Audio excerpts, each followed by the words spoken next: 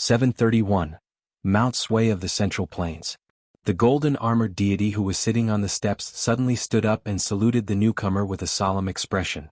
The person who could make Swaishan Guru show such sincere respect was, of course, not the old scholar with shifty eyes, but the one beside the old scholar. Bai Yi, who had now become a child wearing a tiger head hat. He was the proudest person in the human world. Holding a sword, he slashed again and again. If Zhou Mi and Lu Cha were included, then Bai Yi was holding 4 celestial swords and fighting against 8 sovereigns. But now the child was wearing a white robe and a red hat. He had delicate features and a cold expression. Seeing the Sui Shan great deity, the child just nodded slightly. The old elementary scholar pressed down on the tiger head hat. "What's wrong? Child, you're lacking in etiquette. Did you see our Sui Shan great deity?" The child raised his hand and patted the old elementary scholar's hand, indicating that it was enough. The old elementary scholar pretended to help straighten the tiger head hat. "It's windy on the mountain. I'm afraid you'll catch a cold, right?" Bai Ye's spirit was weak and he needed something to help him hide from the heavenly secrets. He did not want to be entangled by the great ancestor of Mount Toyua. Therefore, the old elementary scholar asked the Holy Master for a treasure from the Confucian Temple. After the Holy Master took the ceremonial item from the Confucian Temple, the old elementary scholar persuaded the Holy Master to help him refine it. In the end, it became the tiger head hat that Bai Yi often wore in his hometown. The Sui Shan great deity was really indignant for Bai Yi. He said to the old elementary scholar in his mind, "Old elementary scholar, be serious." The old elementary scholar stopped and asked the child with a smile, "Are we going to walk to the top of the mountain or do you want to give us a lift?" The child had already started walking. He did not want to waste time talking nonsense with the old elementary scholar.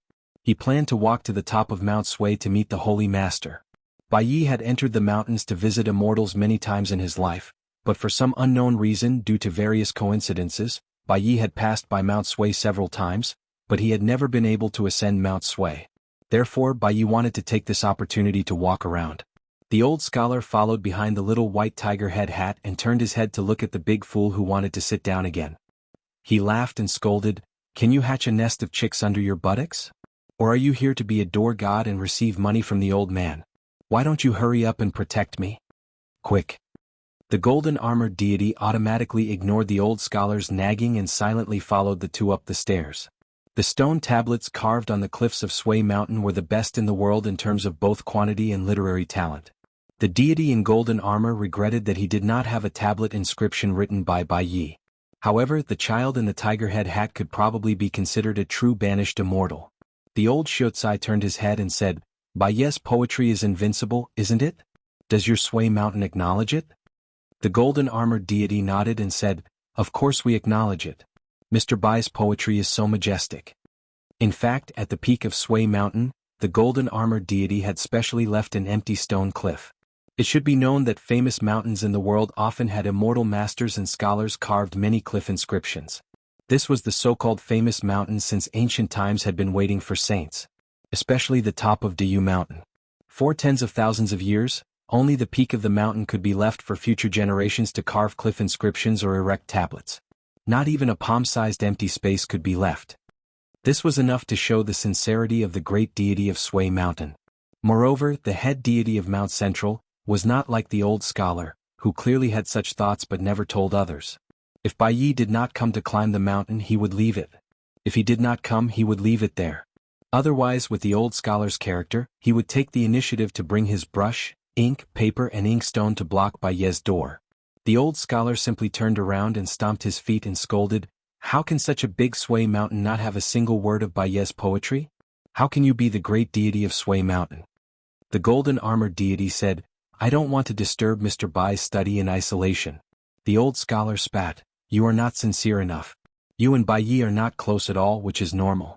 How many people in the world can call Bai Yi brothers, and even take advantage of his own disciples' glory to be half a generation higher than Bai Yi? But what kind of friendship do you have with me? Why don't I see you begging me? Whether you beg or not is your business, whether you agree or not is my business. Do you want to talk about the order?" The golden-armored deity was furious and said telepathically, "Why don't I leave you alone at the foot of the mountain and slowly talk?" The child with the tiger head hat turned a deaf ear to old Shio, who was behind him, starting to use his natal supernatural power to fan the fire. The child was happy to slowly climb the mountain alone and enjoy the scenery of Sway Mountain.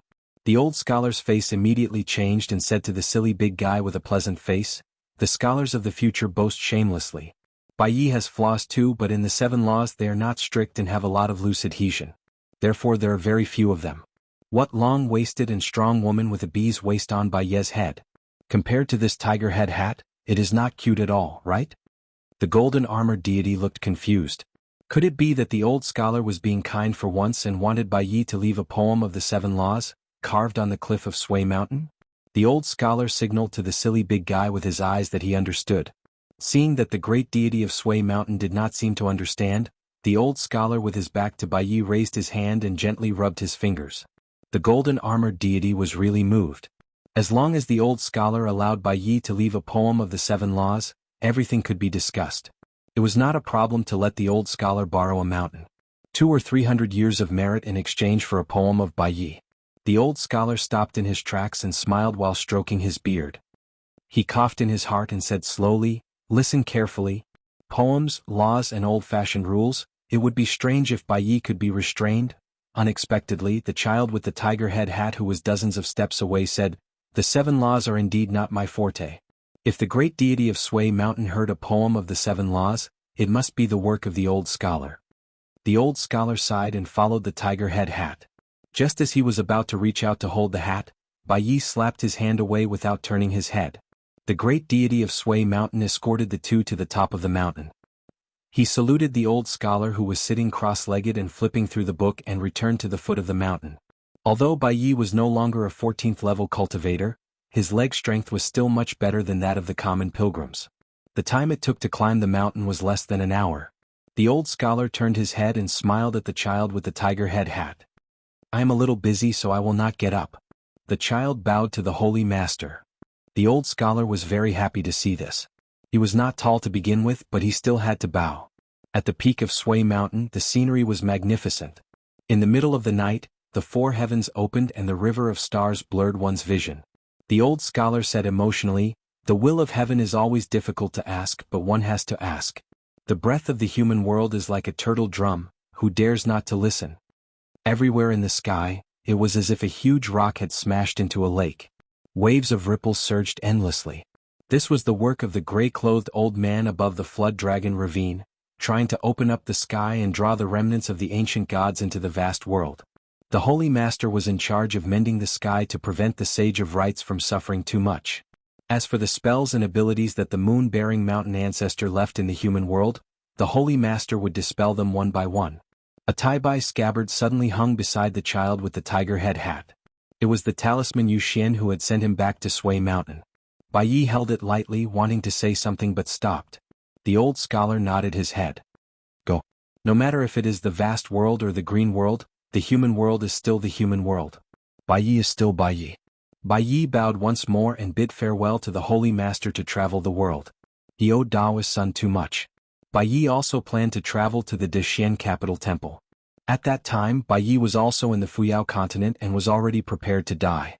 He split Tai Bai's celestial sword into 4 and gave them away. Since he was able to cultivate again, Bai Yi was not worried that he would not be able to repay this favor. When he reached the Dexian capital temple, he would at most have 100 years of time. The old scholar squatted down and covered his sleeves with his hands. He said softly, "Traveling against heaven and earth, traveling in the night with a candle, I suddenly saw the bright autumn moon." The child with the tiger head hat held the scabbard with one hand and pressed the old scholar's head with the other.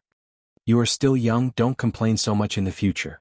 In reality, other than the Holy Master who called the Sage of Literature a scholar, the other cultivators at the peak of the mountain were used to calling the Sage of Literature an old scholar. After all, there were millions of scholars in the world. For the Sage of Literature to have been so many years, he was indeed worthy of being called old. But in reality the old scholar was indeed very young compared to Qin Chunan and Bai Yi. Compared to the great god of Sway Mountain, he was far inferior. But for some reason the old scholar seemed to be very old. His appearance was so, and even his demeanor was so.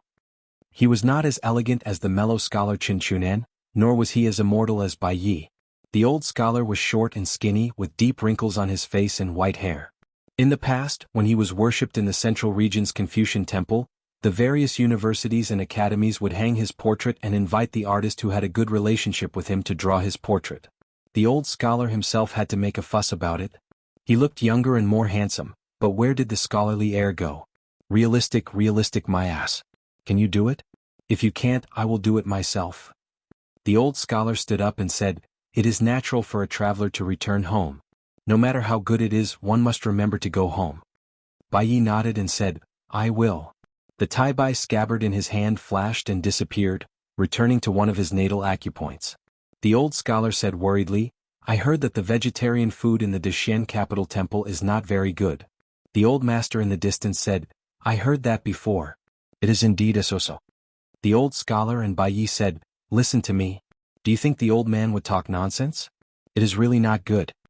The Confucian temple in the central region returned the favor to the Baek Okekyung building when the quasi-sage traveled the Qing Ming world for many years. Baiyi reached out and touched the bright red tiger head hat on his head. He looked up at the sky and then retracted his gaze, taking another look at the mountains and rivers of his hometown where the plum flowers bloomed every year. In the Qing Ming world, outside the gate of the Daxian capital temple, a young Taoist with a lotus crown on his head was not in a hurry to talk business with Taoist Sunday. He leaned against the door and smiled as he talked with a female Taoist. He said that the Taoist brother borrowed the sword from Baiyi. He saw the immortal sword Taoist cannon travel thousands of miles with his own eyes in the Baek Okekyung building. "Sister Chunwei, you were far away and could not see it clearly. At most, you could only see the mysterious Taoist chi traveling with the sword. Was a pity." The female Taoist with a sword on her back smiled and said, "Chief Lu, no matter how much you chat with me, you can't enter the gate. The Grandmaster has said that even a dog can enter the gate by wagging its tail. Only Lu Qin can't enter." Lu Qin laughed and said, "Taoist son looks at me in a different light. It's okay if I can't enter. Half of my visit this time was for Sister Chunwei. Now that I have met Sister Chunwei, this trip has been worth it." The female Taoist with the Taoist title of Chunwei said helplessly, "Chief Lu, I really won't go to the Purple Clouds Tower to cultivate and become the leader of the Jiang family's welcoming spring officer." Lu Qin said pitifully, "If you don't want to be the welcoming spring officer, you can go to Qing Chui City. Have you heard of Jiang Yunxing who just returned home? He has a baby face and is lively and cute. He's even chosen by my eldest senior brother when he left home to travel. As long as Sister Chunwei agrees, I'll let Qing Chui City have another joyous occasion tomorrow. There are many betrothal gifts. The Baek Okekyung building's Jiang family and Qing Chui City will each have a large portion. The Dashuan temple doesn't have to give any dowry at all." The female Taoist with a sword on her back was a little embarrassed and angry. "Chief Lu, please watch your words." Lu Qin blinked and asked tentatively, "Then should I let Jiang Yunxing acknowledge Sister Chunwei as his godmother? He doesn't have to betray his master and go to Qing Chui City to get a son for free. It'll sound good if word gets out. It'll greatly increase the prestige of the Dashuan Temple's sword immortal lineage." The young female Taoist with a pure jade appearance narrowed her phoenix eyes. "Chief Lu." Lu Qin said helplessly, forget it. I'm indeed not cut out to be a matchmaker. However, to tell you the truth, when I traveled to Liju Grotto Heaven in the past, I studied palmistry for many years. I can predict fortune and misfortune through marriage. I'm always right. Sister Chunwei, why don't I take a look for you?" A tall and thin old Taoist appeared at the door and said with a smile, "Chief Lu, could it be that your soul has been taken over by the otherworldly demon? You're really shameless today. In the past, Chief Lu's Tao skills were profound and smooth, just like the white dew rain. Wherever you go you'll rot. Why have you changed today? You're acting like a matchmaker out of kindness. Chunwei, why did you acknowledge Jiang Yunxing as your godson? Isn't there someone in front of you who has delivered himself to your doorstep? Why are you being so courteous with your guest?" At that moment, this Taoist priest's son's attire was very nostalgic. He carried a peachwood sword on his back and had a string of copper bells around his waist. He wore a Taoist robe made of ordinary silk. There were 12 patterns on it, corresponding to the 12th month of the year. If this was seen by a fellow Taoist in the past, he would definitely praise this old Taoist priest for having a celestial aura. Lu Qin smiled and said, "You flatter me. I'm not as relaxed as you, Taoist priest Sunday. An old dog lying in his nest and keeping watch at night, his mouth moving and his body not moving. Once he moves, he'll have a different style. An old turtle that flips over the pond, stirring up trouble."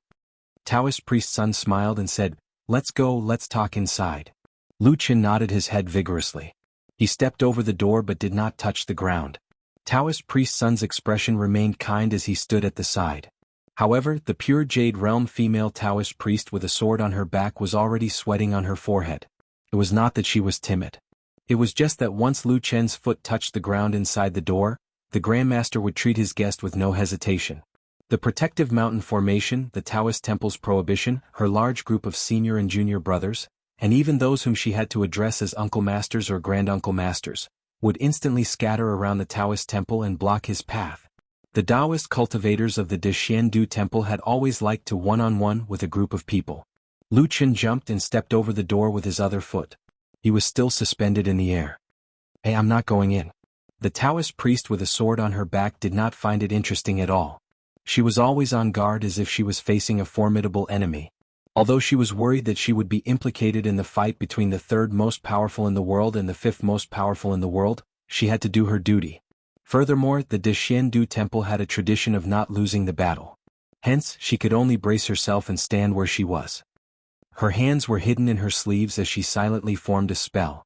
Apart from trying to protect herself, she would look for an opportunity to slash the third chief of the Baek Okekyung building a few times with her sword or fiercely use a spell.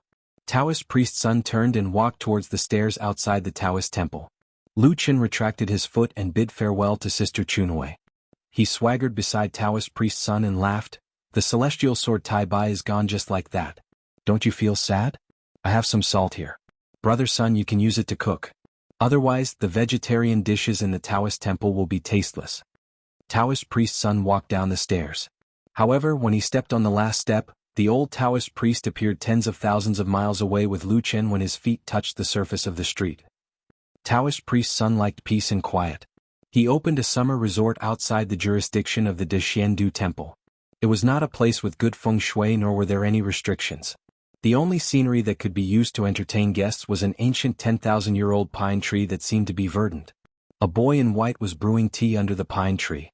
There was also an armored god with a purple beard and a laurel on his head standing by the side. Between the branches and leaves of the ancient pine tree, there was a lustrous and cute white jade plate hanging. It looked like a document embedded in the shade of the ancient pine tree. Other than that, on the ground north and south of the ancient pine tree, there were two words carved by Taoist priest Sun and his junior brother using the celestial sword Tai Bai in the past. There was a stone table under the pine tree. After the old Taoist priest Sun Huizhong sat down, Lu Chen took off his boots and sat cross-legged. He took off the lotus crown on his head and casually placed it on the table. Lu Chen went straight to the point and said, "I came here because of my master. Otherwise, I wouldn't be willing to come here to be scolded." Taoist priest Sun frowned slightly. Aside from the fifth world that was created at the beginning of heaven and earth, the other four worlds were orderly and had a strict Tao. Regardless of whether it was the dark world or the vast world, when cultivators fought in each world, there was a heaven-shaking rule, and that was to separate the four worlds. For example, in the Qingming world, no matter how bold someone was, they would not think that they could arm wrestle with a Taoist ancestor. It was no longer a matter of whether one's Tao heart was strong or not. It did not matter if one was brave or not. However, the Taoist ancestor was not willing to go to the Baek Okekyung building. He let his three disciples take turns to manage the Baek Okekyung building. Even Taoist priest Sun, no matter how much he disliked the second disciple Yudo, he still respected the Taoist ancestor. Lu Chen smiled and said, "Bai doesn't like to owe people favors. Therefore, if there are no accidents, he will most likely come to the Deshiendu temple to repay the favor. The Confucian temple will not stop him. I'm here today to greet you. The Baek Okekyung building and the Deshiendu temple will remain the same in the future. Bai will focus on cultivating here. It doesn't matter if Bai is listed in the Deshiendu temple's ancestral hall. The Baek Okekyung building will only treat Bai as Bai. Therefore, Master Sun, you don't have to worry about this matter." Taoist priest Sun nodded. Lu Chen supported his chin with one hand and leaned against the stone table. "I've always heard that Brother Sun has taken in a few good disciples. They're very talented and beautiful. Why don't you let me take a look at them?" Taoist priest Sun asked, "How did Bai die? How did he survive?" Lu Chen sighed and waved his hand like a fan. "Zhoumi's unification of the way is strange. The great Tao is full of troubles. This guy messed up the heavenly secrets in the vast world. Half of the embroidered tiger died at the right time and just happened to cut off one of my important meridians. I don't trust what my disciples He Xiaoyang, Chao Rong and the others saw. It's better not to. Let's leave it to fate. Anyway, it's not our problem for now. Even if the sky falls, there's still senior brother Yudo, who's truly invincible, to hold it up. Taoist priest's son sneered and said, second brother Taoist is willing to lend by his sword. My eyes almost popped out of their sockets. Languid, Lu Qin said, senior brother you still has the spirit of a hero. Brother son you're half a family. Don't say things out of anger. It's easy to hurt feelings. Taoist priest's son and Lu Qin looked up at the sky almost at the same time. Taoist priest's son stood up and laughed loudly. He made a gesture with his hands and the white jade plate between the branches of the ancient pine tree shone brightly. Its brilliance shrouded the world. Lu Qin hurriedly put on his boots and walked away, slipping away. When Lu Qin left and the light faded, Taoist priest's son saw an old man and a child standing in front of him. Taoist priest's son widened his eyes and was extremely confused. He said in disbelief, Bai Yi? The child wearing the tiger head hat nodded. He took out a scabbard and handed it to the old Taoist priest. He said apologetically, the Tai-Bai divine sword has been destroyed. The old Taoist priest waved his hand and shouted, F***CKU. He walked quickly to the child and squatted down. He joked, which family's little kid is this? Look like a jade carving. In the future, those young girls in the Deshiendu temple won't be in the mood to cultivate. They'll just come and pinch your little face. As the ancestor, I can't say much. Bai Yi was expressionless. He only tugged at the tie of the tiger head hat on his neck. The child's mood should not be too good at this moment. On the way here, the old scholar said with certainty that the Holy Master had personally reminded him not to take off the hat in a hurry. He should at least wait until he reached the upper 5 states. Bai Yi could not imagine what it would be like for him to wear the tiger head hat before he reached the pure jade state. The old scholar at the side pinched a green talisman with 2 fingers. It slowly faded away. When the talisman was completely burned, it would be time for the old scholar to return to Howran. Taoist priest's son stood up and bowed. He smiled and said, the old scholar's style is unparalleled. The old scholar bowed and praised with a smile. Taoist priest Sunday, both parties had a tacit understanding and smiled at each other. It was better to meet them in person than to hear about them. This was how family should be.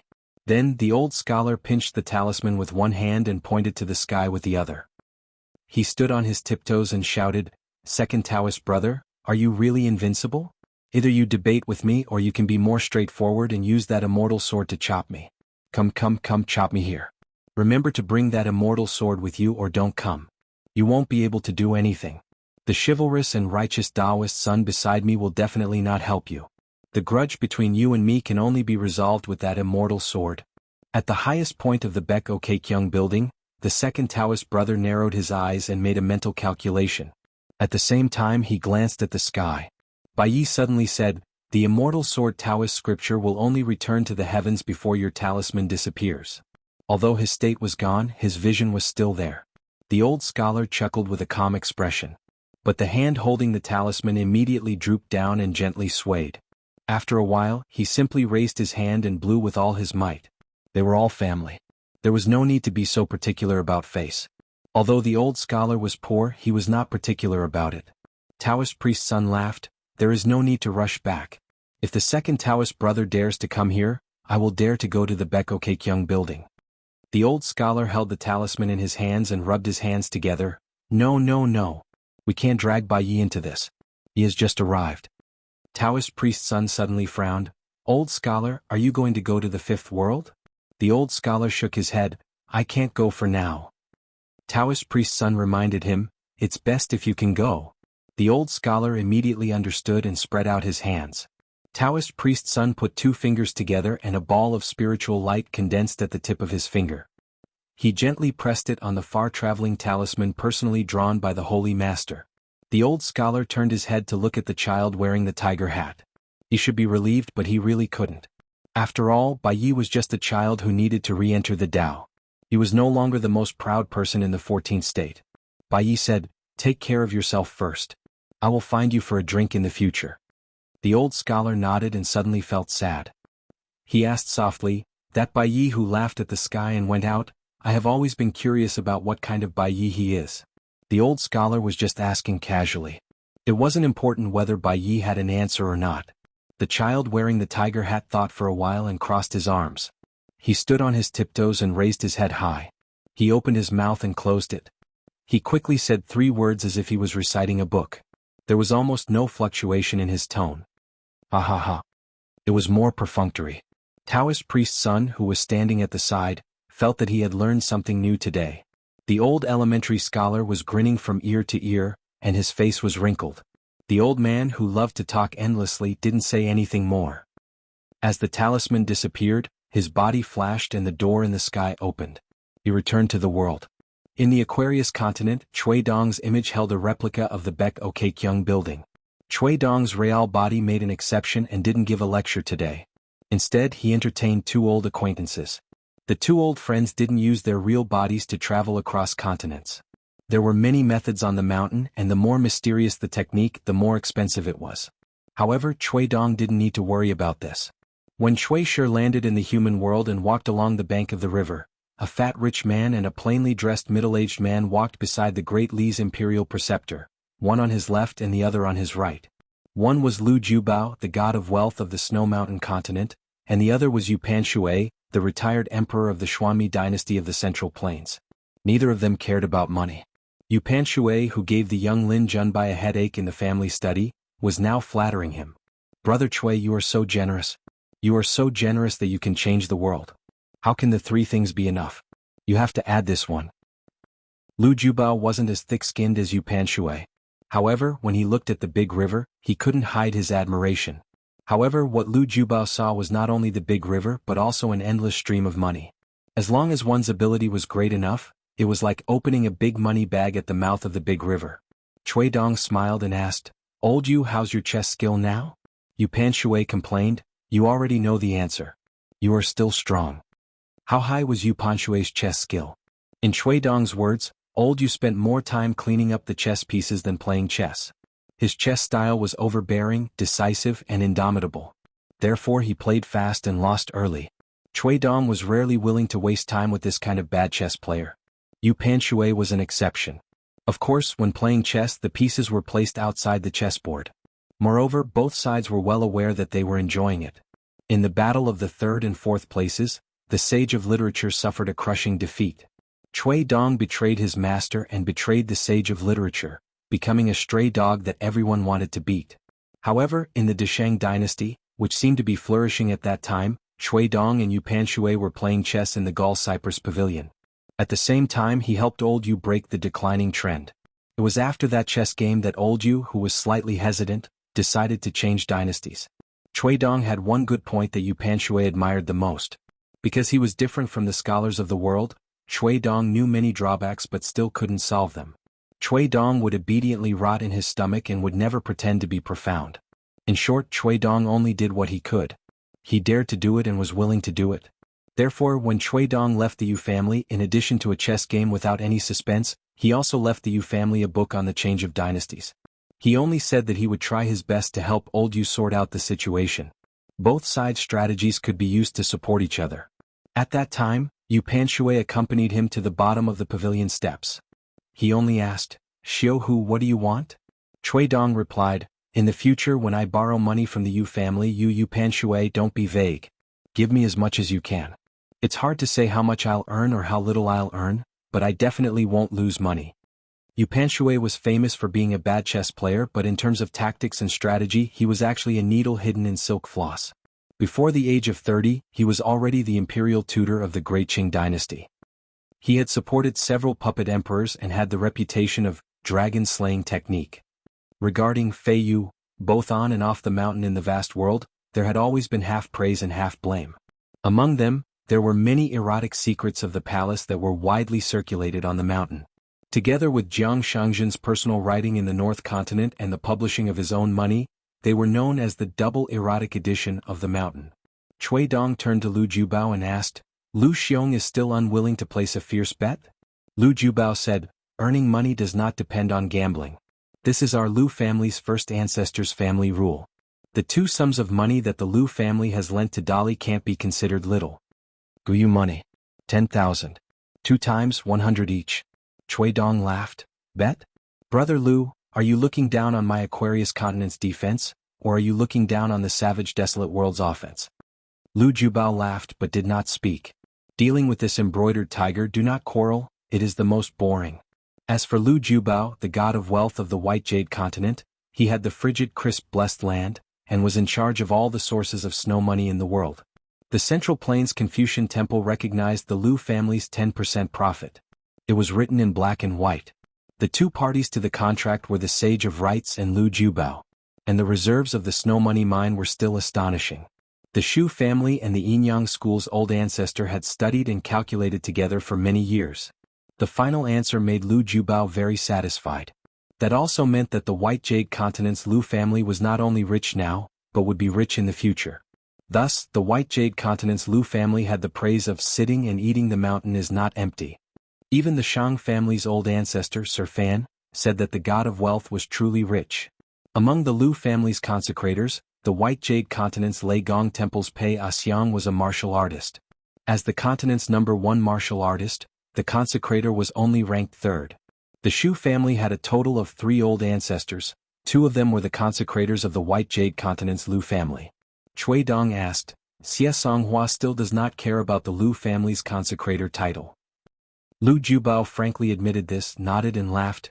Money is an item after all, it cannot win over everyone's heart. This is good, so I truly admire that female sword immortal. One of the Lu family's old ancestors was currently trying to persuade the female sword immortal Xie Songhua to be the consecrator, because inviting her to be the consecrator was not an extravagant hope. Xie Songhua did not have a good impression of her hometown, the White Jade Continent, and had a bad impression of the wealthy Lu family. Thus, as long as Xie Songhua nodded, she would not need to go to the Lu residence, and would not ask consecrator Xie to do anything. Xie Songhua could not be present for the old ancestor hall's discussion, but as long as she brought the message it would be useful. Other than that, before Xie Songhua's 2 direct disciples, Zhu Xing and Xiaomu, ascended to the upper 5 realms, the White Jade Continent's Lu family would be responsible for all the heaven and earth treasures and immortal money needed for sword nurturing and refining. But even so, Xie Songhua still refused to nod. From start to finish, she only said one sentence to the old ancestor Lu. If not for the face of the inverted hanging mountains Yuan residence, you would be asking for a sword. Of course, the White Jade Continent's Lu family did not really lack a sword immortal, but the White Jade Continent's old ancestor Lu family's old ancestor Lu had spoken, asking the old ancestor hall's old ancestor hall to complete this matter, and to be polite and respectful to sword immortal Xie. Otherwise, when they returned to the old ancestor hall, Lu Jiubao would not be polite. Cui Dong laughed. Business is business, if brother Lu is not willing to bet big it's fine. Previously, when we borrowed money, the principal and interest, the Lu family spent a lot of money. Other than that, I can let Xie Songhua be a consecrator of the Lu family, as thanks for brother Lu's willingness to lend us money. Moreover, Lu Jiubao did not forget his roots, just for the White Jade Continent's martial arts fate and sword fate. He secretly spent a lot of money. Cui Dong saw it all. The rich people in the world came and went, no matter if they were new or old, there would always be someone sitting in the position of the rich. Then, who had the right to be rich, it would be a question. The world's affairs went round in circles, it was still people dealing with people. Lu Jiubao said, next, the savage world will close the front lines, even if we send most of our top forces to the South Whirlpool continent, the Aquarius continent will still be in an awkward position. Cui Dong sneered, gathering mosquitoes? Lu Jiubao was speechless. Feiyu, who was famous for his carelessness, heard this and his eyelids trembled. He quickly patted his chest to calm himself down. The Dali dynasty had worked hard for more than 100 years. The wealth accumulated in the national treasury, plus the private property of the Song Emperor, was actually more than enough for a normal dynasty in the Central Plains. But before the Dali cavalry went south, just building the imitation Baek Okkyung building and supporting the cavalry was already quite difficult. In addition, there were also the sword boats that floated in the air, the mountain ferries that moved the border army as if they were walking on flat ground, the talisman armor that was tailor-made for the Dali cavalry, the siege weapons, city defense mechanisms, secret crossbows and arrows that targeted the cultivators on the mountain, the formation hubs of the coastal battle lines. With so many expensive and uncountable mountain items, even if the Dali dynasty had a few mountains of gold and silver, they would be emptied early on. What to do? Borrow money. Xiu Hu Cui Dong borrowed from Mr. Fan of the Shang family, Yu Pan Shui the Lu family of the Snow Mountain continent, the Mahis Juzi, and secretly borrowed from the 100 schools of thought. Part of it was through the Dali cavalry going south, and the huge income from the integration of the mountains and rivers of the continent to pay off part of the debt. In addition, Cui Dong also advanced a large part of it, of course, the Tongya continent that was destroyed and almost all the sects on the mountain were destroyed. Lu Jubao shook his head and said, "No need to do this, it's not refreshing." Cui Dong turned and laughed. Xie Songhua took the initiative to ask to be the consecrator of the Lu family. You are willing to stop her? Do you think you're teasing a female sword immortal with a bad temper? Lu Jubao said helplessly, "You win." Yu Panshui gloated and laughed. It's really refreshing to see fortune god Lu defeated. Good, good, good, just because of Xiao Hu's move I will take out half of the treasury of the Shuami Empire. Cui Dong smiled and said, "No need to thank me. If you want to thank fortune god Lu for giving the Yu family this opportunity to make money." Yu Panshui said, "In the world only Xiao Hu can borrow money in such a refreshing and refined way." Lu Jubao suddenly stopped and said, "I am only sure of one thing, if you Cui Dong have left a way out for yourself I will bet, starting now." Yu Panshui also stopped and pricked up his ears.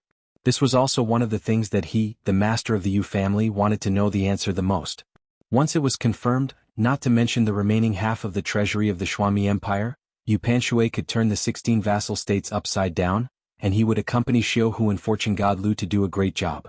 Dare to rebel? Do you think the territory of the Shuami Empire is not big enough? Cui Dong shook his head and said, "The human heart is different. I have disappointed you." The implication was that there was no way out and the heart was at ease, that was all. Cui Dong calculated people, the fate of the country and the general trend, but he was not a person who could only rely on shrewdness and underhanded means to scheme. Lu Jubao rubbed his cheeks hard and then cursed a few times for the first time. Finally he stared at Xiao Hu and said, "Once the Lu family makes a big bet, can we earn money from the mountains and rivers of the Tongya continent? The key is whether the money is hot or not. Can you at least tell me this?"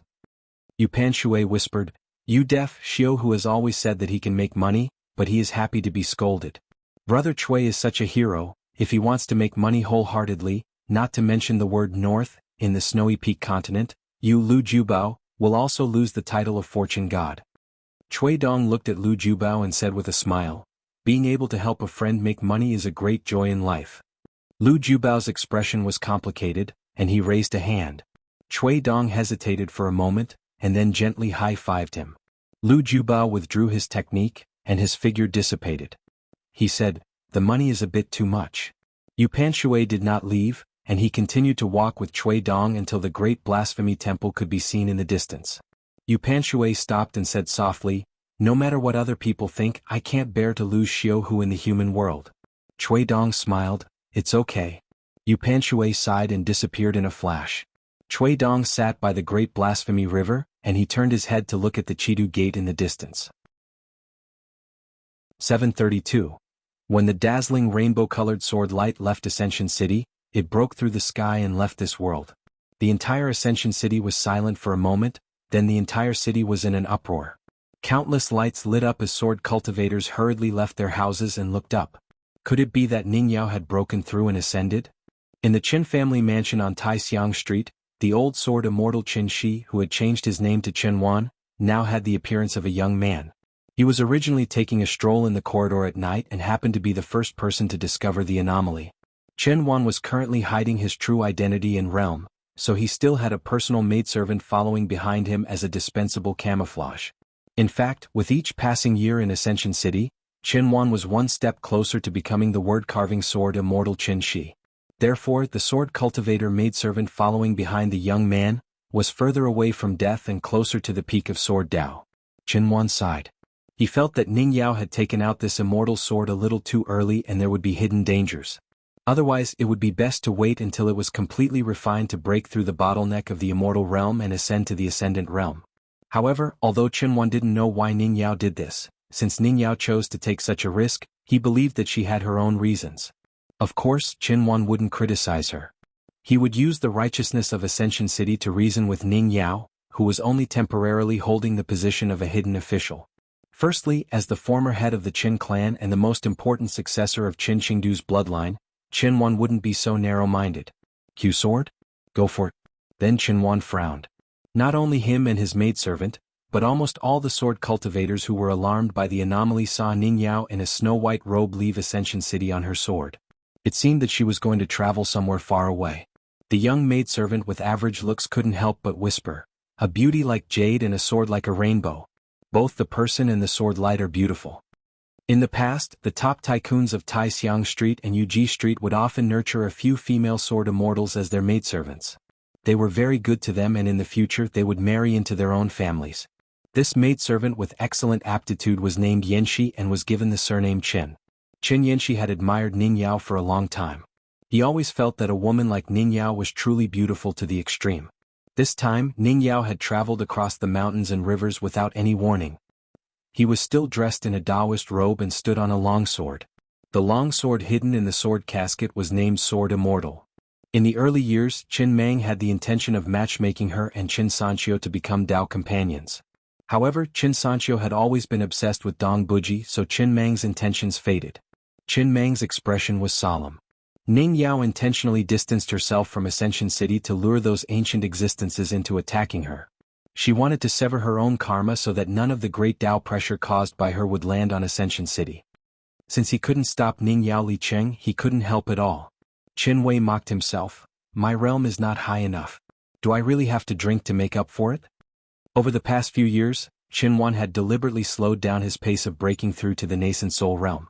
Otherwise, if he broke through to the upper 5 realms too early, it would cause too much of a stir, and it would be difficult for him to hide his identity. Qin Wei still wanted to live a few more years in his current leisurely life. At the very least, it wouldn't be too late for him to leave the mountain after his appearance had reached the age of 20. At the same time, he could observe the growth of young people like Qi Shou and Gao Yeho. Within 100 years, Qin Wei wasn't willing to restore his identity as Qin Shi. Qin Yanjun was curious about the sword radiance. Was it the legendary Ning Yao's natal flying sword, celestial slaying? Qin Wei was curious about whether the Confucius Temple's sage who was guarding the sky screen couldn't stop the celestial sword, naivety, and could only avoid it. Or did he not even think of stopping it and just let it be? This was very important. This involved the Confucius Temple's true attitude towards Ascension City and whether they had followed a certain agreement and didn't restrict sword cultivators. Qin Wan was most concerned about whether the sage worshipper was just a bystander and was only responsible for monitoring a brand new world. At the same time, according to the rules of the Sage of Rites, he was also in charge of monitoring an Ascension City and recording the flow of merit in a world. Or would he focus on monitoring the Ascension City early on and guard against all sword cultivators as if they were thieves? This was what Qin Wan was most concerned about. If it was the former, then the Ascension City 100 years later would be willing to treat the Confucian school with respect and completely settle their grudges with the world. If it was the latter, Qin Wan did not mind using Qin Shi's identity in the future to challenge the sky screen. As long as one was a sword cultivator who didn't have a temper. Qin Wei suddenly smiled and asked, Yanjun, do you think our hidden officer would dare to say a few harsh words to Ning Yao? Would he be able to act like a man? Qin Yanjun thought for a moment and answered, in the early years outside the Ning mansion, Ning Yao seemed to be very obedient to the hidden officer. As for when he returned home, I don't think our hidden officer would have any heroic spirit. I heard that every time the hidden officer drank in his own shop, he would act like a thief when he returned to the Ning mansion. I don't know if it's true or not, but it's a rumor in the city. What's worse was that there was a drunkard who could recite poems. He said with certainty that he saw the hidden officer with his own eyes. He came home late one night and knocked on the door for a long time, but no one opened it. He didn't dare to climb over the wall either. So he kindly sat with the hidden officer until dawn. Every time he thought about it, he would shed a tear for the hidden officer. Qin Wei laughed angrily and said, the atmosphere at the Great Wall of Sword Aura used to be simple and honest. When the 2 scholars came, it started to become unbearable. Qin Yanjun hesitated and said, actually, I miss the hidden officer more. Qin Wei smiled and asked, do you think that Qin Pingan's brain is better? Qin Yanjun shook his head and said, I just think that the hidden officer is calm and peaceful, so others don't have to worry about making mistakes. Qin Wei nodded and said, that's right. Ning Yao rode on her sword alone and went to the sword stone tablet that had been re-erected at the easternmost side of Ascension City. She wielded her sword at an extremely fast speed. It was as if an immortal had executed the earth-shrinking mountain river divine ability. She wielded her sword and split open the sea of clouds. During this period she passed through a thundercloud that was intertwined with lightning. As soon as the thundercloud approached, it was completely crushed by Ning Yao's copious sword qi. She kept her sword and floated to the side of the stone tablet. Ning Yao leaned against the stone tablet and closed her eyes to rest. Ning Yao used telepathy to ask the sword cultivators in the nearby Ascension City to leave immediately and try to get closer to Ascension City. Dozens of sword cultivators greeted each other and then left on their swords without hesitation. Not long after Ning Yao used her sword Innocence to break the sky canopy, the scholarly sage who was guarding the sky canopy had already sensed that something was wrong. Therefore he didn't stop the sword from traveling far and wide. Instead, he immediately sent a message to the Confucian Temple in the Central Plains. Strange phenomena appeared in all directions of the world. The earth trembled and many parts of the ground were overturned. Mountains collapsed and shattered instantly. Ancient existences that had been dormant for a long time appeared.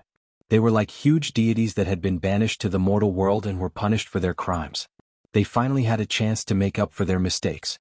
After they got up, they casually stepped on the ground and broke the mountain ridge on the spot, creating a canyon. These ancient existences that had lived for a long time were slightly slow at first. However, when their eyes, which were as large as deep pools, turned golden, they immediately regained some of their divine luster. In addition, there were also several majestic figures that appeared in several abysses and swamps that were full of miasma. Wrapped in majestic auras of mountains and rivers, they opened their mouths and inhaled the spiritual energy of the world within a radius of 50 kilometers. They even swallowed the water energy into their stomachs, instantly drying up the swamps and drying up the plants and trees. Somehow, these ancient existences that were either sleeping or watching coldly from the sidelines all knew one thing. If they didn't do anything for another 100 years, they could only wait for their deaths. In the end, they would be killed, expelled, or detained by those outsiders. Among the outsiders, the female sword cultivator with a familiar aura deserved to die the most. However, her natural and overwhelming aura scared most of the ancient existences that were dormant. However, when the immortal sword, Innocence, traveled far and wide in the vast world, they couldn't help but kill this person. They had to completely cut off her path to the Great Path. They absolutely couldn't let this person succeed in becoming the first Ascendant Realm cultivator in the world. In the south of the world, the cultivators of the Tongyi continent either fled far away from the troublesome place, covering their heads and running for their lives, or there were a few so-called people who had achieved Tao who were already in high positions. At the same time, a group of cultivators that had built the prototype of a mountain peak with great difficulty was almost in despair. In fact, the cultivators didn't suffer many casualties. Most of them were ants in the lower 5 realms. However, the ancestral hall that had just been built was casually smashed by an inexplicable behemoth with a wave of its arm. In addition, the spiritual energy of the world and mountains and rivers within a radius of hundreds of kilometers were condensed by it and moved away together. However, on the way of migration, a pair of golden eyes stared at an eyesore of a mountain peak that was lingering with multicolored light and rich in fate. It slightly changed its route and ran wildly. It stomped its foot heavily, but it couldn't break the mountain and river formation. Therefore it didn't bother too much. It just glanced at a young cultivator who raised his head and looked at it, and continued to run on the ground. The burly figure that was thousands of meters tall stepped on the ground step by step. Every time it landed, it would trigger muffled thunder. That immovable mountain peak was the transcendental platform that one of the 10 young candidates in the world, the cultivator of the Liuxia continent, Xu Zhonghe, personally built by him. However, it was unknown why he came to the 5th world from the gate of the Tongyi continent. If it wasn't for that imperial bulletin that revealed the secret of heaven, no one would know that he was the young master of the Tianyu Grotto heaven of the Liuxia continent. A black-clothed scholar opened the folding fan in his hand and stood side by side with Xu Zhonghe. He smiled and said, "Brother Xu, actually we can stop it. It's a great opportunity. Don't let the goodies flow into the fields of others. Brother Xu and I work together and have the geographical advantage, so the odds of success are not small. Once we succeed, the rewards will be great. If we don't take what the heavens give us, we'll be punished." Xu Zhonghe, who was dressed in a brocade robe that was as gorgeous as the sunset, smiled and said, "I don't trust Brother Chenwen. I'm worried that if I'm not careful, the transcendental platform will become someone else's." Chenwen, who came from the North Continent, closed his bamboo fan and gently tapped his chest. He turned his head and looked at the distant figure of the ancient existence. His eyes were full of disappointment, as if he was watching a stream of money slip away from him. The young scholar said sadly, "You didn't accept it when it's good and you're suspicious of people. Brother Xu, you're not a hero. If my good brother was here, I guarantee that both sides would be talking and laughing tonight and splitting the spoils." Xu Zhonghe asked, "Good brother? Brother Chenwen, you seem to think highly of this person?" Chenwen nodded and said, We fought side by side, earned money together, and fought in a battle of wits and strength. In short, we were both enemies and friends. We hit it off very well. However, in the end I was still more skilled. That good brother can be considered as half a defeated opponent. Xu Zhonghai smiled and said, I don't think so. Chen Wen tapped his face with his folding fan and said sadly, Let me give you a kind warning, brother Xu. In the North Continent we have a custom. Beat someone half to death but don't hit their face. Xu Zhonghai raised his head and smiled, What a sword fairy of Mount Taiping. It turned out that while the two of them were talking, among the native cultivators of the Tongyi continent, only a female Taoist wielding a sword chased after them. She rode her sword past the boundary of the transcendental stage and finally blocked the path of the ancient remnant. Compared to the cultivators of the Tongyi continent who were good at escaping, the cultivators of the Fuyao continent who lived in the north of the heaven and earth were led by a man who exuded the aura of an emperor. He led more than 100 Qi cultivators gathered around him and forcefully dragged an ancient remnant like the female Taoist Huang Ting of Mount Taiping. It was just that Huang Ting, who had broken through to the pure jade state, was purely looking for a fight because she was bored. As for the pure martial artist of the Fuyao continent who wore the great frost treasure armor, he was there to earn money and luck. In the west of the heaven and earth, a young monk held an alms bowl in one hand and a monk's staff in the other. He landed lightly and imprisoned an ancient remnant in a lotus pond. The young monk lowered his head and looked at the alms bowl in his palm. There were lotuses the size of a thumb. As for the ancient remnant, it was as small as a mustard seed. It was overturning the rivers and seas, but it was futile. It only caused some ripples. In the east, a young female Taoist of the sword fairy lineage of the Deshiendu temple met up with two cultivators of the Jia palace. They worked together to hunt down an ancient remnant that appeared out of nowhere. Even so, there were still 4 that escaped and arrived at the boundary of the sword tablet. Ning Yao had been waiting for a long time. Before this there was no one around. She played hopscotch over and over again, but she was still bored. She squatted on the ground and found a large pile of stones of similar size. She flipped the stones with the back of her hand and played with them. However, when Ning Yao sensed the traces of the ancient remnant, she immediately stood up. The existence that was the first to approach the sword tablet seemed to have a telepathic connection with the other 3 remnant. It was not in a hurry to make a move. It was only when the 4 colossal beings each occupied one side and surrounded the tablet that they slowly walked towards Ning Yao, who had temporarily lost her immortal sword innocence.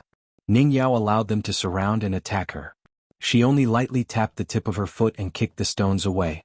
She casually glanced at one of the ancient remnant. Was it a few thousand Qin Pingan who had just started practicing martial arts? The corners of Ning Yao's mouth curled up slightly, but she quickly suppressed it. She raised her hand and an immortal sword was unsheathed. Ning Yao held it in her hand. At the same time, one of Q-Sword's natal flying swords, the immortal slaying sword, no longer needed to fight with the naive Q-Sword. In an instant, it pierced through the head of an ancient remnant. The latter was suspended in the air like a long, thin thread. The immortal slaying sword was extremely fast. The entire ancient remnant seemed to be imprisoned in place by sword chi threads. As long as it struggled a little, it would tear open countless huge scars. Ning Yao's Yin spirit roamed far away with a sword in her hand. It was like an ascendant realm cultivator's great magical power of shrinking mountains and rivers. A tiny figure suddenly appeared in front of the ancient remnant that was thousands of feet tall. She held the sword with both hands and a sword light slashed diagonally. At the same time on the ground, fine sword chi rose like clouds. The land within 1,000 miles seemed to be covered in white clouds. High in the sky, the clouds gathered like a sea. They were mighty and slowly fell. There was no small world. It was just sword intent. A remnant swung its arms wildly. Golden light lingered around its body. Its colossal body seemed to have fallen into the sea of sword chi clouds. It used its arms and golden light to crazily fight against the sword light that had condensed into substance. The colossal body that was cut in half by Ning Yao's Yin spirit's sword light was golden magma. It was like the blood of a cultivator. It wrapped around each other and automatically healed the wound. The sword immortal slashed again and again. Compared to the orderly immortal slaying sword chi cage in other battlefields, an immortal weapon-grade sword dragged out hundreds and thousands of sword lights. There was no order to speak of. It was purely a sword cultivator's great killing power against the enemy. Ning Yao's Dharma form appeared. It was 1,000 feet tall and was wearing a golden robe. It rode the wind and left the sword word steel. It held a long sword condensed from sword energy. It cut off the head of an ancient remnant and nailed it into the head. The remnant of the ancient remnant that had lost its head temporarily fell backward. Ning Yao's Dharma form stepped on its chest. Then it shook its wrist and pierced the remnant's head with the long sword. The remnant of the ancient remnant was like a headless corpse. One of the ancient remnant's arms was stepped on by Ning Yao's avatar. The remnant tried to break Ning Yao's avatar's ankle with its other arm. Ning Yao bent down and grabbed the remnant's wrist. She pulled with all her strength and casually threw it far away. As for Ning Yao's true body, it remained where it was. The true enemy of this battle was not the four ancient remnant that were difficult to kill, but the slowly forming Great Tao Heavenly Tribulation. They wanted to take advantage of the fact that the immortal sword true master was not in this world. They wanted to suppress Ning Yao with a heavenly tribulation that was supposed to be triggered when an immortal broke through a bottleneck. Ning Yao's true body, who seemed to have nothing to do, only stood where it was and quietly waited for the heavenly tribulation. From the beginning she had prepared for the worst. Even if, naive, could rush back to the battlefield, it was very likely that it would deliberately slow down.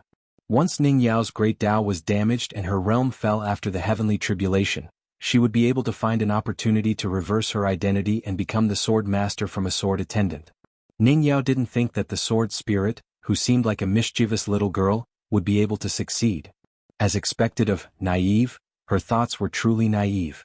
The four ancient remnants seemed unable to approach Ning Yao's true body, but in truth, it was also difficult for Ning Yao to kill them all. They were always able to rise from the ashes. Her natal flying sword, celestial slaying, floated on the side of Ning Yao's shoulder, and her Yin spirit returned to her body. Ning Yao wore a golden robe and held the sword. At this moment Ning Yao narrowed her eyes, a little surprised. First, a ray of sword light broke through the sky, and it seemed to go near Ascension City. Then a more complete ray of snow-white sword light broke through the sky, and it went straight through the back of the god's head. The sword light became clearer and clearer, and it turned out to be a little girl in snow-white clothes. It was just a collision, and the snow-white clothes were wrapped in countless fine golden threads. She was dizzy like a drunkard and she mumbled, "Crunch, crunch, crunch, crunch." Then she swayed and finally she fell upside down, crashing into the ground at Ning Yao's feet. The ancient god whose great Tao had been damaged again silently dissipated, and then left. Ning Yao didn't hesitate, and decided to wait until she reached Ascension City. She bent down and pulled out the little girl's sword spirit, naive like pulling out a carrot. Ning Yao asked, "What do you mean?" The little girl sat cross-legged on the ground with her arms crossed, and her cheeks puffed up. "I won't say." In Ascension City, a young Confucian scholar who had traveled to this place found shopkeeper Zheng, whose saliva was flying everywhere, at the wine shop. He bowed respectfully and said, "Zhao Yao pays his respects to Mr. Zheng." The wine shop's business was booming today, and it was all thanks to Ning Yao's sword sacrifice and traveling.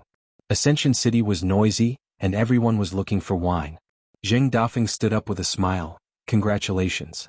Zhao Yao nodded slightly and didn't deny that great opportunity. He looked young, but his real age was almost 40. In fact, when Zheng Dafeng was guarding the door of Liju Grotto Heaven, he was the most optimistic about Zhao Yao among all the children. When Zhao Yao left Liju Grotto Heaven on the ox cart, Zheng Dafeng even chatted with Zhao Yao. First of all, every time Zheng Dafeng went to the school to ask Mr. Qi for knowledge, they would often play a game of chess, and Zhao Yao would watch silently from the side, occasionally pouring wine for Mr. Zheng. Zheng Dafeng put his arm around Zhao Yao's shoulder.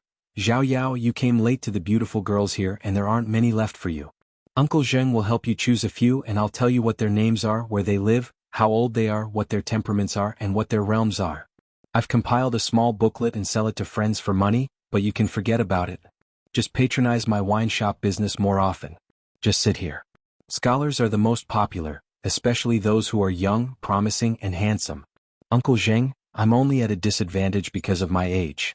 Otherwise you wouldn't even have a chance." Zhao Yao smiled bitterly. "Mr. Zheng, please don't tease me." Zheng Dafeng said seriously, "How can I tease you when you're trying to spread your family and pass on your legacy?" The Taibai sword, one of the four immortal swords, was divided into four and given to four people: Qin Pingon, Lu Kai, Fei Ran and Zhao Yao. The tip of the sword was the most lethal, and the blade contained the most sword qi. The hilt was the heaviest, and it carried the remaining half of Bai Ye's sword legacy. In the end each of the four youths took one. Head shopkeeper Zheng used his but to push away two familiar drunkards. He dragged Zhao Yao to a table and ordered 2 bowls of the shop's best and most expensive wine. Zheng Dafeng asked softly, "Why are you here?" Zhao Yao smiled, "I'm just curious about this brand new world. There's no special reason." Zheng Dafeng sighed softly. Forget it. What a waste of money.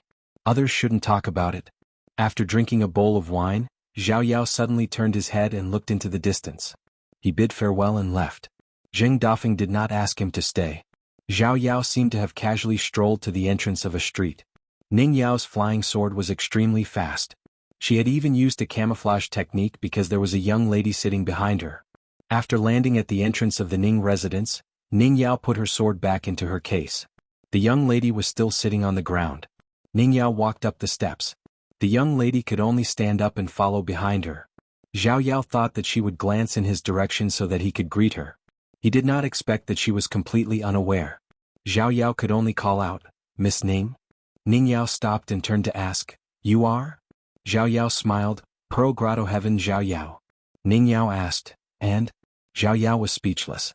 Just as he was about to speak, he saw the strange young lady of unknown identity tug at Ning Yao's sleeve. She said in a childish voice, "Mother, our father is living well. He just obtained a section of the immortal sword Tai Bai's sword tip. Mother, can you discuss it with him and let it be my dowry?" 733. Above the vast battlefield between the Jade Gui sect's protective formation and the Wasteland World's military tents, an Ascendant Realm great demon Chong Guang in a bright red robe hovered in the air. His robe was called Sunken Color. After entering the vast world, he was in charge of overseeing the battles of the 3 military tents. He had refined countless souls from the battlefield in the Tongyi continent, and his robe had become even brighter. Upon closer inspection, every time the surface of the robe rippled, it was the tragic scene of rivers and seas of blood in the small world. Millions of souls seemed to be placed in a hellish pot of oil, being cooked by a refinement technique that was similar to fire and water. This robe was Chong Guang's attempt to recreate the dim radiant time. It was the fundamental opportunity for Chong Guang to reach the 14th realm in the future. Now that there were no other battles in the Tongyi continent, he had set his sights on the Jade Gui sect. This was because the Jiazi tent had promised that as long as Chong Guang could kill Jiang Shangzhen, his battle merits would be equivalent to an Ascendant Realm expert. It was similar to how Xiao Ling had killed the previous sect leader of the Jade Gui sect, Sun Yuan. Because the young hidden official from the Great Wall of Sword Qi had a robe of the same color, Chong Guang now had the nickname of Old Hidden Official. He was quite proud of this. Great Demon Chong Guang, who had been waiting for the Jade Gui sect's destruction, suddenly raised his head. Without hesitation, he activated his natural mystique, and a river of blood floated out from his sleeve. Without the restriction of the robe, the wails of the hundreds of thousands of broken souls in the river resounded through the heavens and earth. The river crashed into a golden talisman the size of a prayer mat. The latter's sudden appearance brought with it a vast aura of Tao that made Great Demon Chong Guang's heart tremble. Chong Guang did not dare to be careless. However, before the river of blood crashed into the tiny talisman, hundreds and thousands of talismans appeared almost instantly. They were mountain and mountain talismans. The 5 mountains and rivers of the various countries of the Tongyi continent, as well as the ancestral mountains of the various immortal abodes, appeared on the talisman. The mountains and rivers of the various countries of the Tongyi continent, as well as the ancestral mountains of the various immortal abodes, appeared on the talisman. The mountains and rivers of the various countries of the Tongyi continent, as well as the ancestral mountains of the various immortal abodes, appeared on the surface. Could it be the talisman of the Central Plains, Yuxian? Zhongguang hesitated for a moment before commanding the powerful valiant spirits and ghosts in the river of blood to retreat to the water at the end of the river. Sovereign Yuan Shou was in charge of overseeing the battlefield anyway. Zhongguang and Yuan Shou had an agreement in private. Zhongguang only wanted Jiang Shangzhen's life, while all the mountains and cultivators of the Jade Medallion sect belonged to Yuan Shou. A young Taoist with an ancient aura appeared on the battlefield at the southern end of the Tongye continent with the help of his self-created mountain river transcontinental talisman. The young Taoist in a yellow-purple Taoist robe held a 5 thunder seal in one hand, while his other hand formed a sword seal. A snow-white rainbow suddenly lit up the world, making it impossible for others to tell if it was a talisman's art or a sword immortal's flying sword. It instantly sliced the river of blood in half. Zhongguang was horrified and complained incessantly. He didn't dare to show off his dim radiant mystique in front of this person. He tried his best to gather the scattered river of blood back into his sleeves. However, the yellow-purple nobleman from the celestial master residence of Mount Longhu formed another Dao seal with one hand. A mountain and river seal that combined heaven and earth appeared in a radius of 100 miles around Zhongguang.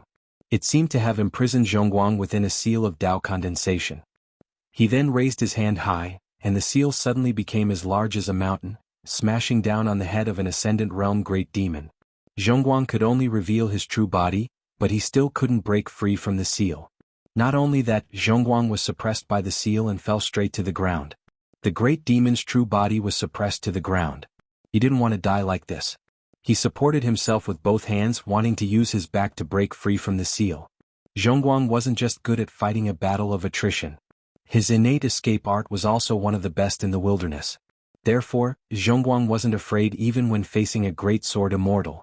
For example, even if Zhou Xinji and Huai Qian teamed up, Zhongguang wouldn't have much of a chance of winning against one of the 10 from the Central Plains. However, he could still retreat if he wanted to. At most, he would be a little embarrassed and lose some of his worldly possessions.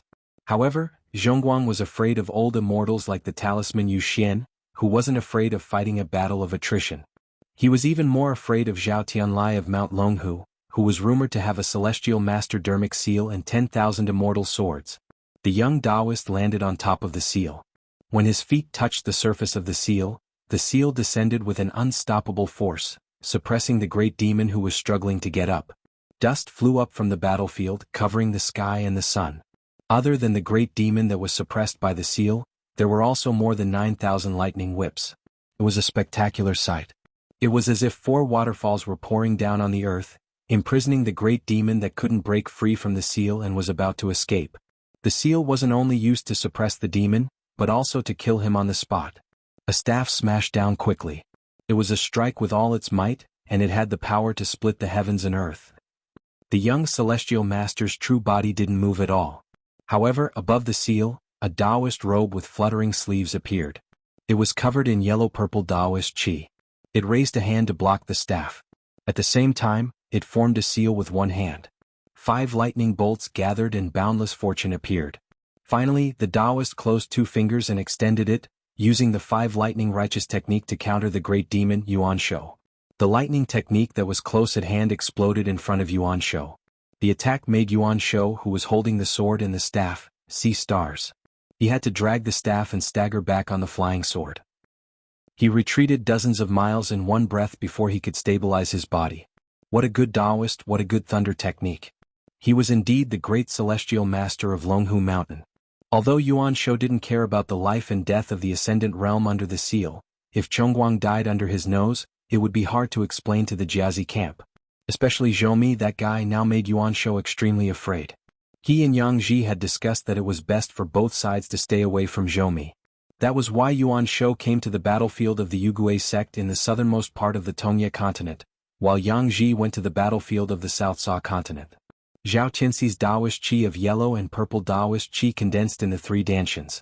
It was as if there were 3 stars circling and moving. It was dense but orderly. One hand blocked the long staff, and the Taoist formula retreated. Zhao Tianxi's real body looked around and smiled. He raised a white jade-like palm.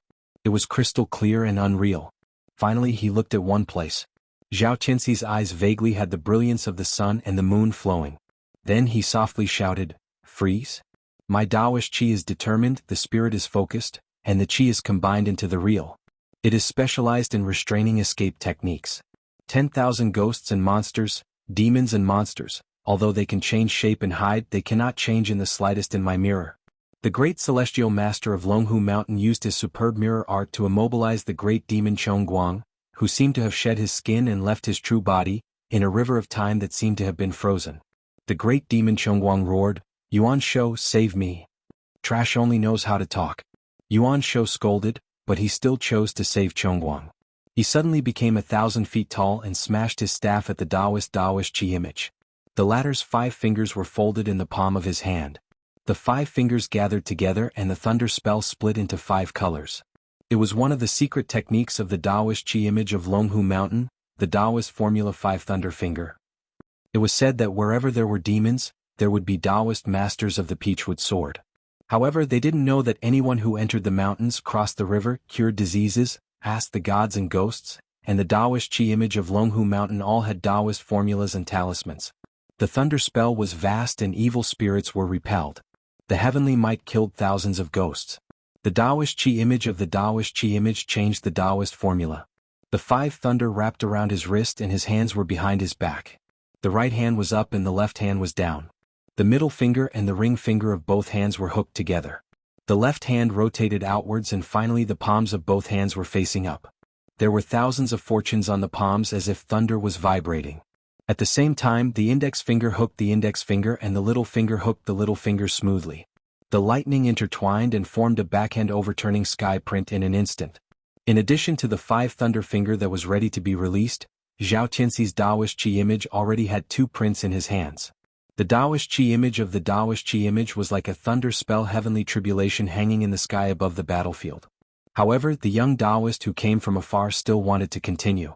In a flash, he formed the crepe myrtle print and performed a mysterious supernatural power. The crepe myrtle print was as still as a mountain, but the Taoist Chi image's hands were illusory. He slightly changed the Taoist formula of his fingers and formed the demonic seal and the Tiangang print in a spurt of energy. Then he used the 3 pure fingers to create the 3 mountains incantation, and then the 5 mountain seal. In the end, he decided to create the thunder layout, a secret technique of the celestial master abode of Longhu Mountain. 1 law gives birth to 10,000 laws and 10,000 laws return to the thunder law. Furthermore, there was an 8 trigrams formation that rotated slowly in his hands. In addition, there were 3 great kiliacosm phenomena of the great kiliacosm and the 5 thunderbolts gathering palm of creation.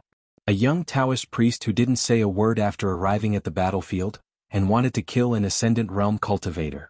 Not only did the Taoist seal under his feet suppress the great demon Zhongguang, but it seemed that he wanted to fight the throne Yuan Shou to the death. The Grand Heaven Master of Mount Longhu seemed to want to see through the true meaning of the heavenly Tao all by himself. Finger incantations, hand seals, and thunder formations were executed in the blink of an eye. Even a pure Jade Realm cultivator would not be able to see how many Taoist incantations Zhao Tianlai had performed, let alone how he was holding the incantations. Moreover, Zhao Tianlai didn't seem to need to chant incantations to stabilize the true meaning of the Taoist technique. Therefore, this was not some mysterious technique, but the Tao arises from the heart, and all laws return to one, that circulated among the cultivators at the peak of the mountain. In the end, the celestial master's Dharma idol completed the incantation. He actually combined all the Taoist incantations and Taoist seals into a sword technique. It was as if he was holding a white sun in his hand, and the light was boundless. It was as if 90,000 sword chi shot out at the same time. The cultivators of the Jade sect and the attacking army of the wasteland world, no matter how far they were, had no choice but to immediately close their eyes without exception. They didn't dare to take another look. After a moment, the world fell silent. It seemed to be the scene of loud thunder but small raindrops. However, when they looked again, the throne Yuan Shou actually didn't have a long staff in his hand. Instead, he held a sword in one hand for the first time. He stood in the air 100 miles away, dragging the great demon Zhongguang whose robe was mostly torn. Zhongguang's entire back was a bloody mess. Even with the tough physique of an ascendant realm cultivator, there were still no signs of recovery. The great demon Zhongguang said with his last breath, "Thank you for saving my life, Ancestor Yuan." Yuan Shou looked down and suddenly let go of his hand. He stomped his foot through Zhongguang's chest again, gently twisting his ankle and crushing his opponent's chest even more. He raised the long sword in his hand and pressed it against the bastard's forehead. He said angrily, "Good fellow, you were pretending to be dead all this time? Do you think my natal item is worthless?" Zhongguang let Yuan Shou vent his anger. How could the injury on Yuan Shou's foot compare to Zhao Qianlai's Taoist seal Tao intent, which was overturning rivers and seas in the sea of blood in his natal robe? Today's brainless battle almost made Zhongguang return all the great Tao gains he gained in the Tongyi continent. However, Zhongguang was still extremely grateful that Yuan Shou was willing to use his sword to execute the sword art and save him. He didn't even dare to stretch out his hand to slightly push away the tip of the sword. Zhongguang said helplessly, "Ancestor Yuan, that Dragon Tiger Mountain's great heavenly master and his sword seal are the 2 things that naturally suppress my spells and abilities. Ancestor, I will definitely repay you double for your loss today." Yuan Shou stretched out his arm, and a long staff with the inscription, "Sea Calming," appeared in his hand. However, it was damaged even more severely. After experiencing two great battles with Bai Yi and Zhao Tianlai, this long staff actually existed in name only. It could only be restored if he could refine the entire great blasphemy in the future. However, Yuan Shou wasn't willing to approach the closer Aquarius continent's Jidu, and the further northern Reed continent's Jidu. Zhao Tianlai had already put away his Taoist seal and arrived at the Jade Gui sect's ancestral mountain. He bowed to sect master Jiang Shangzhen, who had been waiting for a long time. In the great heavenly master residence of Dragon Tiger Mountain, a boy named Wu Tairing was in charge of watching over the residence. He sat cross-legged alone outside the demon-subduing hall, staring at the talisman cover that had been heavily blessed by generations of great heavenly masters. As for the scabbard of the immortal sword Myriad Arts, the little Taoist boy had placed it by the well.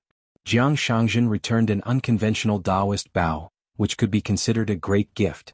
However, people like Jiang Shangzhen had always done things without any restrictions. As long as this great heavenly master who had helped the sect resolve its urgent situation was willing, he might even rub shoulders and knock on the back without a problem. Jiang Shangzhen laughed. Great heavenly master spells are invincible and can be used freely. I didn't even have the chance to take out my flying sword. It turns out that the difference of one realm is more than the difference between heaven and earth. Zhao Tianlai laughed and shook his head, then sighed with emotion. What a bitter battle to the death. Jade Gui sect didn't have it easy. Jiang Shangzhen said, compared to our Tong Yi sect, which is the leader of a continent, Jade Gui sect's cultivators' bones are indeed a bit harder. The Tong Yi sect in the north of Tong Yi continent had now submitted to the Jiazi camp. A group of old bastards like corpses had become traitors. Therefore, in a continent whose territory was equivalent to 2.5 Aquarius continents' mountains and rivers, only Jade Gui sect was still stubbornly resisting. After Tong Yi sect defected to the Jiazi camp, Jade Gui sect suddenly became more and more precarious. If it wasn't for the sect leader Jiang Shangzhen, who was originally wandering everywhere returning to the sect, it was estimated that there really wouldn't be any battles in the continent right now. Jiang Shangzhen was originally forced by the dangerous situation of the continent to appear and return to his own mountain. He was indeed somewhat vexed. If it wasn't for the fact that Jade Gui sect was about to fall, Jiang Shangzhen really couldn't continue to be free and unfettered outside. Otherwise, he would rather be a street rat scurrying everywhere freely and earning military merits everywhere. As expected, the sect leader's seat in the ancestral hall was rather hot. If he had known earlier, he wouldn't have been a sect leader. He would have been a wandering Zhou Feixiong, secretly throwing a sword and immediately running away. Wouldn't that have been satisfying? Jade Gui sect's ancestral hall, which was originally filled with cultivators of the upper 5 realms, was more than half empty. Not to mention the various ancestral masters and direct disciples, even many of the consecrated guests had died. That wasn't all. The key was that so many young faces of Jade Gui sect were gone just like that. They didn't cherish their lives and died vigorously in battle. Weren't they stupid to think that they had died a worthy death? Even Jiang Shangzhen, who believed that he had a heart of stone and was heartless, couldn't help but feel bitter to the point that his heart was almost broken. Jiang Shangzhen asked, Heavenly Master, Bai Yi really died? Zhao Tianlai nodded. If it's the 14th realm, Bai Yi really died. There's no more immortal sword Tai Bai in the world. Jiang Shangzhen sighed. This battle really caused everyone to die. Zhao Tianlai said, in the past, the cultivators on the mountains of the vast world, especially the central divine continent, felt that the so-called 14th throne of the wilderness was at most the weakest of the 10 in the central divine continent. Now that Bai Yi is dead, they feel that the entire 10 or 15 people of the vast world are no match for the 14th throne. Jiang Shangzhen said helplessly, when it comes to fighting, doesn't the central divine continent know whether the beasts of the wilderness can do it? Soon Jiang Shangzhen answered his own question. Of course not. The Great Wall of Sword Qi knows, but the vast world doesn't. The 9 sword formations of Jui Peak had long disappeared. Other than the great demon Zhongguang, Yuan Shou had also personally come to Jade Gui sect. Other than helping Zhongguang to command the demon race to attack the mountain in name, he would also reveal his true body from time to time and smash the mountain formation with his rod. However, he didn't use all his strength and didn't deliberately target the cultivators or Jade Gui sect's ancestral mountain. He only said that since the mountain was rich and had a strong foundation, he would see how many divine coins there were. Yuan Shou even said, Grandpa can even kill Bai. Jiang Shangzhen, an immortal, is really nothing. Before the destruction of the gold armor continent, a military tent in the wilderness once again used the catoptric deflection technique. A picture scroll repeated over and over again. In just one picture, Lu Cha killed the 14th realm Bai Yi with one sword. In the vast world, there was no one who was most proud of, no one who was invincible in poetry. This boring and soul-stirring picture scroll was also seen by the cultivators of Jade Gui sect. If Jiang Shangjin hadn't heard the confirmation from the great heavenly master of Mount Longhu, he wouldn't have dared to believe that Bai Yi was dead. Therefore, Jiang Shangjin was so distraught that he took the initiative to leave the mountain formation and find that ascendant realm beast to have a real one-on-one battle. Both sides used all their trump cards and fought with their lives on the line. Not to mention the demon race, even many of the relatively young immortal masters of Jade Gui sect didn't know the depth of Jiang Shangjin's true combat strength. Most of them heard it from their elders and ancestors. In the early years, they only knew that the distinguished and notorious Jiang clan head was the best in the world in terms of running away. Therefore, all along as Jiang Shangjin attacked, he could guarantee his survival if he attacked those with a higher realm. If he attacked those with a lower realm or those with a similar realm, the other party would definitely die.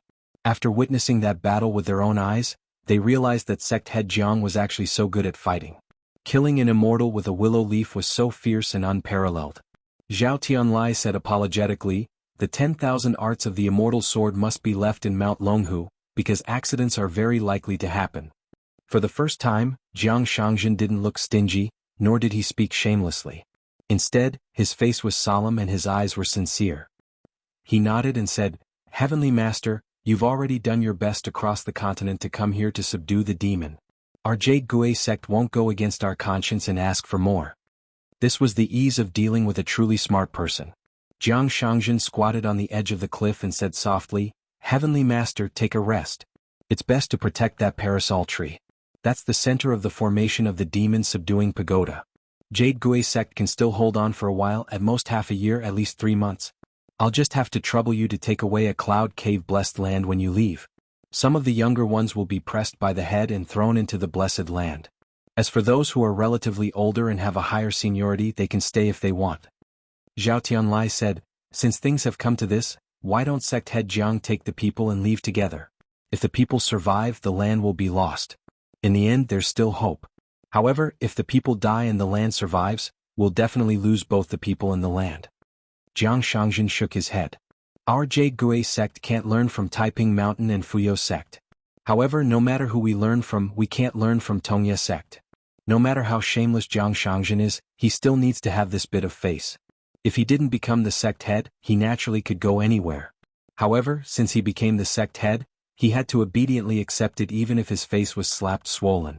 Furthermore, if I were to leave, then the thousands of years of accumulated spirit of the Jade Gui sect cultivators would be completely destroyed in my hands. In the future, no matter how prosperous the Jade Gui sect is on the surface, no matter how many immortal masters they have, it would still be an empty shelf made of bamboo strips and paper." Zhao Tianlai smiled and nodded. He had a whole new level of respect for Jiang Shangjin. The rumors on the mountain were both true and false. In the mountain and mountain bulletin, some righteous words were actually just that. Some of the truth would only be far from the truth. On the other hand, some of the words were brushed over in a few words, but they hid an endless sense of awe-inspiring righteousness. Jiang Shangjin found a stalk of grass from somewhere and chewed it in his mouth. Suddenly he laughed and looked up. "In my early years, I brought Sister Junyang back from the Great Spring Dynasty. I heard that she has some relationship with the Heavenly Fox Senior of Mount Longhu. Junyang is proud and arrogant. She never pretended to be nice to me, the sect head. However, she has always admired Grand Celestial Master. Why don't I take this opportunity to ask her to come to Grand Celestial Master's side and get some immortal chi? Maybe she'll be a little nicer to me in the future. Great Celestial Master, can you not be calculative with me about this?" Zhao Tianlai smiled and said, "Of course." The real identity of Jianyang, the shopkeeper of the Great Spring Dynasty's border inn, was Lady Huan Sha, a 9-tailed heavenly fox. However, the famous mountain guardian of Mount Longhu's celestial master residence, Lian Zhen, was a 10-tailed heavenly fox. After receiving Jiang Shangjin's imperial edict, Jianyang immediately flew over from the place where Jiang Shangjin had cultivated in the past. She landed quite a distance away from the two of them. Then she quickly walked over and bowed to the great heavenly master of Mount Longhu. Zhao Tianlai, on the other hand, returned a Taoist salute. Jiang Shangjin turned a blind eye to this. He squatted on the edge of the cliff and looked into the distance. For some reason, he thought of the meeting at the Hall of Ancestral Masters, which was originally to congratulate the old sect head on his breakthrough. For some reason, he thought of Old Man Sun staring blankly at the white clouds gathering and dispersing outside the door. Jiang Shangjin knew that Old Man Sun didn't really like poems and songs. However, he liked the lyrical poem with the line "Return and come" the most. The reason was even stranger. Old Man Sun liked it for the rest of his life just because of the 3 words at the beginning. The Yu family is poor. The old sect head, Sun Yuan, was actually born in the mountains. He didn't have to worry about food and clothing, nor did he have to worry about his cultivation. His path could be said to be smooth sailing. Therefore, even Jiang Shangjin couldn't understand why Old Man Sun liked these 3 words so much. Jiang Shangjin squatted on the spot and allowed Jianyang and Zhao Tianlai to ask about matters related to cultivation. Jiang Shangjin chewed on the grass root until there was nothing left. However, he still chewed on it subconsciously. The Yu family is poor. They borrowed the green bamboo staff from their lord and went deep into the white clouds. No one cared if their straw shoes broke. Will the fields never return? Jiang Shangjin leaned back and rested his hands on the back of his head. Luapa Mountain, where he served as a consecrator, the lotus root blessed land, was upgraded to a superior blessed land. Jiang Shangjin was destined to be unable to attend the ceremony. Therefore, when he held the blessed land and took in the refugees from Tongye continent, he left a few gifts in the blessed land. In addition to the necessary heavenly materials and earthly treasures, Jiang Shangjin also casually planted a willow tree and marked out a private territory in the blessed land. He finally had some of the heirs a consecrator of the Hall of Ancestral Masters should have. However, for some reason, the man personally planted the most common wild herb by the willow tree water. It was called Hung Wu. The willow tree was shady and the flowers bloomed. He only hoped that one day his sweetheart would be far away and his lover would still be there. He could enjoy the cool shade of the willow tree and watch the flowers bloom. There was a bright red Taoist robe that floated several feet above the top of the city wall. His sleeves hung down and when the wind blew they fluttered in the wind. He was like a leaf floating on a river, or a lone red cloud above the top of the city wall. Qin Pingan was used to being isolated from the world. When Zhou removed the restriction of the Jiazi tent for some reason he was not used to it. Fortunately, this feeling was not unfamiliar. In the past, Qin Pingan practiced boxing in the bamboo house for a long time and was fed too many punches. When he left the mountain and traveled far away he would feel uncomfortable all over. After that, there were really demon cultivators who were not afraid of death. They shouted and rode the wind to cross the border, completely ignoring the young hermit under their feet. They did not dare to climb to the top of the city wall to enjoy the scenery, because the immortal sword spirits who could not be killed but were equivalent to earth immortal sword cultivators were still guarding the city wall. In the beginning, Qin Pingan was still worried that it was Zhou plan. He was stubborn and let the demon cultivators pass by the city wall from a high place. He politely asked a great demon who was at the same level as him to stay. After some polite greetings, he let the other party come to his door to give him gifts. He threw a bunch of spells at him and beat him to his heart's content. As Qin Pingan was beaten up obediently, he asked some small questions in the language of the wilderness. It was a pity that the other party did not treat him as an outsider and really treated him as an important guest. There was no useful information. In the end, Qin Pingan could only disperse his body. The golden core great demon laughed wantonly. Then, the hermit on the city wall behind the other party rubbed his chin and looked at the heroic great demon from afar. He did not know if he should accompany the other party to have fun or send him on his way. How was he not a man? Except for the unlucky demon who crossed the border at the beginning, Qin Pingan dragged him down and killed him on the spot with his fake jade pudding realm. Other than that, the one who punched was the previous hermit, Xiao Chua. The one who attacked was the dragon monarch of the throne. He was one of the 10 young people who competed in spells in Abhijina, Jianyu. How could anyone be able to kill the hidden official once? Therefore, as a form of hospitality, Qin Pingan twisted off the head of the gold core great demon. He didn't care about the headless corpse and just threw the head high up into the air. Then he spun around and kicked it a few thousand feet away. Once the restriction was removed, there were many such strange and interesting things. There were demon cultivators who did not dare to jump over the city wall. They only flew up and admired the words on the city wall from a closer distance. On the opposite city wall, there was a young demon martial artist who climbed the wall. He said that he wanted to spar with Qin Pingan, but he had to wait for another 30 years. There were also 3 demon sword immortals who came from the southernmost territory of the desolate world. They came together on their swords to travel. However, they did not go to the vast world. They just admired the scenery and returned to their hometowns. There was also a group of demon cultivators who looked like young women. They were very bold, probably because they came from a large sect. They pulled a huge carriage with several white cranes and green wands. They stood on top of it and chattered non-stop. One of them used the Abhijna to look for the young hermit. When they finally found the young man in a bright red robe, they were all very excited, as if they had seen the man of their dreams. Great big and small, male and female. Did they all think that this was a tourist attraction in a faraway corner of the world? Chin Pingan raised his palm. 5 bolts of lightning gathered and smashed out a bolt of lightning with astonishing momentum. The woman in the palace robe who used the mountain river observation divine art seemed to have lost her mind. Instead of dispersing the thunder technique, she used the upper 5 realms divine art to forcibly store the thunder technique into her sleeve, which blew up most of her sleeve. Then, not only did she not feel the slightest bit of heartache, she raised her hand and shook her sleeve. Her face was full of pride, as if she was showing off something to her friends in the boudoir. Chin Pingan stood at the top of the city wall. He smiled and waved at the chariot that was glowing with precious light. You want the thunder technique, right? Come closer, I'll give you all you want. Seeing that you're all women, I'm famous for having tender feelings for the fairer sex, so I can give you more. When the time comes, courtesy demands reciprocity. You only need to leave the phoenix carriage behind. Looking at the style, there was no doubt that it was an emperor's carriage. Other than a few celestial birds, the wheels were refined with the essence of the moon and the essence of the sun. As for the exterior of the carriage, it was extremely luxurious. There was a curtain hanging in front of the carriage. It was actually the picture of the Yu Luo Xiaotai and the Yu Jingdan Quebec. If it was just a ferry boat and not a quasi-immortal weapon, then Chin Pingan would have wasted all those years of his life as a bag dealer. Unfortunately, the chariot was still hovering in the air. The eyes of the female cultivators were shining, and they suddenly quieted down. They stared at the young hidden official in the painting of mountains and rivers in their palms and whispered to each other. It was as if they were commenting on the famous hidden official. Every dog has its day. In the past, only Chin Pingan was disgusted by the dragon god and Li Zhen. Now he was receiving his retribution. A gust of strong wind blew across the city wall. The eye-catching bright red robe fluttered in the wind again. The demon cultivators who came to the Great Wall of Sword Chi to enjoy the scenery came in an endless stream. It was a mess. However, there were fewer and fewer great demons who came to the city wall to seek death. Chin Pingan seemed to be sleeping soundly.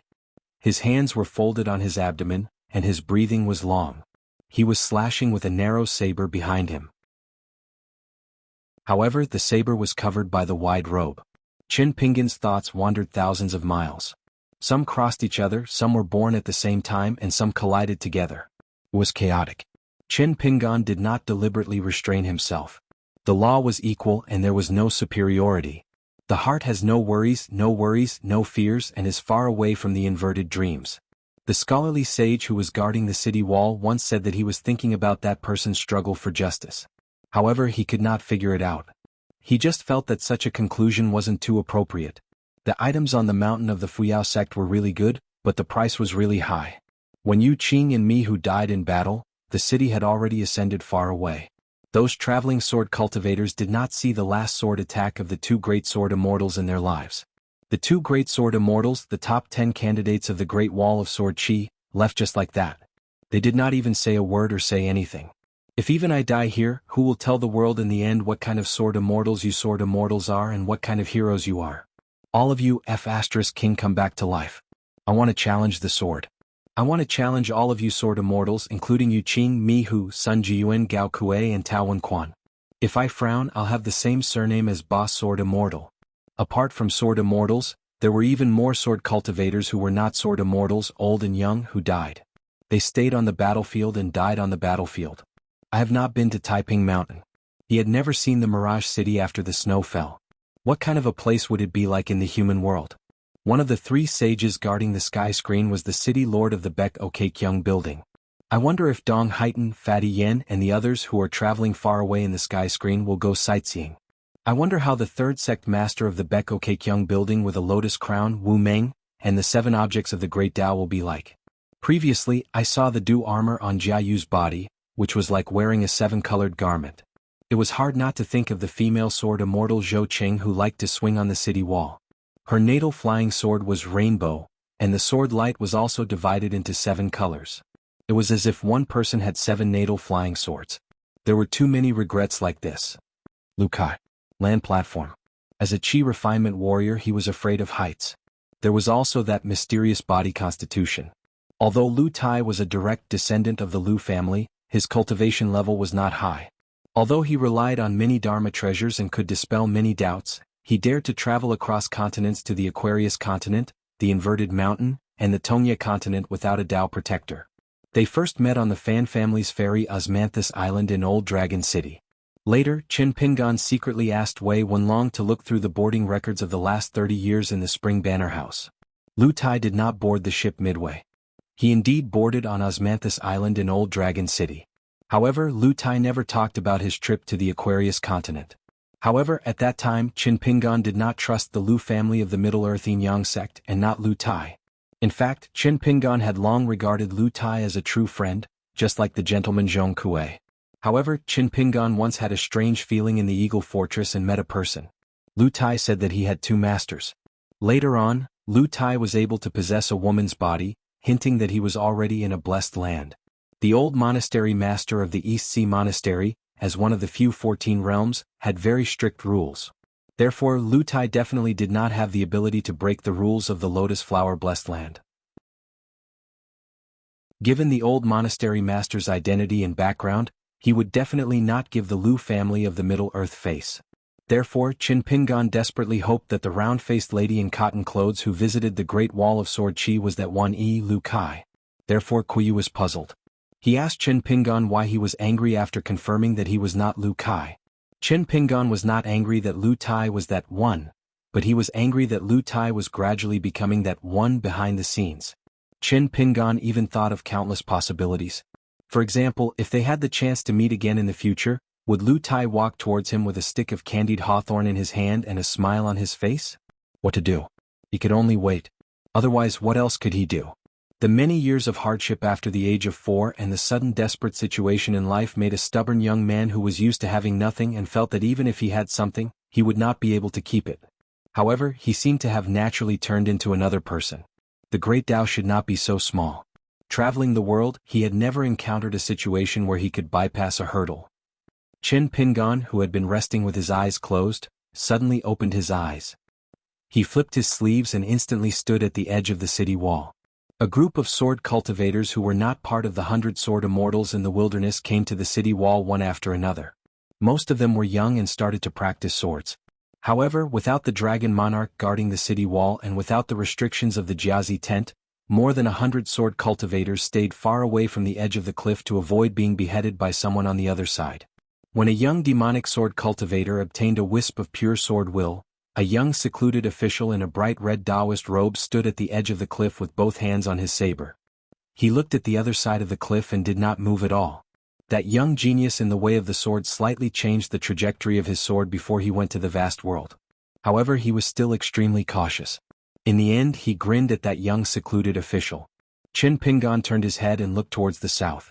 From afar, a ray of rainbow light shot over and suddenly stopped. It landed on the city wall. It was a thin old man with a thin appearance.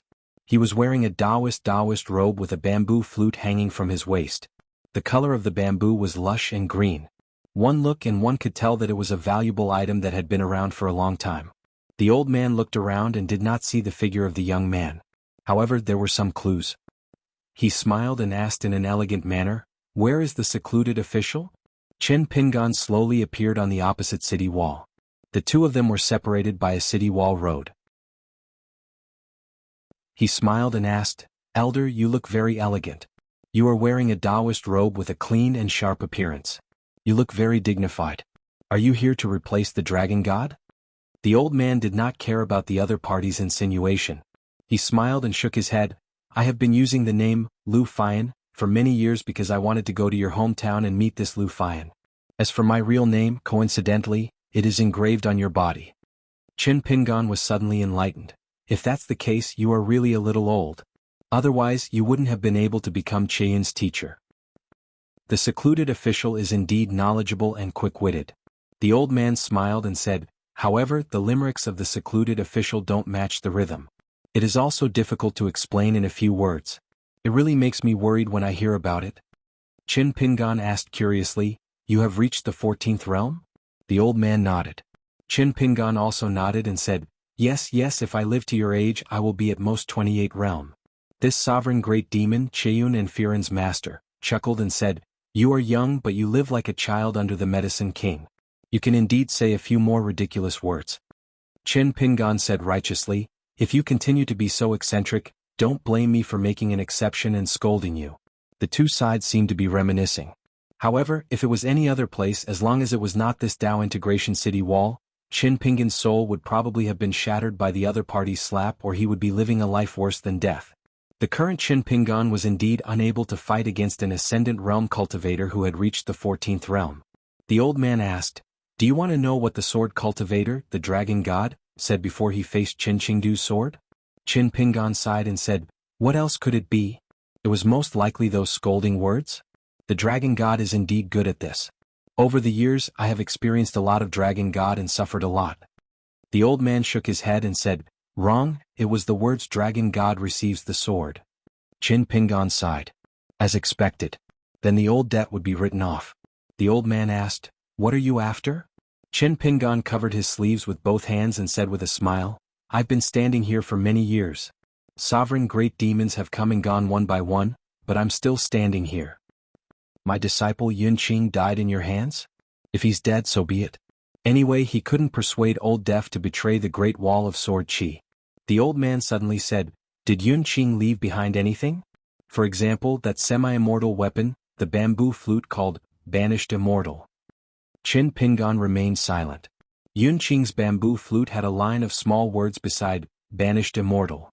The words and text were extremely beautiful, once approved to Lu Jifeng. Now that the dragon god was dead, everything seemed to be easy to use. However, the more it was so, the more Qin Pingan did not have any thoughts about it. As for the 5 demon cultivators of the upper 5 realms who were imprisoned in the cage back then, they were Yunqing, Qingqiu, Mengpe, Zhujie and Ho Changjun.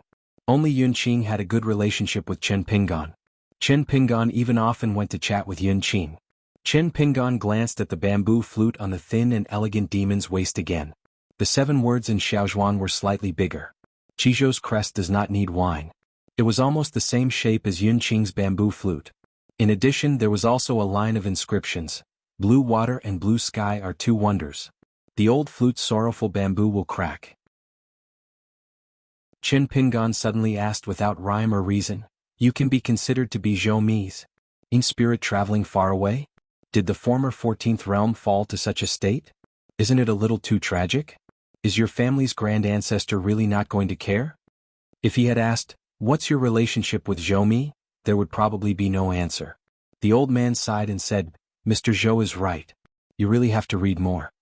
Qin Pingan couldn't help but laugh and said, you like to praise yourself so much. Mr. Zhou, did you learn from me? Have you become my disciple?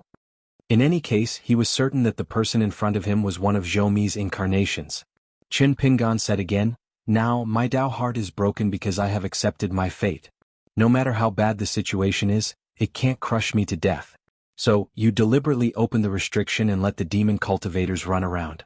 Was it to take advantage of one of my drinking sessions to take something so that you could break it? Or are you here for my hairpin? The old man smiled and nodded. It was a pity that the guy in front of him was still more cautious. Zhou Mi's yang spirit body was the white jade of the throne. He cultivated the great Dao on his own and climbed to the throne step by step. However, the Yin spirit had fused with the skin of the 14th level. However, the grand ancestor of the moon-bearing mountain did not help at all. He only watched coldly from the sidelines. Hence, Zhou Mi had used the methods of the desolate world to forcefully snatch it away. Looking at the young hermit who seemed to be in his 40s, Zhou Mi made a gesture with 2 fingers in his sleeve. He first isolated the world and then controlled the river of time above the city wall. He said slowly, Qin Pingan, I changed my mind. The one wearing the armor is still Li Zhen, but the one holding the sword can be changed from Firen to you. The young hermit jumped up and spat. He scolded, if you are so King awesome, why don't you fight with the holy master Tao Zu Buddha? Zhou Mi smiled and reversed the flow of time. He took back his words. Qin Pingan smiled and said, sorry, I must have scolded you just now. 734. The previous chapter was a slip of the pen and will be corrected. Might change to earlier preamble. Inside the Ascension City, Twister visited the Ning Mansion for the first time. The second in command of the criminal division came to meet the current hidden official of the Ascension City. Ning Yao stood at the old site of the dragon-slaying cliff. Other than Ning Yao, there was also a young girl with an ancient inkstone and a bamboo box on her back. She was running around with a cute little girl in white, beating gongs and drums. One asked if my master was powerful and how powerful he was. The other answered that my father was powerful and invincible. The other asked what my mother would do to you later. The other answered that I was not afraid of kowtowing. With gongs and drums I could rule the world. The two of them who had a harmonious relationship suddenly turned hostile. One said that her master was her father, so she was closer to him. The other said that she recognized her master first and her father later. First come, first served. Her seniority was still lower. The so-called falling out was actually just a competition to see who could make the loudest noise by beating their gongs and drums. Twister Xian felt that it was really difficult for Ning Yao. She had Guizhuzhou and a daughter, who fell from the sky. Ning Yao did not seem to mind the commotion and nodded to Twister Xian. Twister Xian came to Ning Yao and said, Zhao Yao had a drink with Zheng Dafeng and left the Ascension City. Qi Shou personally sent him out of the city. It seems that Zhao Yao is going to the westernmost side to learn Buddhism from the monks of the Shouxing Temple. Ning Yao nodded and said, he probably wants to learn Confucianism, Buddhism, and Taoism. Was he going to walk the same path as Mr. Qi? Twister Xian smiled and did not speak. Ning Yao asked, what's wrong? Twister Xian said, I'm curious. Why did you choose Qin Pingan, who was just a teenager in a shabby alley when you traveled alone? Can you tell me about it? Logically speaking, Ning Yao had seen all kinds of sword immortals on the Great Wall of Sword Qi since she was young and then traveled the world. She should have seen many young talents. Bookish, heroic, and immortal. She must have seen all kinds of things. Ning Yao said, what did he say to you? Twister Xian shook her head and said, Qin Pingan never talked about this. Ning Yao narrowed her eyes slightly and smiled. Twisting Heart was helpless. Should she call this man and woman an immortal couple, or should she call them an adulterous couple? Even a seamstress like Twisting Heart, who had no feelings for love, could not take it. Therefore Twisting Core corrected herself, I was just asking casually. You don't have to answer. Actually, Ning Yao didn't intend to say anything. The two of them strolled together. Ning Yao turned to Guizhuzhou and reminded her, you guys can have fun, but you're not allowed to leave this place. Guizhuzhou nodded vigorously and said, if anything goes wrong, I'll bring my head to mistress. The little girl threw the gongs and drums to the ground. She put her hands on her hips and asked, whose head? Guizhuzhou squinted at the little girl and said telepathically, we're on the same team. Why are you trying to undermine us? Ning Yao no longer paid attention to the two children's frolicking. Twister Xian made an exception to appear in the Ning Mansion this time. She was definitely not here to chat. However, Ning Yao couldn't help but look back at Guizhuzhou. Guizhuzhou immediately straightened her back. Of course, Ning Yao knew why Guizhuzhou didn't want to stay in her own home. Similarly, Ning Yao was even worse than Guizhuzhou. She directly ran away from home. Even when Guizhuzhou returned home, she was mostly busy in the flower bed. She meticulously took care of the exotic flowers and herbs that she brought back from her travels. She no longer swept a large area with her rod or chopped a large pile with her sword. It was as if when one grew up, one would be reluctant to part with them. Every time Qin Pingan returned home from his travels, he would go and add soil. There was no exception. It was the same principle. Twister Xian said telepathically to Ning Yao, that year in prison, Qin Pingan made a deal with an ascendant state called Frost Descent. Frost Descent earned a grain of Guyu money from Qin Pingan and bought half of his freedom. He promised to help you once. Therefore, when you were traveling, I almost twisted open the wick and released this otherworldly demon from Qingming Tian. Ning Yao asked, almost? Twister Xian nodded and said, Zheng Dafeng found me and told me not to rush. This person seems to be quite familiar with the inside story of Shinto. Ning Yao didn't want to talk about Zheng Dafeng's background. As the gatekeeper of Luapa Mountain, he was half a family member. Therefore Ning Yao only said, Qin Pingan's hometown Liju Grotto Heaven is the most unfathomable place in the world. If you have to deal with people from there in the future, get used to it early. Twister Xian smiled and said, Qin Pingan, Zheng Dafeng, Zhao Yao, I have seen 3 of them. They are indeed very strange. Ning Yao said, you don't have to worry about this immortal sword, naive. Before I reach the ascendant state, I will definitely make her obedient. When the time comes, I will confront the one-eyed one. In addition to that otherworldly demon, I will also ask Zheng Dafeng about some rules of Shinto. Twister Xian was a little surprised. I thought you would refuse the interference of outsiders. Ning Yao shook her head. I don't think you are outsiders. What's more, Dao is dangerous. There is nothing to be embarrassed about seeking help just in case. Zhao Yao and the others were outsiders. Knowing her relationship with Chen Pingan, he still came to see her alone. If it wasn't for Mr. Qi, Ning Yao didn't mind sending Zhao Yao out of Ascension City. She didn't send that person out of the country with a sword. It had a lot to do with Ning Yao's good mood. That half of the Great Wall of Sword Qi was still there. He was still there. Twister XN said, Then I will leave the wick in Ning Mansion? Ning Yao nodded. Up to you. Inside and outside of Ascension City, naturally no one dared to spy on Ning Mansion with the mountain and river palm. They didn't have enough courage and their realm was even lower. Twister Xian took out the oil lamp. After twisting the wick, a white-haired boy floated to the ground. At first he was in a daze. Then he suddenly looked like he was about to cry. He raised his arms and shouted, Ancestor Ingguan, your martial arts are unparalleled, your spells are heavenly, your sword immortal is outstanding, your heroic spirit is handsome, your promise is worth 1,000 gold, your plan is flawless. Ning Yao glanced at the little bootlicker whose face was flushed red and said to Twister XN, You should take him back. Twister XN smiled. Anyway, there are already 2. One more won't make a difference. Shuangjiang saw that the situation wasn't good. He immediately clasped his hands and raised them above his head. He lowered his head and said loudly, I am willing to be Ancestor Ingguan's Dao companion. I will do my best. Ning Yao stretched out her hand and rubbed her forehead. She turned her head and asked, Is this how you behave in prison? Twister XN shook her head and said, It's even worse than this. In any case, Qin Pingan enjoys it. Ning Yao nodded. Then let him stay. It was a good thing that he could ask Shuangjiang some questions to pass the time.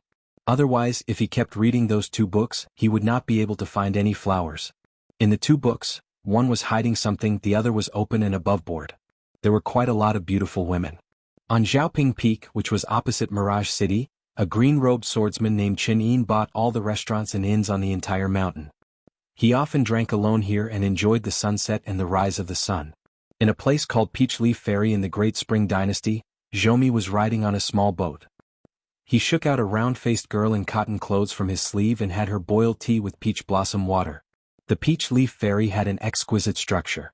The bow of the ferry was engraved with a jade head. Because the Great Spring Dynasty was once an ancient swamp country, the common people needed to use jade to suppress the flood dragons and water descendants. In addition, there were screens on both sides of the middle cabin. The cabin was quite large and could hold many books. The rear cabin had a stove and sleeping quarters. One could enjoy the scenery, drink tea, eat, play chess and play zither without any problems. Although it was small, it had all the essentials. The peach blossom water, mandarin fish and peach blossom fan of this ferry were once the favorites of the Great Spring Dynasty's officials and the female cultivators on the mountain. When brewing tea on credit, Zhomi stretched out his hand and casually flipped through a stream of time. Flipping through time was as simple as flipping through the pages of a book. When Firen, who was disguised as Qin Yin, appeared at the Peach Leaf Ferry, Zhomi smiled and immersed his mind in the small boat that Firen was on. Firen of the past, naturally did not notice. The person that Firen had arranged to meet was Tong Yi Continent's Golden Peak Monastery's master, Du Han Ling. He was a nascent soul realm cultivator and was more sensible. The ferry stopped at the shore. Firen got up and did not go ashore. Zhomi stood at the end of the boat with his hands behind his back. He used the Qi observation technique to size up the group of people other than Du Han Ling. Firen obviously did not expect Du Han Ling to be so careless and bring outsiders here without permission. However, the nascent soul realm cultivator immediately bowed and apologized. He took the initiative to explain the reason to the messenger from the Guiyu tent. In the northern boundary of Tong Yi Continent, Heavenly Fault Peak, Green Tiger Palace and Golden Peak Monastery were all big mountains not far from the word sect. It was just that the Green Tiger Palace had long moved to the Baoping Continent's Old Dragon City, while the Golden Apex Monastery had gone against the flow of the flood of refugees. Du Han Ling first used a demon clan sword cultivator to establish a relationship with the Wuzi army camp stationed in the old southern Qi's capital city. Then, through the Wuzi army camp's matchmaking, he made an appointment with a Guiyu camp cultivator named Qin Yin at Peach Leaf Crossing. Du Hanling had a rough understanding of the 60 military tents in the wilderness. Jiazi tent was the leader. Other than that, there were a few other tents that were more eye-catching. For example, Jiazi tent was a group of sword immortal embryos. There were many young cultivators and each of them had a high status. Guihai tent was in charge of paving the road on the sea. Geo tent was in charge of moving mountains and opening up roads after landing on the shore. There was a king-level great demon overseeing each of them. They were Fei Fei, who was proficient in water techniques, and Yuan Shou, who was proficient in moving mountains. There was also Jiwei tent, whose leader was the sword immortal minister. There was also one of the younger 10 who was on credit. As for Guiyu tent, its reputation was relatively unknown. Zhou smiled knowingly. What a coincidence. It seemed that the people in front of him were old friends with the hidden official. Du Hanling was not the only one whose Dao heart had a ripple. There seemed to be a group of people who, after seeing Firen's current appearance, were not as patient as Du Hanling. Their expressions changed slightly and could not be concealed. Du Hanling was worthy of being an old nascent soul cultivator. He quickly recovered his normal state of mind. Whether or not the other party was Qin Pingan who had messed up the situation of the Great Spring Temple in the past did not matter much. These people were now in high positions in the Great Spring Dynasty. One of them was a vassal surnamed Lu, and the other was the only remaining duke of the Great Spring Dynasty. Especially Gao Shizhen, after seeing Firen, his face was gloomy and terrifying. In addition, there was also a master and disciple from the Golden Peak Monastery. Xiao Yuan Ran, his master was Taoist Baozhen Yi Miaofeng, the master of the Dragon Gate realm and the disciple of the Golden Core realm. The master and the disciple were both cultivators in the Dragon Gate realm back then. They were not Earth Immortals, so they could not stay in the Mirage City as Master Jing. They could only go to the border and monitor the Yao family's iron cavalry for the Lu family of Daquan. They stayed there for more than 10 years. Among them, Xiao Yuan Ran looked young, but he was already half 100 years old. As for his master Yi Miaofeng, he was more than 200 years old. In addition, there was also a less conspicuous Lord City God, the city god of the Riding Crane City. The vassal kings and dukes of the Great Spring Temple, the Earth Immortals cultivators on the mountain, and the gods of the land gathered at the Peach Leaf Ferry. In the end, they saw a person they would never have thought of, Qin Pingan. Firen heard Du Hanling's explanation and nodded with a smile. Old friends meet again, turning enemies into friends. Life is really unpredictable. Then, Firen stood at the bow of the boat and another group of people stood on the shore. They began to secretly discuss a plan. Zhou listened to them one by one. As for Zhou's real body, he was still sitting on the ferry. He took a cup of tea from Kuyu and said with a smile, "Boiling tea is just boiling tea leaves." The round-faced girl's heart was not ordinary. She was first detained in the sleeve, and now she was alone with Mr. Wenhai, but she did not care at all. After pouring a cup of tea for herself, she said casually, "This is my skill. I can guarantee that it can be drunk. If Mr. Zhou is not satisfied, just call Firen. He seems to be proficient in everything." On the shore of the ferry, the conversation went smoothly. Among them, the young Taoist probably did not know that Chenin in front of him was much higher than he imagined. He was leisurely chatting with his master and said with a smile, "Master once said that there are often 1,000-year-old trees in the deep mountains, and there are few hundred-year-old people in the human world. At most, she will be old in 20 years. It seems that Master was wrong." Yi Miaofeng twirled his beard and smiled. "It is indeed a little strange. Maybe there is a heretical immortal secret book in the Great Spring Secret Treasury that can make Yao Jinji's face permanent. If you say that Yao Jinji did not secretly cultivate, I will not believe it." The Great Spring Secret Treasury.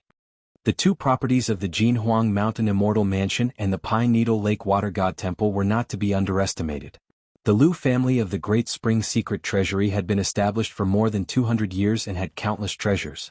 Unfortunately, the emperor moved to the Fifth World. Who knows how much of the family's property was left now? A sword light turned into a rainbow and landed on the bow of the ferry. Zhou smiled and said, "You came at the right time. Sit down and have some tea."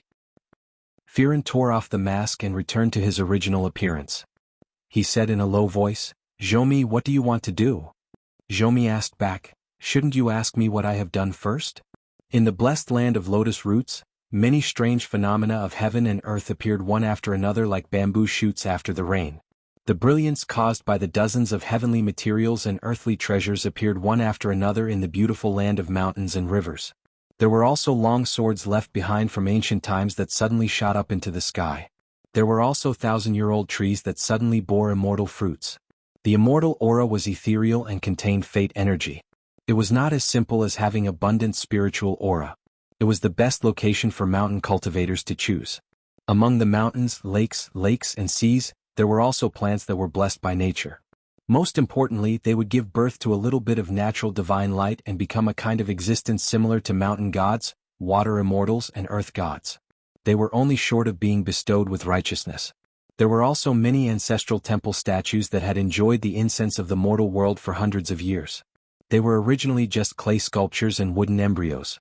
Even if some of them belonged to the local obscene temples, there were now a few embryonic golden bodies that were formed and began to open their eyes to the mortal world. Cui Dongshan performed a great supernatural power of immortals that copied mountains and rivers and spread the scrolls on the ground. It was good for those who were not in a high realm to see more vividly. The eyes of the accountant, Wei Wenlong, lit up. His hands were quickly pinching his fingers in his sleeves as he did not stop calculating. The longevity fellow was obviously in a good mood. He pursed his lips and smiled. Chao Qinglang was puzzled. Little senior brother? Cui Dongshan had nothing to do, so he stepped on the spot and flew up with his sleeves. He smiled and said, "You guessed right. Lotus Root Blessed Land not only became a superior blessed land, but also hit the bottleneck. In history there were not many blessed lands with such good fortune. If I remember correctly, there were only 6. They were the result of many mountain peak sects preparing for hundreds of years. For example, the 100 Refinements Blessed Land of the Talisman Yu Shenyi sect was to let the blessed land have more fortune. Ordinary mountain peaks would not have such extravagant hopes at all. It turned out that other than the Luapa Mountain's own methods and the gifts from outsiders, the Lotus Root Blessed Land, which had just been promoted to a superior blessed land, had reached the bottleneck in less than an hour. Just the mountain of dragon pearls that Madame Qingzhong took out caused the blessed land's water luck to soar by 50%. In addition, during the battle of the 10 people in the world, the imperial tutor Zhongqiu obtained a celestial fortune. It was a 5 sacred mountains true form map. Zhongqiu tried to destroy it in order to guard against Yuzhini. Later, according to Lu Tai's instructions, he gave up the idea and handed it over to Chao Qinglang for safekeeping. Chao Qinglang asked Zhongqiu and little senior brother. One was willing to take it out and the other said that there was no hidden danger. Therefore, the 5 sacred mountains that did not need to be conferred by the emperors of the 4 countries appeared in the Lotus Root Blessed Land. As for Yuanlai's immortal fated chance, it was buried at the base of a tall mountain. Similarly, it possessed the embryonic form of a vast mountain. However, compared to the 5 great mountains true form diagram, its grade was slightly lower. The small pond behind the Luapa Mountains bamboo building turned into a huge lake. A purple-golden lotus swayed and wisps of purple-golden light slowly flowed into the lake. The chi of Tao permeated the surface of the lake. The floating duckweed sword lake was one of the 18 lakes. Together with the Tai Hui Sword Sect's mountain, it had taken root and gradually merged with the heaven and earth. Other than that, there was a sea of clouds given by the ancestor of the White Cloud sect of the Lying Ground Peak, a peach forest given by the Peach Mountain sect, a fiery cloud given by the Taixia sect, and a white conch cup given by the Yuanling Hall of the Finger Shin Peak. It was as big as an island and was a natural small Taoist field. Pei Qian frowned and said, "When water is full, it will overflow. Once it reaches a bottleneck and can't break through, it will be bad." Cui Dongshan immediately turned his head and gave Pei Qian a thumbs up. "Senior sister, you have a good eye. You are insightful." Zhou Mili finally had a place to use her skills. Holding the golden carrying pole and green bamboo cane, she clapped her hands quickly but silently. The so-called bottleneck was the size of the Blessed Land's territory. After all, the size of the Blessed Land was fixed. The Blessed Land of the Taoist Temple in the past was considered the smallest among the 72 Blessed Lands. Once the spiritual energy of heaven and earth in the Blessed Land was too much, it would be as bad as not enough. Not only would it affect the physique and fate of the mortal teachers, it would also cause all kinds of natural and man-made disasters. For example, if the water was too heavy, it would cause the mountains and rivers to be turbulent and flood thousands of miles away. Or if a huge sun hung in the sky, the sun's essence would shine for thousands of miles and continue to burn the blessed land, causing drought to occur for a few years and killing all living things. The dense moonlight would sprinkle on the mortal world, causing the underworld to be filled with ghosts and spirits. They would form groups and wander at night. Or the mountain and lake spirits that were together with the moon would flock and run rampant in the mortal world. The moon's excess would lead to a loss. This was the truth of the great Tao. This was the root cause of many people who ascended in the blessed lands. These people were favored by heaven and earth. They were blessed by fate. In a sense, they had no choice but to come out. If they forced themselves to stay in the blessed land, they would either be crushed by heaven and be regarded as a traitor who tried to usurp the throne. They would be reduced to returning to heaven and earth, or they would take advantage of the situation and leave. Therefore, the truth of many blessed lands in history came to light. However, some of them would attract unexpected disasters. For example, the last official of the Great Wall of Sword Chi broke the restriction of heaven and earth by himself and attracted the attention of the cultivators in the world. In the end, the entire blessed land was destroyed. The blessed land of Cloud Cave, controlled by the Jiang family, was famous for its vast land and many people. Even if they spent a lot of money because of the disasters caused by cultivation, the blessed land of Cloud Cave had never reached a bottleneck.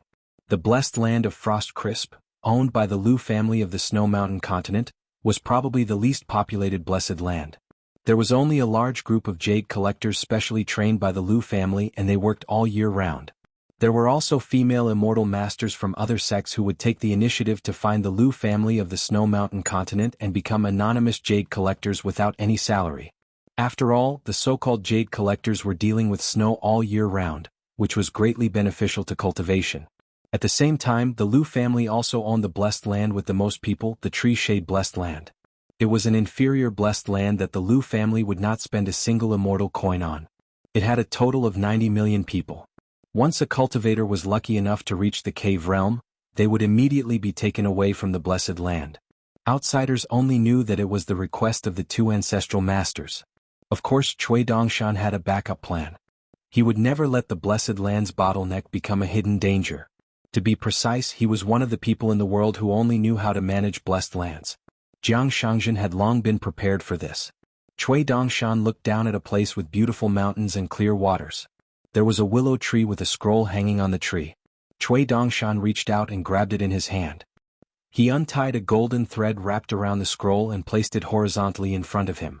The scroll was suspended in the air. Cui Dongshan touched it with 2 fingers and the scroll instantly unfolded. The images constantly swept out and finally revealed 1,000 miles of mountains and rivers painting. This was a great gift from Jiang Shangzhen to the blessed land. He bought it from an old ancestral master of Carte Blanche Blessed Land. It was originally a scroll that was tailor-made for the blessed land of Cloud Cave. After it took root, as long as the blessed land was empty and vast enough, it would become a real mountain and river after being soaked in abundant spiritual energy for 100 years. Other than that, most of the refugees from the Tongyi continent who were previously imprisoned by Jiang Shangzhen walked out of the blessed land in the Aquarius continent. Almost all of the Qi cultivators had left, leaving behind more than 200,000 ordinary people. It was unknown what method Jiang Shangzhen used. Most of them were coerced and tempted. In the end, they chose to stay in the blessed land and await the judgment of God. These were 2 acts of timely help. The painting of mountains and rivers was like this, and it was even more so for the 200,000 souls of the mortal teachers. As long as they lived and multiplied here, they would be able to repaint the white painting blessed land a bit more. Wei Pai praised from the bottom of his heart, compared to consecrator Zhou, I am ashamed of my inferiority. As the suzerain of the Jade Gui sect and the head of the Jiang family, Jiang Shangzhen could be said to have given his all for Luapa Mountain. As a consecrator to this extent, even Cui Dongshan wanted to give Brother Zhou a golden plaque with the words righteous beyond the clouds. It seemed that no matter what Jiang Shangzhen did, as long as he put his heart into it, he would be outstanding.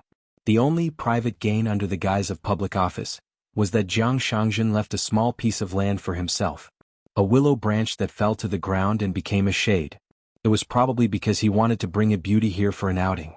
With the additional mountains and rivers that appeared out of thin air, the spiritual energy of the blessed land that was almost solidified began to flow naturally again, surging towards the empty mountains and rivers. Julien laughed and said, Consecrator Zhou is indeed a wonderful person. It's rare in the world. Then Julien smiled and looked at Pei Qian. Pei Qian was a little puzzled. Julien explained, Consecrator Zhou and I hit it off at first sight. We exchanged pointers on a Dao technique and were evenly matched. But in the end he lost to you. Furthermore, Consecrator Zhou lost wholeheartedly. Pei Qian thought for a while and muttered, What's all this about? Zhou merely gently shook her head, which was considered as knocking on the door to greet Pei Qian. Pei Qian stretched out his hand and pressed on her head, saying softly, "Don't say that old chef is talking nonsense. There's no such thing. We, the Bamboo House, treat people with sincerity." In Pei Qian's small account book in the early years, there were many distinct factions. For example, she, Sister Nuanshu, and Little Mealy belonged to the most direct Bamboo House faction. The Gatekeeper faction had Jing Dafeng and Yuan Lai. The Dragon Riding Alley faction had Shi Ro and the others who looked after the shops. There was also the Stake Walking and Dream Walking faction. Cui Dongshan said, "Next I'll have to trouble Changming Judge and Mr. Wei to take a few more steps to pick up the money and settle the accounts. Hongxia will bring Yunzi to help later. You don't know how lucky you are. It's not good to lie down and enjoy life without doing anything." Hongxia said softly, "Yes, Hongxia." Qin Lingjun said, "Count me in." Cui Dongshan smiled and looked at Grandpa Qin, who was walking a little light. "Then count you in? Do you want to bring that brother of yours along?" On this trip to the North Continent, Qin Lingjun had crossed the continent and back. He had been very careful when he walked, but that business of beheading a chicken and burning yellow paper to get to know a good brother was very daring and not the least bit careless. Qin Lingjun shrunk his neck and took a big step forward. He took another big step forward and put his feet together. Thus, he stood next to Nuanshu, the stupid girl, and said tentatively, "Then let's forget it, right?" Cui Dongshan no longer paid attention to this leader of Luopa Mountain's courage and wisdom. First, there was old Josie, who had never won a fight and never lost a quarrel. Then there was Lu Qiqing, who had, "My senior brother is Zheng Juzhong, and I am best friends with Chen Pingon." Now there was Qin Lingjun, who had scolded Ruan Fei for being shameless, patted Lu Chen's shoulder twice, and even called the people of Zhanlong his brother. Each and every one of them was **king talent, the kind that could only be found but not sought. Even Cui Dongshan found it interesting that Luopa Mountain was able to occupy one of these rare heroes in the vast world. Cui Dongshan turned to Chao Qinglang and said, "That dragon boat ferry can be brought here to be repaired. If you think that Lu Zhongruan is suitable, you can let her bring some of the more level-headed direct disciples here to choose 2 or 3 mountains to cultivate. But let's make it clear in advance. Within 60 years, other than Island Master Lu, who can freely enter and leave, the direct disciples can't move around casually." Cui Dongshan raised his hands, shook his sleeves and pointed to 2 places. For example, these 2 places have a lot of water luck. They can be given to Lu Zhongruan of Pearl Hairpin Island. One was a part of the South Xuanshui Hall, which was given by Xin Lin, the Duke of Spirit Source, and the other was a stream given by Li Yuan, the Marquis of Longting. When the dragon boat ferry called Overturned Ink had returned to the Oxhorn Mountain Ferry, it was already on the verge of collapse and broken. Just the immortal money needed to repair it had actually exceeded the value of the dragon boat itself. Lu Zhongruan wanted to buy this dragon boat. She could not use it as a ferry on the mountain, but as a souvenir she could park it in the water hall. She did not expect that Luopa Mountain would decline the matter, saying that it wanted to be repaired as before. Lu Zhongruan had good intentions. She wanted to reduce Luopa Mountain's financial losses. Since Luopa Mountain did not mind, she was too lazy to do more. But in the Luopa Mountain's account room, for the distant Cloud City and the nearby Pearl Hairpin Island, even if both sides were small immortals, Luopa Mountain was actually quite considerate of their good intentions. Chao Qinglang nodded and had no objections.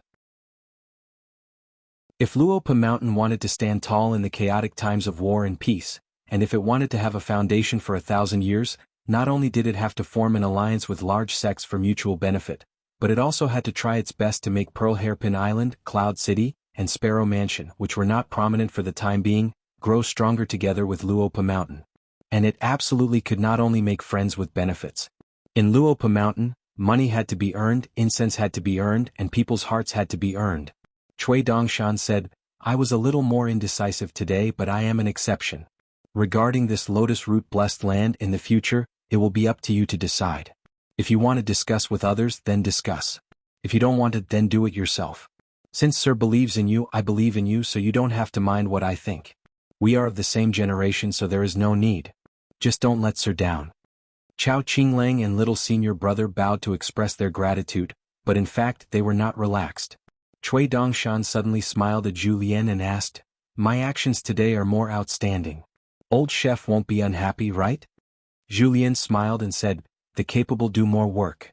No one will blame you for making more mistakes, not to mention that Mr. Cui Jr. is doing more right." Cui Dongshan retracted his gaze and looked down at the world. I've been throwing money and now I can finally make money.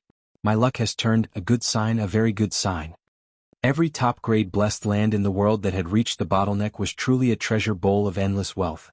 The sects and magnates who had the blessed land in their hands only needed to plunder the heavenly materials and earthly treasures and bring them out of the blessed land. Some cultivators in the blessed land could also break the cage and be taken away from the blessed land. They could become the immortal masters of the immortal abode in the beyond the heavens. This was what many books in the blessed land called ascending to the immortal world after attaining the Tao. This was how the blessed land holder used the spiritual chi of heaven and earth, or in other words, real immortal money to exchange for real immortals. Moreover, this move did not harm the Tao, the geographical advantage, or the harmony between people. In the end, Zhu Lian pulled Wei Shanjun, who had nothing to do anyway and might as well enjoy the scenery, to continue to guard the sky screen. He was responsible for keeping an eye on the picture scroll.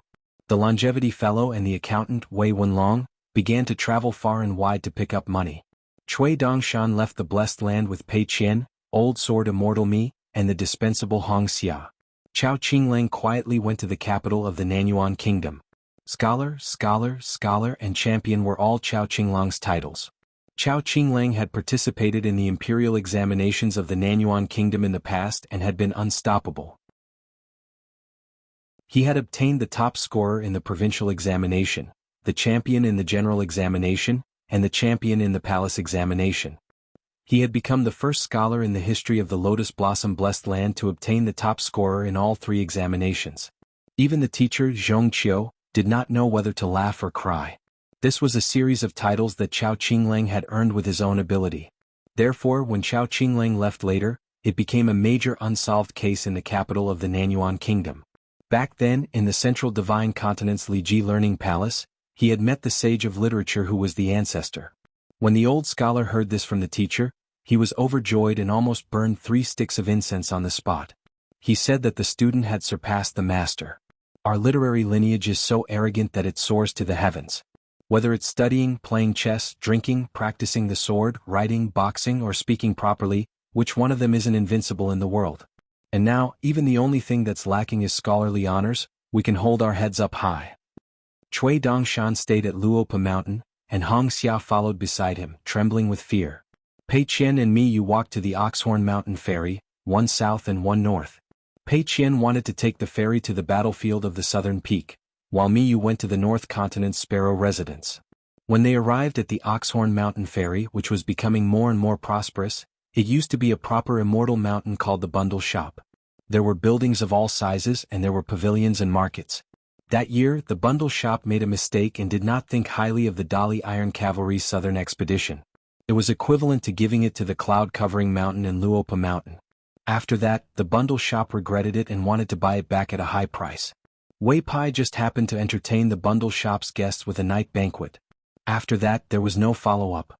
Later, Mi Yu would ask Wei Shanjun to help send it to the border of the northern peak. Then he would hide his breath and cross the continent on his sword alone. He would also visit the long bridge that connected the 2 continents. And this time, Pei Qian did not carry the mountain walking staff and the bamboo box on her back. She also left the auspicious symbol of the saber at Luopa Mountain. She only had a Dali Ministry of Justice jade token on her waist and 2 sabers on the other side of her waist. She would take a Dali border army ferry to the south and use the name of Zheng Qian. Pei Qian planned to suppress her realm at the golden body level. She would speak with the accent of the snow continent, and her fist technique would be similar to that of the Horse Lake Residence's Leigong Temple. Mi Yu said to Pei Qian, "Be careful." Pei Qian nodded. Same for Sword Fairy Mi Yu was helpless. Now, when he heard the 2 words, Sword Fairy, he felt uncomfortable. At the stone table by the cliff, Cui Dongshan crossed his legs and casually cast a spell. On the stone table scroll, there was the figure of eldest senior sister and old Sword Fairy Mi. The young man in white was leisurely eating melon seeds. Hongxia did not even dare to sit down. Cui Dongshan squinted at the nascent soul water dragon. "Do you want me to kneel and beg you to move before you invite Master Yunzi here?" Hongxia bowed and hurried to Mount Huimeng on the wind. On the way back to Luopa Mountain from the Blessed Land, Hongxia still did not dare to speak. In fact, she had her eyes on a remote river in the Songlai country. Compared to the place where Peixiang chose to stay in the Fox country, it was far inferior. After all, the latter still relied on a dragon vein, but the hidden dragon was not obvious. As a nascent soul water dragon, Hongxia was not suitable to cultivate in the Blessed Land if the Lotus Root Blessed Land was only a middle-level Blessed Land or a high-class Blessed Land. She would take away too much of the local Reiki and fate of the mountains and rivers. But now it was fine. Cui Dongshan saw through Hongxia's thoughts and did not make things difficult for her. Now the Blessed Land's water fate was so rich that it made people's hair stand on end. If there were no restrictions and there were no water fairies or monsters, it would be inappropriate to absorb Reiki in the small world of the human body. Therefore, Cui Dongshan let Hong go down and bring the Golden Core Realm Cloud Child along with him, so as to avoid rolling around in the green mud slope of Mount Huiming every day and creating a foul atmosphere. When other immortal masters passed by and saw this scene, they would mistakenly think that Luopa Mountain was a den of thieves doing illegal activities. The Lotus Root Blessed Land was divided into 4 by the old temple master. Except for the Nanyuan country, which was like a painting, the other people's mountains and rivers were like a drawing technique. Cui Dongshan knew that this was a valuable gift from the stinky Taoist so that Xiu could use it to make up for his Tao.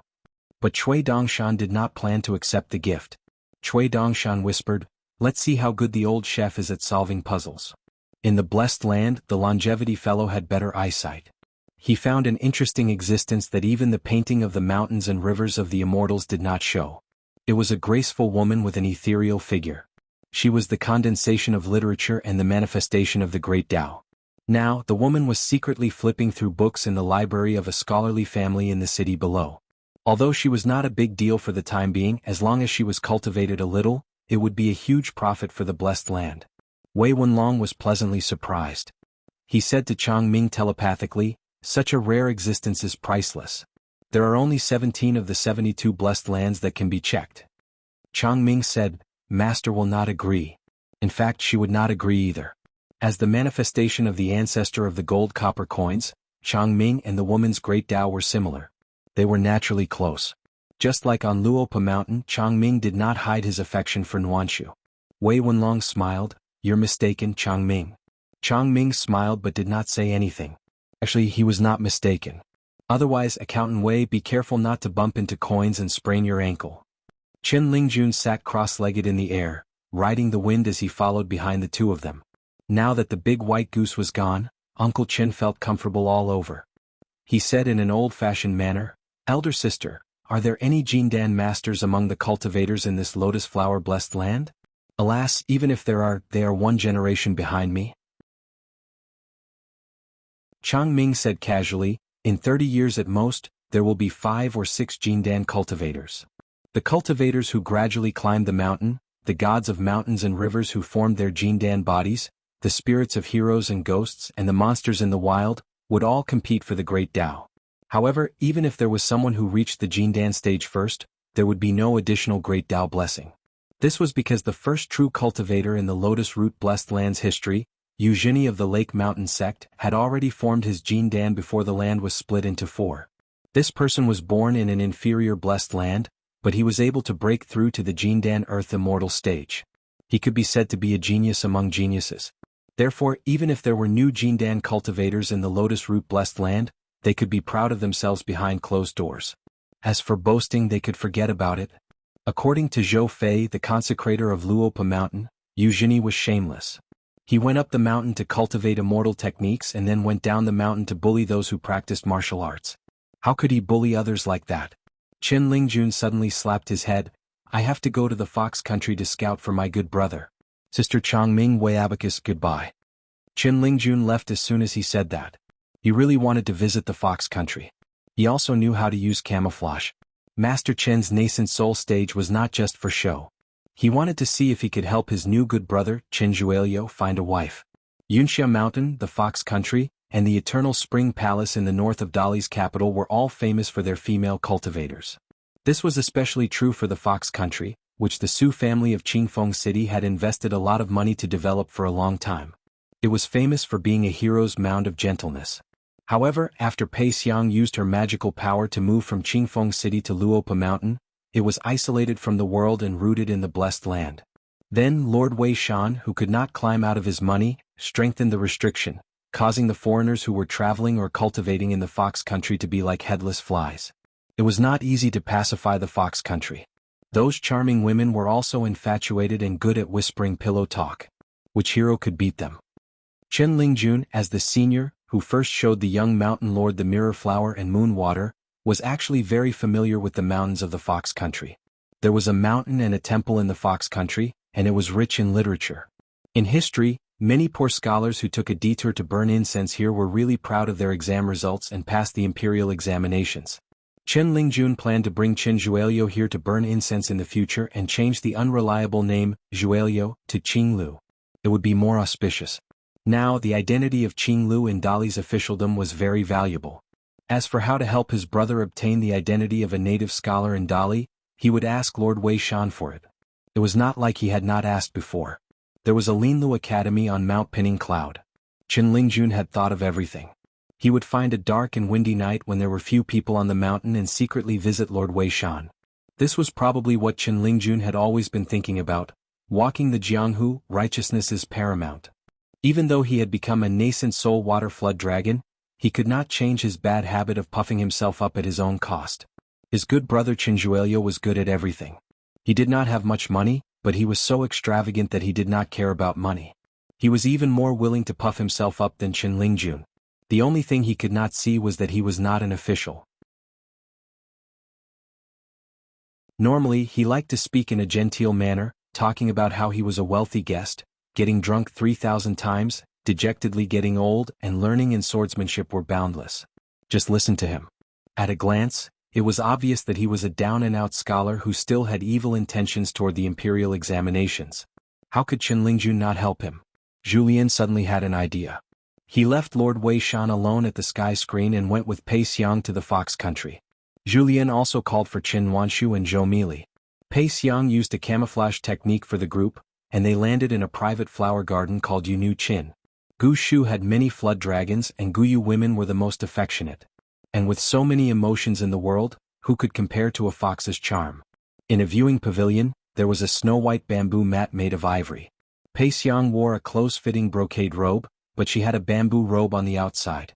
At this moment she was kneeling on the ground. Zhou Mili followed suit, but she felt awkward, so she followed the old chef and sat cross-legged. After Qin Wanshu obtained his master Pei Xiang's approval, he began to brew tea on the side. The tea set was ready. The bamboo pot was boiling and the fire was just beginning to turn red. The fragrance was fragrant, and there was a small pink dress with sleeves. Zhou Mili glanced at the old chef. She held a cup with one hand and held it with the other. She lowered her head and took a sip. She accidentally drank too much and quickly spat out most of it. Only then did she nod and pretend to be an expert. Good. Probably because she felt that she was too concise and did not show off her knowledge, Zhou Mili quickly emphasized and added, "Excellent." Qin Wanshu smiled. Julien reached out to rub the little girl's head. Little Mili tilted her head and complained, "Ah, old chef, you made me shorter. I used to be too easy to talk to. In the future, other than the good mountain lord, I'll be fierce to anyone who dares to delay my growth." Julien laughed loudly. Pei Xiang's expression was bleak. She ignored the playful banter between the Luopa Mountain's butler and the right protector. This ruler of the Fox Nation, who should have been overjoyed, felt a little sad. At this moment she turned her head to look outside the pavilion, a little absent-minded. Julien just smiled and drank his tea. Pei Xiang retracted her gaze and called softly, "Yen Fang." Julien smiled and said, "When drinking wine you have to have a heroic spirit. When drinking tea you have to have a normal heart." Pei Xiang said angrily and shyly, "Easy for you to say." Julien asked, "Then do you think little Mili is easy?" Zhou Mili quickly straightened her back. Although she did not understand what the old chef and sister Pei Xiang were talking about, the black-clothed girl was about to frown, but she quickly relaxed her brows. Pei Xiang said helplessly, "Little Mili can have no distractions. I'm the ruler of the Fox Nation and I was born a fox charm. How many years have I been immersed in the mortal world? How can you let me have a normal heart? Yen Fang, don't force me." Julien nodded and said with a smile, "Around the sword immortal are North Continent's fire dragon Venerable, Lu Shui Pit's Madame Qing Zhong, Tai Hui sword sex Lu Jinglong, Fuping sword lakes Ji Kai, Qi Suling, Duke Yuan Shen Lin, Marquis Longting Li Yuan, Tong Yi Continent's Jade Pendant sect Master Jiang Shangzhen. Even Pei Qian is a peak martial artist. There's also the immortal realm Chui Dongshan.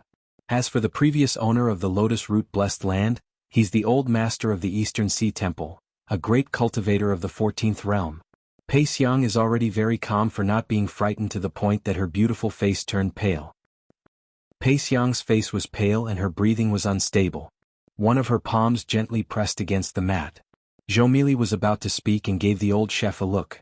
However, she saw Sister Nuanshu gently shaking her head at her. Zhou Mili quickly shut her mouth and lowered her head to continue drinking tea.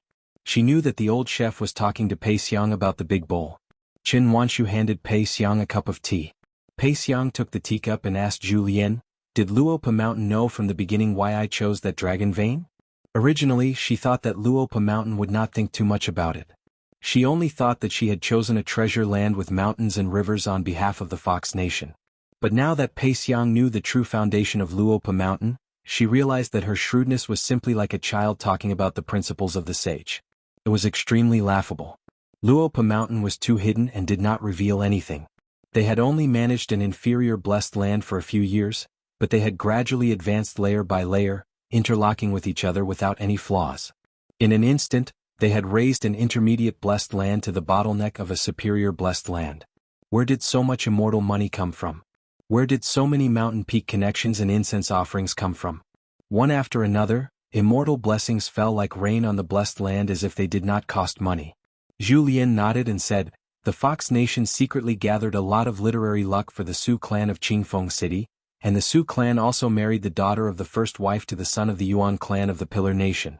I guess that it will most likely be a pair of twins, the boy supporting the dragon, the girl climbing the dragon." Of course, Su Hun did not have the guts to involve the fate of the nation. Competing with Xiao Hu in scheming was purely courting death. But this kind of icing on the cake, even if the Song clan knew, they would be happy to see it happen. Anyway, literary luck still fell on the Dali dynasty. If it could fall on the Song clan, of course it would be better. Actually, you don't have too much of a burden on this matter. On the account of Luopa Mountain, this is really just a small matter. Pei Xiang's mind was blank. She could only look at Zhu Lian in a daze.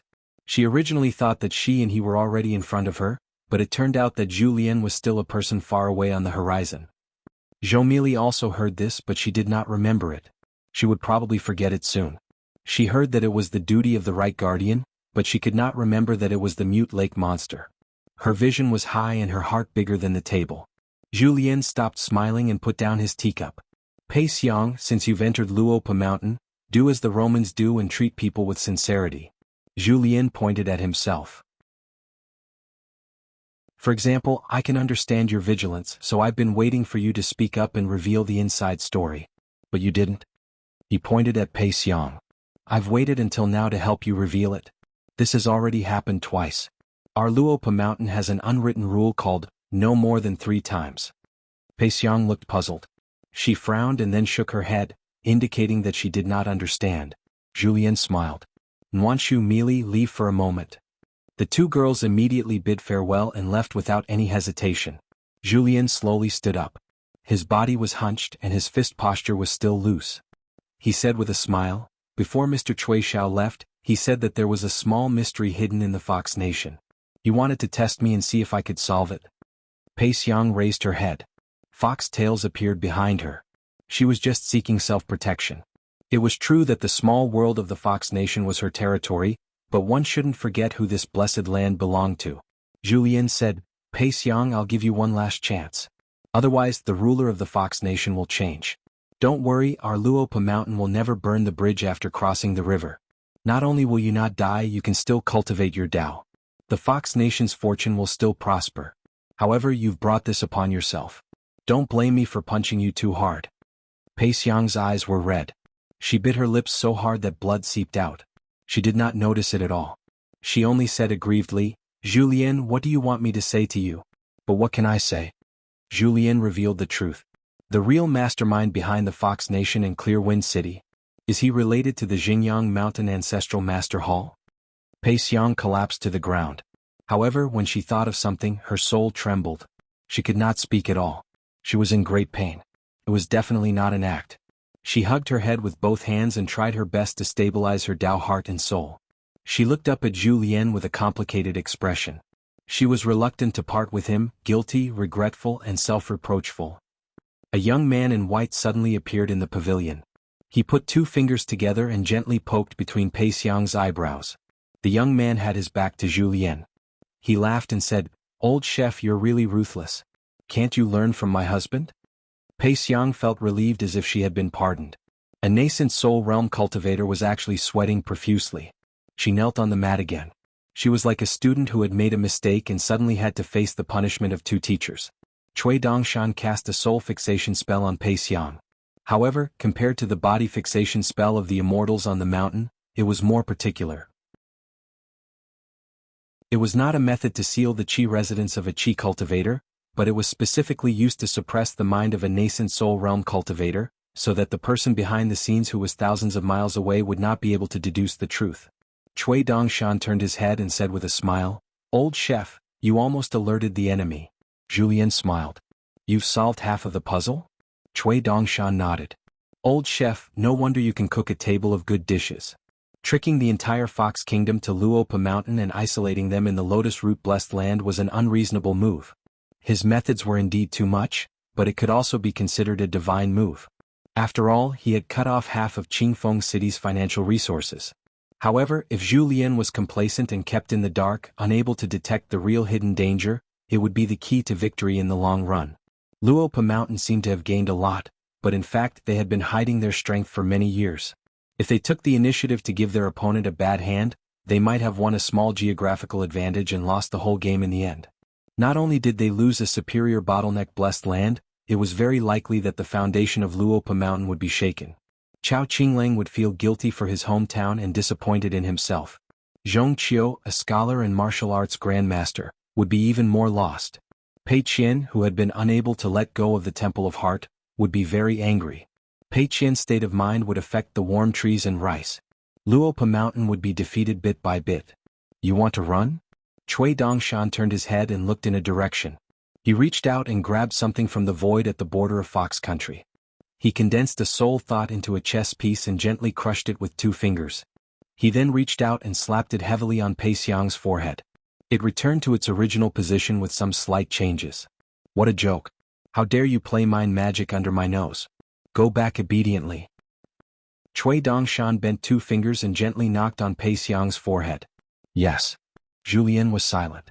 No wonder the world envied immortals for having a variety of spells and powerful abilities. The person behind the scenes who used a secret technique to seal Pei Xiang's mind was an immortal. Cui Dongshan was able to capture a thought that had escaped into the distance, play with it and return it to Pei Xiang. Of course, it was an immortal's method. Julien suddenly condensed his voice into a line and said to Cui Dongshan, "Gukan sent a secret letter to Cloud Pinning Mountain and entrusted Wei Pai to deliver it to Luopa Mountain. She said that Chai Bofu and the Su family woman beside him are the identities of his senior brothers. Chai Bofu also knows that his junior sister is actually taught by another secret master. However, Gukan said in the letter that Chai Bofu really doesn't know who it is. Therefore, I guess that the Su family woman and Pei Xiang are both chess pieces of the same person. However, neither side knows about this.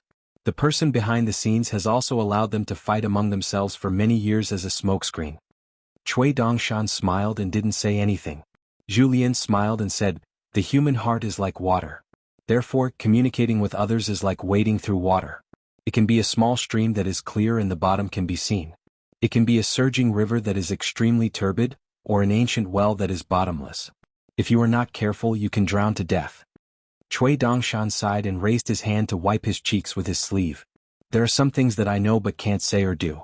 Old chef, your cooking skills are good, so please bear with it. Otherwise, it will only confuse a matter that was originally clear. Once the water is turbid, it will be difficult to see the fish in the abyss." From Julien to Zheng Dafeng and then to Wei Pai, the 3 of them had a tacit understanding of one thing. They trusted Cui Dongshan and had to be careful of his true intentions. Cui Dongshan was well aware of this and didn't feel that there was anything wrong with it. In fact, Cui Dongshan had always believed that a mountain should be like this and should be like this. Everyone was a good person who flaunted themselves as moral sages. Perhaps everyone was a snob who was more shrewd than an immortal abode. It was not appropriate at all. Cui Dongshan looked at the scenery outside the pavilion and muttered, "Where does the wind rise and where does the snow fall?" Julien smiled casually and said, "Hibiscus Mountain?" In the Lotus Root Blessed Land there was a hibiscus mountain. Together with the Bird's Eye View Peak, Spring Tide Palace and Lake Mountain Sect, they were known as the 4 great places to watch clouds and admire snow. Cui Dongshan said helplessly, I stared at that place for a long time, but there was no movement at all. Old chef, don't you think it's worrying? In the 5th world, in a secluded landscape at the border of Immortal Staff Sect and Soldier Disintegration Mountain's influence, a mountain and lake cultivator who didn't have the identity of a Taoist official in the Qingming world found another fellow Taoist who didn't have an identity yet. It was a young man who looked like a scholar. His name was Eugenie. He looked like a child and had quietly ascended to the unpolished Jade Realm in the New World. However, he came from the vast world and went to the Qingming world first before coming here. The young scholar found Eugenie. The latter was sitting cross-legged on a long sword and breathing slowly. His nostrils and ears were like 4 white snakes. Eugenie opened his eyes and asked, Fellow Taoist, why have you come to the mountain? Both of them were now in the Taoist domain, but the man in front of him dared to wear a scholar's robe and wander around alone. It was already very illogical. He looked like a Dragon Gate cultivator, but he could break through several mountain restrictions and find him. Of course, it was even more illogical. The man smiled and said, Fellow Taoist? Just call me Zheng Huan. You and I are from the same hometown, so just call me by my name. You don't have to be polite. Eugenie looked indifferent and said, Leave quickly. The scholar who called himself Zheng Huan smiled and asked, So what if I don't leave? Fighting and killing, aren't you afraid of spilling blood on the ground and polluting the clean water of this place? Eugenie remained silent and carefully sized up this courageous stranger. Back then, the blessed land changed greatly because of a young banished immortal. Ding Ying died and Eugenie took advantage of the situation and finally became the undisputed #1 person in the Lotus Flower blessed land. After that, he no longer cared about anything below the mountain and the world and only continued to cultivate. In the world, the only person who could be considered as his opponent was the new leader of the demonic cult, Lu Tai. As for the martial artist Zhong Qiu who parted ways with him and went further and further away, Eugenie simply did not have the time to find trouble with the Nanyuan kingdom. After he formed a golden elixir, he went into seclusion 3 times. Twice he was interrupted by Lu Tai. The last time he successfully ascended to the Lotus Flower blessed land. However, at that time, the blessed land was already turned upside down and the mountains and rivers changed color. Eugenie was even more lazy to care about the Nanyuan kingdom. As for people like Tang Tie and Qing Yuanshan, they were not worthy of Eugenie's attention. During Eugenie's last seclusion, a nameless young martial artist quietly appeared in the world. He used a sword but was not a sword cultivator. After practicing swordsmanship for several years in the mountain, when Eugenie broke through to the nascent soul realm, the young man went down the mountain with his sword. The young man's first battle as a fledgling was to challenge the entire Lake Mountain sect without knowing the immensity of heaven and earth. However, these disturbances could be considered as Eugenie's funeral. Eugenie did not care about the honor or disgrace of the Lake Mountain sect at all. Eugenie stood up and planned to leave on his sword. Since you're here, I'll leave. Zheng Huan's words were not to be taken lightly. He smiled and said, Why leave? Where can you go? I'm just here to take a look at one of the old temple head's methods. I'm not targeting you, Eugenie. The real purpose of this trip is to see a disciple of mine. You recognize him. He's one of the banished deities of your blessed land, Lu Tai or Lu Chui. He's not very accomplished, but he's quite boastful. I'm worried that when I see an unfilial descendant, I won't have anything to talk about.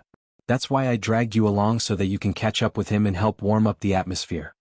Eugenie had already landed on the ground. He bowed and lowered his head, unwilling to get up for a long time. He did not even dare to say a word. Scholar Zheng Huan. One of the 5 dream manifestations of the Baek Okekyung building's 3rd sect master. It was different from the Yin spirit of a cultivator, or the Yang spirit of an external body. It was more mysterious and indescribable. This Zheng Huan could be considered a person of the indomitable realm. Eugenie hated the banished deities the most, so his understanding of the Tongyi continent and the Howran world was not shallow. However, when he heard that the other party called himself Zheng Huan, Eugenie did not think in this way. After all, Eugenie did not think that he was worthy of a Baek Okekyung building sect master entering the mountain to visit him. In this tiny blessed land, you're just a deity. Of course, there's no need to think too much. However, this habit has to be changed in the future. Otherwise, the higher you stand, the faster you die. Zheng Huan, who was one of Lu Chen's incarnations, smiled. He raised his hand and a lotus crown appeared out of thin air. He casually placed it on his head and asked, "It's not suitable for me to wear it now. Why don't I lend it to you?" Eugenie bowed even more and said softly, "I don't dare." Lu Chen smiled and said, "It's fine if you just bow." The Taoist sect passed down this etiquette, not to make future cultivators weak in the knees. Eugenie, oh Eugenie, the higher your realm, the more afraid of death you are. No wonder the sect master looked down on you and asked you to leave just because you're in the nascent soul realm. It's okay, the sect master doesn't think highly of you, but I think you're a talent. I'll give you an opportunity later. It's neither too big nor too small. You'll be able to handle it. Eugenie remained silent and tried his best to calm himself down. The technique he used was simple. He just had to remember that the other party was Lu Chen and quickly forget everything else. Lu Chen saw that his strategy was not bad, so he did not make things difficult for a person who had cultivated to the pure jade realm. He brought Eugenie down the mountain and went to a place near the center of the world. Eugenie was filled with emotions. It was said that this person had 5 dreams. They were the dream of the Confucian master Zheng Huan. In the dream, the skeleton came back to life. In the dream, the oak tree was alive. In the dream, the spirit turtle was dead. In the dream, the butterfly was unknown. There were thousands of ways to interpret the dreams in the future. Before Eugenie left the Qingming world after obtaining a customs clearance document, the sect master only asked him to cultivate in the 5th world and go with the flow. However, on the way to the door, Eugenie flipped through many books from various Taoist lineages. Among them, there was the analysis of Taoism by the 3rd chief of the Baek Okekyung building. The only thing they had in common was Lu Chen's void boat. One of the books from the Taoist sect described Lu Chen in an even stranger way. It said that Lu Chen was never the real person in the eyes of others. From Eugenie's point of view, it was similar to the Buddhist saying that when you see Tathagata, you are not Tathagata. It was another typical Taoist generalization which made Eugenie feel helpless. After that, he followed the scholar Zheng Huan or the sect master Lu Chen all the way to the center of the world. This made Eugenie feel even more helpless. Eugenie did not even dare to ride on the sword. He only dared to ride on the wind with the sect master Lu. He did not want to offend the sect master. Among the 3 sect masters of the Baek Okekyung building, the great chief was known as the most natural in Taoism. The second in Taoism was of course Najin Wudi. On the other hand, Lu Chen was said to be the most unpredictable. According to the Taoist sect, who did not like to give any face to the Baek Okekyung building, even Lu Chen himself did not know what was going on in his mind. On this day, Lu Chen finally stopped in his tracks. He extended a finger and drew an ordinary talisman. A door appeared in front of him. He turned around and said, "You're about to return to your hometown. After all the hard work, you're finally reunited. Are you happy?" Eugenie said, "I have no attachments to my hometown." Lu Chen shook his head and looked at him with pity. "You come from afar but you know little." Eugenie said sincerely, "I've learned something. One does not leave the house to know the world. One does not pry into the Tao of heaven." Lu Chen brought Eugenie into the blessed land where no one had ascended. Suddenly he swept his arm and slapped Eugenie's face with the back of his hand. A dazzling talisman appeared on Eugenie's face. It disappeared in a flash, causing a cultivator of the unpolished jade realm to be unable to breathe. It was as if he had fallen to the cave realm. Eugenie staggered. It took him a lot of effort to regain his footing. The doors of several natal chi residences were tightly shut. Not only that, when Eugenie used his divine thoughts to look inside himself, he was shocked. The spiritual energy of many residences in his body first condensed into water, then solidified into golden jade and fell to the ground. That was why Eugenie's footsteps were heavy. The door behind them closed automatically. Lu Chen walked forward slowly. Languid, he said, "The old head is still protective of his disciples. The blessed land that he gave to my disciples was only of medium quality. You're in the unpolished jade realm. If a colossal creature wades through the water, it will affect the weather. Won't there be a storm? There are only 2 of us, who are you trying to scare? Quickly get used to the cave realm. If you're like the mortals at the foot of the mountain, it will be difficult for you to go from extravagance to frugality. How can you be a cultivator?" Eugenie immediately stabilized his Tao heart and followed behind Lu Chen. Lu Chen asked, "Do you know why the saints are closer to water than to the mountain?" Eugenie shook his head. "Please enlighten me." Lu Chen said, "A bowl of water in Buddhism contains 48,000 worms." The old man sighed at the water. He was reluctant to part with the day and night. "My master also said that water is close to the Tao and the Tao is everywhere." What? "Look, when it comes to water, the grandmasters of the 3 sects are very amiable. They don't quarrel at all. Look back, there's something about, the one who respects the husband is the leader of chaos. Isn't the debate between the three sects scary?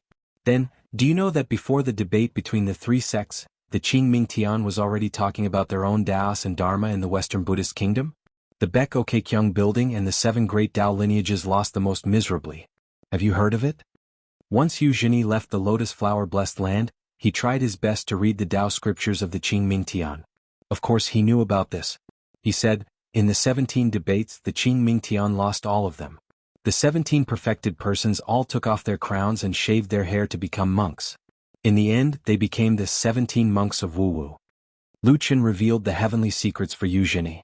In the early years, the 5 supremes of the heavenly courts were the masters of the pugilistic world. Other than being in charge of all the blasphemous rivers in the 5 lakes and 4 seas, the one that was truly in charge was the river of time. Every time a god disappeared, his corpse would turn into the stars in the sky. His divinity would fuse with time and gather into a river. The souls of the human race were actually born from the water. Therefore, in the world only the human race had the physique. Recently, once a god cultivated, he would ascend the fastest. This made the demon race, which had a longer history than the human race, envious of him. They would eat, and eat. In reality, no matter how much they ate, it would still be one. It would not increase or decrease. What was the point? Even if they ate half a one, so what? Lu Qin only walked slowly in the forest. He did not ride the wind. He said slowly, back then when I arrived at the Qing Ming Tian, I was not in a hurry to go to the Baek Kyung building. Because I had nothing to do, I specially collected Buddhist gathas. Their literary talent was outstanding. They were both exquisite and beautiful. I once saw with my own eyes all the remaining temples in the Qing Ming Tian. I also heard with my own ears an old monk sing, flowers fall and water flow, silent heaven and earth emptiness. He then threw down his horsetail whisk and closed his eyes. What a good life and death day, there is nothing, there is nothing. Speaking of this, Lu Qin turned his head to look at the childlike Yu Zhini. He sneered and said, look at you. Can you compare? The difference between our Tao hearts, is it really just a difference in our realms? Yu Zhini humbly accepted the advice and carefully pondered over the meaning. Looking at the scholar Zheng Huan in front of him, he only felt that the other party was leisurely walking through the forest. His simple Tao aura was like the moonlight and wind. Lu Qin waved his sleeves hard. The sound was crisp and clear. The current scenery in the blessed land was about the time of light snow. The ground was not cold yet. Yu Zhini said carefully, Chief Lu, are we going to Farong Mountain? The childlike old immortal Yu did not dare to ride the sword. He could only carry it on his back. He was short but his sword was long. He looked very comical. If he carried the sword on his back it would be fine. However, the third chief, who temporarily changed his name to Zheng Huan, insisted on carrying the sword on his back. He said that if one could not carry a sword properly, how could one have a righteous heart? If one's heart was not righteous, how could one practice the sword and cultivate the Tao? Previously, Lu Qin casually threw the lotus crown to Yu Zhini and said that he would help him wear it. Lu Qin said that he wanted to wear a white cloud as a crown. It was more wild and refined. This lotus crown was the chief's keepsake of the Baek Kyung building. Yu Zhini would of course not stupidly wear it. He just held it with both hands. Lu Qin said, what do you think? Yu Zhini nodded. After becoming an immortal, Yu Zhini traveled around on his sword alone. Therefore he had appeared under his feet and sword in all the famous places in the world. Chief Lu must have his own reasons. Lu Qin asked, are we going in the wrong direction? Yu Zhini was stunned and nodded again. Lu Qin turned around and hit Yu Zhini's head with his sleeves. He reprimanded, why didn't you say so earlier?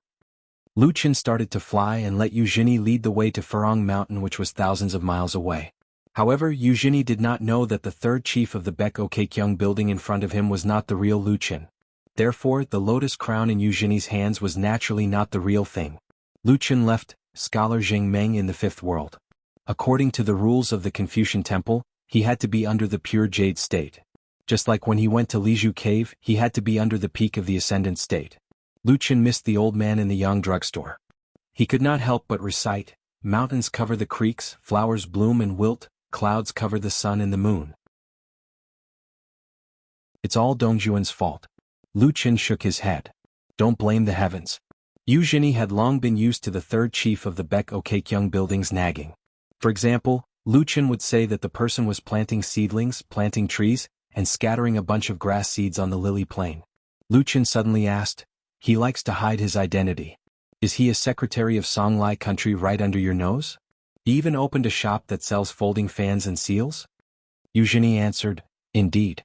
Lu Tai is a man of high standards and unparalleled elegance. Therefore he is known as the second banished immortal after Julien. He is a noble young master. Lu Chen rubbed his eyebrows. My head hurts. The lotus flower blessed land was divided into 4. The one on Luapa Mountain was renamed Lotus Root Blessed Land, an inferior blessed land. Eugenie's place was a superior blessed land. It was placed by the old chief at Qingming Tian. Lu Tai's blessed land and the blessed land where the young man, the little white ape, and the young Taoist traveled together were both of medium quality. The blessed land where Lu Chen and Eugenie were guests was brought to the 5th blessed land by the little Taoist who carried a huge blade-strengthening gourd on his back in the first year of Chunjia. The two of them flew past the green mountains and clear waters, towering over the white clouds and yellow cranes. Finally, they saw the hibiscus mountain that was known as the Cloud and Water Paradise. The mountain range was like a lotus flower, and the peaks were like hibiscus. Lu Chen landed outside the boundary of the hibiscus mountain and continued to walk with Eugenie. Every time the weather was cloudy, walking on the cliff plank road of the hibiscus mountain made the tourists feel like they were in a fairyland. After the devil sect's sovereign sect master Ding Ying, the banished immortal Lu Tai took less than 10 years to unify the forces of the devil sect. Lu Tai took a liking to the hibiscus mountain and opened a summer resort there. It became the most famous forbidden land in the lotus flower blessed land. Today it was drizzling on the mountain and the mist was hazy. Lu Chen just walked on a plank road and chanted, The light rain is soft and the wind is gentle, my limbs are free for me to stretch. 3 people blocked his path. The martial artist Tao Xiang, the Taoist Huang Shang, and the martial artist Huan Yin. Every one of them was worthy of the title of a first-class hero in the blessed land. They were the direct disciples that Lu Tai took in at the Eagle Fortress. Then they were brought to the blessed land and became the overlords of the devil sect. Not only did they look down on the nobles at the foot of the mountain, but they also killed many immortals who cultivated and climbed the mountain in the past 20 years. Moreover, among the 10 people in the previous generation, those who obtained immortal fate such as Zhou Fei from the Springtide Palace and Lu Zong the Sharpener, were able to go to the Tongyi continent where the 3 of them were from. Other than that, even those who stayed in the blessed land and could be considered a threat were extremely strange. First, Zhongqiu suddenly disappeared. Then, the most powerful person in the world, Eugenie, broke through to the nascent soul realm and ascended. In the end, no one in the world could go against the devil sect. The sects of the Jianghu could not do it, the immortal abodes on the mountain could not do it, and even the monarchs below the mountain could not do it. Among the 3 direct disciples of Lu Tai, the Taoist priest Huang Shangxiang had restrained his methods. Currently, he was already the imperial tutor of Nanyuan country's capital city and had obtained the title of Taoist Master Void Pierce Stage. As a matter of fact, when Lu Tai was bored to death, he asked the Taoist sects in the world to nominate the 4 great reverends. Their Taoist titles were Tong Xian Void Pierce, Nanhua and Dong Ling. Apart from Huang Shang, a direct disciple of Eugenie from the Lake Mountain sect also obtained one. Without Eugenie in the world, Master Lu Tai was truly invincible. He retreated to the mountains and forests like a wild crane. He had no interest in the blessed land and left it to the 3 direct disciples to take care of the world.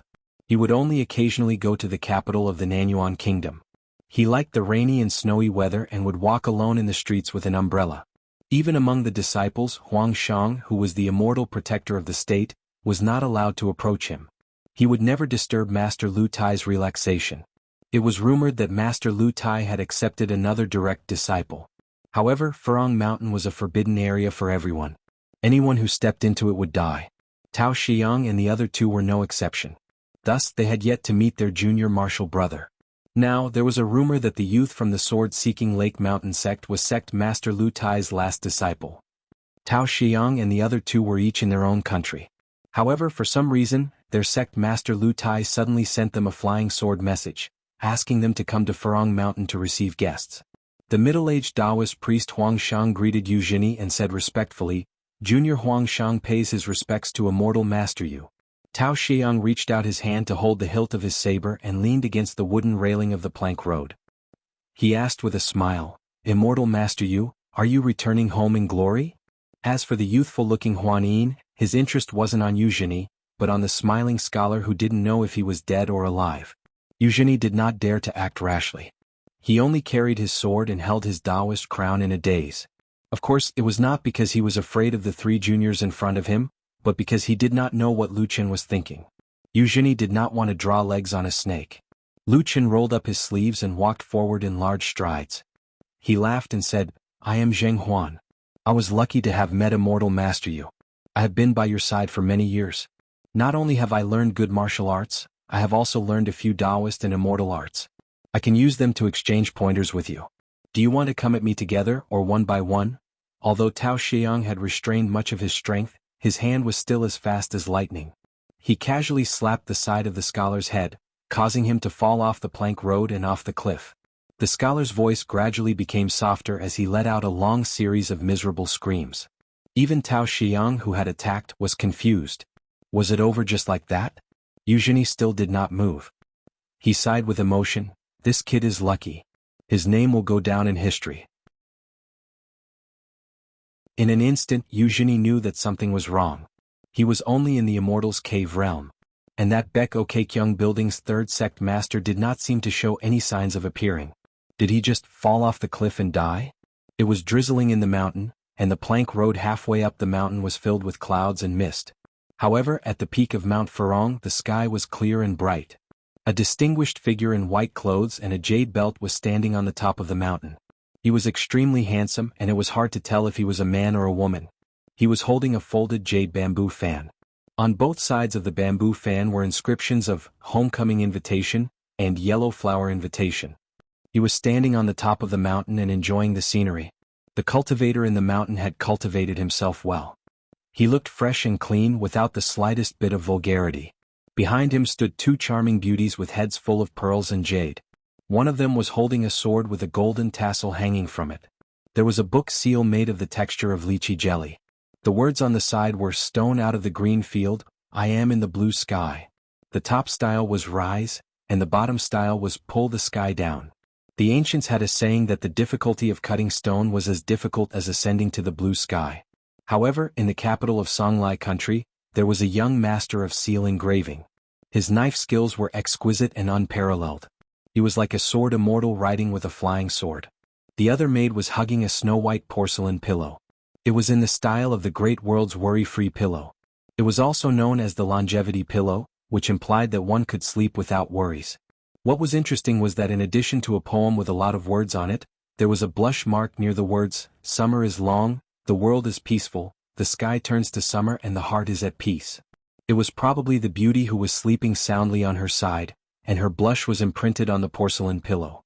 Such a romantic and gentle scene was enough to make one's imagination roam freely even if one hadn't seen it with their own eyes. Lu Tai waved his folding fan. The two talisman beauties disappeared. Lu Chen appeared at the top of the mountain and smiled.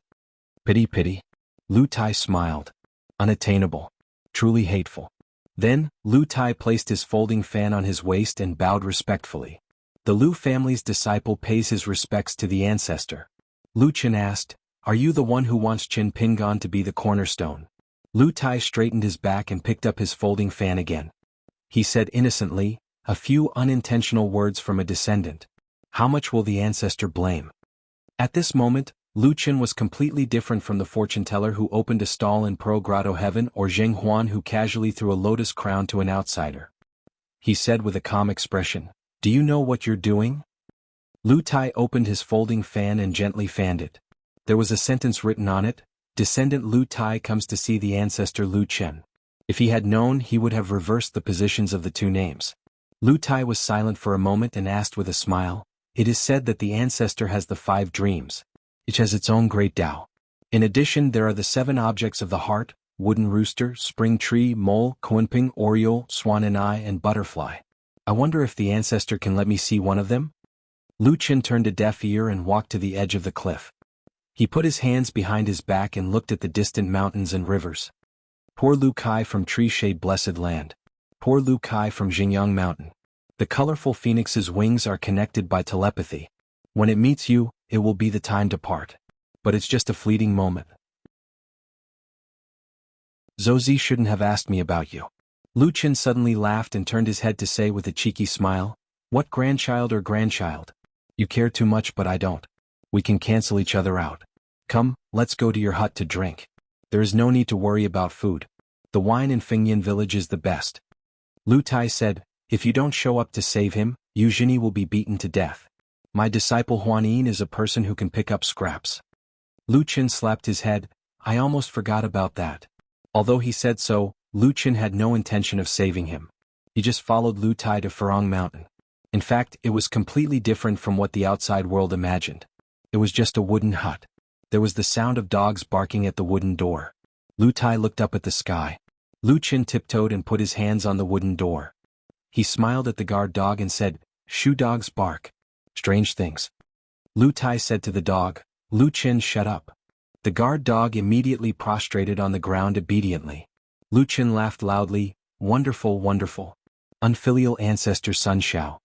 Coincidentally, it was snowing at Farong Mountain. Lu Qin decided to spend the night at Farong Mountain. Lu Tai went to the peak to admire the snow. Lu Qin sat on a bamboo chair and smiled, what a snowy night.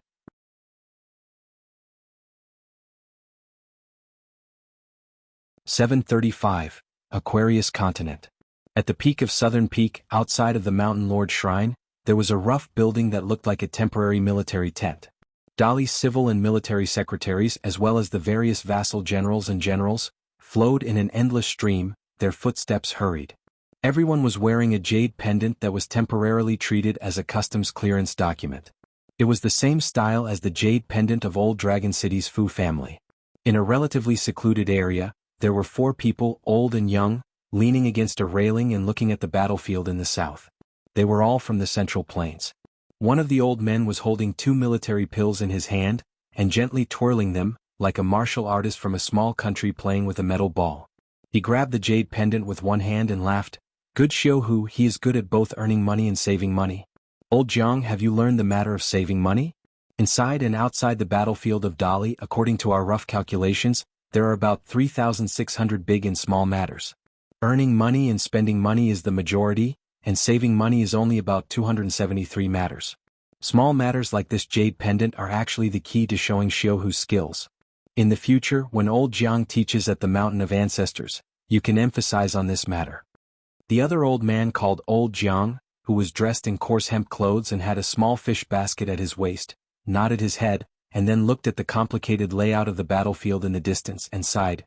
Attacking has a formation, defending has a seat, crisscrossing and crisscrossing, the disorder is picturesque. All of these are related to the theory of war. Other than that, there are also some books on the art of war that are related to the country's talent reserves, and the 2 matters of alliances, I can see some familiar traces, the context is clear. Seems like Xiuhu really admires Brother Wei. No wonder people say that when Xiuhu was young, he repeatedly flipped through 3 books, and one of them was Brother Wei's book on the art of war. The old man with the surname Wei stroked his beard and laughed. The other 2 books are slightly superfluous and are probably just a side dish. My book on the art of war is the real wine. It wasn't that this old cultivator of the Central Plains couldn't stand the praise.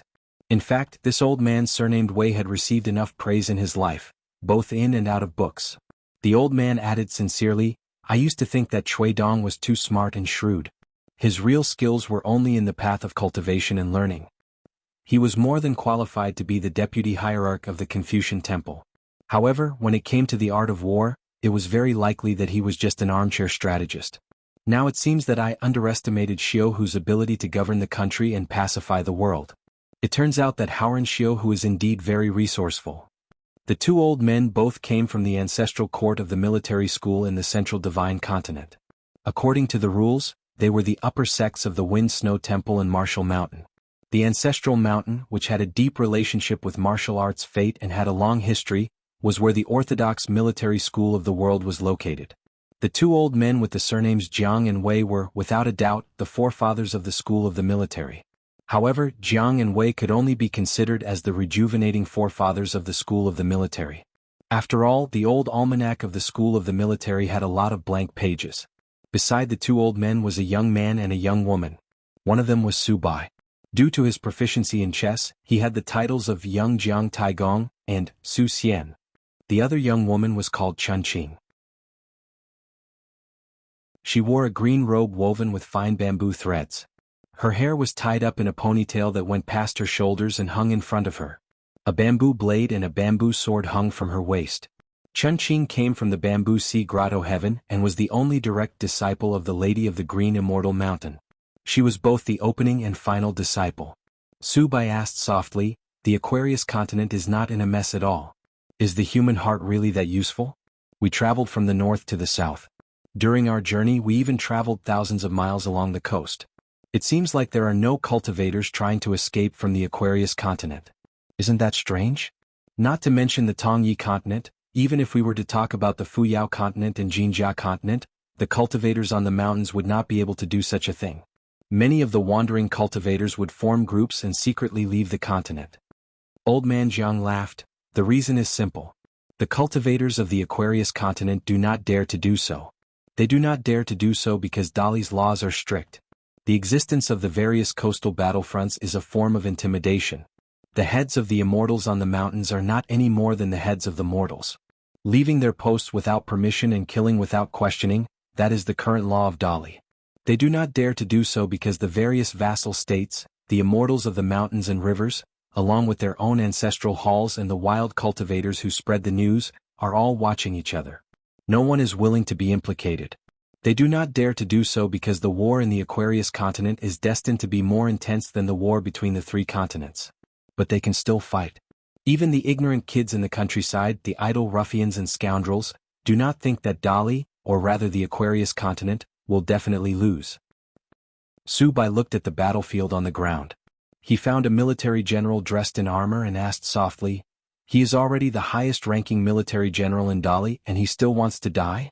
Is he willing, or does Xiu want him to die so that he can be the role model of the Dali border army and pacify the vassal states after the war?" Old Man Jiang laughed. "The military generals of Dali border army, which one of them is not a living person who stood up from a pile of corpses? From Song Jianqiang to Su Gaoshan Chao Gui, they are all the same. If we say that once the official title is big they cannot bear to die, and their lives are too valuable to die, then Dali's armored cavalry are not that strong. Su Bai, have you ever thought about this? The pillar state of Great Li can be hereditary, and in the future, it will continue to move toward the title of civil official. Then what about the position of hunting inspector, which is a first-class military general? Emperor Dali has never mentioned this before, naturally because Imperial tutor Cui Dong has never mentioned it before. Why? Of course it is because the hunting patrol envoy or Su Gaoshan, or the Eastern Front's commander Chao Gui, have all died in battle. Then Xiu Hu can bring it up and at that time it will be justified. I think Great General Su Gaoshan is very clear about this." Su Bai could not help but say, "But Su Gaoshan is only in his 50s and he has to die on the battlefield. Even if he uses this grace to bring glory to his descendants, how can he ensure that the military merit of the hunting patrol envoy will be passed down through the generations? It is human nature we have to worry." At this point Su Bai nodded to himself and said, "I understand. After dying in battle, they will be promoted to the martial temple heroic spirit, just like Yuan and Chao Gui.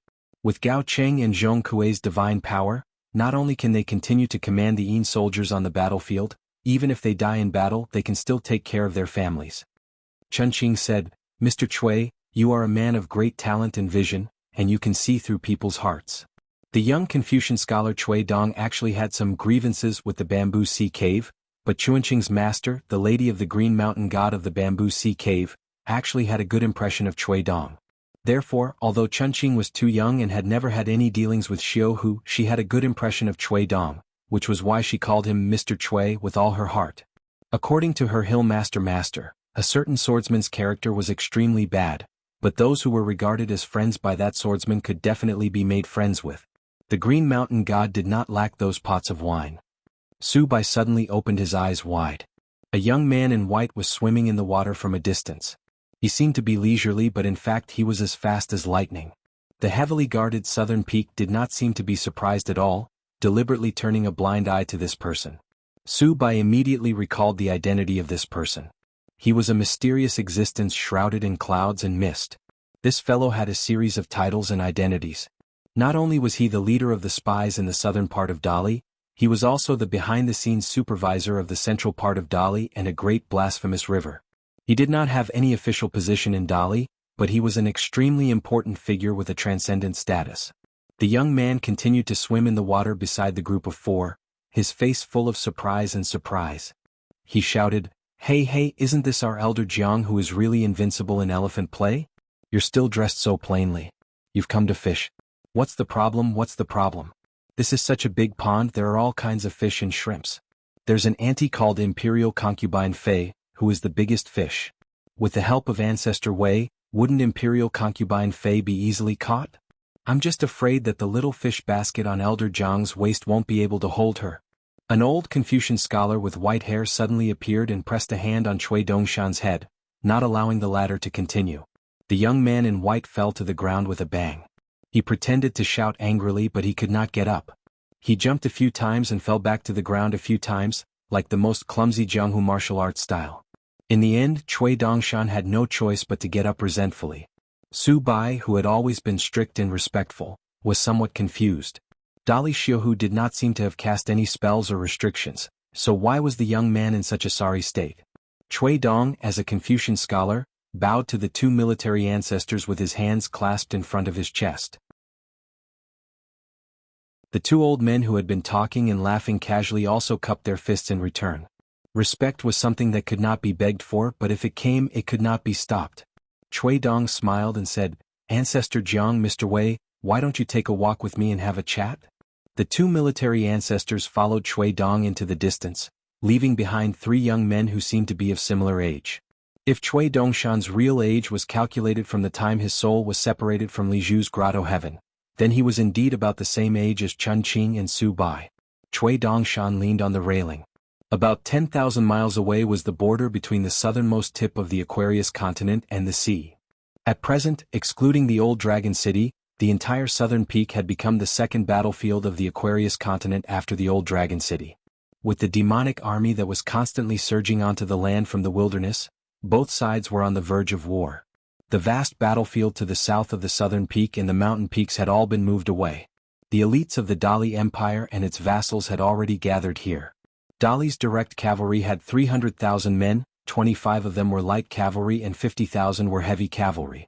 The light cavalry and their horses were all dressed in aqua cloud armor, and each armor was engraved with patterns of water and clouds by the talisman cultivators. They did not deliberately strive for perfection in the details of the talisman seal script. Dali's 300,000 men were led by Su Gaoshan. Born of the cold race of the Dali dynasty, he had previously relied on his illustrious military achievements to become the first hunting envoy in the history of Dali. His official rank was equal to the title of the pillar state of Dali. The 800,000 infantrymen were divided into 5 square formations, and each square formation was separated by a distance of 10 miles. In actual fact, for this kind of war and this kind of battlefield, this distance was completely negligible. A total of 800,000 heavily armored infantrymen were transferred from the vassal states in the south of the Aquarius continent, including the old White Frost dynasty. They were all heavily armored infantrymen, and were stationed in different positions according to the square formations. The infantrymen wore different colored mountain inscriptions of the 5 mountains armor, which was the same as the 5-colored earth of the land of mountains and rivers. All of the 5-colored earth came from the mountains of the various vassal states. In the early years, under the premise of not harming the country's power and the fate of the mountains and rivers, under the supervision of the Dali border army, thousands of mountain spirits, Mahist puppets and talisman strongmen worked together to excavate mountains of all sizes and handed them over to Dali and the various vassal government offices to coordinate. During this period, countless laborers from the various vassal states were mobilized, and under the leadership of the cultivators on the mountains, they worked day and night to forge the mountain inscriptions of the 5 mountains armor. The 300,000 cavalry were split into 5 groups, 3 light and 2 heavy, located within the distance of the infantrymen. Together with the 5 heavy infantrymen formations, they formed a landscape of the battlefield. General Su Gaoshan was in the middle of the formation, holding an iron spear in his hand. 30 years of military life, from a nameless soldier of the border army, he rose to become the highest military official of a continent and a country. Su Gaoshan sat on the back of the horse and looked back. Unfortunately, the south mountain blocked his line of sight. Otherwise, if he looked all the way to the north, he would be able to see all the mountains and rivers. As far as his eyes could see, it was all Dali's land. An ordinary man at this point in his life, he was born at the best time and died at the best time. Su Gaoshan lightly patted the hilt of his blade with one hand and raised his helmet with the other. This only hunting envoy from the cold race in Dali's border army had a determined look in his eyes as he muttered, "Let me, Su Gaoshan, pave a bright path for the future generations of the cold race." In front of the cavalry and infantrymen at the front of the battlefield, there was a horse-repelling formation.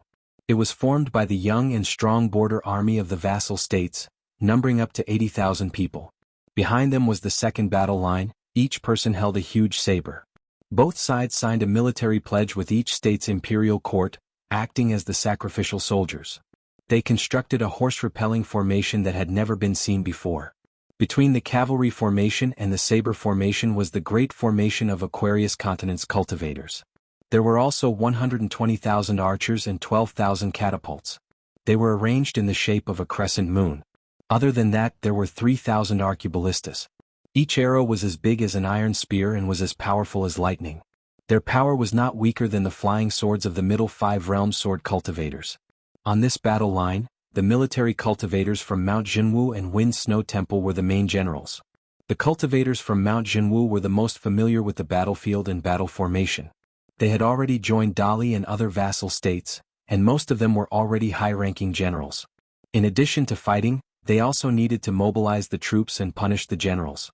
The fighting style of the cultivators from Wind Snow Temple was more similar to that of a ranger, and most of them were cultivators who followed the border army of each state. Among them, one of the 10 young candidates, Ma Kuxuan, was in the battlefield. He ordered more than 10 gods from Mount Jinwu's ancestral court to stand side by side on both sides of the battlefield.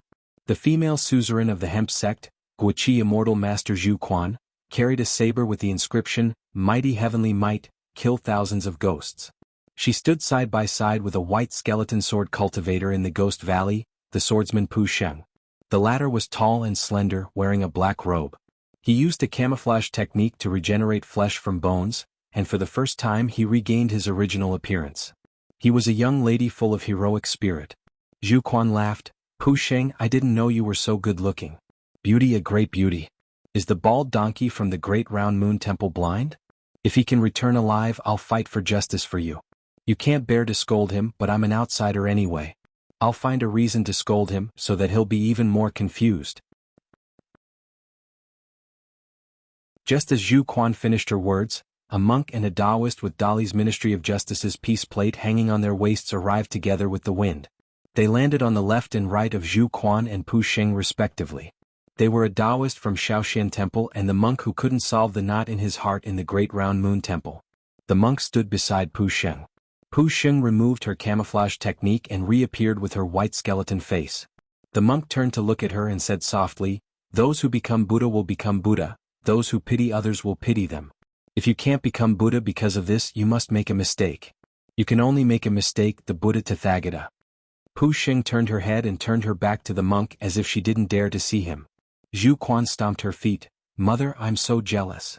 The old Taoist laughed, "Lord Zhu, you're ruining the mood again." Zhu Quan held the hilt of her sword with one hand and raised her head high to look towards the south. She sneered, "Bullsh *T. Me, Li Kai, and Pu Meng, the women of the North Continent, regardless of whether they are sword cultivators or not, human or ghost, we are scenery." A large group of cultivators were stationed on the mountains of the southern peak. Most of the Qi cultivators who were of lower realms were stationed at the southern peak ancestral mountain. From the foot of the mountain to the mountainside, the spiritual energy of heaven and earth was so dense that it condensed into mist. Some of the Qi cultivators of the lower 5 realms seemed to be drunk. Further up, there were sword boats floating in the air. King Song Mu, who was wearing a python robe, personally guarded the military tent outside the temple on the peak of the southern peak ancestral mountain. Song Mu retreated very late in the Battle of Old Dragon City. The king guarded the country's gate. Halfway up the southern peak ancestral mountain, the heroic spirit of Jingguan City Gao Cheng and the ghost Zhong Kuei from the Tong Yezhou Academy stood beside an old monk who was touching his own bald head. There was a child behind Gao Cheng. He looked at Gao Cheng's back and called him brother. Then he told Gao Cheng that his master, Cui Dongshan, had arrived at the southern peak. Gao Cheng turned a deaf ear to this. On the southern peak Crown Prince's Mountain, 2 10th realm martial artists, Li Er and Wang Fubing, stood side by side. In addition, there was also the Yueying Academy's mountain elder Zhou who also came from the North Continent. He had the same name as the King Stage Great Demon Yueying Mountain Wenhai. Therefore, Mountain Elder Zhou left a sentence in the academy to suppress his mother's anger. Then he brought a large group of Confucian scholars from the academy south to the Aquarius continent. However, Zhou left the academy's disciples in the central region as he went south alone. Now he was in charge of guarding the southern peak Crown Prince's Mountain with his good friendly heir and the old boor Wang Fubing. On the southern peak Crown Prince's Mountain, there was a celestial mansion whose height was second only to the temple on the peak of the mountain. A few major families in Old Dragon City were temporarily staying here. Other than the Fu family, the Sun family and the Fan family, there were also a few great sword immortals and old sword immortals from Xinjiang Mountain. There was also the city lord of Qingfeng City, Su Han. They were all staying in different quiet courtyards. The young city lord of Old Dragon City, Fu Nanhua, was catching up with Yunxia Mountain's nascent Soul Grandmaster, Kai Qinqian. A few major families in Old Dragon City had already moved out of the city. However, the losses were still immeasurable. Luckily, before the war there were a few trade routes and they had accumulated quite a bit of wealth. Even if they were injured, it was not to the extent of being unable to recover. As long as the Aquarius continent could be defended, everything was fine. This was a gamble where they would either win big or lose everything. Furthermore, Old Dragon City had no choice but to agree to Dali's request. Furthermore, as the leader, the Fu family of Old Dragon City was the Fu family, and they spared no effort. The few vassal families could only grit their teeth and swallow their anger. Normally, they had to squeeze out a smile and put on a calm posture, not daring to show any resentment. After all, if they really won the war, they would be able to reap huge profits. As for the few continent-crossing boats in Old Dragon City, including Osmanthus Island and Mountain Sea Turtle, they had all moved to the northern region of the Aquarius continent. The Su couple, as well as Su Binxian, were secretly discussing with Xinjiang Mountain's Tao family ancestor, Mountain Protector Consecrator, and the Lady Tao Zi. City Lord Su Hun was currently a Jade Pure Realm military cultivator, and was wearing the Swansea armor. His son Su Binxian. In the early years there was a graceful Taoist nun who roamed Clear Wind City, and personally gave Su Hun's son a name, which meant, a person who is proficient in both civil and martial arts. The relationship between Xinjiang Mountain and Clear Wind City was not as simple as being allies. The few people in the study room were closely related to each other. Su Hun was expressionless as he looked at the lady who came to ask for forgiveness anxiously. His tone was not harsh. Fox Country is not some city. After closing the door and activating the city protection array, all news can be cut off.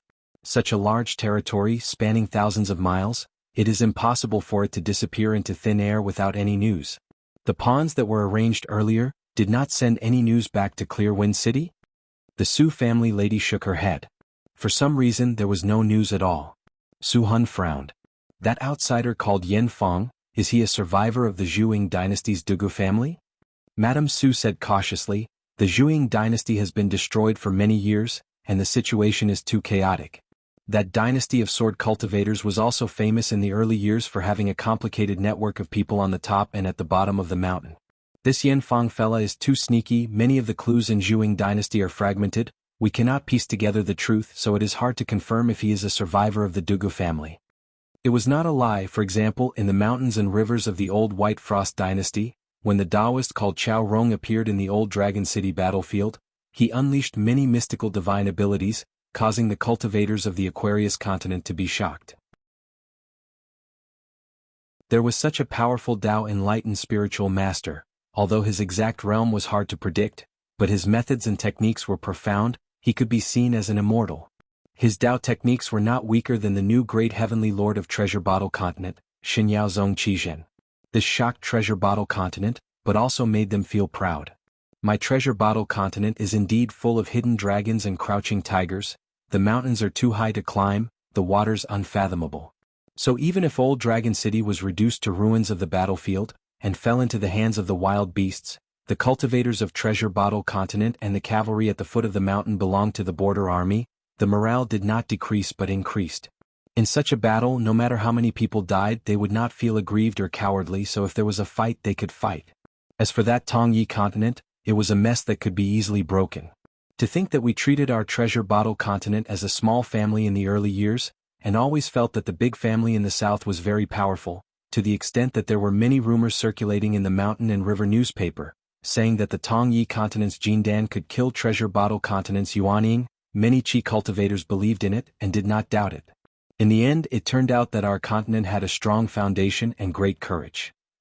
But to the current Clear Wind City, half of their financial resources were mysteriously cut off, and they could not even find a relatively accurate connection. Naturally, they were not in a good mood. Even with the help of Xinjiang Mountain and some Zhongyu land sword Xiao to search for clues, it is still difficult to dig out Yanfang's roots. The lady was about to cry. She took a handkerchief and wiped the corner of her eyes. Su Hun waved his hand. Then we will discuss it again. It was better to discuss some of the real inside stories behind closed doors with family members. The Tao family ancestor laughed. Until now, no one from Luopa Mountain has appeared on the battlefield. Maybe, but they did not earn any fame. Su Binxian laughed. It seems that they only gave Dali military a dragon boat ferry. Is that considered contributing? Hypocrites, after doing business for so long, they know how to buy people's hearts. That is a good method. Basking in the light of Great Mountain Lord Way of Cloud Spreading Mountain, with one Oxhorn Mountain crossing, they hugged the thighs of North Continent's Linen Sect and Spring Dew Garden. Now they have become the largest landlord in Old Pearl Land. The number of vassal mountains has already surpassed the Dragon Spring Sword Sect. The moving mountain ape of Xinjiang Mountain was dressed in white. He was tall and sturdy. He crossed his arms in front of his chest and sneered. What a lucky turn of events, making a brat famous and powerful. Su Binxian could not help but say, Northern Peak's cloud-spreading mountain is indeed terrifyingly deep. But Wei Pai has clearly been abandoned by Dali. His deity position was only Chiduan Mountain's local lord. His rise is too strange. Who can burn such a cold stove? Luopa Mountain is lucky. Madame Su said timidly, but I don't know why there is no news of that young mountain lord after so many years. The white-clothed ape twitched the corner of his mouth. A lowly mud bottle alley, how much can he do in less than 30 years? I asked him to take revenge. In the past, when I was at Xinjiang Mountain, he did not dare to come, but now that he is out of Xinjiang Mountain, he is still hiding. Such a coward is not even worthy of Madame Su mentioning his name.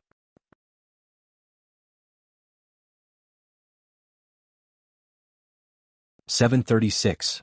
The meeting finally ended. Cui Dongshan sat cross-legged with his back against the wall, chatting with Chunqing telepathically.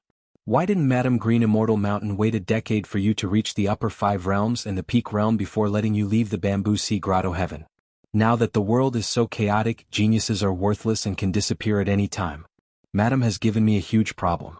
Let me say this first, you have to return to the Central Divine Continent alive. Don't fall in cultivation and don't die. Cui Dongshan did not want the only direct disciple of Madame Green Immortal Mountain to die in the Aquarius continent. Cui Dongshan still respected and trusted that Madame Green Immortal Mountain. Back then, when the old bastard became a rat hated by the entire world, the Yu family of the Central Plains, the Lu family of the Snow Mountain Grotto Heaven, and the Bamboo Sea Grotto Heaven had all lent a helping hand to the old bastard. Yu Panshui and Lu Jubao could not help but have some selfishness, hoping that Xiao would be a friend and a helper. Only Madame Green Immortal Mountain did not ask for anything. She just saw her friend in trouble and had enough wine on her mountain. Chunqing squatted by the side. Master said that in the Tao of martial arts, no matter how hard you punch or how heavy you attack, you won't die. So it's better to fight with a peak realm cultivator. Don't worry, before I left my hometown, Master and I made a promise. Either I return alive and inherit the Green Immortal Temple or I die outside. Master will treat it as if he doesn't have a disciple like me. Cui Dongshan nodded. That's true. If you fight with my master, it'll be a matter of my master's 2 swords and 1 punch. And on the battlefield of the Great Wall of Sword Chi, my master met a few people of the same path. For example, the demon race sword immortal Si Qin, who has a chance of ascending to the throne, and the leader of the Moon Supporting Mountains 100 Sword Immortals, Fei Ran. These 2 sword cultivators specialize in extracting silk from cocoons, exchanging injuries for death. They specialize in targeting young geniuses. Chunqing asked, is the difference between me and your master that great? Hidden official Qin Shi. The last of the 10 youths. But it was acknowledged in the Central Divine Continent that there was an insurmountable gap between the 10 youths and the 10 substitutes. Chunqing had long been a martial artist of the Wandering Realm, and was a chi cultivator at the bottleneck of the nascent Soul Realm. She was proficient in 5 element techniques, thunder, talisman, saber and sword Dao. And she was also a highly skilled array master, so she was proficient in catching, killing, tracking, hiding, tracking, and escaping. The Green Mountain Sect's madam regarded Chunqing as her own daughter and personally trained her. Because the Bamboo Sea Cave had friends all over the world, in just a dozen years, there were as many as 4 ultimate level masters who taught her disciple Chunqing martial arts. The most frightening part was that Chunqing was only in her early 20s. She was only 14 years old when she was ranked as one of the top 10 candidates. She was the youngest of the 10 candidates. Cui Dongshan said with a smile, "The difference between you and my master is not in realms.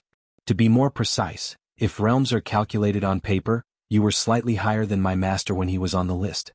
It's just that in the battles on the mountain, the difference between life and death can be decided in an instant. It's a good thing that you're proficient in all kinds of skills. You can avoid a lot of accidents. Unfortunately, you met my master who likes to think about what if. You'll still die. Don't be angry."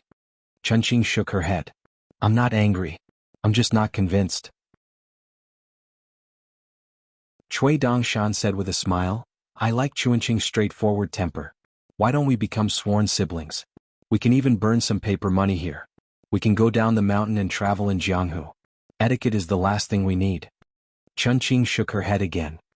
"In this way I'll be one generation lower than the hidden official. It's not worth it." Cui Dongshan patted his chest. "That's easy. We'll be sworn siblings." Chunqing couldn't help but turn around and look at this young man, with a sincere expression. She was puzzled. Was he stupid or did he think she was stupid? But how could a fool have the cultivation of immortal realm? If Jiang Taigong hadn't reminded her that he was a real immortal realm cultivator before she left, she would have thought he was a real immortal realm cultivator. Chunqing would have thought he was just an earth immortal. But on the way from Nanyue Ancestral Mountain to Caiji Mountain, Cui Dongshan was honest with her. He even scolded her and Xiaohu for their misdeeds in the Bamboo Sea Cave. She felt close to him. As for why Cui Dongshan kept emphasizing that Cui Dong was the peak of that old bastard's life, it was only when they were young. Chunqing couldn't understand it at all. Chunqing looked at Cui Dongshan for a while, but the young man only looked back at her with clear eyes. Chunqing could only look away and change the topic. "I hope I can have a match with your husband in swordsmanship and fist techniques in the future."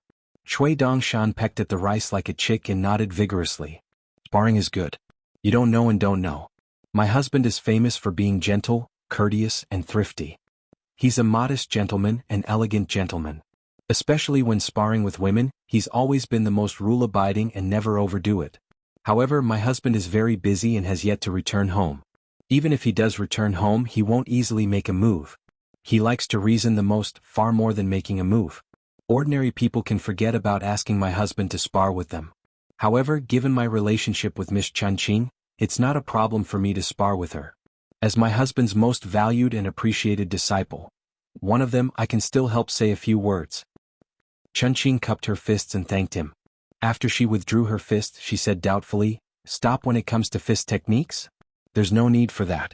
I don't dare to say much about other things, but I can still take a beating. You can let your husband fight with all his strength. It's fine as long as no one dies." Cui Dongshan's expression was strange. He raised his sleeve and wiped his face. Cui Dongshan didn't want to give up and continued, "In the future I'll take you to Luapa Mountain. When we come back you'll be worshipped in name. Isn't that great? Besides, my neighbor Weipai Mountain actually has some connections with the Bamboo Sea Cave. Weipai Mountain has a bamboo forest and calls it half of the Bamboo Sea Cave. He also has the reputation of small green immortal mountain. I tried to persuade him but to no avail. He just said that his bamboo forest is magnificent and called it half of the Bamboo Sea Cave. How can it not live up to the name?" Chunqing didn't care much about the description of half of the Bamboo Sea Cave and small green immortal mountain. She just asked, "Is it Wei Shanjun who likes to hold night banquets?" Cui Dongshan defended himself and said, "Nonsense. What do you mean he likes to hold night banquets? You can't wrong my Wei Shanjun. Holding night banquets is not a matter of whether he likes it or not. Every time, the gods of mountains and rivers of the northern mountain and the immortal master of records came to congratulate Mount Pailuan. What can Wei Shanjun do? It's hard to refuse such kindness." Cui Dongshan waved his sleeve and said passionately, "Wei Shanjun with two sleeves like the wind, accepts a small gift from me. Night banquets are definitely worthy of his reputation." Chunqing asked in a low voice, "Do you have a grudge against Wei Shanjun?" Cui Dongshan leaned back and said with a panicked look, "What are you doing? Miss Chunqing, you must have misunderstood me." Chunqing said, "I can see that you're not honest." Cui Dongshan sighed and suddenly pressed his face against the wall again. Chunqing asked curiously, "Hasn't that patriarch moving mountain of Xinjiang Mountain, who has a majestic aura, already left the Windy City? Why are you still eavesdropping?" Cui Dongshan muttered. First, it was the mutual deception between brothers. Now it's the sincere confidences between family members behind closed doors. It's all very interesting. They didn't say that I can't eavesdrop. It's a waste not to listen. Chunqing said, You're not honest. Cui Dongshan said with grievance, How is that possible? Go and ask Gao Cheng of Jingwan City. If I'm not honest, how can I help him find his long-lost brother? Chunqing was skeptical, but she said, Old method, let me have a look. It's really interesting. Cui Dongshan smiled brilliantly. He put 2 fingers together and pinched something in the air before handing it over to Chunqing. She opened her palm and saw that it was suspended in the air for an inch. Ripples of mountains and rivers could be seen on her palm. If she used a mind mustard seed to travel through it, she would be able to hear and see it with her own eyes. It was as if she was there, and she would be able to observe it with Cui Dongshan. Most of the immortals who stayed in this mansion were candidates for sects in the Aquarius continent such as Xingyang Mountain and Qingfeng City. Otherwise, they were second-rate immortal sects that were just a hair's breadth away from being a sect. However, in this huge mansion with a deep courtyard, the person with the highest cultivation realm was Su-hun of Qingfeng City, a newly minted unpolished jade realm cultivator. Su-hun was only famous in the continent for his great killing power. He was not proficient in other spells, divine abilities and unorthodox techniques. Of course, he could not detect the secret prying of an immortal realm cultivator. What's more, one of Cui Dongshan's preferred identities was a second-class spy in Dali's Green Wave Pavilion. He had official documents and tokens. In addition, Cui Dongshan also had a lot of titles. For example, he was the consecrator of the Fu family in Old Dragon City, the guest of the Jiang family in Yunlin, and the incense emissary of the Crown Prince's Mountain in Beiyue. Even if Cui Dongshan was asked to take out the Caiji Mountain Temple's blessing certificate within half an hour, Cui Dongshan could also take it out. The Mountain God King's wife would also give it to him with both hands. The mountain under their feet was called Caiji Mountain. The wife of the Mountain God King was once the king of Southern Mountain. After becoming a vassal state of Dali, Caiji Mountain was demoted to Southern Mountain Crown Prince Mountain. It seemed to be a demotion, but in fact, it was a huge promotion of the mountain's officialdom. In the southern mountain of a continent, Caiji Mountain was above all other mountains. Caiji Mountain produced a kind of 10,000-year-old soil called tranquil soil. It was the best material for otherworldly spirits to open their own Taoist field. It was also the most precious treasure on the mountain that cultivators who cultivated ghosts dreamed of. A middle-aged Qi cultivator of the sea-viewing realm happened to be hurriedly passing by the corner of the road. After seeing the young boy and girl squatting at the foot of the wall, he slowed down and turned his head several times. The more he looked, the more he frowned. They did not pay attention to the taboos on the mountain. They did not wear the peace token issued by the Ministry of Justice of Dali, nor did they wear the rain pendant made by the Old Dragon City and distributed by the vassal state. Could it be that they were the direct disciples of the ancestral hall of some small mountain and had come down the mountain to gain experience? But now on Caiji Mountain the rules were so strict. Moreover, this dear mansion was a place where immortal masters gathered at the peak of a continent. How could they be rash? How did their elders discipline them? How could they let these 2 children come out and behave so atrociously? The cultivator from the great immortal mansion stopped and said with a displeased face, What are you doing? Which mountain are you from? Do you know the rules? You tell me your names. I'll report this matter to the steward of Deer Mansion. Or should I drag you to see Steward Chu? Cui Dongshan eavesdropped while staring at the sea-viewing realm old immortal.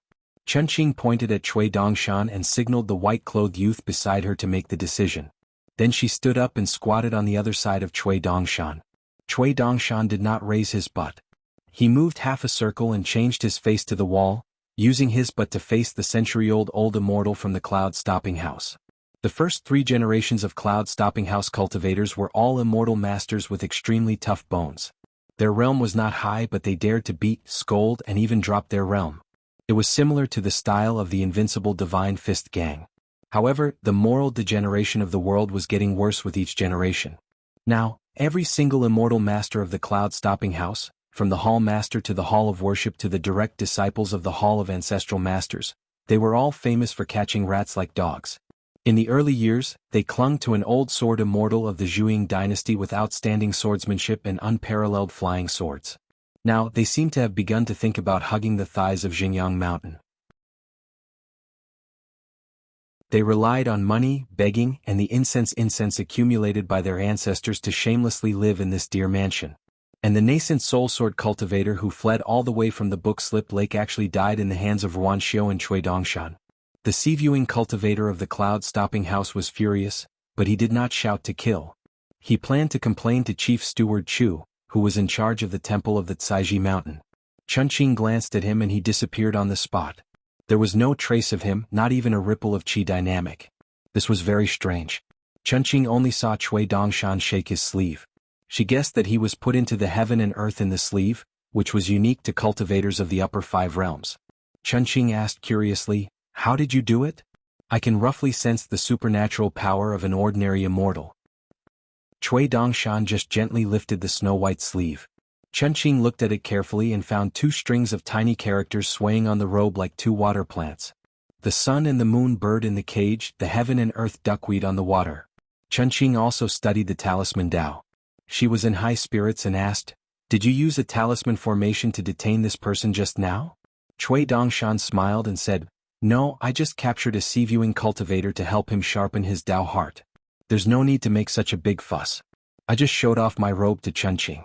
It's not worse than the green bamboo robe on you, right?" Chunqing did not say anything. After the 3 of Mount Jingyang left, Su Hun sat in the study with his eyes closed. He did not criticize the woman nor did he speak. The Swansea armor on his body was completely different from the military armor imagined by the outside world. It was not a defensive treasure, but a mysterious offensive treasure. This made Su Hun even more certain of his identity as the strongest person below the upper 5 realms before he reached the Jade Primitive Realm. The legitimate son, Su Binxian, leaned against the back of the chair and took out a widely circulated travel book from his sleeve. He never got tired of reading it. The woman of the Su family slowly stood up. She wanted to say something but stopped. After Su Hun opened his eyes, he did not make a move but a clear slap was heard in the room. The woman's cheek became red and swollen instantly. Su Binxian raised his head and looked at his parents. He then lowered his head and flipped through the book. This young cultivator who had never fought a battle had a short sword and a dharma saber hanging on the same side of his waist. They were also tied with a purple ribbon at the 2 ends of the saber and the sword. The woman of the Su family reached out and covered her cheek. She did not look angry at all. Instead, she reminded her husband with a soft voice, "It's better to isolate the heaven and earth. Otherwise, the Tao family's patriarch of Mount Jingyang will eavesdrop on our conversation. Mount Jingyang likes to act in the dark and has always been unrestrained. There's nothing they dare not do." Su Hun sneered and said, "Do you think my Jade Primitive Realm is a decoration? Old Crook Tao is only in the nascent soul realm. You may be stupid but he's not." Su Binxian continued flipping through the book. "It's better to be safe than sorry. I always feel that there's something strange about Mount Jingyang."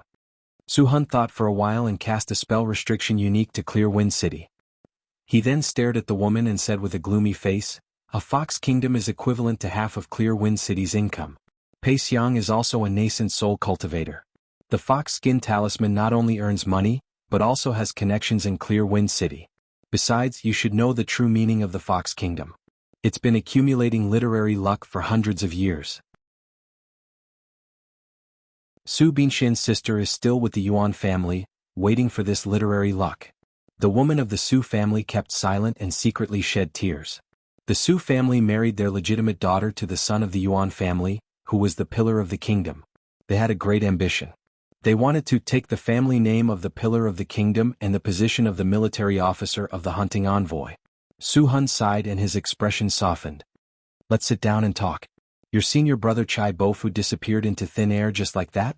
In name, Clear Wind City had Su Hun and Pei Xiang, the ruler of the Fox Kingdom, who were 2 nascent soul cultivators.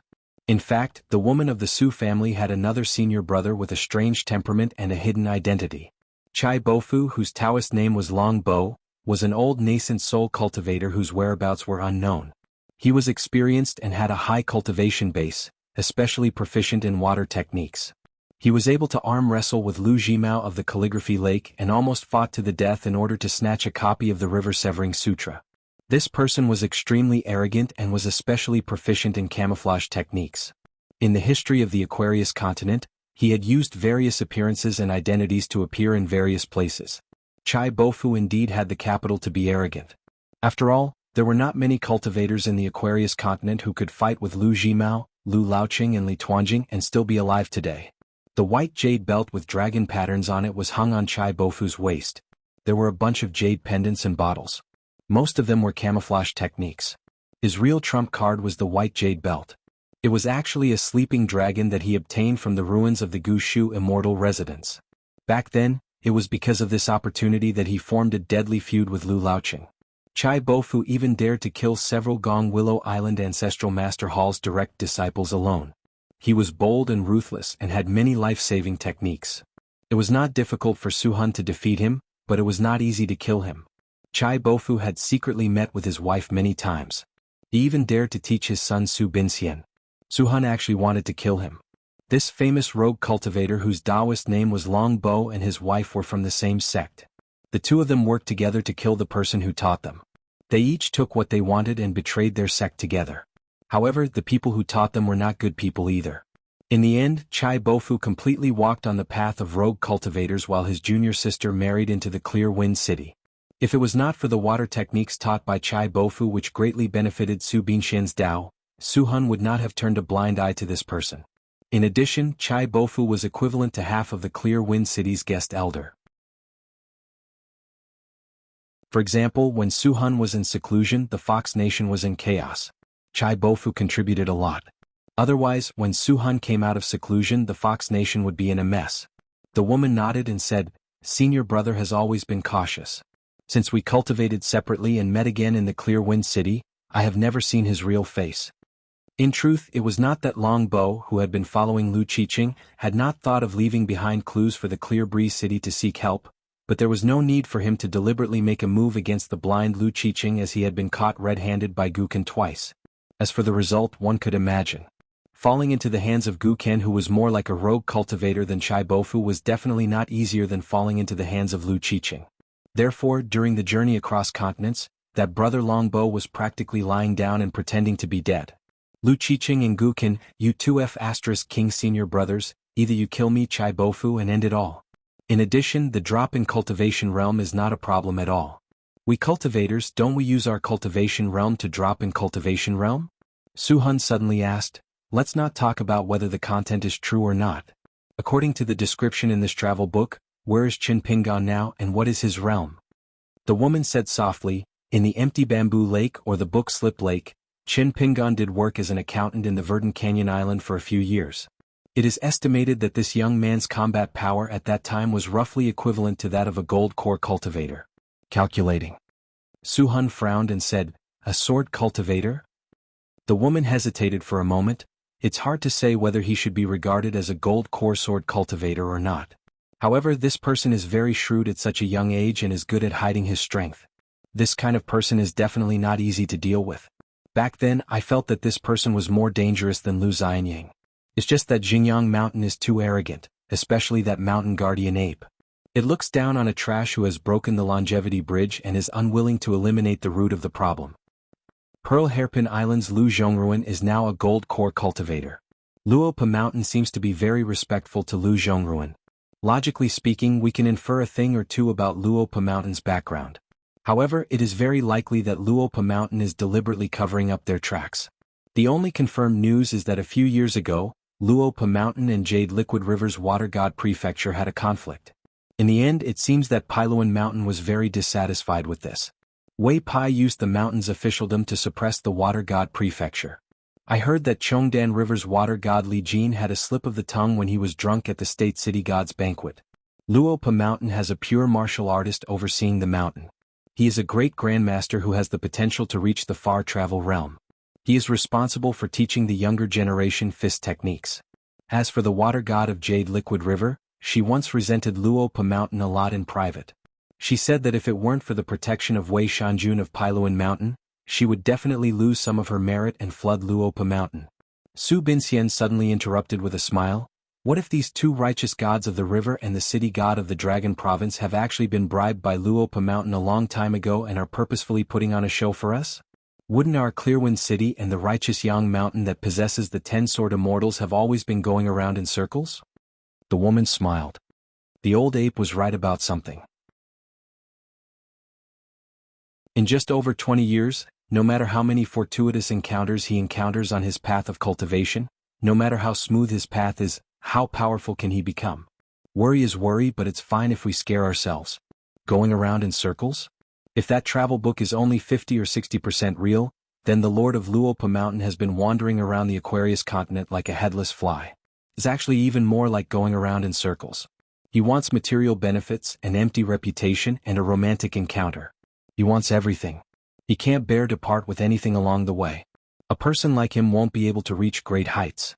No matter what, the most important matter is for Clearwind City to rise to the top of the clan. Su-hun stared at the woman firmly. Even though he had set up restrictions, he still said to her mentally, "Apart from this, I've never asked about the matters of the Fox Kingdom and Peixiang, but that doesn't mean I'm in the dark." Before this war, any nascent soul cultivator on the Aquarius continent was precious. Even if they were living under someone else's roof, Peixiang wouldn't have feared a Dragon's Gate realm cultivator like you so much. The woman paled slightly. Su-hun waved his hand. "I only look at the results, not the process." Returning to an elegant courtyard of his family on Righteous Yang Mountain, the ancestor of the Tao family immediately used an ability to isolate the world. The white-clothed old ape escorted Tao Zi here before leaving by himself. As the only protector of Righteous Yang Mountain, he possessed a venerated status. Even an old sword immortal like the ancestor of the Tao family who sat at the top of the ancestral hall still needed to treat him with respect. Furthermore, on Righteous Yang Mountain, everyone knew that the white-clothed old ape doted on Tao Zi the most. He was basically the protector of the mountain range of the Tao family. The ancestor of the Tao family was naturally very proud of this. Tao Zi had already changed from the little girl who first toured the Pearl Grotto heaven to a slender and elegant woman. When the white-clothed old ape bid farewell and left, she had just sat down when she stood up again. She walked the white-clothed old ape all the way to the entrance of the courtyard. The burly old ape patted Tao Zi's head, indicating that there was no need for her to be so courteous. The woman's limpid eyes narrowed into crescents. Tao Zi was indeed very close to this grandpa ape who had protected her since she was young. She even treated him as her own elder. There were many things that she might not even say to her own patriarch, but she was able to speak her mind to Grandpa Ape without hesitation. Without even needing the ancestor to open the door, the white-clothed old ape pushed open the mountain range restriction and strode away. The eyes of the Tao family's old sword immortal were gloomy and unfathomable. Despite their closeness, this protector of the mountain was a natural ally that could only be chanced upon by luck. However, this old ape was truly too unscrupulous in front of Tao Zi. He did not care about the ways of the world at all. After the white-clothed old ape left, Tao Zi returned to her seat and said with a chuckle, "Once Grandpa Ape succeeds in breaking through, he will definitely have an additional immortal opportunity. It's a wonderful thing." The ancestor of the Tao family nodded with a smile. For example, Lu Laoqing was the only cultivator of the Aquarius continent who had reached the upper 5 realms. He had a mysterious providence that protected his great Tao. Now he had indeed become the head consecrator of the True Realm sect. It was rumored that he had reached the immortal realm. It was only a matter of time before he caught up to the Divine Grandeur sect's great heavenly lord Qi Zhen. The Wind Snow Temple's Wei Jin was an excellent example of monopolizing the providence of the Sword Tao. From the looks of it, Li Tuanjing of the Wind Thunder Garden had been trapped by love for hundreds of years. It was truly a waste of resources and did not know how to cherish his fortune. Otherwise, as long as Li Tuanjing broke through the nascent soul bottleneck, the first native immortal realm sword immortal in the history of the Aquarius continent would be at his fingertips.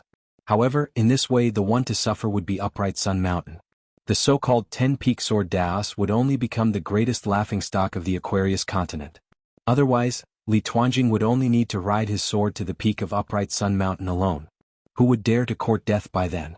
The white-clothed old ape planned to go to the highest point of the shrine to enjoy the scenery. At the foot of the wall outside Deer Cry residence, Chun Qing asked, "What do you mean?" Cui Dongshan immediately stood up and said seriously, "Since we can't fight them head-on, we can only avoid them." The two slipped away together. In a viewing pavilion by the cliff, Chun Qing stood on her tiptoes and looked into the distance. Dust and sand were flying everywhere like a tide.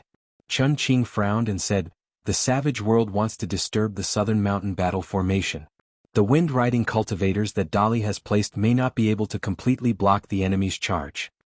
Cui Dongshan stood on the railing and glanced at the behemoths that revealed their true forms.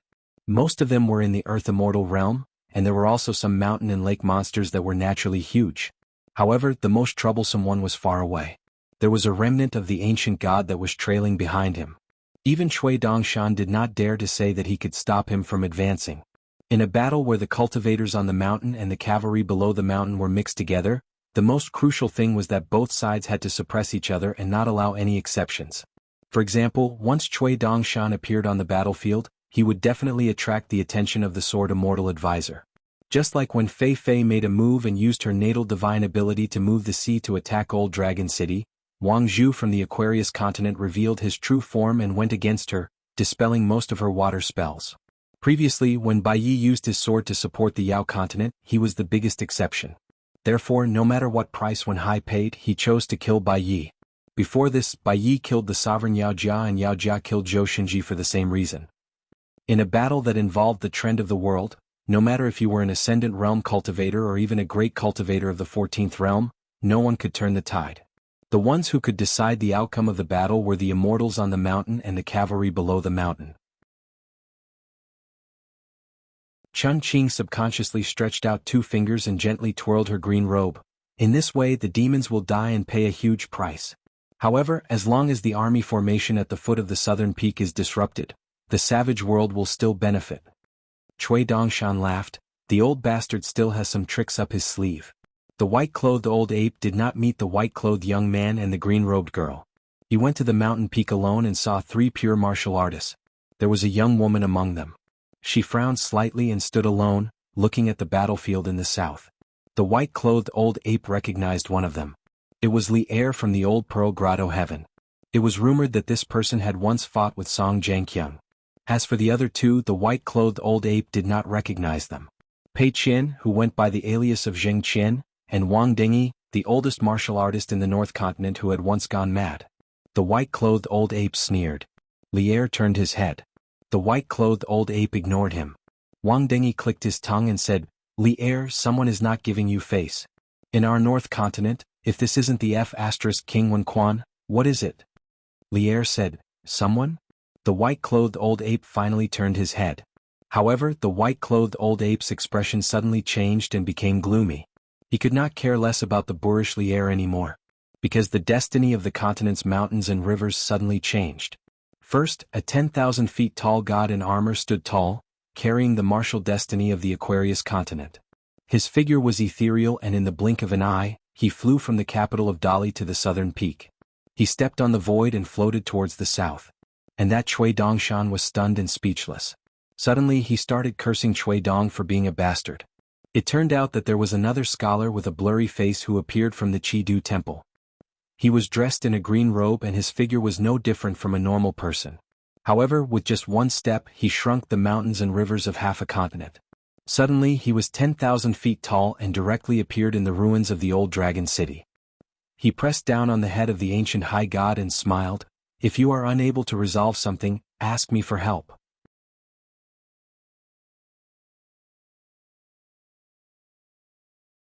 (737) In Saiji Mountain, the crown prince of Nanyue, Li Er took a deep breath and looked to the south. He cupped his fists and saluted the tall scholar in green from afar.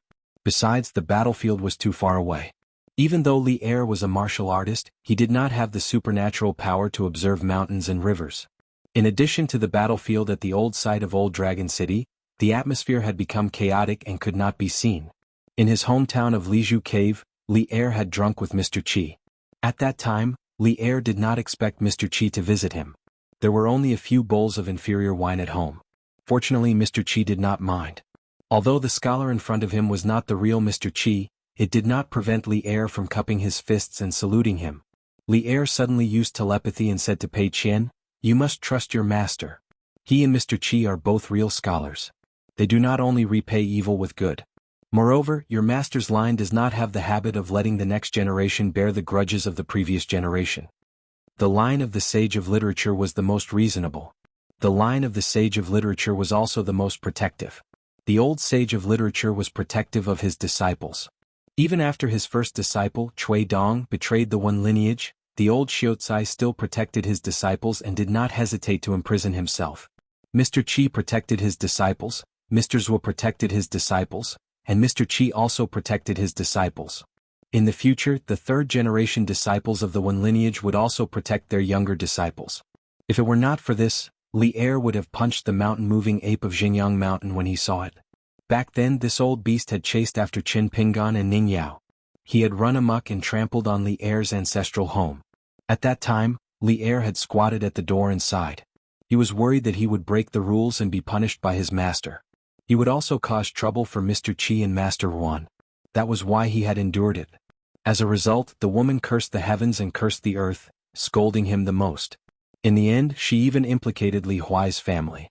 They had to stay in the woman's home for a period of time and suffered a lot of vexation. On the dining table, the dishes near Li Er's family were all vegetarian dishes. When Li Huai wanted to stand on the stool and pick up a meat dish that was far away on the horizon with his chopsticks, he would be scolded a few times. Things like he had no upbringing, and it was no wonder that his family's Huaizi was always at the bottom of the school. What was the point of studying? His brain was just like his father and mother's. With one look, one could tell that he was a good-for-nothing. He might as well start working in the fields as soon as possible and strive to be a long-term worker for some wealthy family in Peach Leaf Alley in the future. At that time, when he saw his son silently take back his chopsticks and obediently put his butt back on the bench, the simple and honest man's heart was about to break. But after all, they were his relatives. The family of 4 was living under someone else's roof. He couldn't hit them or scold them. If he really braced himself and quarreled, in the end, his wife would be in a difficult position. Li Er could only endure it. Fortunately, at that time his daughter Li Lu didn't care. She went straight to an empty bowl and walked to her uncle's table. She picked up a large bowl full of meat dishes and placed it next to her brother. Only then did Li Er feel much better. Pei Qian nodded gently.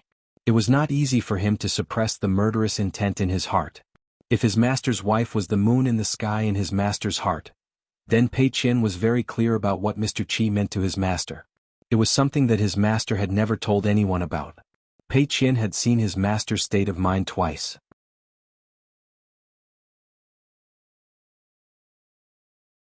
Zheng Dafeng is indeed more eloquent, but his fists are not as good as Uncle Li's. Master once told me in private that although Uncle Li did not study, there were many principles outside of books. Moreover, Uncle Li's vision was even better because Uncle Li was the first person to see that my master had the aptitude to practice martial arts.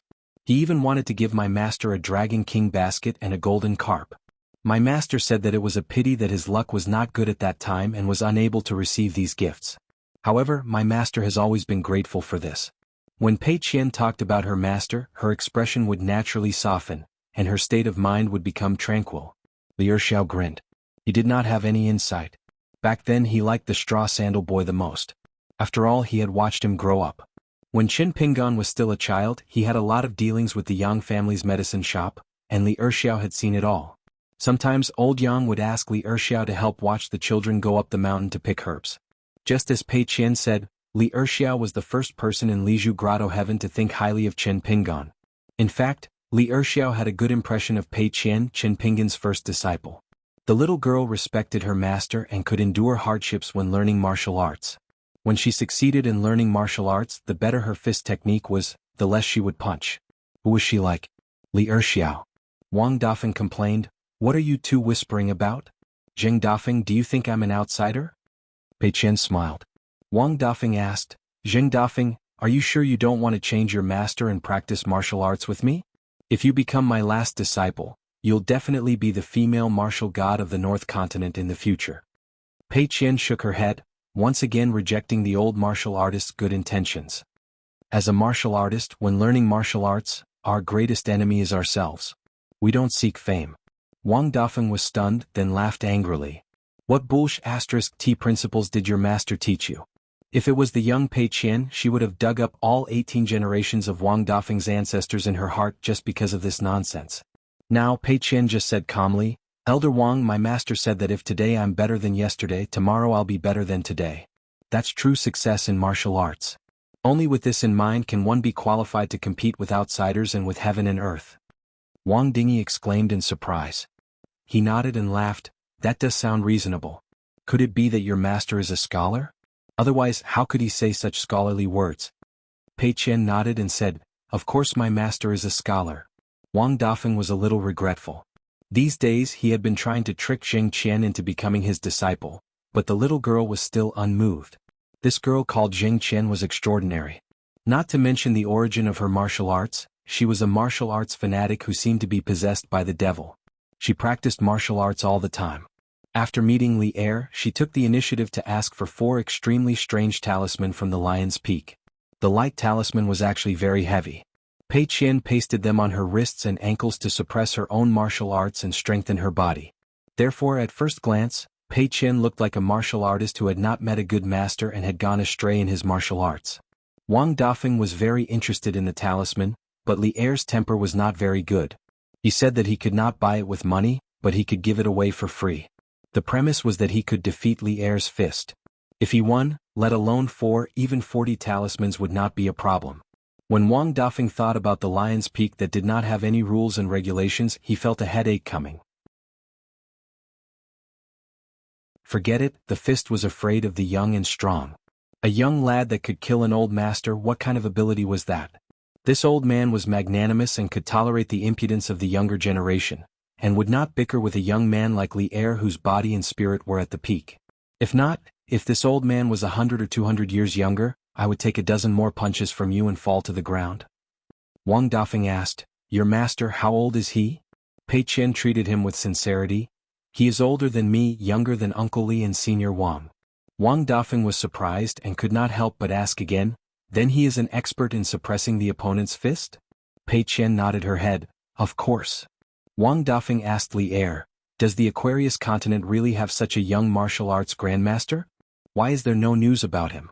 Even the Pure Jade continent has a sister Asyang, her name has reached my ears. The Aquarius continent is so close to the North continent, her name should have spread across the 2 continents." Li Er said bluntly, "I am not familiar with you, ask someone else." Wang Dafeng, the famous old boorish man, immediately became angry. He rubbed his hands and said, "Li Er, let's find a place to fight?" Li Er said, "Then lay on the ground after 3 to 5 punches and pretend to be dead?"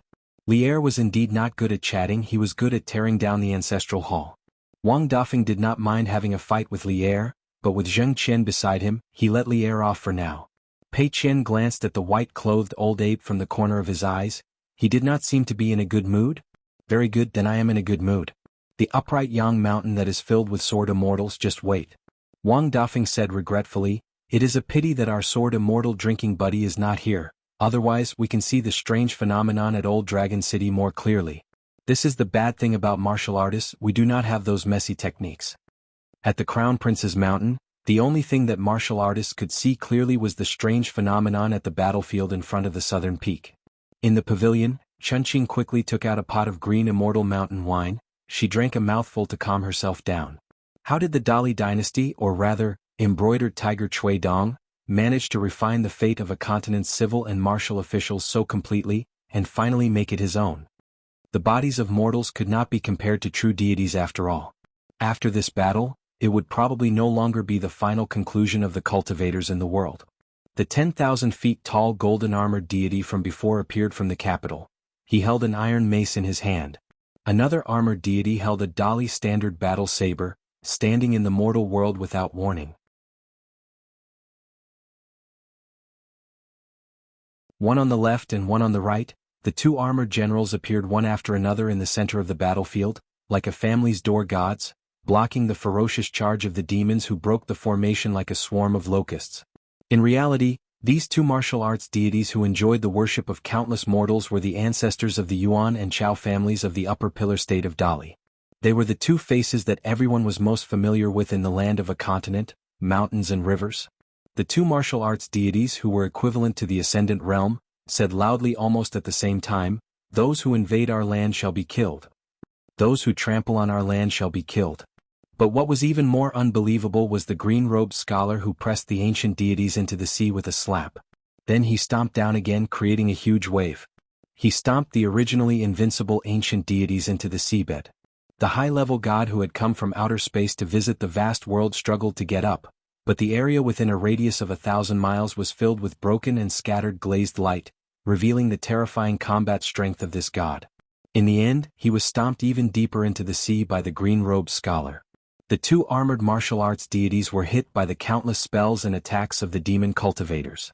Although they were still standing, some of their divinity was still damaged. Only the Dharma of the green-robed scholar in Old Dragon City ignored the attacks completely. Because he was in the center of the battlefield where the demon army gathered, the thousands of brilliant spells and powerful weapons all missed him. Simply put, the green-robed scholar could suppress the remnant of the ancient deities, and even turn the glass shards of the River of Time into attacks. Like sword boats that kept shattering, countless flying swords freely splashed and killed the demon army within 1,000 miles. But the demons in the desolate world seemed to be facing an opponent that did not even exist. This scene shocked even Chun Qing, who was far away from the battlefield. Higher than the Ascendant Realm? Wouldn't it be the 14th realm? Logically speaking, even Cui Dong, who was in the Ascendant Realm, would not be able to handle it. The Song clan's martial arts fate was prosperous, and the two deities Yuan and Chao could be seen everywhere in the human world. However, literary fate was not something that could be casually placed in a basket. It was too demanding for the deities' realm when they were alive. Even the 4 sages of the Confucian Temple couldn't do it. As for the 4 sages of the Confucian Temple, excluding the sage of literature, the sage of rites, the sage of ceremonies and the old scholar, all of them had the tolerance. However, the 3 of them had their own paths, which was equivalent to cutting off their paths. Otherwise, the Confucian school would have used this method to deal with the desolate world. The 3 hierarchs of the Confucian Temple were all willing to do this. By then, there would be a 14th realm in the Tongye continent, another in the Fuyao continent, and another in the South Hassa continent. Chun Qing took out a pot of wine and asked Cui Dongshan, "Do you want a drink?"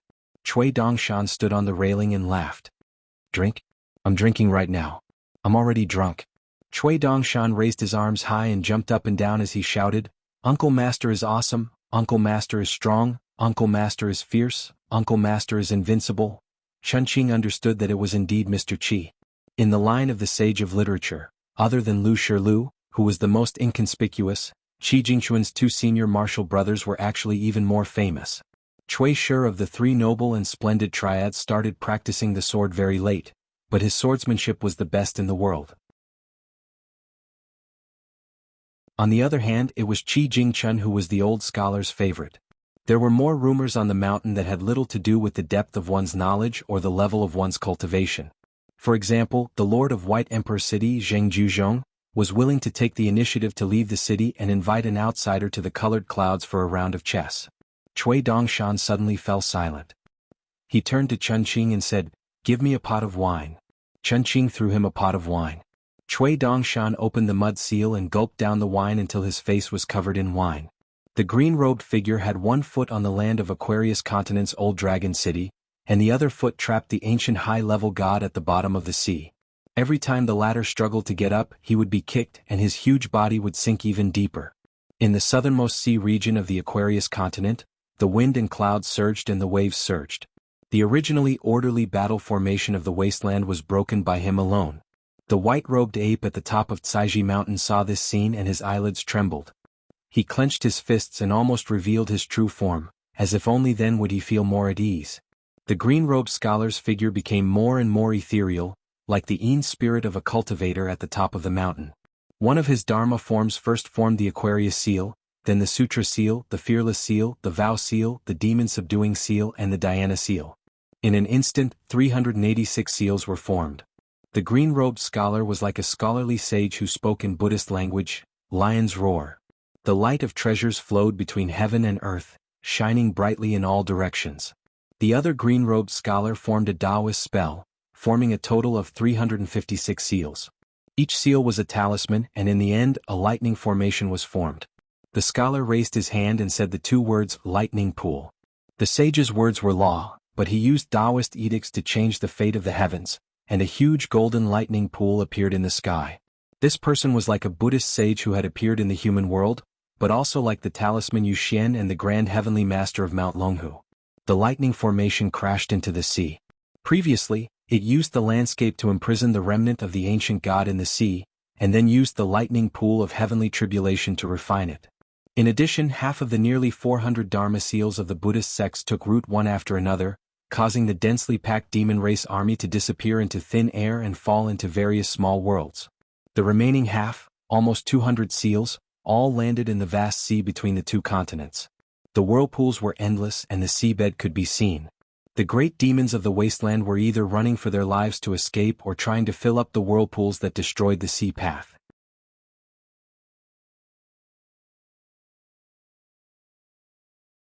How could he split the dragon-slaying platform with a finger and let Ruan Qiong, the military sage who was also in charge of heaven and earth, try? Cui Dongshan sat down and leaned his head against the pillar of the pavilion. He held a wine pot in his arms and stood still like a snowman on a mountain. The sages of the secondary saints of the Confucian temple in the Central Plains were probably worried about the future of the literary lineage. They were worried about whether or not they would be confused and whether or not they would harm the origin of the literary lineage. Therefore it was not strange for them to choose to watch from the sidelines. What about the Holy Master? Or the Sage of Rites who admired Qi Jingchun since a long time ago? Why didn't they stop him? Why did they hope that Qi Jingchun could go to the Western Buddhist kingdom? The reason was simple. As long as Qi Jingchun wanted to live, he didn't need the Confucian temple to save him. It wasn't that he could live by escaping or hiding in the hairpin of the old scholar. As long as Qi Jingchun was willing to fight, he could live and even win. However, if Qi Jingchun fought with all his strength, not only would the fate of the continent be affected, the heavenly axioms counterattack and karmic tribulation that had been accumulated for 3,000 years in Liju Wonderland would also be destroyed. This was where the fundamental difference between Xiao Hu and Qi Jingchuan's great Taoist lay. According to the doctrine that Cui Shi had constantly perfected over the past 100 years, it seemed that Qi Jingchun absolutely shouldn't have made such a choice. However, if Qi Jingchun didn't want to settle the score, what could outsiders do? At that time, Cui Dongshan didn't believe in heresy. Instead, he ended up in an awkward situation. In the Yuan clan's ancestral home, he insisted on competing with Qi Jingchun in scheming. In the end, his cultivation base fell endlessly, and he ended up in a miserable state. After Qi Jingchun passed away, what happened to the martial arts fate of all the young people and children in Liju Wonderland? What about literary fate? There was no need to talk about literary fate, just martial arts fate. Vassal King Song Jianqiang reached the 10th realm, Li Er reached the 10th realm, the Bamboo House Elder who almost reached the 11th realm, Zheng Dafeng of Old Dragon City, and then there was Qin Pingan Pei Qian Zhu Lian. This was Qi Jingchun's way of settling the score. With me alone, I can stand shoulder to shoulder with the gods and not be as good as the mortals in the world. Thousands of heart lamps lit up.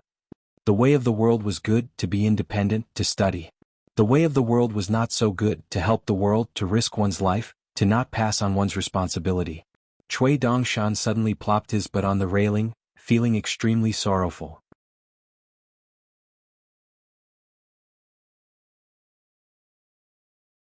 Qi Jingchun only placed one chess piece on the chessboard, and after Cui Dong took over the chessboard, he played chess with the whole wild world. After that, it all depended on his ability to place more chess pieces on a continent. Even when Qi Jingchun died, Mao Xiaodong was only the deputy headmaster of the Cliff Academy in the Great Sui Kingdom. In the end, Cui Dong took over as headmaster and led the academy back to the top 72. This was all calculated by Qi Jingchun. Cui Dongshan sat on the railing in a daze. He had already thrown away the empty flagon, but there was still wine on his face. I know it's because of the Chun seal. Qi Jingchun gave this seal to his disciple Zhao Yao, but it was intercepted by Cui Dongshan and easily crushed it, causing the spring breeze of the Chun seal to scatter between heaven and earth. And that year the whole world. He should have been schemed against by Qi Jingchun and Cui Dong, that old bastard. Cui Dong and Qi Jingchun, the two senior and junior who had fallen out with each other for a long time, had been playing chess with each other for so many years, but they were in the same camp and played a game of chess together. Of course, it was more about the skills of the two chess players. In the end, the two of them became enemies with two world powers. Cui Dongshan said to himself, "There was a year when spring left very late and summer came very late." He suddenly turned his head and asked, "Chunqing, do you know how many strokes there are in a Chun?" Chunqing was confused. "Is it not 9 strokes?" Cui Dongshan asked again, "How many continents are there in the world?" Chunqing said helplessly, "You already know the answer, there are 9 continents." Cui Dongshan nodded and muttered, "That's right." On the peak of Southern Peak, the two military ancestors that Cui Dong respectfully called Old Ancestor Jiang and Mr. Wei, after seeing the strange phenomenon at the old site of Old Dragon City, immediately looked at each other. And Cui Dong had asked for a large stack of papers earlier, and now he was looking down and flipping through them one by one. They were the answers to a large examination that the military disciples of the ancestral court of the Central Plains had given last year. The questions that Old Ancestor Jiang gave were very simple. If you were the imperial tutor of Dali, Cui Dong, how would the Aquarius continent deal with the demon race's attack from the Tongyi continent? Chui Dong was like a teacher who was the chief examiner of an imperial examination. Whenever he saw a sentence with appropriate wording, his mind would be moved, and he would annotate 1 or 2 lines of words. Chui Dong flipped through and annotated very quickly. He quickly took out 3 sets of papers and returned the rest to old ancestor Jiang. Chui Dong smiled and said, "These 3 people, if they are willing to come to Dali to serve in the future, I will send people to protect them. But I hope that when they come here they will not break the rules. When in Rome, do as the Romans do, they will take it 1 step at a time. Their final position will depend on their own abilities, and if any of them are young and impetuous and want to talk about backing me, Dali, it will not have much meaning and will only cause the mountain to collapse. I will say the ugly words to old ancestor Jiang and Mr. Wei first: eat sugar cane." Old ancestor Wei laughed. "That's it?" Chui Dong laughed and asked, "Did Mr. Wei compile another military book?" What he meant was, if it was just the previous book, Chui Dong had already read it thoroughly, and there was no need to flip through the pages in the Aquarius continent. Old ancestor Jiang sighed. "Just based on the foundation on paper, the Tongyi continent is actually not bad." Old ancestor Wei laughed. "They are lacking in Xiao Hu." Who would have thought that Chui Dong would shake his head? There will be a time when a person's strength is exhausted. The Tongyi continent has 2 Chui Dongs, but they are not of much use. The realm of a cultivator in times of peace would be interesting but not necessarily meaningful. In times of chaos it would be interesting but not necessarily meaningful. Old ancestor Jiang asked, "I am very clear that the literary luck on this Qi Jingchen is just a smokescreen for your Xiao Hu. How did he do it in the past?" Chui Dong was silent for a long time. He placed his hands behind his back and leaned on the railing, looking towards the south. He suddenly laughed and answered, "I also want to ask about the spring breeze." The spring breeze has no words. Old ancestor Wei's expression became serious. If this continues, that Jia Sheng, who has always been hiding his head and tail, will finally make his move openly for the first time. Chui Dong's figure dissipated. His wandering Yin spirit was about to return to the sky above Pidu, leaving behind a joke for the 2 military ancestors. That banner in White Emperor City that worships the world's ancestors should have been removed long ago.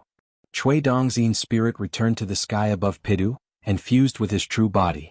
Today there was no preaching or lecturing, so there was no one in the sky above the sea of clouds. Chui Dong raised his hand, hovering in the air a seal that had once been shattered and then reformed by Chui Dong. The seal script originally read, "The world's welcoming spring." But after being shattered by Chui Dongshan, all that was left of the seal was a lonely spring character. Lin Shuyi rode the wind over from the great blasphemy temple outside Pidu. He was perhaps the only exception of the Dali dynasty, and outsiders simply did not dare approach the Sea of Clouds at this time. The fact that Lin Shuyi could temporarily serve as the temple attendant of great blasphemy was enough to explain everything. Lin Shuyi clasped his hands and bowed, then sat upright and still on the Sea of Clouds not far from the imperial tutor, Chui Dong, and martial uncle Xiao Hu. He softly asked, "Martial uncle, teacher?" Chui Dong said a Buddhist phrase, "Although the light is extinguished, the lamp still remains." Although Qi Jingquan's body was dead, there was absolutely no suspense, but the great Tao did not disappear. Using the Confucian sage's natal character, tranquility, and then using the Buddhist meditation method with the posture of a person without a realm, only a little spiritual light was preserved in the spring character seal, surviving until today, and finally being placed in the Qi blasphemy temple. Lin Shuyi's eyes were filled with tears. "Teacher has 3 natal characters?" Chui Dong nodded. "No one has done it before and no one will do it in the future." Chui Dong gently pushed the seal, and for the first time he was somewhat sentimental and said softly, "Go." In the vast 9 continents, in the mountains, in the water, in the books, in the hearts of people, there was spring wind everywhere in the world. 9 vast spring winds first appeared from a school in the Aquarius continent, and the other 8 continents stirred up one by one, silently gathering in 9 places. Finally, the 8 spring winds of the 8 continents came to the Aquarius continent, lingering around the sleeves of the green-robed scholar. Finally, they condensed into a natal character, spring. The vast spring winds were proud. Bai Yesher was invincible. The spring winds were Qi Jingchen. The 10,000 feet tall Dharma image disappeared, and a middle-aged scholar with white hair appeared, looking at a certain place in the Tongyi continent. The Dharma image condensed into a tranquility character.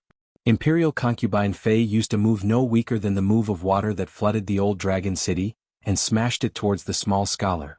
The scholar put two fingers together and with the chi character he chopped down, shattering the natal ability of a sovereign great demon.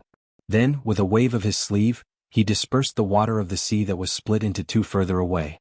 3 natal characters, one of the 14 realms. This direct disciple of the literary sage's lineage, who was not famous for his divine arts, cultivation base or fighting, completely ignored the imperial concubine Fei and asked with a bright smile, "Where is Jia Shen?"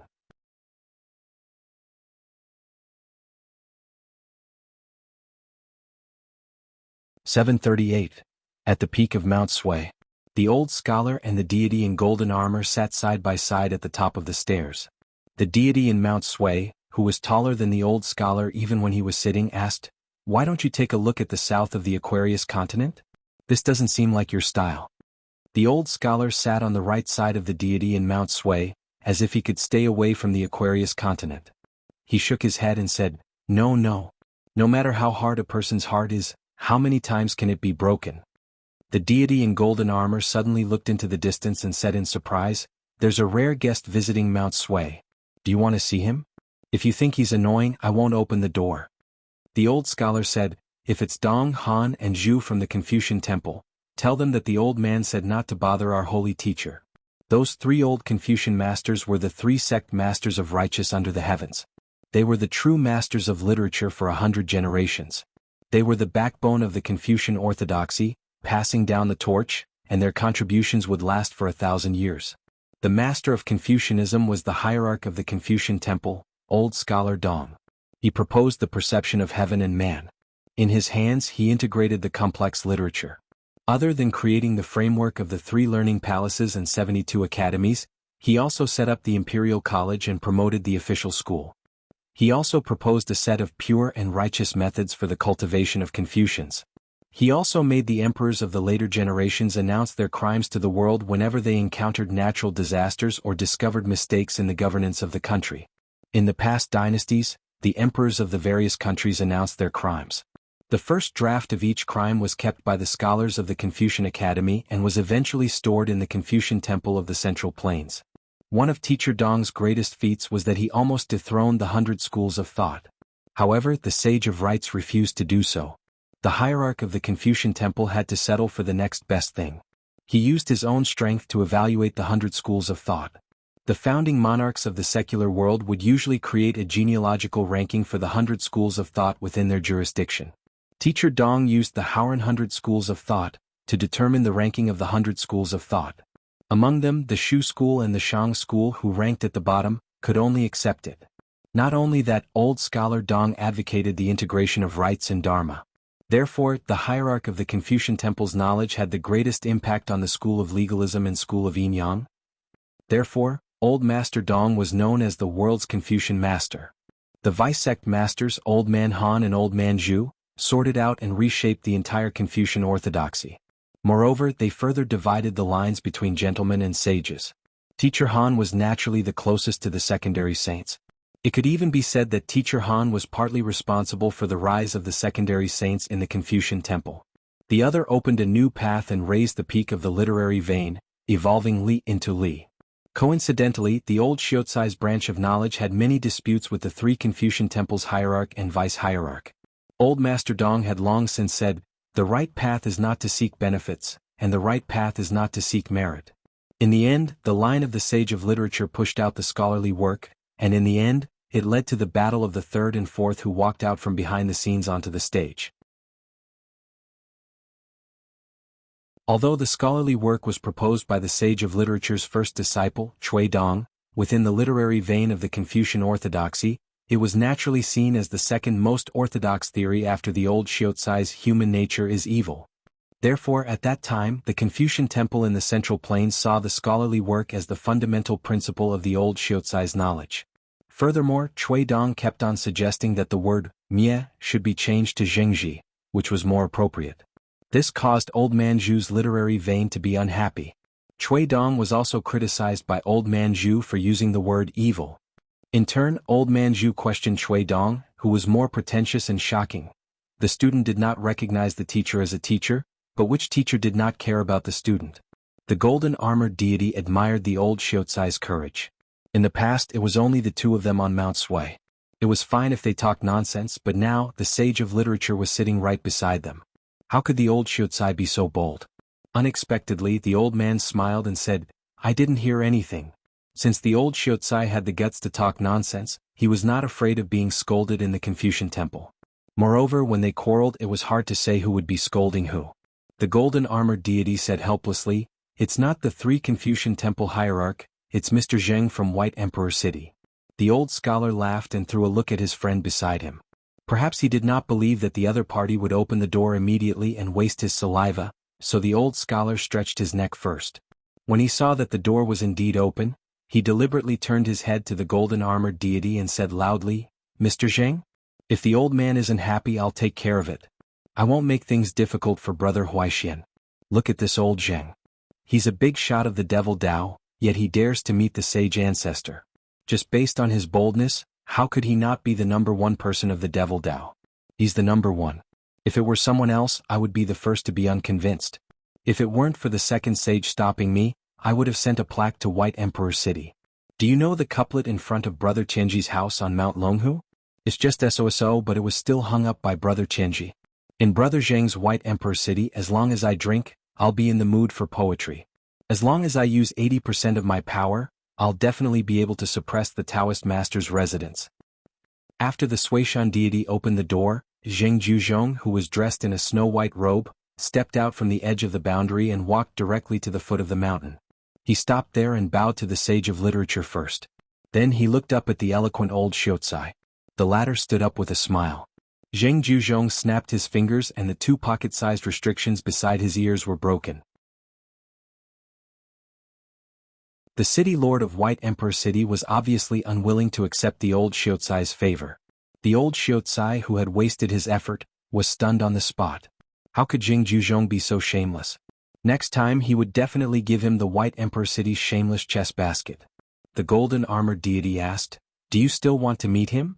The old Shiozai sighed and nodded. He put his hand on the Suishan deity's shoulder and walked to the mountain gate together. Zheng Juzhong said, "I've always wanted to play a game of chess with the two of them. Now I can wait for one of them. As for the other one, if he can also wait, I can bring people to the South Swirl continent or the Liuxia continent. There aren't many people in White Emperor City, only 17. However, they can still help a little.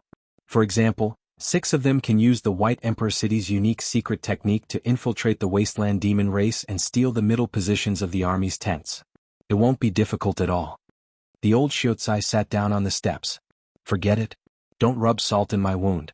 You can go to those 2 continents if you want." In any case, he would definitely go. Perhaps White Emperor City had already done this. Zheng Juzhong's way of doing things had always been very wild. It seems that Mr. Wensheng's 2 disciples have no way of turning back. Zheng Juzhong sat beside the old Shiozai. After a moment of silence, he said, "Back then, after the chess game with Xiaohu in the colorful clouds, Xiaohu actually left behind a message that the world doesn't know. He said that his junior brother, Qi Jingchun, was better at chess, so Cui Dong could only win against him and not against the Wensheng's lineage. That was why I was so curious back then. I wanted to go out of the city to welcome Qi Jingchun and invite him to play a game. Because I wanted to know who in the world could make someone as proud and arrogant as Xiaohu admit that he was inferior to an outsider." The old Shiozai was silent. However, Zheng Juzhong said something that no one expected. "But I've always felt that Cui Shi's chess skills are higher when he's outside the chessboard. Back then when he lost, especially the last game that hadn't been spread out, Cui Shi lost because the chessboard was too small for both sides. Even to this day I still think so. Qi Jingchun's chess pieces were scattered all over the place. Cui Dong had to place his chess pieces alone, but he also had to be able to connect all the pieces on the chessboard. In the end he had to make the entire chessboard as one. It wasn't easy and normal people wouldn't be able to imagine it." The old Shiozai was still silent. Zheng Juzhong suddenly asked, "Years ago, before Master Dong entered the Confucian temple, he once preached in the countryside. Was the uninvited guest who didn't seem to care much about the teachings of the Confucian temple, an ordinary old fox from the wild, or a flying squirrel transformed from Lu Chen's Dao heart?" The old Shiozai said softly, "I'll help you ask later." Zheng Juzhong asked, "Old Shiozai, are you really unable to persuade Cui Dong to change his mind?" The old Shiozai shook his head. "All the disciples are too good. Mr. doesn't have the heart to persuade them. Even if you did, it would be useless." Zheng Juzhong stood up. The city lord of White Emperor City would immediately return to Fuyao continent. This was a secret agreement between him and Cui Dong. In exchange for giving White Emperor City a disciple who could inherit his mantle and Dao, Zheng Juzhong had to exchange the lost Fuyao continent for this person. And the disciple that Zheng Juzhong really wanted to nurture was Gu Kan, who was brought by Cui Dong to question Qin Pingan's heart at Book Slip Lake. In that mind-questioning game, the Dao heart was sharpened. Both Qin Pingan, who was in a daze, and Gu Kan, who refused to admit his mistakes but learned to respect the rules. If Gu Kan admitted his mistakes, it would be nothing more than the Dali dynasty or the Aquarius continent. A half-baked scholar, Gu Kan, who refused to admit his mistakes but was willing to correct his mistakes, would appear in the vast world. Then there would be another White Emperor City's Gu Kan, who would make many of the later generations who thought they were smart understand the true demonic path in the hearts of Cui Dong and White Emperor City's Zheng Juzhong. Beside the pavilion on Saiji Mountain, there were hundreds of pine trees, which were rooted in the crevices of ancient cliffs. The branches and leaves slanted across the pavilion, as if an immortal master was drawing eyebrows for the pavilion. When the wind blew, the pine trees rustled and the mountain became more serene. Sunlight shone through the branches and leaves of the ancient pine trees and sprinkled on the ground. The fine fragments of gold in the pavilion moved with the wind, making a soundless song. There was also a white-clothed youth and a green-robed girl sitting at the two ends of the cliff's railing. Cui Dongshan's body was curled up, his head leaning against the pavilion's pillar. He asked Chunqing for a pot of the world-famous green immortal mountain wine. This was the most indispensable item for the green immortal banquet in the Bamboo Sea Cave. Chunqing had brought a lot of wine with her this time, and there were hundreds of jars of various sizes in the near hand. Master Mountain Master had said that if one met someone who hit it off, regardless of whether it was a Jianghu hero at the foot of the mountain or a peddler in the marketplace, one should not be stingy with their wine. Chunqing's movements were gentle. She threw a pot of wine to the mysterious Mr. Cui Xiao. The white-clothed youth twisted his neck and held the wine pot with his head. His head shook again and the wine pot fell forward. He caught it with his hand.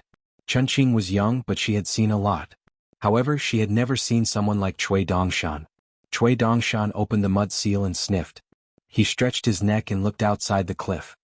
He clicked his tongue and said, "How many people in the mortal world are on the flat ground? Look at my green immortal mountain." Chunqing said, "Mr. Cui Xiao is already in the immortal realm. Don't flatter yourself." Cui Dongshan turned his head and said with a smile, "Miss Chunqing, do you know how to play chess? Go or Chinese chess is fine."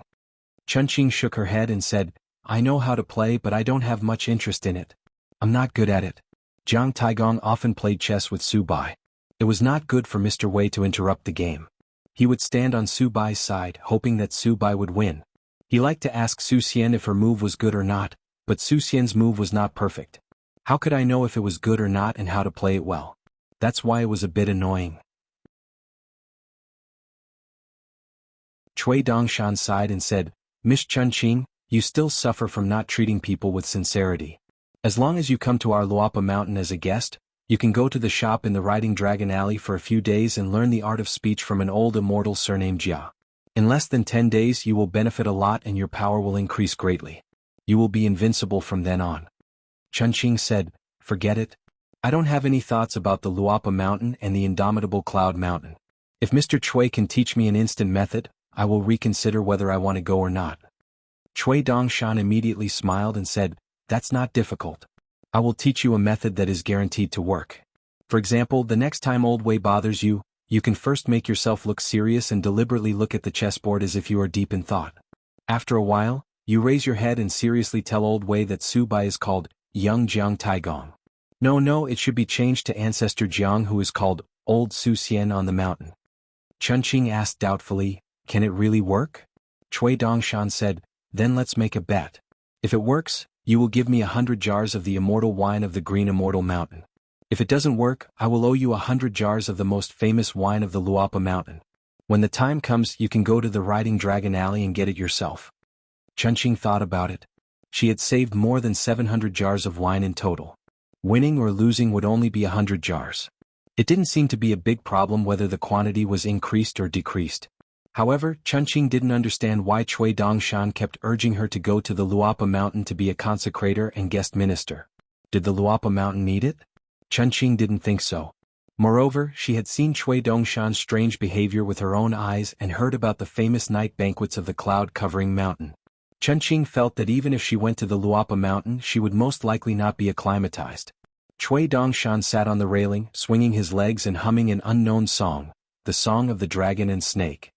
A dragon wants to fly, 5 snakes to assist. The dragon has already ascended to the clouds, obtaining its place. The 4 snakes follow it, obtaining its rain and dew, each entering its own universe. A snake with a single grudge, withered and died in the wilderness. Chunqing asked, "Are you talking about the true dragon of Liju Cave Heaven?" Cui Dongshan didn't explain. He just changed the topic and muttered, "Bai Shi and Su Xiai are here, the flames of light are 10,000 zhang long. Thousands of images are cast, that is, a literary heart." Chunqing suddenly said, "When Mr. Qi was young was his temper not very good?" Cui Dongshan thought for a moment. "Not to mention when he was young, his temper has never been good since he was a child. He often quarreled with Cui Dong and complained to the old scholar when he couldn't win. He liked to fight with Zuozhuo the most but he never won. Sometimes, Zuozhuo couldn't bear to beat him anymore." The young man with a bloody nose and a swollen face still continued to provoke Zuozhuo. Zuozhuo was dragged away by Cui Dong, and he would find a chance to kick Zuozhuo a few times. "If I were Zuozhuo, I wouldn't be able to bear it either." Chunqing sighed. Cui Dongshan continued to say strange things to himself. In the middle of winter, the lotus pond dried up, withered leaves withered and broken branches slanted. There was no longer a rain cover, so the fish all left. In the middle of the night there was thunder and the sky was spinning. The poor old man couldn't sleep well. Coincidentally, the children were crying, sighing and crying together. The road of life was sheep intestines, and the path of birds was flat. There was no water in the dragon palace. The snow fell, leaving the plum blossoms outside the door cold. The white-haired old man was speechless. He thought that he was the flower, he was the snow and the flower were both him. It was better to sleep together. Central Tongya Continent, Great Quan Dynasty, Peach Leaf Ferry. On the ferry, Kuyu was still serving tea to his guests. However, there was one more person drinking tea, the head of the 100-sword immortals of moon-supporting mountain, Fei Ran. Kuyu had never been interested in fighting and killing. The 2 fights he had had were completely senseless and unreasonable. Moreover, it was the other party who had been pestering him. These 2 bastards, one surnamed Jiang and the other surnamed Qin, also liked to say weird things that poked at people's hearts. No wonder they could become good brothers. Jiang Shangzhen was a smiling tiger, and Qin Pingon was the kind of person that Kuyu didn't want to see again in his life. He was young but he was cunning. If his cultivation level was the same as Jiang Shangzhen's, that young hidden official would probably be even more ruthless. But Firen was the only one among all the military tents that did things on credit. She got Luhua Island and a cave of fortune on the sea. When she arrived at Tongya Continent, Firen only took the Mirage City into her pocket. After crossing the Great Wall of Sword Chi, Firen didn't seem to have killed many people. So she felt that Firen was a kindred spirit. Therefore, the round-faced girl grabbed a large handful of tea leaves from the long-necked tin teapot. After a while, seeing that the tea leaves were about to be cooked, Kuyu handed a cup of tea to Fei Ran. Fei Ran took a sip of the tea leaves and couldn't help but turn her head to look at the round-faced girl in cotton-padded clothes. She blinked her eyes and asked expectantly, "Is the taste of the tea really better?" Fei Ran said helplessly, "Kind of. It is indeed not right that the tea is not bitter." Kuyu was a little happy and said eagerly, "My tea-making skills are actually quite ordinary but my cooking skills are really good. This Taoya ferry can use local ingredients. I can catch a few fat mandarin fish, steamed, braised and stewed them. The kitchen on the ship also has all the seasonings. Can you and Mr. Zhou try it? Do you want some rice? I have a few 100 kilograms of rice in my bag, and I was worried that I couldn't finish it." Zhoumi nodded with a smile. "Okay, I think it is better than drinking plain water and eating tea leaves." Kuyu was a little annoyed. Earlier Mr. Zhou wanted to use some moonlight to disguise himself and go to the Moon Palace. "It's fine, I am not as good as you, so there is nothing to complain about. But this tea making is not a big deal, Mr. Zhou. Why do you have to be so calculative?" Zhoumi smiled and said, Okay, I apologize to Miss Kuyu for not drinking tea. Steamed mandarin fish tastes better, and you can cook a pot of rice for me and Fei Ran. Actually, smelly mandarin fish has a special flavor, but I will forget about it today. I will teach you later." Kuyu nodded and went to busy herself.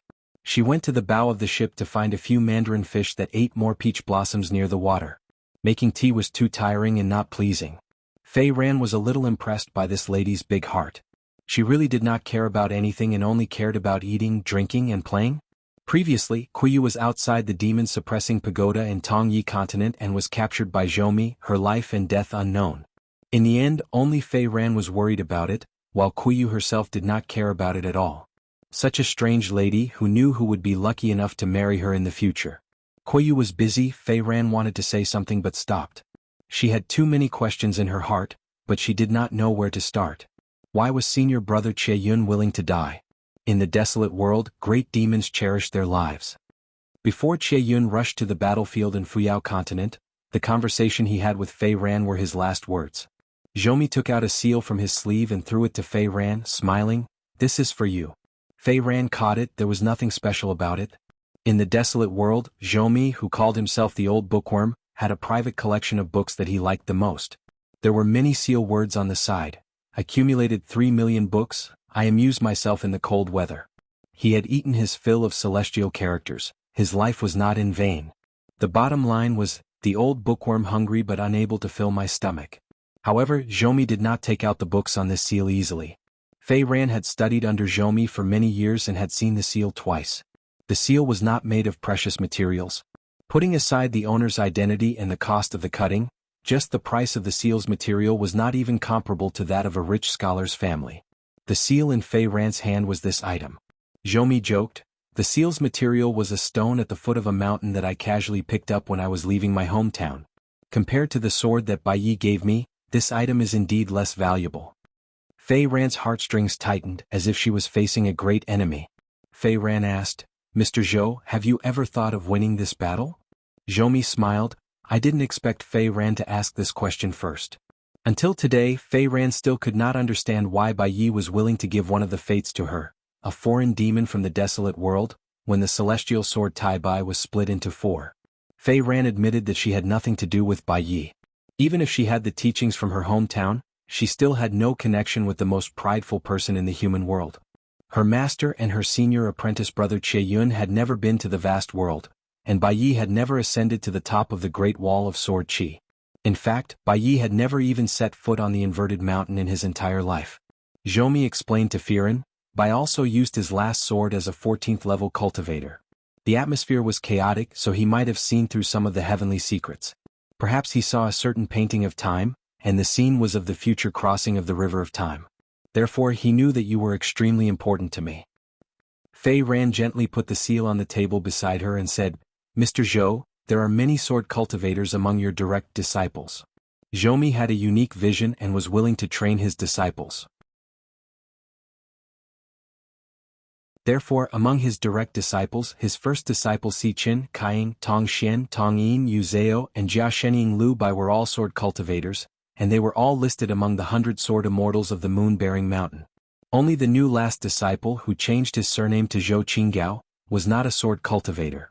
Zhoumi said with a smile, "Since ancient times, Confucian scholars have been warning against lending their books to others. Some scholars from scholarly families often admonish their descendants, who turn over books in the beginning and end of their family's book collections, that they should give away their wealth and not lend books to others. Some people even write a sentence in their family's ancestral teachings to frighten others, such as to borrow others is to be unfilial." Fei Ran said, "Mr. Zhou, please tell me what you want to say." Zhoumi shook his head and put 2 fingers together. With a gentle swipe, a painting of mountains and rivers that looked like a ruler appeared. In the alien battlefield. In a vortex formed by countless stars, a snow-white light column appeared. It was like the purest sword light in the world, and it went straight to the middle-aged scholar who protected the whole world. This painting, which was suspended between Zhoumi and Fei Ran, was only touched by the ripples of the true meaning of the Great Way, and then it shattered. Fei Ran's face turned pale. Because in the depths of her heart, Fei Ran admired the Sage of Rites the most. Fei Ran did not even mention a word about this in front of her senior brother Che Yun.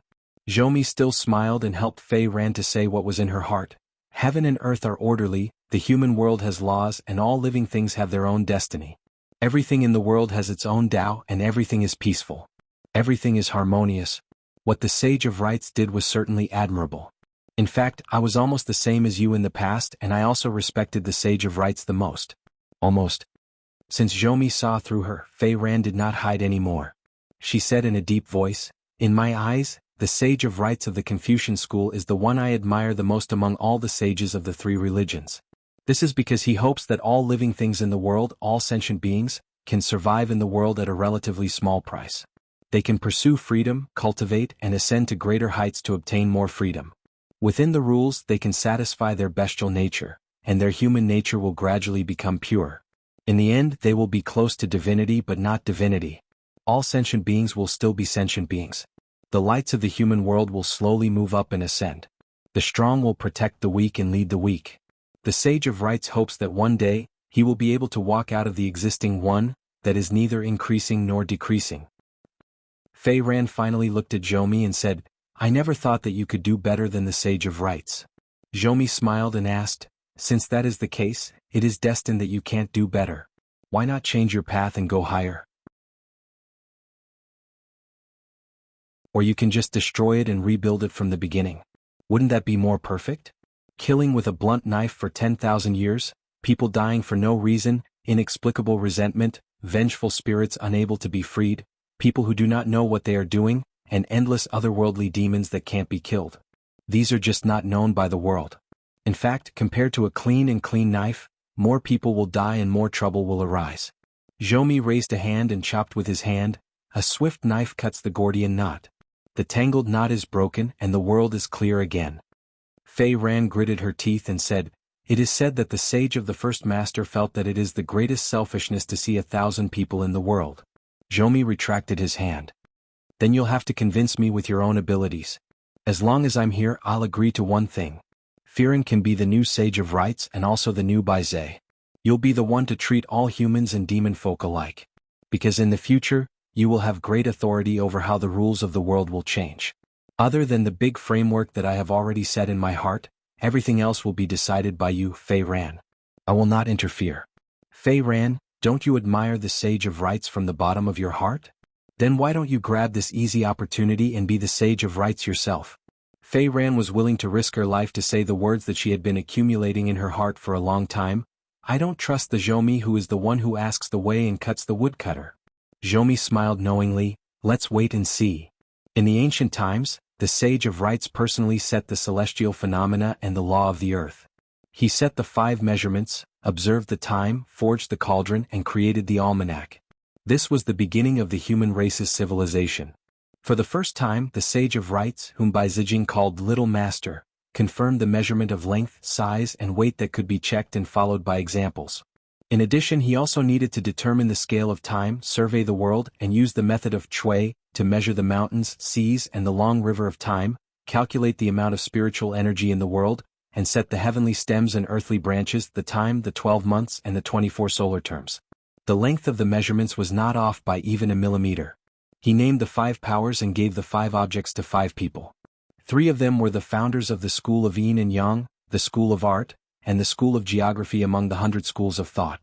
He personally made the first copper coin and snow coin in the world. The celestial phenomena, the earth forms and man forms fate. Heaven, earth, and man each had their own destiny and each had their own Tao. The 3 elements converged and the Tao was harmonious. Size, length, short, weight, height, time, and spiritual energy were all illusory words.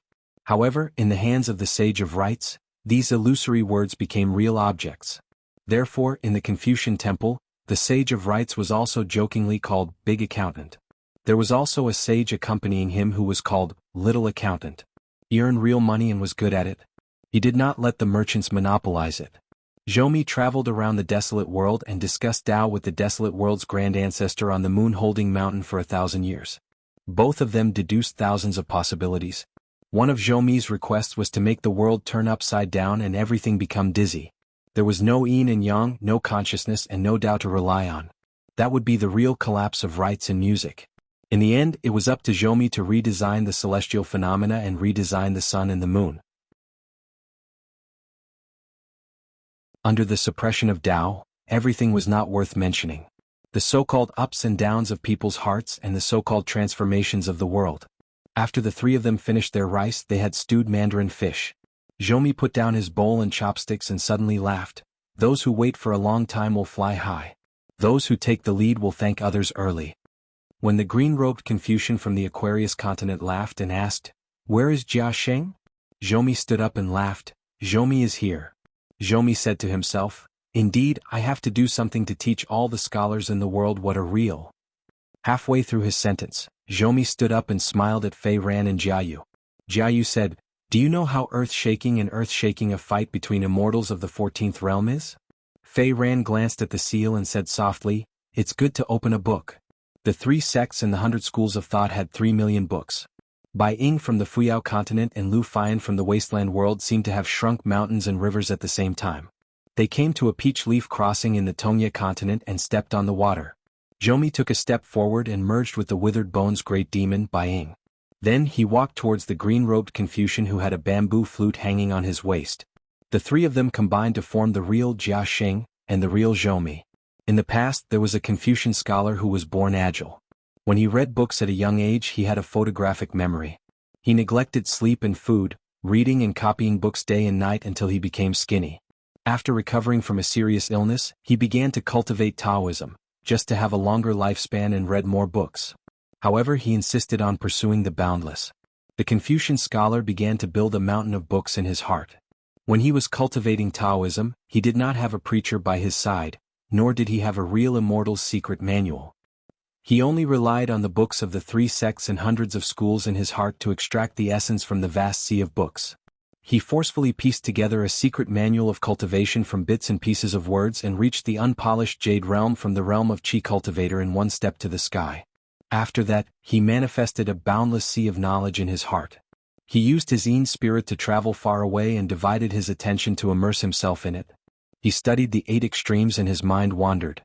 In the long journey of learning and cultivation, he continued to search for books and asked about the fundamental principles of the 100 schools of thought. He continued to expand the sea of knowledge in his heart.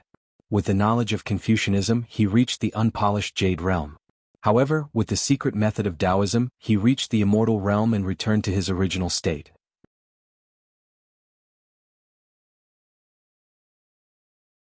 He then turned to study the 16 visualizations of Buddhism and finally chose the White Bone Temple. He was able to reach the Ascendant Realm. Then he used the miscellaneous knowledge in his heart to reach the 14 realms of immortality and secretly annexed Master Che Yun. Now there were a few new sovereigns in the wasteland. After the battle in the Fuyao continent, there were not many sovereigns left. In the Flood Dragon Valley, there was the gray-robed Confucian elder who fought non-stop with Sui Shan. Xiao Chua, the sword cultivator who promoted the sovereigns to the 2nd highest position, did not care about the Zhou Mi at all. The swordsman Lu Cha. Yang Ji, who went to the sea area of the South Boza continent, was to deal with the Jinhai Tower that stood in the middle of the continent. As for Qin Chunan, who carried the sun and moon on his shoulders, she was to be dealt with by Lu Cha. Fei Fei was still on the battlefield between the Aquarius continent and the Tongye continent. Niu Dao, who had lost the restraint of the golden armor, was overseeing the golden armor continent. The great demon Wu Yu and the guy who held a long spear and used the corpse of a high-level deity as a sovereign were already on the battlefield of the South Boza continent. There was also Yuan Shou, who was in charge of dealing with Yugui sect in Jiangshangjin. This sovereign great demon was also the little brother of our Xinjiang Mountains ancestor Moving Mountains, that Cui Dongshan and Chunqing had mentioned at the Caiji Mountain. In addition, the Lotus Nunnery Master Huang Wan, Yao Jia, Che Yun, Bai Ying and the 14th level Lu Fian, in the wasteland had all been Dao fusing by Zhou Mi. Among them, there was actually an Ascendant Realm human from the Golden Armor continent, Wanyan Laojing. One had to know that Bai Ying, who was the external body of Zhou Mi's young god, had refined countless demon cultivator puppets in the thousands of years in the wasteland. An old bookworm who couldn't fill his stomach? Whether it was Zhou Mi or Haoran Jia Sheng, after eating again and again, their stomachs were indeed rumbling with hunger. After Zhou Mi left, Jia Yu put down his bowl and chopsticks on the small table, sat cross-legged and let out a long breath. Fei Ran smiled and said, "You can be afraid too?" Jia Yu rolled his eyes and said, "I'm not stupid. If I pretend not to be afraid it's no problem. If I'm really not afraid I can't do it." Jiang Shangjin, Qin Pingan, and Mr. Zhou were all like birds of a feather. They were all terrifying. Fei Ran really couldn't refute. Jia Yu suddenly asked, "Immortal rice, stewed mandarin fish and fish soup mixed with rice, how does it taste?" Fei Ran said helplessly, "Not bad." How could he be in the mood to eat and drink soup just now?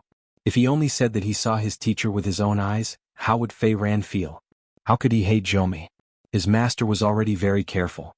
Not to mention that even his senior brother Che Yun was very careful. In fact, if the overall situation was determined in the future, Zhoumi could completely return Fei Ran a master and his senior brother. But Fei Ran didn't dare to be sure who the future Fei Ran would be. Only at this moment did Fei Ran understand why Li Zhen was so pitiful. Jiayu was a little regretful. In any case, he's an educated person, but he doesn't have a single good word to say. Fei Ran lay at the bow of the boat, as if he had never felt so dispirited and powerless in his life. Jiayu said, "Don't think too much, eat and drink to your heart's content and you'll go far." Fei Ran said, "I envy you." Fei Ran sat up and covered his face that he was somewhat used to wearing. Jiayu only glanced at him and was furious. "Spit out all the tea, rice and fish soup." Fei Ran planned to ride the wind and soar into the sky to see the great battle. It was very likely that it was a 14th level, peak catch and kill.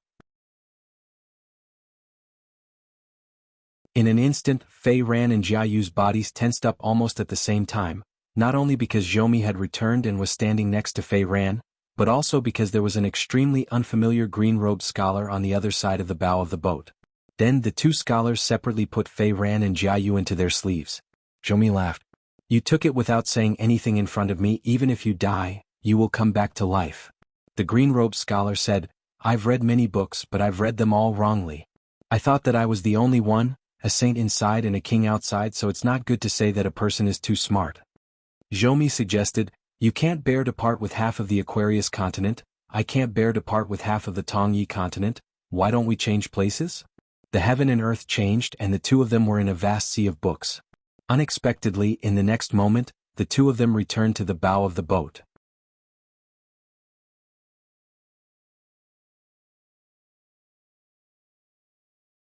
"739. Zhoumi seemed to have planned this beforehand. Other than the ferry that the two of them were standing on, everything else, including the Peach Leaf Ferry and the Great Spring Dynasty where the Peach Leaf Ferry was located, seemed to have turned into a realm of the Great Void. Only the sun and the moon hung in the sky as two candles. Under the illumination it was like a boat in the void. The two immortals stepped into the void together and crossed the long river of time together. The lantern paintings on horseback were constantly changing on the ferry, blooming with the unique colorful glaze of the time scroll, illuminating the two scholars in front of each other. They were sparkling as if they were two silent and heartless ancient deities. Qi Jingchun stood at the bow of the floating boat and looked around at the paintings of time that suddenly appeared and suddenly disappeared. This green-robed scholar did not travel much in his lifetime. He could be considered the one who traveled the least among the direct disciples of the literary sage. He studied when he was young and studied when he was young. Later on, he only accompanied his senior brother who wanted to switch to swordsmanship and traveled to the Central Plains. However, in just a few years he did not go to too many beautiful places. After that, the literary sage encountered a catastrophe. Embroidered tiger Cui Dong, who betrayed the literary sage's orthodoxy, finally chose the Aquarius continent and became the imperial tutor of the Dali dynasty. Qi Jingchun seemed to have turned against him. He directly brought two of the literary sage's registered disciples, Mao Xiaodong and Ma Zhan. The three of them rushed to the Aquarius continent. In the capital of the Dali dynasty, they established one of the 72 academies of Confucianism, the Cliff Academy, and restricted Cui Dong everywhere.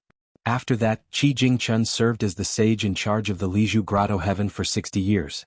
Zhoumi was also observing the surroundings, searching for some subtle manifestations of the great Tao and the secrets of heaven.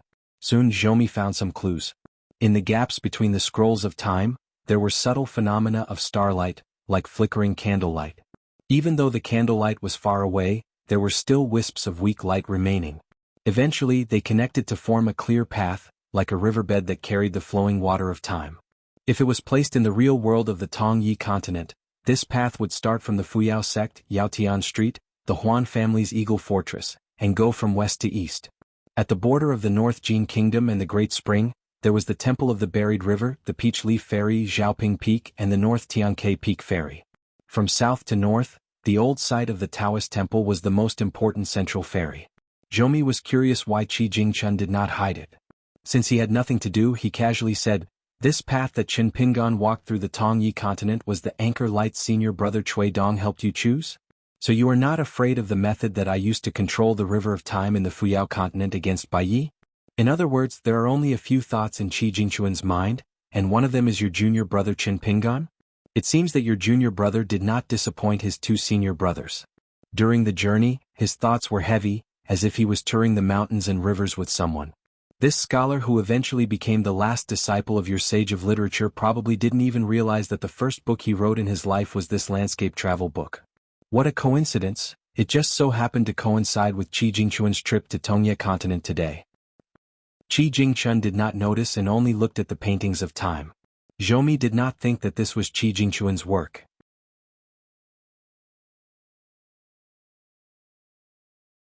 It was most likely that Xiaohu's plan.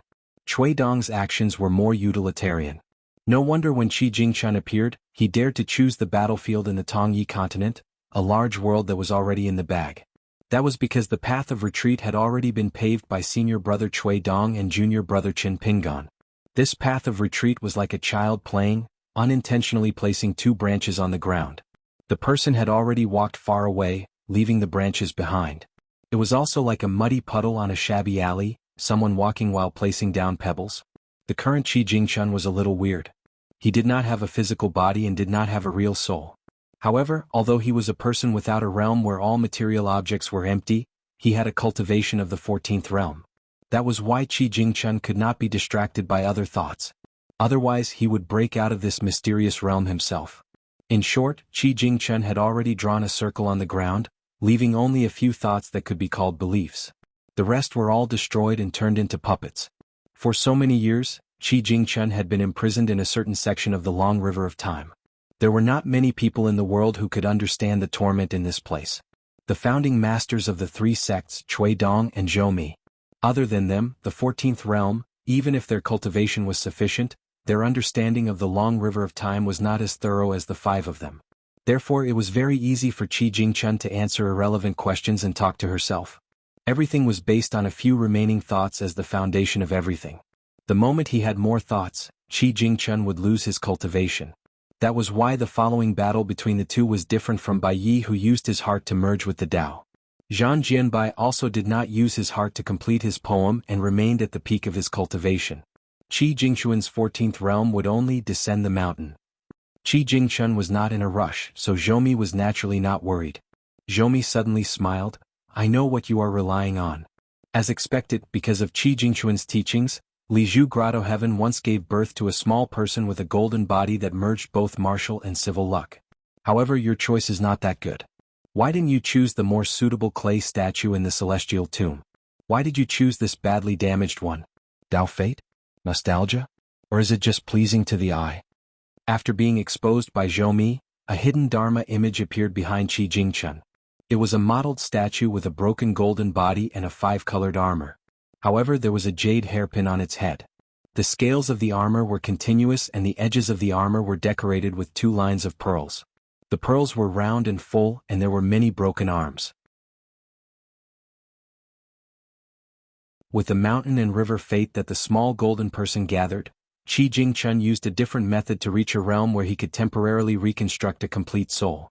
Then he used a Taoist spirit official statue as his resting place and used Buddhist nature to stabilize his soul.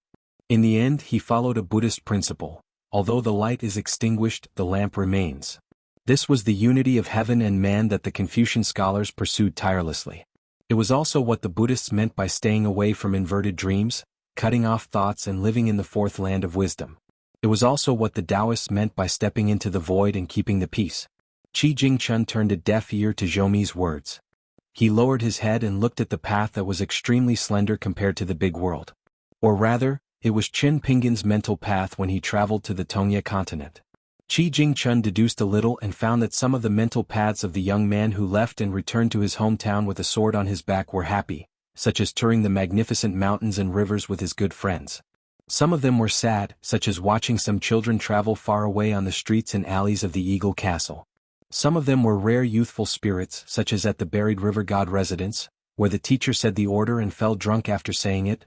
The scholar in green, who should not have other thoughts, smiled and said, "When the heart lamp is lit, the night is like day. The world is cold and the Tao tree is eternal. Little junior brother, you have read many books." Qi Jingchun forcibly broke the so-called sincerity in her heart and murmured, "Sir is too busy. Cui Dong is too ruthless and too stubborn. He is too young and the burden is too heavy. How can there be such a laborious little junior brother in the world? Qi Jingchun did not look at Zhou. Are you happy and curious that I would destroy my own cultivation and teach you what it means to be the best and the only one? But I would take the initiative to leave this state. A scholar like you would not understand, let alone do it. I know you don't believe me. This is very similar to Cui Dongshan when he first came to Lizhu Grotto Heaven. But don't think that you are the same as Xiu Hu and you are not worthy. No matter how rebellious Cui Dong is, he is still the first disciple of the sage of literature. He is also a scholar. Zhou smiled and said, this is not a debate between the three sections. Let's not argue. Qi Jingchun laughed it off. He raised his sleeve and covered Zhou's heart. If I don't see it, there will be no heaven and earth. As the master of this heaven and earth, Zhou's words do not count. Then he put two fingers together. Qi Jingchun picked up a chess piece from the heaven and earth chessboard. The great void's night sky, which used the sun and moon as candles, was suddenly left with only the bright moon. It was forced to reveal a boundless sea of books. The moonlight reflected on the water. A snow-white chess piece quickly condensed on Qi Jingchun's fingertips. It was like a piece of paper being gently lifted. The surface of the boundless sea of books was suddenly pitch black like a pool of ink. Qi Jingchun released his fingers. The white chess piece stopped in the air and covered the bright moon again. Qi Jingchun turned and picked up a black chess piece. The scene of heaven and earth that was originally like a pool of ink was illuminated again. It became a scene where only the great sun was shining on the snow-white side. Qi Jingchun said, break. The black and white chess pieces hanging beside him shattered with a light knock. The two restrictions of heaven and earth that Zhou had secretly set up were broken and disappeared. Zhou frowned slightly. He shook his sleeve and put two fingers together. His fingertips caught two simple black and white words. They were the real names of the two great demons that were born from the great Tao in Zhou's heart lake. They were the real names of the Lotus Nunnery Master and the Sovereign Yaojia. Zhou returned the look and shook his head. Cliff Academy? This academy's name is not good. The heavenly thunder cracked the cliff and the great tribulation of karma fell. So much so that you, Qi Jingchun, have nowhere to hide. If Qi Jingchun hid, the great Tao's karma would affect the entire Lizhu Grotto heaven. It would also affect the fate of the mountains and rivers of the Aquarius continent. Now that the Dali dynasty, which was a country and a continent, had its fate reduced by 30 to 40%, the demon army of the wilderness should be near the capital and not be stopped at the border of the southern peak. However, embroidered tiger Cui Dong still did not mind this. It was nothing more than shrinking the battle line and making the continent's defensive formation tighter. Finally, the troops would be stationed on the two sides of the central Great Blasphemy, which would most likely change its name and defend the capital. Once this was done, the wilderness would suffer fewer losses, but it would make things more difficult for Zhou. Then I will listen to the ancient people and order the ghosts and gods to grind the cliff. When Zhou finished speaking, a white drawing of the mountains and rivers of the Aquarius continent appeared in the void around him. There was a cliff academy that had not yet gone to the Great Sui Kingdom, and a school in a small town in the Lizhu Grotto heaven. The three scenes were all illusions of Zhou's heart, but it was very likely that they were the truth of Qi Jingchun's heart lake. This kind of technique in Abhijna would be a baffling waste of effort to anyone else, but it was useful against the current Qi Jingchun. The remnants of the ancient gods stepped on the mountains and rivers of a continent, sinking it instantly. A storm fell on the Cliff Academy, covering the sound of books. A small grotto heaven condensed into a Lizhu grotto heaven was crushed by the heavenly tribulation and collapsed. Qi Jingchun allowed Zhou to execute his Abhijna and kill the three truths that the other party thought were infallible. He laughed. The wilderness's literature is very thorough and there are indeed many books. There are 3 million books, big and small worlds. There are only 300 worlds in the Tower of Scrolls. Zhou nodded and said, it's not much of a skill but it's hard to avoid nostalgia. Qi Jingchun laughed and asked, are you just going to run around like a headless fly? Are you not willing to use your trump card and not willing to let me see the image of my junior brother in your heart? Or are you worried about someone and making a long-term plan? Zhou laughed and replied, I'm not a scholar. If I have a question, I'll ask you to answer it. Logically speaking, since Zhou had already noticed the path of the lamp in the heart, the first person to be killed should be the young hidden official of the Great Wall of Sword Qi. Through Li Zhen's year after year of observation, dialogue and provocation on the other side, Zhou turned around and checked the scenes of the two rivers of time that Li Zhen and Lu Fian saw, one near and one far away. Zhou Mi's understanding of Qin Pingan was not shallow. Moreover, there was also Zhou Mi's direct disciple, the sword cultivator Liu Bai. The mountain and river restriction that was set up in the Jiazi tent was originally Liu Fian, or rather, Zhou Mi's work. The young hidden official did not see the light of day, but Zhou Mi saw that he was completely unhindered. Every word, every action, and even the changes in his state of mind were flawless. However, the imperfection was the young man. Zhou Mi did not know if it was because of his good luck or because he was used to being cautious, but he could not find an entrance to the young man's heart. Otherwise, Zhou Mi's Yin spirit would travel far away and land in Qin Pingan's heart lake. With the young reclusive official's small world, he could help Zhou Mi isolate the sword aura from the Great Wall. Liu Fian would sooner or later become the new Qin Pingan. Zhou Mi did not dare to say that this plan would succeed, but as long as the young hidden official was not careful, he would lose everything. During this period, the mountain and river travel book actually had a lot of bad things. It was supposed to be a joint immortal hand for Cui Dong and Zhou Mi to display their supernatural powers. At that time, the reason why Zhou Mi instructed Li Zhen to hand over the book to let Qin Pingan, who was trapped and bored, read it because Zhou Mi felt that it would be an opportunity to break the deadlock. At least, it would cause ripples in Qin Pingan's state of mind. Unexpectedly, it made Qin Pingan's Dao heart more tenacious. It was as if he immediately sensed embroidered tiger Cui Dong's intention after flipping through the book once. A scholar could escape from a cage with the word benefit, but he might not be able to escape from a world with the word name. Therefore, when Li Zhen handed over the mountain and river travel book, Zhou Mi had already refined 6 words before Qin Pingan. He hid 4 grains of divine light in them, which were respectively on the 4 words yellow bird and fish dragon in the 4th chapter. This was to guard against Cui Dong. In addition, there were also the 2 words Ning and Yao, which hid a grain of divinity that Zhou Mi had extracted. This was to trick the young hidden official's mind. He did not expect that Qin Pingan from the beginning to the end did not put the words into the heart lake. He only hid them in the heaven and earth in the sleeve with the supernatural power of fake jade. At that time, Liu Fian, who had already become Zhou Mi's Dao fusing Yin spirit, made an exception and went to the top of the city wall to chat with Qin Pingan. One of the things he did was to completely dispel the divine light and divinity. Then, with the help of the reverse flow of the long river of time, Qin Pingan was completely unaware. However, it could be seen that Xiu Hu really did not care about the life of his junior brother.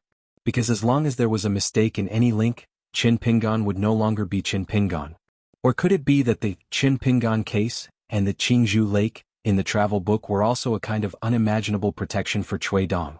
So early on, to put a young man in a dangerous situation where his Dao heart could collapse at any time? The robe on Xiao Chua's body was refined by the fate of the 3 continents. Slashing left and right with the sword was equivalent to slashing the teacher's body. Left and right still slashed at the teacher without hesitation.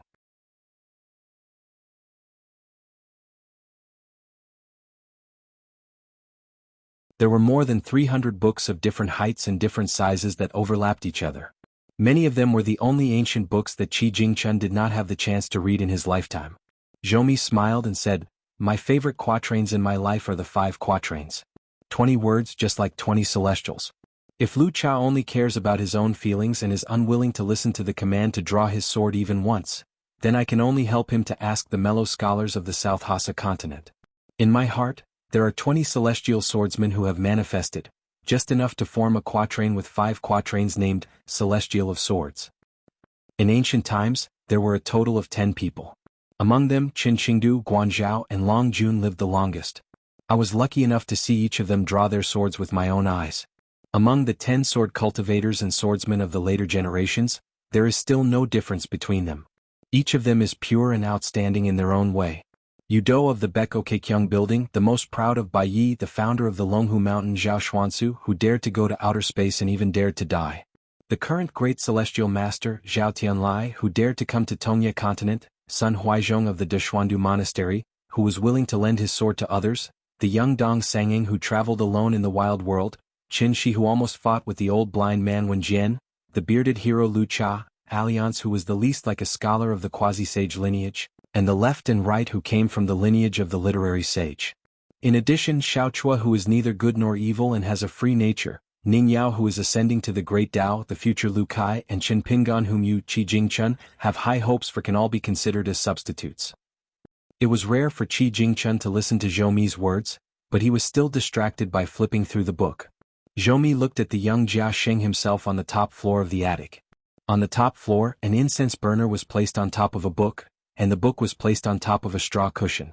Zhou muttered to himself, "The human world is not tied to a boat. I once had the pleasure of slaying ghosts and bandits. Heaven and earth cannot bind me. I don't have the heart of a Jindan cultivator." Qi Jingchun looked at the attic and said, "You chose to be the enemy of the world with books. To be the companion of the ancients. To be friends with the heavens. Is just watching the freedom of the human heart. Don't think that the Central Plains Confucian Temple has accepted the 13 policies of Taiping and that there will be eternal peace. It's impossible." When Shui Shi was young, there was a saying that a truly powerful country would choose to live in peace when it had the power to invade other countries. Within the country, knowledge would be passed down from generation to generation, and the hearts of the people would be united. It would be a mutual bond between people. It would be a place where every traveler would never be estranged from his hometown. It would be a place where even more people who had never read the books of the sages would do things that they did not know were reasonable. The old Xiucai stood quietly at the door, clapping his hands and smiling. He seemed happier than if he had won a debate between the three sections. That was the first time he had offered to drink today. After drinking that day, the old Xiucai was in a particularly good mood. Taking advantage of the alcohol, he stepped on the bench and raised his arm high.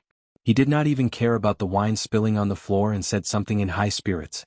It was a question of the teacher answering his own question. What was the heart of a pure child? It did not have much to do with a person's age. It was nothing more than someone burning the bridge after crossing the river. Some people wanted to pave the way and repair the bridge. Some people wanted to eat and put down their chopsticks to curse. Some people wanted to quietly clean up the dishes and care about the stability of the tables and chairs. Some people thought that growing up was to be tactful.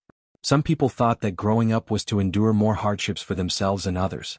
Some people thought that the strong were unrestrained and had a kind of pure freedom. Some people thought that they wanted to become strong because they wanted to do something for the world. That was also the first time he had said that he could drink tomorrow. However, he added that he would let Xiao Qi set up a stall to make money. Senior brother and I would be responsible for keeping people warm. Blockhead would only scare away the customers if he joined in the fun. Many books that had been flipped by the spring breeze began to disappear into thin air. In an instant, dozens of worlds disappeared in Zhoumi's heart. If it were a sword cultivator of the upper 5 realms, even if he used all his strength and did not consume any spiritual energy, it would take him several years to dispel so many restrictions. Zhoumi seemed a little helpless. He said, "Using this as a distraction, is it really not considered stealing when a scholar steals books?" Qi Jingchun glanced at the attic. Zhoumi also wanted to borrow the knowledge of the three sects in other people's hearts to sharpen his Tao heart and take a shortcut to break through the bottleneck of the 14th realm. Zhoumi wanted to reach a higher level. He wanted to be taller than the sky. As for the so-called 3 million books, big and small worlds and a 3-story attic, they were all tricks. For Zhoumi now, they were already dispensable. Zhoumi shook his head. "It's not easy." Qi Jingchun smiled. "A fish eats books. Can eat countless words, but it eats too little. Therefore, after you reach the 14th realm, you found yourself at a dead end. You can only eat words to become a Tao-fusing great demons. Since it's so difficult, why don't I help you? Your heaven and earth are uneven? What a coincidence, I have a natal character. Can I lend it to you?" Zhoumi shook his head. "I don't want to borrow that Qi character. I'm afraid that Zhaoling Sujun will risk his life and join forces with Cui Dong to destroy my Tao. It's just that you'll eat 3 million books and merge with the entire world before completely dissipating into the vast world. Or I'll eat a level 14 that's hard to come by and break through the bottleneck. Both of us can indeed make a bet." Qi Jingchun finally started to flip through the books of the three sects for the first time. He first picked a rare book. Then, whether it was read or not, they were all flipped through by the spring breeze. The books disappeared one by one and merged into the 14th realm, Qi Jingchun's great Tao. Zhoumi frowned slightly. As Qi Jingchun flipped through the books, the Dharma form behind him started to crumble. On his left and right, 2 Qi Jingchun appeared. Their blurry figures gradually became clearer. One looked solemn and dignified, the other looked haggard. Qi Jingchun was in the middle. He was still the green-robed scholar with white hair. Zhoumi's brows slowly relaxed. When Qi Jingchun ate enough books, he could merge the three sects and establish a sect in Zhoumi's heart. Then Qi Jingchun would really finish flipping through and borrow 3 million books in one go. Zhoumi's heartstrings suddenly tightened. Without saying anything, he used his full strength for the first time. The 365 Qi residences all contained the reincarnations of the great demons of the desolate world, the sword cultivators of the Great Wall of Sword Qi, and the remnants of the gods. They were all refined by Zhoumi as his life source items. They were responsible for guarding the various blessed lands. It turned out that this Zhoumi's Dao unification had completely refined his soul and physical body to the point that it looked like the blessed lands were connected to the blessed lands. Hence, Zhoumi's body was already equivalent to a fully deserved brand new world. Once Qi Jingchun merged the three sects, even if he entered the 15th realm, it wouldn't be stable. Zhoumi made the first move and occupied the heavens, earth, and man. Qi Jingchun's chances of winning were indeed not high. But Zhoumi didn't expect this pair of senior and junior brothers to make such a crazy move. Qi Jingchun's 14th realm wouldn't last for long. But once that embroidered tiger entered the 14th realm, with the help of Zhoumi's 3 million books, both of their realms would choose to exchange the old for the new. In the central capital of the Aquarius continent, embroidered tiger Cui Dong raised his hand and formed the spring seal. He smiled and said, "If you can't solve a problem, ask me, Spring Breeze." And this Qi Jingchun, who was in Tongyi continent, suddenly shook his head and laughed out loud. Jiao Sheng's plan is indeed disappointing.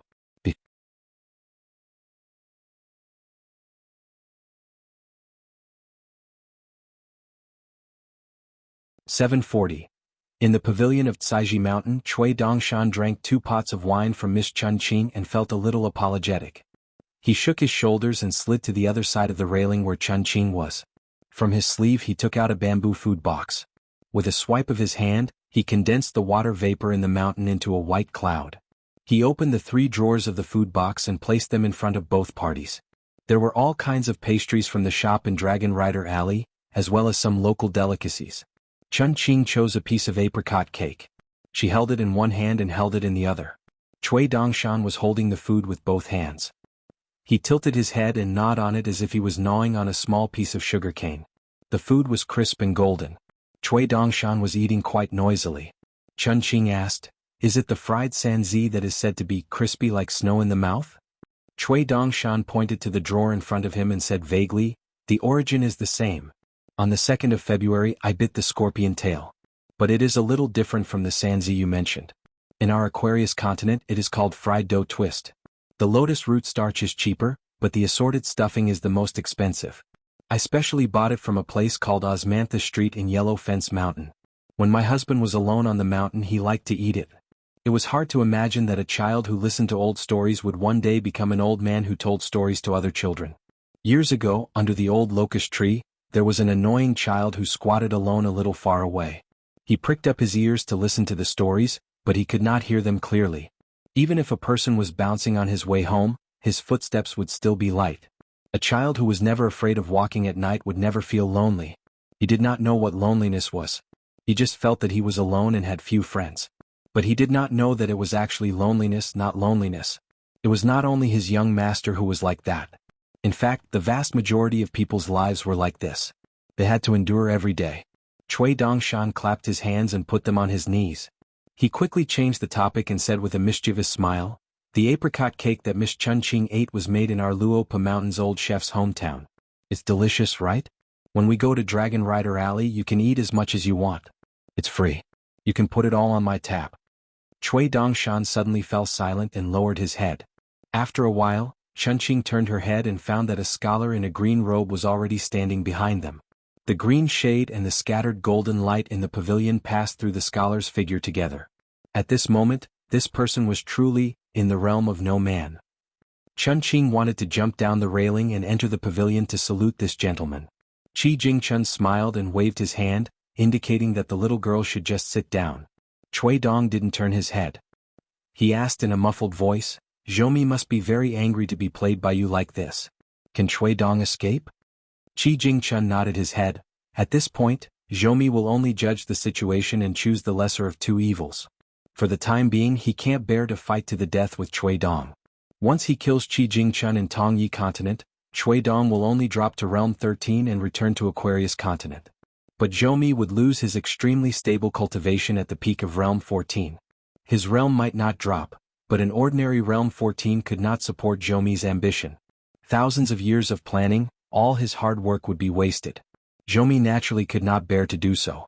What I am truly worried about, you know very well. Cui Dongshan said, I am not Cui Dong anymore. Whatever you say to me is useless. Qi Jingchun, don't think too much. You can go and see Pei Qian. She is my teacher, your junior brother's first disciple. She is now at Kaiji Mountain. You can also go to Nanyu Ancestral Temple and chat with Song Jisun, who has changed a lot. When you return to Fudu, you can also guide Lin Shui in his cultivation. You don't have to waste your time in cultivation on me. As for what I should do and what I should not do, Cui Dongshan knows it. Qi Jingchun laughed. I am worried about martial nephew Cui Dongshan. Cui Dongshan, who was invincible in scolding, was speechless for the first time. Qi Jingchun stood behind the young man and woman. Cui Dongshan muttered to himself, I can't get enough of the scenery in the world. Cui Dongshan suddenly raged, you are so knowledgeable, your chess skills are so high. Then you should find a way to survive. If you have the ability to sneak into the 14th realm, why don't you have the ability to struggle at death's door? Qi Jingchun shook his head, speechless. Unknowingly, the originally white-haired middle-aged man with a scholarly appearance had now turned white past the young man's sleeves. It was a deathly white that lacked vitality. Cui Dongshan muttered, if teacher knows about today's matter, even if he returns to his hometown next year, he will die of grief. Who knows how careful teacher is on the path of life if you don't know?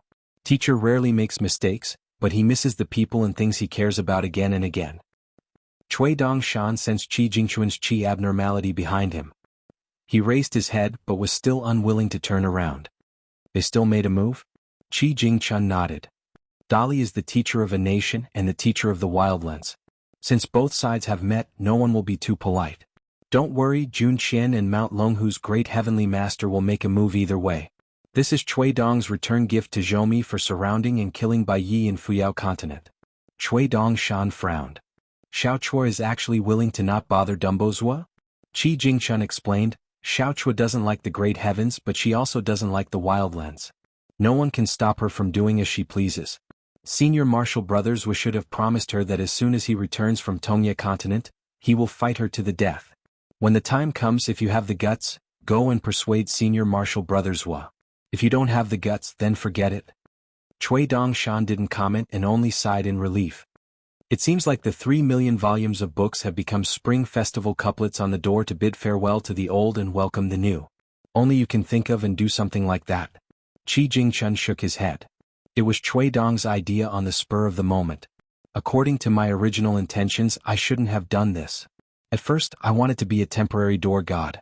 Forget it, there's no point in saying more. Perhaps Cui Dong's choice will be better. Perhaps, I hope so. Cui Dongshan said, so in the end you still chose to believe in Cui Dong. Qi Jingchun suddenly said, if that's the case, and not only that, I see, further. Cui Dongshan said, no matter how far a person can see, it's not as far as walking. Qi Jingchun smiled. Now you guys are here. There were already so many chairs outside Luapa Mountain's Peaceful Peaks Ancestral Hall. If that's the case, what else can I say? The green-robed scholar who appeared from the Great Blasphemy Temple was originally Cui Dong, who borrowed Qi Jingchun's cultivation of the 14th realm temporarily, and not the real Qi Jingchun himself. He planned to make a thorough plan to complete the Great Way. It was a conspiracy but also an overt one. He predicted that Haoran Jiasheng would not hesitate to take out 3 million volumes of books to let Qi Jingchun stabilize his realm, so that the latter could be said to be extremely knowledgeable and well-versed in the knowledge of the 3 sections. In the end, Zhou mistakenly thought that he could use this to unify the way. With the help of the Great Way of Heaven and Earth, he could suppress Qi Jingchun with his own Great Way of Heaven and Earth. In the end, he would eat up the fundamental knowledge of the 3 sects that allowed Qi Jingchun to successfully reach the 14th realm. This would make Zhou Great Way of Heaven and Earth more closely connected and flawless. Once it succeeded, Zhou would really become an existence that even the grandmasters of the 3 sects could not kill. He would become the biggest one in the world. It was not easy to fool Zhou. Qi Jingchun had to be willing to hand over his cultivation to Dali Xiu, who had a deep grudge against him. Other than that, the real key was Qi Jingchun's 14th realm Qi image. This was the hardest to disguise. The reason was simple. They were all 14th realm great cultivators. Qi Jingchun, Bai Yi the old blind man in the wilderness, the chicken soup monk, and the old master of the Taoist temple of the Eastern Sea Monastery, but their great way of Tao differed greatly from each other. Zhou was also 14th realm. How could he be fooled so easily? However, Cui Dong had taught Cui Dong in the line of the sage of literature. He taught the sage's principles and books, the 4 arts that were pleasing to the heart, and he taught them very well. Cui Dong himself had a deep understanding of the 3 sects and the 100 schools of thought. In addition, Cui Dong was the only direct disciple of the sage of literature who had accompanied the old scholar to participate in 2 debates between the 3 sections. As the first disciple, Cui Dong sat beside the sage of literature. Therefore, Cui Dong purposely revealed his identity, in order to suppress the ancient high-level deity who tried to cross the sea and reach the shore. With Qi Jingquan's style of doing things when he was young, he stepped on the deity several times. Then he used Qi Jingquan's 60 years of seclusion to clean up the battlefield. A portion of Qi Jingquan's mind was indeed with Cui Dong. He used the 3 natal characters to form the man without boundaries, as a place of learning. However, the price of such a meticulous plan was that he had to constantly exhaust Qi Jingquan's mind and cultivation in exchange for an unimaginable shortcut, for Cui Dong to reach the 14th realm. He used Qi Jingquan's knowledge of the Great Way and stole Zhou Mi's sea of books, which were used by Cui Dong to repair and sharpen his own knowledge. Therefore, Cui Dong's greatest ruthlessness was that not only did he not choose to fight at the old site of Old Dragon City, he directly took the risk and went to Tongya Island's Peach Leaf ferry boat to face Zhou Mi. Naturally, it was not Cui Dong's impulsiveness.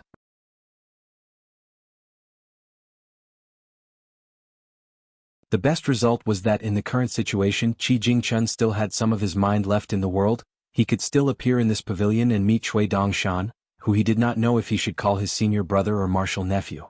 At the same time, he could also pave a way for Cui Dong to return to the great blasphemy temple in the central capital of Aquarius continent.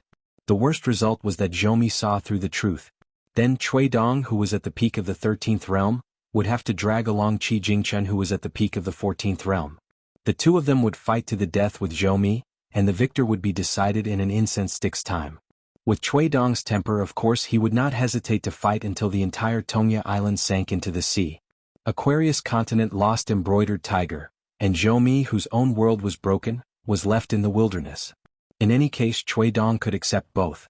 At this moment, in the pavilion, the green-robed scholar and the white-robed youth did not isolate themselves from the world, and did not even speak with their minds. Chun Qing was extremely embarrassed. If she ate the pastries, it would be too disrespectful to the 2 scholars, but if she did not eat the pastries, she would be suspected of eavesdropping, so she could not help but ask, "Mr. Qi, Mr. Cui Dongshan, why don't I leave? I am an outsider and have heard enough. My heart is beating like a drum and I am very anxious." Cui Dongshan seemed to be angry. "Miss Chun Qing, you don't have to leave, just listen openly. Our Cliff Academy's mountain head Qi is a gentleman, and will never say anything that outsiders cannot hear." Qi Jingquan's figure flashed, and he actually sat on the railing beside Cui Dongshan, and turned his head to look at the white-robed youth, who was actually not a stranger. Cui Dongshan did not look sideways and only looked into the distance, his hands lightly patting his knees. He did not expect that Qi Jingquan's brain seemed to be flooded with water, looking at a hammer, and had not seen enough, causing Cui Dongshan to feel uncomfortable all over, and just as he was about to reach out to grab a yellow fence mountain head, Qi Jingquan beat him to it, took it and began to eat. Cui Dongshan muttered softly, other than chewing books, everything he ate was tasteless and it was a waste of copper coins. Qi Jingquan said, "Just now in Zhou Mi's heart, I helped Cui Dong eat some books, and only then did I know that the old teacher of the Human World Academy lamented, and it was really reasonable." Cui Dongshan knew what Qi Jingquan was talking about. "There were so many books in the world that I did not want to read." Cui Dongshan said softly, "Actually, there were people who said that." Qi Jingquan also knew what Cui Dongshan wanted to say. "I don't want to say anything more to this world." Therefore, the young Cui Dongshan had said a lot of strange words and jokes over the years, but he did not speak much of his true thoughts, and would probably only say it to a few people, and it could be counted on one hand. Except for teacher Qin Pingon, it seemed that there were only little Bao Ping, big sister Pei Qian, the little lotus person, and Xiaomi. Qi Jingquan smiled and withdrew his gaze. In fact, when Cui Dong was young he was quite good-looking.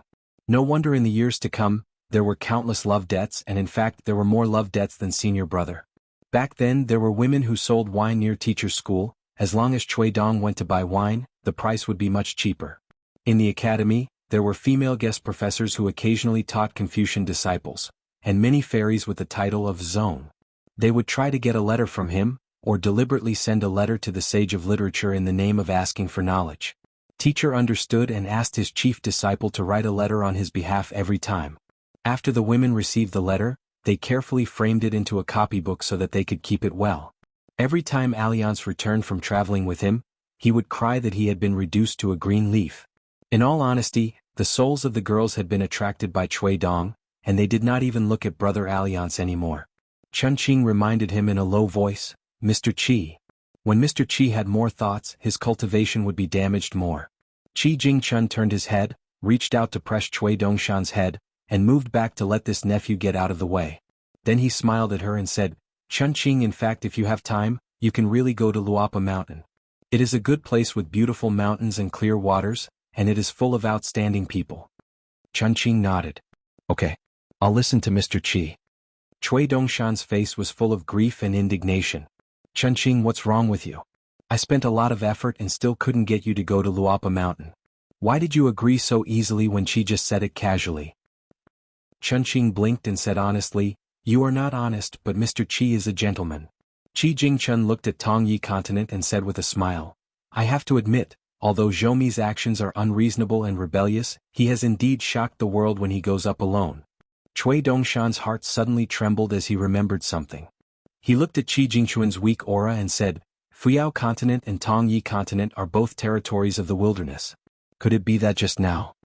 Qi Jingchun nodded, confirming Cui Dongshan's guess. Cui Dongshan sighed. Zhoumi was good at controlling the river of time, and this was the key to killing Bai Yi. Qi Jingchun did not let Zhoumi succeed in the end. It seemed that they had already exchanged hands. Cui Dong, that old bastard, was destined to not have such methods even if he reached the 14th realm. He was more likely to add those killing abilities that he had been planning for a long time. Qi Jingchun stood up and wanted to see the first disciple that his little junior brother had taken in. It seemed that the teacher had helped to choose him. His little junior brother must have worked hard. Cui Dongshan wanted to say something but stopped. Qi Jingchun reached out and pressed Cui Shi's shoulder. "In the future, if little junior brother still feels guilty and feels that he has done too little at that time, you can help me tell little junior brother about this. Tell him where the golden joss-stick figure came from." Cui Dongshan nodded. He was so sick that he couldn't muster up any energy. Qi Jingchun suddenly slapped his head so hard that Cui Dongshan almost fell into the pavilion. Qi Jingchun smiled. "I've wanted to do this for a long time. Back when I was learning from the teacher, you were the best at fanning the flames. I fought more than 90 fights, at least 80 of them were started by you. You contributed greatly to the many bad habits that the teacher developed later on." Cui Dongshan said angrily, "Are you complaining? Do you like to keep accounts? Who did my teacher and big senior sister learn these habits from?" Qi Jingchun smiled knowingly. His smile was like the spring breeze. His figure dissipated like the spring breeze that came and went without a trace. Cui Dongshan muttered, "Why don't you talk for a while more?" Chun Qing finished a tray of pastries silently. She finally couldn't help but remind him softly, "What about that sea-viewing realm old immortal from the Frozen Cloud Inn? Are you just going to keep him in your sleeve?" Cui Dongshan rolled his eyes. "What are you talking about? There's no such person, no such thing. This little girl was really unkind.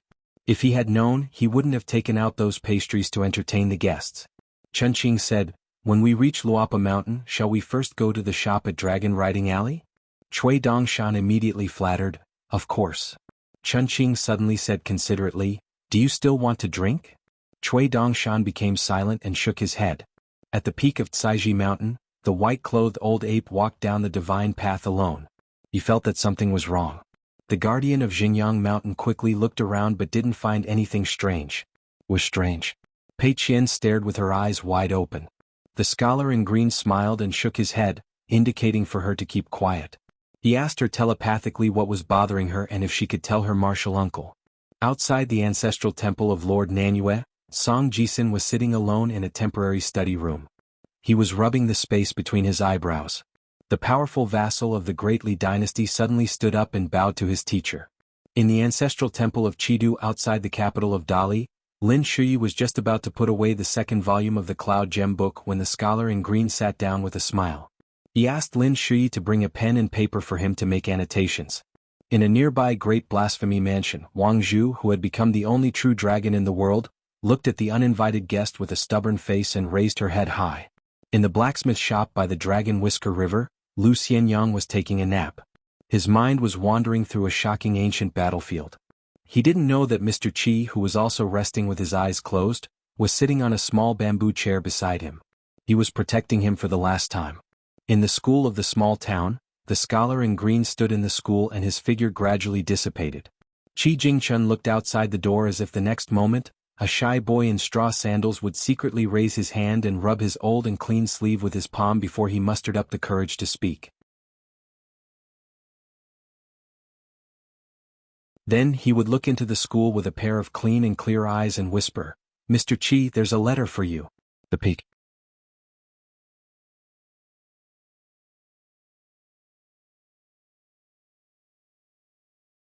"741. At that time Lu Chen was a guest at Furong Mountain.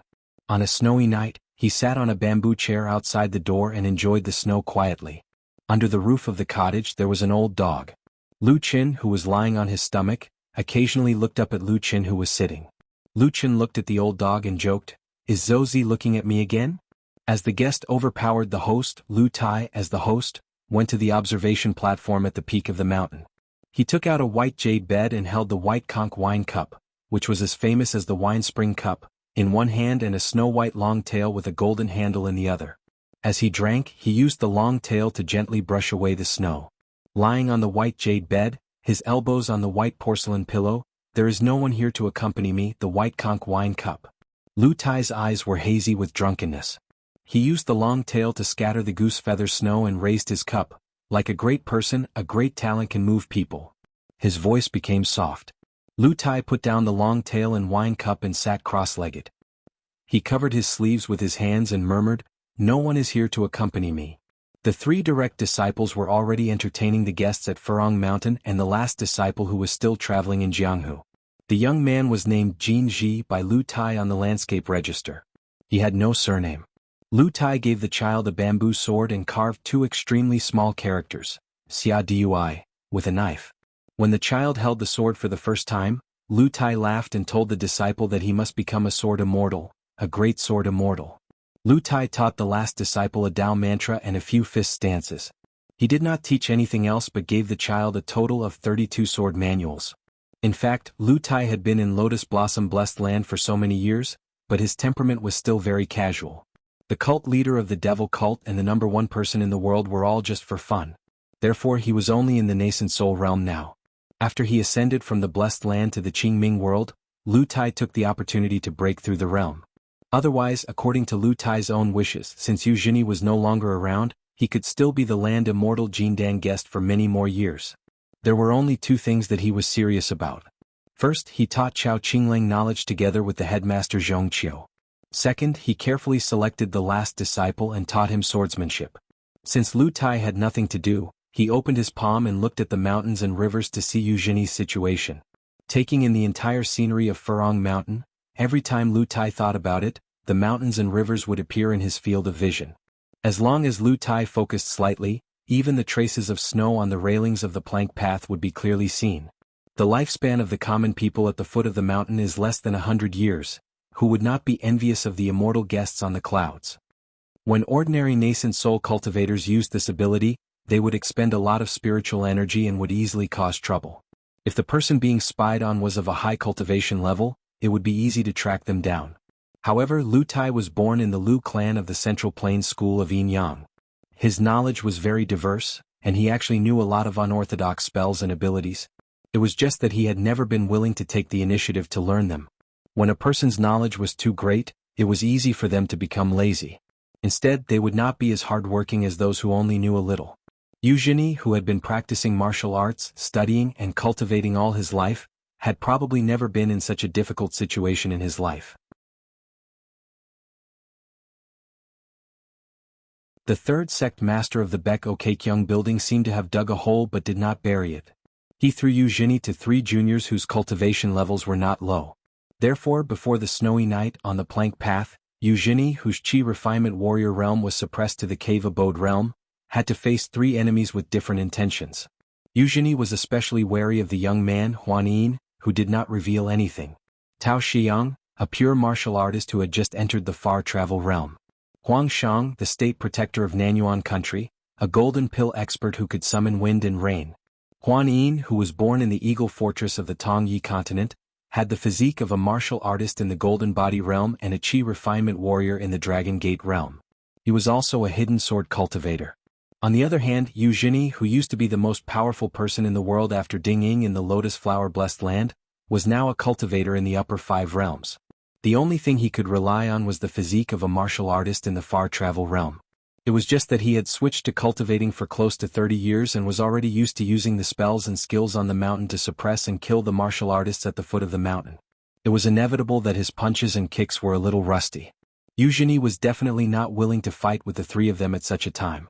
Moreover, he had no chance of winning. The key was that the 3rd sect master, who seemed to have 1,000 faces, definitely did not care about Eugenie's life and death. As for that fellow Lu Tai, he definitely did not mind having another corpse on Furong Mountain that did not need to be buried. In order to escape this calamity, Eugenie could be said to have racked his brains. He leaned against the railing and was calm and composed. He first reminisced about the past with Huang Shang and pointed out the flaws in his cultivation. Eugenie's Jade Raw Realm cultivation was not there, but his foresight was still there. Looking down from above, he saw all of Huang Shang's gains and losses in his cultivation journey. He then asked about the current situation of the Blessed Land and the Lake Mountain sect. As the country protector of the Nanyuan kingdom, Huang Shang was obviously the one who respected Eugenie the most among the 3 direct disciples of Lu Tai. He answered all of Eugenie's questions and seemed to have helped to delay a lot of time. However, the truth was that Huang Shang secretly said to Tao Xiang and Huan Yin telepathically, "Eugenie can be killed." Tao Xiang used telepathy and said to his 2 senior and junior brothers, "The martial fate belongs to me, so Eugenie must die in my hands. Other than that, all the immortals' opportunities are of no use to me. You guys can settle the score yourselves." Let me say this first: if anyone dares to ruin my plans after we leave Master's territory, I will spar with junior brother Huan alone. Huan Yin's expression was calm and he asked telepathically, "Why not find trouble with senior brother Huang?" Tao Xiang laughed coldly, "If we find trouble with him, you'll take advantage of the situation and even kill us both. Anyway, Master has taken in a last disciple and doesn't care about our lives anymore. I'll focus on killing you, and our imperial tutor Huang will definitely not interfere. He'll only watch from the sidelines and continue to be his country protector, worrying about the country and its people." Huan Yin retorted, "You're wrong, senior brother. Master has never cared about the lives of the 3 of us since the beginning. The meaning of our existence is only a method for Master to observe the Tao." Huang Shang was slightly displeased. "Huan Yin, your words are disgraceful. I'll report this to Master." Huan Yin sneered, "If Great Master Huang wants to be scolded, go ahead. If you're treated like a fool by Master, don't blame me for not reminding you." In reality, the 3 senior and junior brothers had their own private conversations other than speaking frankly. What a good each with their own ulterior motives. Fortunately, Eugenie himself was a pure martial artist. Before he set foot in cultivation, he was already ahead of Zhong Qiu in the martial Tao. It wasn't that Zhong Qiu's aptitude was inferior to Eugenie's, but that Zhong Qiu was too distracted. He was too greedy to be the imperial tutor of Nanyuan Kingdom. The so-called literary sage and martial arts grandmaster would only delay Zhong Qiu's martial Tao. Otherwise, when Eugenie descended the mountain as an immortal, Zhong Qiu would have broken through the invisible bottleneck of heaven and earth and ascended to the Golden Body realm. Although Eugenie didn't know what the 3 were talking about, he was well aware that today's fierce battle was destined to be unavoidable. After all, the 3 in front of him weren't his old friend Zhong Qiu.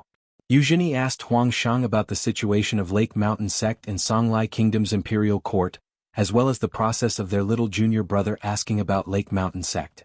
At the same time, Eugenie put the lotus crown that was one of the keepsakes of the leader of Baek Okekyung building into a Fangtsuan item in his sleeve. At the same time, he took out a similar Taoist crown with a silver lotus and casually put it on his head. Eugenie's movements were extremely fast. At the same time, the long sword on his back vibrated slightly, as if it had sensed the killing intent in the hearts of the 3 opponents. This strange phenomenon made Tao Xiang, who was about to unsheath his saber, change his mind slightly. He wasn't in a hurry to chop off that big head. Huang Shang, who had already hidden his hands in his sleeves and twisted out 2 golden talismans, was also in no hurry to use the unique secret technique imparted to him by his master to add the finishing touch to the talisman gall. One was a rain dragon talisman which depicted a flood dragon with scales and whiskers, showing off the Dragon King's whiskers. The other was an eyebrow-raising talisman, which depicted a flying sword containing abundant sword intent and offensive power, equivalent to the flying sword of a Jin Dan sword cultivator. Of course, Huang Shang wouldn't be stingy with his capital to kill Yu Zhini. After all, he would be able to earn it back. Tao Xiang was a little envious of the long sword on Yu Zhini's back. Although it was a celestial item on the mountain, as a martial arts grandmaster who wouldn't complain about having more divine weapons. However, they would split the loot temporarily. Tao Xiang would kill and chop off Yu Zhini's head, Huan Yin would take the sword, and Huang Shang would take the Dao crown.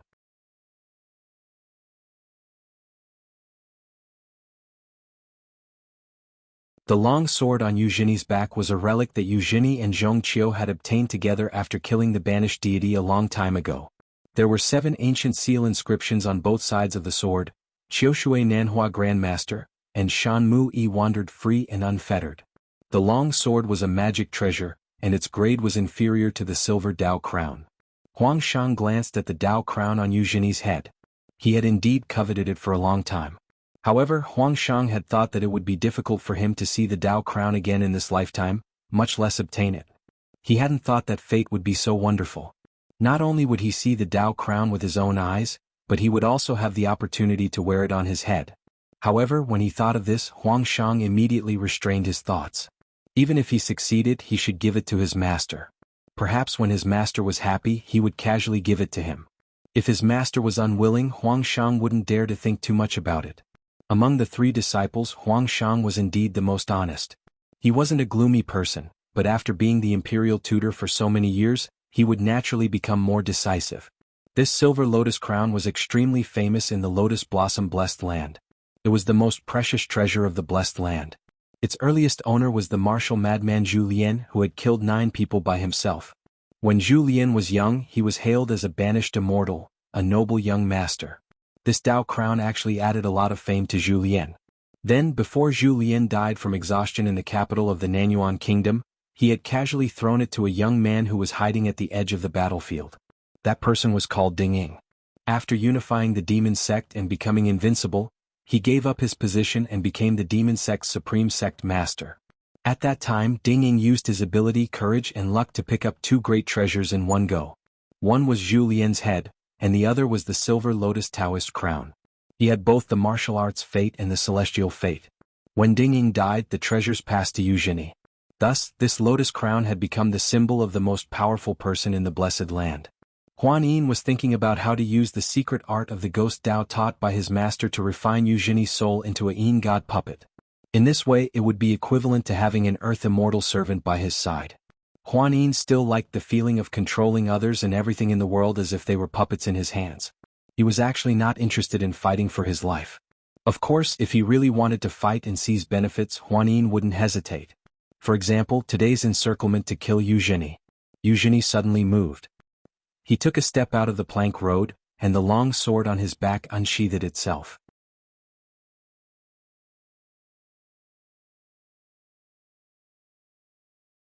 He flew away as fast as lightning. The great Yu Zhini ran away without a fight. No one would believe it. Tao Xiang laughed. He took out a stack of mountain and river earth shrinking talismans that his master gave him and went in the opposite direction of Yu Zhini. Huang Shang took out a 1-leaf talisman boat. Huan Yin made a sword sign and condensed the mountain mist into a long sword. It was natural for a sword cultivator to use a sword. They chased after Yu Zhini together with Huang Shang. The 3 of them had already discussed it.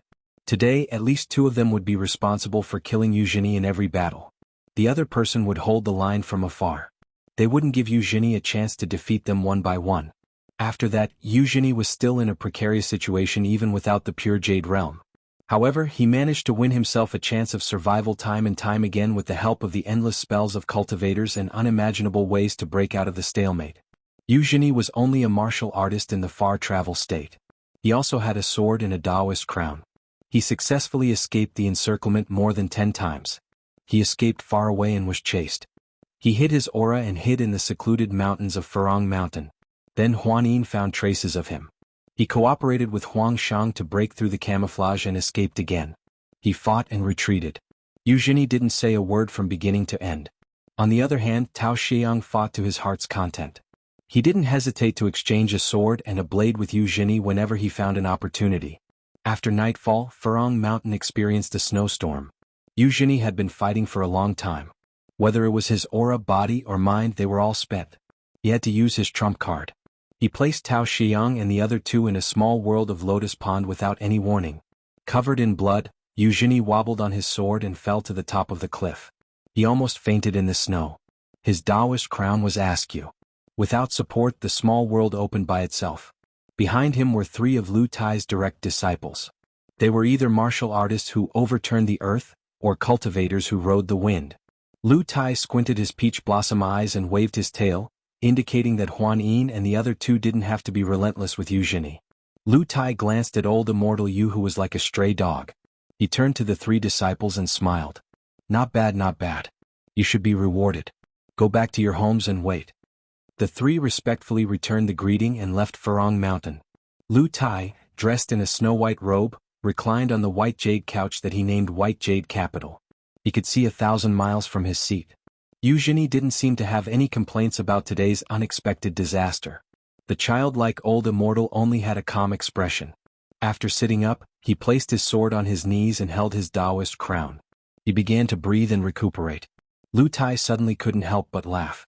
He looked at Yu Jini, who had forgotten his place. There's true meaning in this. I've forgotten to say it. So it's because you're dumbstruck. Lu Qin slowly climbed the mountain. He held a bamboo walking stick that he casually made. When he reached the top of the mountain, he smiled. You even noticed this? It seemed like a compliment, but it was actually a belittling. Lu Tai's mood instantly became terrible. He had always wanted to meet elder ancestor Lu Qin. What happened? He had already met him, but he didn't know him.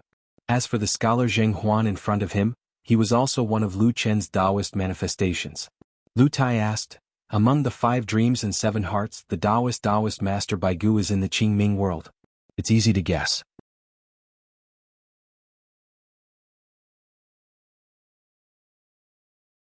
What about Bai? Which one is it?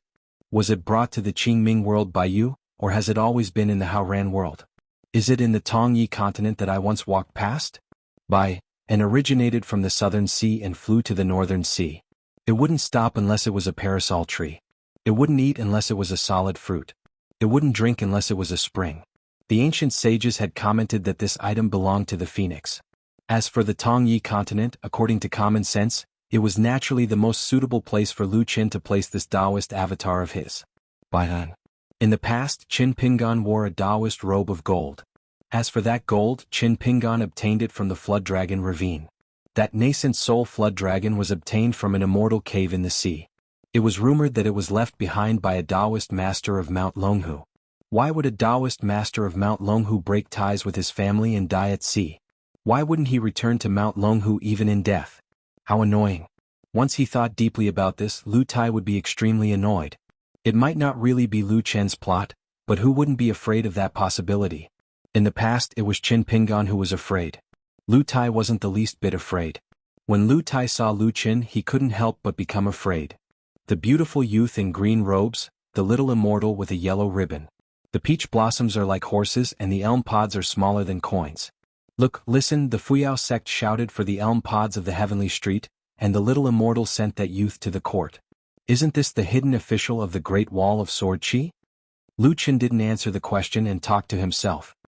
He casually waved the green bamboo cane in his hand, stirring up the wind and snow around him. The youth's sword Qi is close, and the hero is the enemy of 10,000. When he's angry, he roars and 10,000 horses flee. If the Tao doesn't work, he floats on a boat. In his early years in his hometown, Lu Qin asked the unnamed disciple's boat to help him row the boat. The two of them went out to sea together. Of course, Lu Qin went ashore and toured that Taoist temple. As for the Aquarius continent, Lu Qin had naturally been there before. The ancient Shu Flood Dragon, the divine water nation, the female ghost Sure Rose lineage, and the purple gold lotus seed that Wei Ba had kept, were all things that Lu Qin had given them by chance, allowing them to grow on their own. In fact, Lu Qin went to all the 9 continents of Haoran. He just played around in the mortal world and didn't leave any traces on the mountain or immortal deeds. Just like riding a dragon in his early years. There was a small shopkeeper in the alley called Shirchuanjia. She had 2 pigtails and was already good at doing business at a young age. She stood on the bench behind the counter, calculating on a small abacus. The crackling sounds made by the abacus were dazzling.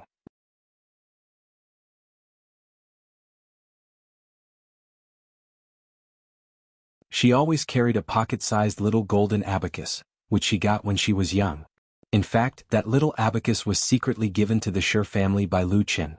However, Lu Qin was not the only one who would do something as he pleased. For example, after Xiao Chua ascended to the 14th level, he threw the robe that he was wearing, which was made from refining the remaining great fortune of the 3 continents, into the sea. It sank to the bottom of the sea and waited for the fated person. It would take thousands of years for it to reappear in the world. As for the Peach Leaves Fairy, after weighing the pros and cons, he didn't accept the seal of books given by Zhou. Instead, he threw it into the Peach Leaves Fairy of the Great Spring Dynasty. However, the difference between Lu Qin and them was that Lu Qin could take back what he could release. Lu Qin stood at the edge of the cliff and threw away the green bamboo cane. When it landed, it turned into a green dragon's vein. The ridge of the mountain rested on the edge of the hibiscus mountain, as if it had existed for thousands of years. Lu Qin turned to Lu Tai and smiled, "Don't underestimate me. I don't purposely target anyone. The only exception I made was for eldest senior brother. I had no choice but to go to the Fairy Pearl Grotto Heaven to be the villain. Other than that, there's no door to fortune or misfortune. It's just that. Back then, I set up the fortune-telling stall in the small town. With the help of a customer, I received a small fortune. That's why I revealed my intentions to Qi Jingchun. Of course, Qi Jingchun saw it and understood it." Lu Tai said in a low voice, "But when you want to scheme something, you can scheme against many people in one go. I'm not a Confucian disciple who likes to bind my hands and feet. On the contrary, I came to the human world so that I can stretch my body on that night boat." Lu Qin shook his head at Lu Tai. His eyes were filled with pity as he laughed. "You don't even know this. What about Tao? What can you tell me about Tao? Look at you. You're born with the body of Tao. How rare is that? In the end, you're just a little immortal in this snail's shell. Is it really that carefree? As for your Yin spirit, I think it's better than your real body. If I knew this, I would have gone to find that person instead of you." Lu Tai's Yin spirit had already left his body and stayed in the Qingming world. Furthermore, it was connected by a thread. It allowed Lu Tai to know about the Lotus Blossom Blessed Land and the Qingming world at the same time. Lu Tai was only in the nascent soul realm, but he was not restricted by the 2 worlds. The body of the Tao fetus yin yang fish was so mysterious.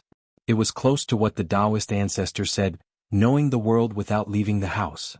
It was similar to the 2 immortal realm cultivators in the Year Palace, Dragon Zhang Yuanbua in the cave, and Jun Yuqiu on the mountain. This was because the Yin spirit traveled to the inverted hanging mountain and followed the guardian of the year at the stork in to plot a big secret. It was impossible to achieve this. The Yin spirit and the real body were separated by a world. They were no longer connected to each other and were almost equivalent to 2 people. Only when the Yin spirit returned to the body, the mind and the spirit would become one.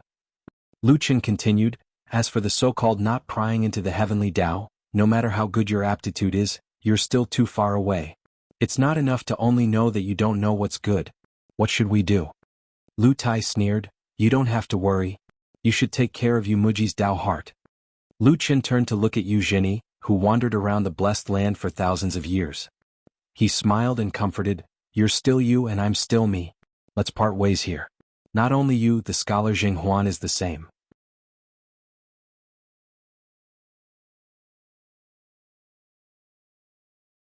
Other than Wu Meng, the rest of the hearts are the same." Yu Zhini's face turned pale. When the stinky Taoist decided to name you as Yu Zhini, it proved that our old temple master had seen through the truth. Otherwise, he wouldn't have purposely sent the ancient sword from the lacquer garden to you. The old temple master liked to stare at the lotus cave above the blessed land and compete with my teacher. I've actually been watching him in the mortal world. Lu Qin snapped his fingers and destroyed the illusion of the chief's token, the lotus crown, in Yu Zhini's Fengsuan object. "You think you can't wear it? Is it actually wrong?" Yu Zhini was speechless. He was sweating profusely. A suffocating feeling of emptiness filled Yu Zhini's heart like snow. Lu Qin stretched out his finger and pointed at Yu Zhini's forehead. "Go to sleep. When you wake up, Yu Zhini will still be Yu Zhini. From now on you'll only be Yu Zhini." You'll be unaware of your gains and losses. Lu Tai's heart sank again. All of Lu Chen's words and his seemingly unrelated nonsense made Lu Tai feel extremely tired. In the Qingming world, there was a young female Taoist priest who fell in love with Lu Tai at first sight after meeting him. Of course, it was her wishful thinking. In fact, if both of them were to talk about their master's lineage, there was indeed a slight relationship. She was the only direct disciple that Lu Qi and Chao Jiu took in together in the Qingming world. Hence, she was born in the Ci Pai blessed land. When both of them met, she was not even 20 years old and had only cultivated for a few years. She had been stuck in the Lu Tendon realm for many years before reaching the pure Jade realm. This made her one of the top 10 young people in several worlds. A disciple should learn from her master. The great poet Lu Qilong was the great cultivator who turned the Lu Tendon realm, the third realm of Qi cultivator, into a retention realm. Although Haoran Jiasheng was the first Qi cultivator in the world to achieve such a magnificent feat, it was only after Lu Qi carefully analyzed this Dao and this move that the later generations of cultivators directly ascended to the Jade Pure realm in a single bound and became truly feasible. One of Lu Tai's two masters, the one other than Zhou Zi, was once a close friend of Lu Qi and Chao Jiu. Lu Tai followed the instructions of his master Zhou Zi. When he left the blessed land in the future, he needed to travel with his own spirit. As for where he would go and what kind of people he would meet, his master did not say. It did not matter, everything was up to fate. In his master's words, fate was made by the heavens and one had to seek his own fortune. The reason why Lu Tai traveled to the Ci Pai blessed land was because of a secret on the peak of the vast world. It was rumored that the ancient Yu Lao was flipping through a book called the Book of Marriage. At the very least, half of the book was most likely in Lu Qi's hands.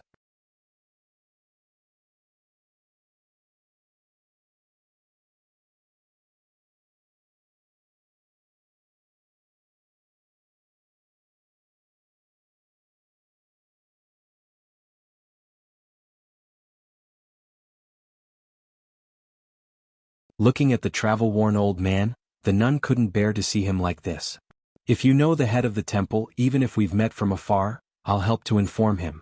Other than that, there's really no way to enter the temple. The nun Chunwei's real name was Han Zhanran. She was a real Jade Pure Realm cultivator, and was the one who was instigated by Lu Qin to be the godmother of Jiang Yunxing in Green City. According to the words of the head of the temple, not just anyone could be the gatekeeper of the Dexiandu temple. She had to be a good-looking woman who could keep the guests, and also had to be someone who could fight and stop people. Looking at the old man's aura, he was a Dragon Gate cultivator. As for the attendant and maid, they weren't even cultivators.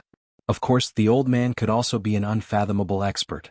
However, in the Qingming world, even the third headmaster of the Baek-o Kaekyung building didn't dare to barge into the Dexiandu temple.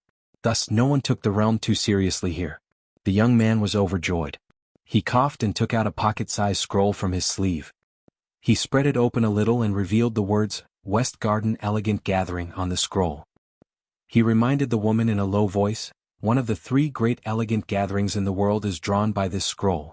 Fairy sister should know that the person in the middle is my master. The girl muttered, Master accidentally took the initiative. What are you showing off for? The two of them made a bet on whether the Dexiandu temple had heard of their master's name. One relied on calligraphy while the other relied on the scroll. An old Taoist strode over the threshold and laughed heartily. He didn't bow to the Taoist sect, but cupped his fists with all his might. Sorry for not coming out to meet you, sorry for not coming out to meet you. Your presence brings light to my humble abode, it brings light to my humble abode. The nun Chunwei was a little puzzled. What kind of person could make the head of the temple personally come out to meet him? The number of people in the Qingming world could be counted with 2 hands. The old Taoist priest grumbled to Chunwei, My dear lady, what are you waiting for? Hurry up and accept the visiting card and the painting scroll, then prepare the brush and ink. Remember to bring the best Xian paper from Sandao's mountain, as well as the Shelong inkstone I borrowed from the New Year Palace. Didn't I accidentally lose it earlier? Today is an auspicious day, so if you go look for it again you might accidentally find it again. Also, the flower blossom brush I bought from 100 Flowers Blessed Land, as well as the calligraphy and painting boat inkstone. When the time comes, you can personally grind it by the side and add to the fragrance of a beautiful woman. You really don't have to feel wronged, it's a great honor. It's much better than running to White Jade Capital to be Lu Chen's godmother. Speaking of which, Zhan Ran, you have a good name. No wonder you have such good fortune today. Chunwei actually didn't need to do anything. When the old Taoist spoke, his hands were quick and his eyes were quick. He had already pinched the scroll between his two fingers. The maid held the other end of the scroll tightly, unwilling to hand it over. She had only taken it out to bask in the sun, not to give it away. The old Taoist's other hand was already holding the scroll, while the boy held the other end of the scroll with both hands. His body leaned back as if he was in a tug-of-war with the old Taoist. The boy had traveled half of the Qingming world with his teacher, but he had never seen such a shameless Taoist. The old Taoist stood at the edge of the stairs and smiled. "I'll just give these 2 items to Master Sunday." The maid and boy could only reluctantly let go of their hands and then retreated to their teacher's side. The old Taoist laughed and kept the scroll in his sleeve. The Suzy was too polite. Why did he have to give gifts when he came to visit? The 2 children looked at each other and then at the same time, looked at their teacher worriedly. They were worried that the old Taoist would really trick them into writing on the 3 pieces of Xian paper. However, the Xian paper from the Immortal Staff Mountain, the dragon ink stone from the Year Palace, the flower brush from the blessed land of 100 flowers, and the long-lost ink block from the calligraphy and painting boat were indeed rare when these 4 items were put together. Chunwei couldn't figure it out. Could it be the traveler from far away, the one who once left a shortcut for the cultivation of the mortal realm, Lu Qi? It didn't look like him. Rumor had it that Lu Qilong was young and handsome. He didn't look like the old Taoist in front of her. Could it be the hermit who followed the clues and came to find the child in the tiger hat? Within a few days, the Deshiendu temple had 2 group fights. Of course, one side was fighting alone and the other side was ganging up on. The key point was that the Taoist temple didn't know the reason for the fight after the fight. It was just that after the Taoist temple master gave the order, they just swarmed up noisily. The upper 5 realms brought the Earth Immortals to hold the line, and the Earth Immortals shouted for the lower 5 realms juniors to wave the flag and shout. When they returned, the little Taoists were one after another. They said that the Grandmaster's punch was very powerful, and the Uncle Master's kick was very spiritual. However, they were not as heroic as the great Uncle Master's sword that pierced the groin. Chunwei was already used to it. After all, she went through it in the past. Similar to the great Uncle Master's sword that the little Taoists talked about, the Deshiendu temple had a total of 18 sword moves. Thinking back, when Chunwei was still a young girl, she inadvertently created one of the moves for her own temple. Taoist Sun sighed, "The heart is like a piece of wood that has turned gray, and the body is like a boat that is not tied." It's really good and wonderful. It's no wonder that Su Zi's writing is unparalleled in the world. Over here, to be honest, even the green words and green chapters that are our specialty are not as good as the scholars of the vast world. It's all the fault of the Baek Okekyung building for not living up to expectations. The Su Zi who traveled here smiled and did not answer. Chunwei was shocked. The Su Zi of the vast world. When did this person travel to the vast world? Why was there no news about him spread? The vast world was actually quite unfamiliar with the vast world. After all, Taoism was the most important thing here and the 2 sects were overthrown. For example, Chunwei only knew that this Su Zi was very knowledgeable. He was the master of the vast world CI. Unknowingly, he had some competition with Bai Yi and Lu Qi. Especially Bai Yi and Su Zi, who were also in the vast world, the competition between them was even more obvious. However, as for the poems that Su Zi wrote, Chunwei did not know. Since there was no circulation in the vast world, she was not very interested. Taoist Sun clapped his hands and laughed, Meishan Su Zi Tianshui Bai Xian. Both in a foreign land, the mountains and water, Su Zi meets Bai Xian. My palm-sized Taoist temple is really a celebration and an honor. Su Zi said helplessly, "You're exaggerating." Taoist Sun looked unhappy. Su Zi, you're being too reserved. You're treating me as an outsider, right? Let's go and have a drink. Bring Bai Yi with us. His tolerance for alcohol is amazing now. Su Zi was dragged into the door by the old Taoist temple by his arm. He was afraid that the 3 pieces of rice paper, the dragon rest ink stone, and the flower blossom brush would not be useful. Taoist Sun was the unshakable 5th person in the vast world. He was the leader of the Taoist Sword Celestials. He was completely different from what was written in the landscape bulletin. He was profound in Taoism, strict in Taoism, and taciturn and a man of few words. Taoist Sun nagged, Bai Yi has a good tolerance for alcohol, but he's arrogant. He said that there was only one person in the world who could persuade him to drink. He did not say who the 5 people were. It's best if Su Zi is among them. Let's drink directly. If not, it's too much. We should drink more. Su Zi knew that Bai Yi would never say such a thing. Among the scholars of the future, at least half of them liked Bai Xian or Su Xian more when it came to the battle of poems. It was only when Su Zi personally wrote a copy of Bai Xian's poems that he expressed his admiration for Bai Yi that the situation took a turn for the better. He did not expect that there were still some admirers who admired Su Zi. Since Su Zi had spoken, they did not argue about who was better. They turned to praising Su Zi's calligraphy. To put it bluntly, the reason why there were no authentic copies of Su Zi's calligraphy was because Su Zi's calligraphy was not good enough. They also admired Bai Yi very much. It was really difficult to find Bai Xian's calligraphy.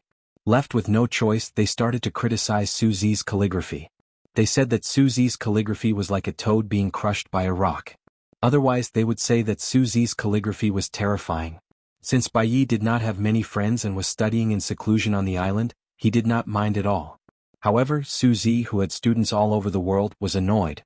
There was a rumor on the mountain that Su Zi decided to bring along two of his book boys, Zhuyu Lang, and his maid, Dian Sunyang, to travel to a blessed place to hide. However, no one expected that Su Zi would ascend to this world. Finally, in a blessed land that was not included in the 72 blessed lands, Shiryu Blessed Land, also known as Ci Pai Blessed Land, he found Lu Qi and Chaojiu who had ascended to the heavens earlier than him. The female Taoist priest, Chunwei and Su Zi bowed. The old master, who was almost dragged over the door sill, could only smile and nod as a greeting. After passing through the door, Sun Daozhang called for Chunwei to come along. Then he directly used the supernatural power of shrinking mountains and rivers and brought everyone to a forbidden area of the Taoist temple. There was a thatched cottage surrounded by peach trees. There was a small pond in front of the door and a path was paved with green bricks. Sun Daozhang purposely isolated the heaven and earth, taking advantage of the fact that the child in the tiger hat and the two sword cultivators were not in a high enough realm. After all, in another 100 years such an opportunity would disappear. The young book boy carrying a backpack and the young girl carrying a large bag of pots and pans saw a child in a tiger hat and two young people. One of them was a fatty and the other was a piece of charcoal. The young girl's gaze was more focused on the cute child, while the young man's gaze was on the two young sword cultivators behind them. Although the two of them were the manifestation of their master's literary fortune, they were born with the supernatural powers of the earth immortals. They could also cultivate, but Su Zi used a camouflage technique. At the same time, the three of them purposely suppressed their realms, pretending to be ordinary people and traveling on foot. In reality, the young girl Dian Su was already in the nascent soul realm, a family cultivator. The young boy Chuoyu was in the nascent soul realm, a sword cultivator. The two of them were skilled in retaining their youthful looks, and they were not young anymore. However, the world's monsters, especially the rarely seen manifestation of literary fortune, as long as they did not have much experience in the world, and the less they were tainted by the mortal world, the less their minds would be enlightened. Chuoyu asked Diansu with her thoughts, "Which one is Mr. Bai? Chubby? It's dark?" Diansu said casually, "Mr. Bai's poetry is invincible, it has nothing to do with his appearance." The child in the tiger head hat stood by the pond with his hands behind his back. The fat young man beside him was begging him to carve a seal for him, saying that he could show it off to Chen Pingan in the future. Before this, the fat man who was also cultivating in the Deshiandu temple had troubled this child a lot, begging him to teach him a few supreme sword techniques, but to no avail. He brought the 4 treasures of the study to ask for a few calligraphy pieces, but to no avail. Now he was satisfied with just a few words, but to no avail.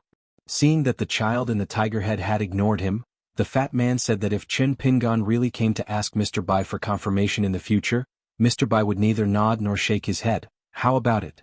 The child in the tiger head hat tugged at the ribbons of his hat, nodding in agreement. The dark-skinned young man sneered. The fat man immediately promised, "Dong Haitan, in the future with me protecting you in the Deshiandu temple, you won't have to worry about food and drink, and I won't let you leave the Great Wall of Sword Qi." Dong Huafu squatted down, gently throwing a stone into the pond. The fat man sat on the ground, biting on a grass root. He had accidentally mentioned his hometown, but he had nothing to say. Now Dong Huafu's identity was with the Baek Okekyung building, but it was not recorded. The Taoist saint guarding the Great Wall of Sword Qi was one of the 12 buildings of the Baek Okekyung building, the city lord of Divine Firmament City. Therefore Dong Huafu did not hesitate. After the inverted hanging mountain ascended to the Baek Okekyung building, He chose to stay in Divine Firmament City to practice his swordsmanship without hesitation. Based on the old saint's last words, Dong Huafu had decided to stay in Divine Firmament City to cultivate the Tao and refine his swordsmanship. He did not acknowledge the Qingming world, nor did he acknowledge the Baek Okekyung building. Dong Haitan's trip this time was only to visit his friend.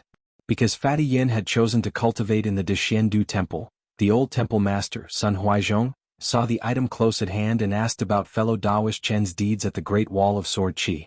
The old Taoist was very happy, and was even more pleased with Fatty Yin. He boasted that his Taoist sect's sword immortal lineage was invincible, and used all kinds of coercion and enticement. He managed to keep Fatty Yin, who was deliberately startling and supporting him, in his own temple. It was only at that moment that Yinzhua understood Qin Pingan's good intentions. The threshold of this Deshiendu temple was actually very high. It was also where all the sword cultivators in the Qingming world yearned for. The old temple master, Sun Huaizhong, was famous for his eccentricity. Whether he liked someone or not, he never looked at superficial things like their realm, background, or backing. He only looked at whether there was affinity at first sight. Moreover, the old Taoist was the fifth person in the world. Back then, the 16 sword cultivators of the Great Wall of Sword Qi ascended to the Qingming world through the inverted mountain. The leader was the old nascent soul Chen Quan, who carried a sword case wrapped in cotton cloth. In the end, Chen Quan chose the Lunar Palace, which was as famous as the Deshiendu Temple, as a place to stay. She became a consecrator and entered the sect's landscape register. However, like the other young sword cultivators, she did not join the Taoist register for the time being. Chen Quan then placed the sword case outside the stork brothel, on the dragon resting rock in the middle of a large river. Among them, there was a young sword cultivator who picked up a horsetail whisk handle from the city wall. He followed Dong Huaifu and chose to stay in Divine Firmament City. There were a total of 9 people, and they all stayed in the Baek Okekyung building to cultivate. They scattered to the 5 cities and 12 buildings. The rest, like Qin Quan and Fatty Yen, chose their own places to stay based on their preferences. The Baek Okekyung building made an exception for this group of sword cultivators from the Great Wall of Sword Qi, and gave them a lot of freedom. When Chen Quan arrived at the Lunar Palace, she found out that the stork brothel in the inverted mountain, which had been open for 200 to 300 years, was related to the stork brothel of the Lunar Palace. That young manager was the guardian of the Lunar Palace, who was only under Palace Lord Wu Shuangjiang. However, unlike the other 4, there was no news about him. Apart from that, the inn's chef and servant all had the surname Yen. Moreover, they were all Yin deities who traveled the vast world to the inverted mountain. Among them, the young girl, who had the surname Yen Chuanhua, was Palace Lord Wu Shuangjiang's daughter. It was a small inn in the depths of an inverted mountain alley. As soon as he ascended, 2 immortals, 2 jade puddings. When Dong Huaifu followed Qin Quan to the Lunar Palace, Qin Quan wanted to talk business, so he and Fatty Yen strolled around. It would be a waste if they did not watch. After the inverted mountain moved to the Qingming world, someone from the Lunar Palace paid a huge price to buy all the buildings around the stork brothel. Immortal Zhang Yuanbua, whose Taoist name was Dragon in the Cave, used the mountain shifting technique to move everything to the vicinity of the stork brothel. Along the way, the 2 of them met a young girl with a bad temper. On the surface, she was exchanging pleasantries with Fatty Yen, but in reality she was hiding a needle in her silk floss. Fatty Yen laughed and pretended not to care. What kind of temper did Dong Huaifu have, and what kind of temper did Dong Huaifu have? He felt that this woman was already so old but still so petty. Dong Huaifu retorted, "What's the point of being arrogant about your stork brothel? If you're so capable, open it in Qin Pingan's hometown. Either you can't beat him or you can't beat him at all." She was confused. This was the worst thing about quarreling. The other party had clearly said something unpleasant, but she did not know what he was talking about. Of course she knew about Qin Pingan. He was a frequent guest of the stork brothel, and later became the youngest hidden official in the history of the Great Wall of Sword Qi. On the mountain, Jun Yuchio's Tao companion, the woman who changed her name to Nian Chuanqiao, especially liked the look in the eyes of the young man with a sword on his back. She said that he was so clean that she could not bear to knock on his door in the middle of the night and ask if he wanted more blankets. Later, when she heard that Qin Pingan had mysteriously become a hidden official, the woman was filled with regret. She said that if she had known, she would have gone against her conscience and said that the brothel was haunted. She was afraid that someone would die, so she asked her sister to hide in the house. In the end, the 3 of them only bickered and did not really fight. They only arranged for a fight to be fought in the future. Dong Huaifu was helping Qin Pingan make the appointment, and the woman agreed readily. Now that the two of them were at the Dishiandu temple, Dong Huaifu and Yanzhou did not talk about their hometown. At most they talked about Ningyao, Qin Pingan, Qin Sanqiu and Daizhang. The two of them, Ningyao, Qin Sanqiu, Daizhang, Dongbute, Guizhuzhou and Fandash. They traveled far and wide and scattered. But in fact, other than Qin Pingan, everyone had friends by their side. Bai was silent for a moment and suddenly asked, "What words do you want to carve? Have you thought about it?" Yanzhou probably did not expect Mr. Bai to agree to this at all. He raised his head and for a moment he was confused. Dong Huaifu reminded him, "No matter how big a seal is, how big can it be? There are more words on a fan. The peach wood of the Dishiandu temple is very valuable. You are already cultivating here, so it is not difficult to make a fan. Besides, didn't you already hide a pile of peach wood dead branches under your bed?" Yanzhou was so angry that he scolded, "Lousy pulled you to the ground to pick up branches. At most, I can break some slender peach branches that are not easy to detect. We can do business together and split the profit 50-50. I didn't ask you to cut down such a big peach tree directly."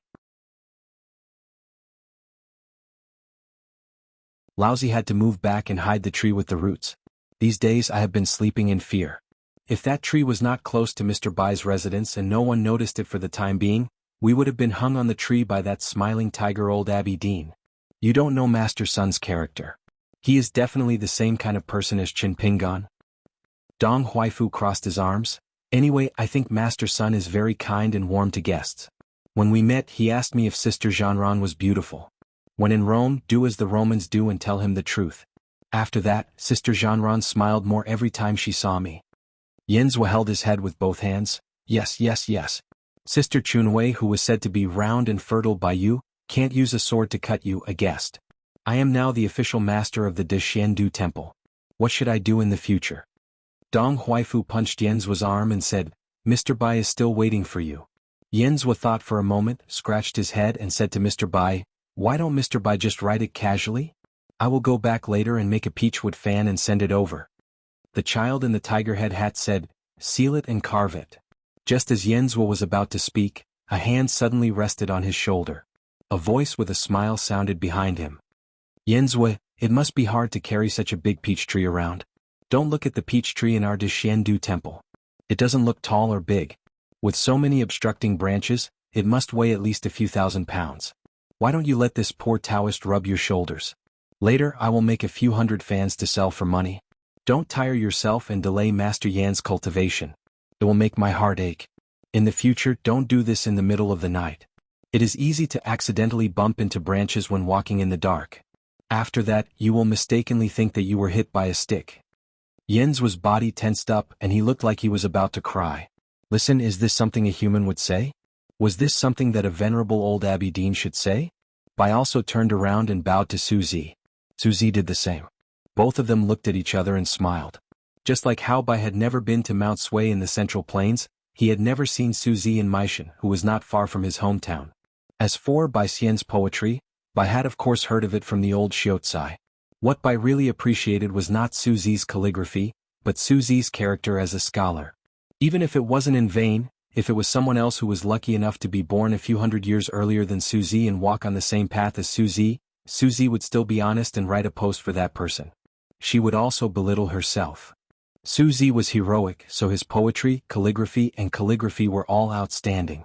After thousands of years, his literary style, talent, and strength of character were all awe-inspiring.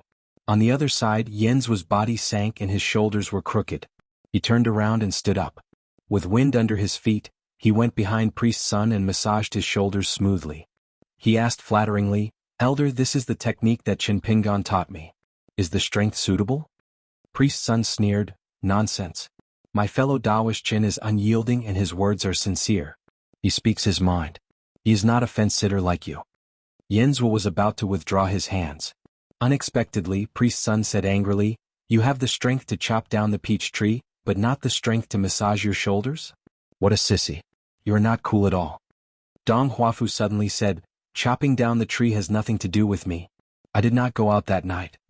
Priest Sun smiled and nodded. He praised, "That is very much like fellow Taoist Qin."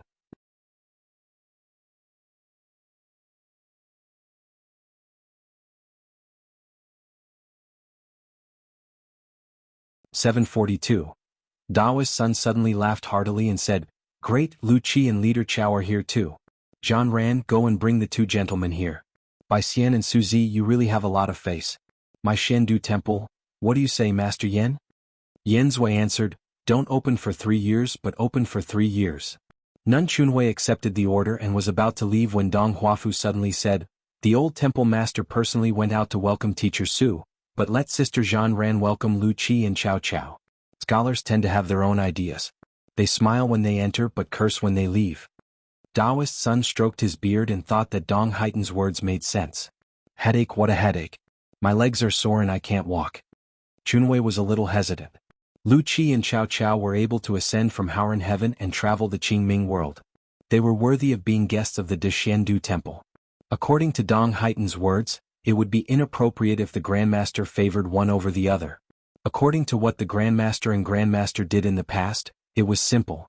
They pretended not to be here and left everything to their disciples. However, Suzi was here today, so the Grandmaster and Grandmaster seemed to be in an awkward position. At this moment, outside the Deshiendu temple, there was a handsome young man in white with a broken willow hanging on his waist. He used celestial spells to inscribe countless words on the willow branch.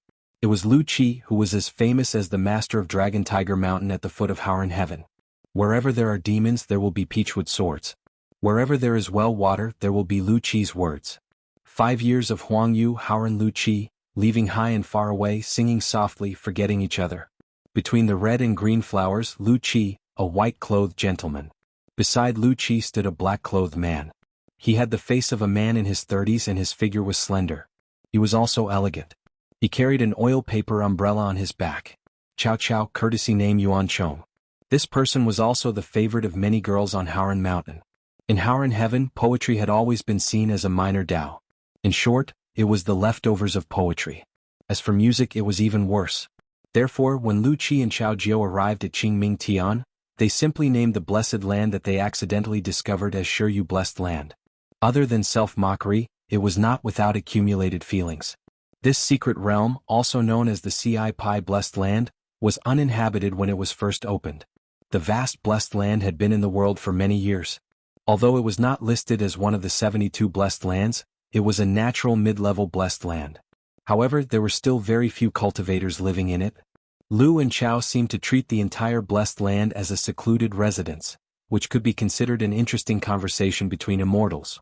The direct female disciple of the two masters was able to ascend to the heavens in a single bound, rising from the retained man realm to the unpolished jade realm.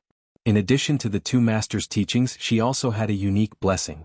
The Deshiendu temple was rather unusual today. It did not even have a gatekeeper. Just like that, the two guests who had come from afar were left hanging on the street outside. The young man in white smiled and said, "Yuan Chong, do you think the old temple master will show up today? Or, is there something wrong with his body?" There were close to 900 Ci Pai in the world. The young man in white alone created more than 140 of them. He opened up many paths for future poets. In this matter, even Su Zi could not compare to him. The black-clothed man joked, "Whether he sees us or not, I am going to ask about his well-being." The white-robed Lu Qi was both a teacher and a friend to Team Chao. Their relationship was similar to Bai Yi and Lu Shouyo's visit to the mountains. The founder of the Deshiendu temple, Sun Huaizhong, had traveled the world twice. The first time he lent his sword to Bai Yi. The second time he was bored out of his wits in the Qingming world, so he decided to go on a long journey out of boredom. In addition, he also wanted to settle an old feud in the North Continent. During his travels, the old Taoist admired Meishan Suzi from the bottom of his heart. However, he did not have much of an impression of the two literary heroes who were also from the Haoran school of CICI. Therefore, even though Lu Qi and team leader Chao had lived in his world for many years, Sun Daoist did not disturb their peaceful cultivation. If it were Su Zi, the old Taoist master would have visited Ci Pai Blessed Land more than 10 times. In fact, when the old Taoist master was traveling the world, he did not like Lu Qi and team leader Chao. They dilly-dallied, hesitated, and rolled around in a pile of rouge. The old Taoist master hated Lu Qi and team leader Chao Yuanchong the most. Don't be fooled by Sun Daozhang's ordinary words. In fact, he had once said some elegant words. He said that in the hometown of literature, poetry was the first class of wealth and honor. When it came to poetry, one's family had already declined, but when it came to poetry, one's family had completely fallen into poverty. Fortunately, there was Suzy in poetry. He was mighty and upright, a wonder of heaven and earth. He was immortal and divine. Other than that, Lu Qi and team leader Chao Yuanchong were nothing more than children and grandchildren who bent down to grind ink for Bai Xian and lowered their heads to serve wine to Suzy. Once such harsh words were spoken, it was hard to take them back. Therefore, how could Sun Taoist master welcome Lu Qi and Chao Yuanchong? This made the old Taoist master feel embarrassed for the first time. In the past, Sun Taoist master thought that they would never interact with each other. He did not expect Bai Yi to come to the Taoist temple first, followed by Suzy and Lu Qi and Chao Yuanchong. Dong Huafu winked at Fatty Yen. Yen Zui immediately tried to make up for his mistake. He said to the old Taoist master, when Qin Pingan was carving chapters for people, he mentioned Lu Qi and Chao Yuanchong's poetry to me. He said that Lu Qi's poetry was not as high as Mei Shan's, but it was enough to be called the origin of poetry. It should not be treated as words spoken after getting drunk. Mr. Lu put in a lot of effort and sincerely hoped that the lovers in the world would get married and that the flowers in the world would be beautiful and the moon round, and people would live a long life. The most important part of Yuanchong's poetry was no longer the carving of words, but the use of deep emotions. It had the elegance of a lady from a noble family, but also the cuteness of a girl from a humble family. One of the lines, "The sound of weaving scares the flowers in the courtyard," was really whimsical. It was something that no one had ever thought of before. It was fresh, meaningful, and touching. It deserved to be called the flower of poetry. The old Taoist master smiled and nodded gently. Good, good, good. The origin of poetry and the flower of poetry were wonderful and deeply touched my heart. Fellow Taoist Chen's insight was indeed the same as mine. The old Abbey Dean quickly coughed a few times and corrected himself.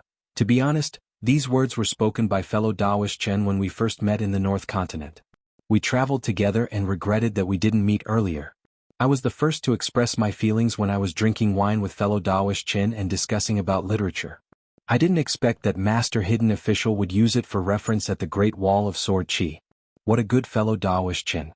Everywhere he goes, nothing grows. Forget it, I won't argue with fellow Taoist Chen over such trivial matters. Dong Huafu rolled his eyes. Chunwei asked, "What do you mean, Taoist master? Did he ask her to welcome Lu Qi and Chao Yuanchong, or did he ask the Taoist master to welcome them personally?" The old Taoist master stared at him and said, "Zhanran, what are you waiting for? Come with me to welcome Lu Qi and Chao Yuanchong. Is it the way of the gatekeeper of the Taoist temple to treat our guests? Who taught you this? Is it your master? Ask him to copy the Huangting Sutra 100 times with his special hairpin-style small regular script. Ask him to deliver the Huangting Sutra personally. Our Taoist temple lost the inkstone by accident. How can we not show our gratitude?" Chunwei agreed on behalf of her master without hesitation. After all, it was her master who had to work hard and it had nothing to do with her. At this moment, the old Abbey Dean had a well-thought-out plan. Without any hesitation, he took Chunwei out of the gate with the wind under his feet. Then he gave a sincere speech to the two grandmasters of poetry without missing a single word. Lu Qi and White smiled but did not say anything. Group leader Chao could not help laughing. Tianshui Bai Xian was destined not to say such words. Meishan and Suzy had met the two of them before. They met at the blessed land of Shiyu and sang a lot of poems. Suzy played the flute and drank wine. He should not have said such words. Could it be that they had misunderstood Sun Taoist? Beside the pond in the thatched cottage, Suzy felt that the previous comments were quite interesting. He smiled and asked, "Mr. Bai, do you know who this Qin Pingan is?"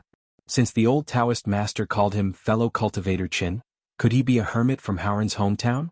Bai also habitually pulled at the ribbons of his hat and said, "He is the last disciple of the old elementary scholar. He is very young and very nice. Although I have never met Qin Pingan, the old elementary scholar talked about him non-stop in the fifth world." Suzy nodded. "Then I have to go and meet this young man when I return home." Bai shook his head. "If I am not mistaken, he is still at the Great Wall of Sword Qi. It is not easy for Suzy to meet him." Suzy frowned and was puzzled. There are still people who can guard the Great Wall of Sword Qi? Didn't those sword cultivators ascend to the New World? Bai nodded. "Only Qin Pingan is left. He is the hidden official of the Great Wall of Sword Qi. He has been there all these years."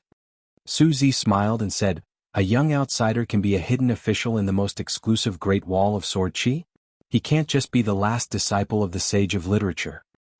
Dong Huafu said casually. Qin Pingan has a small coin that he likes very much.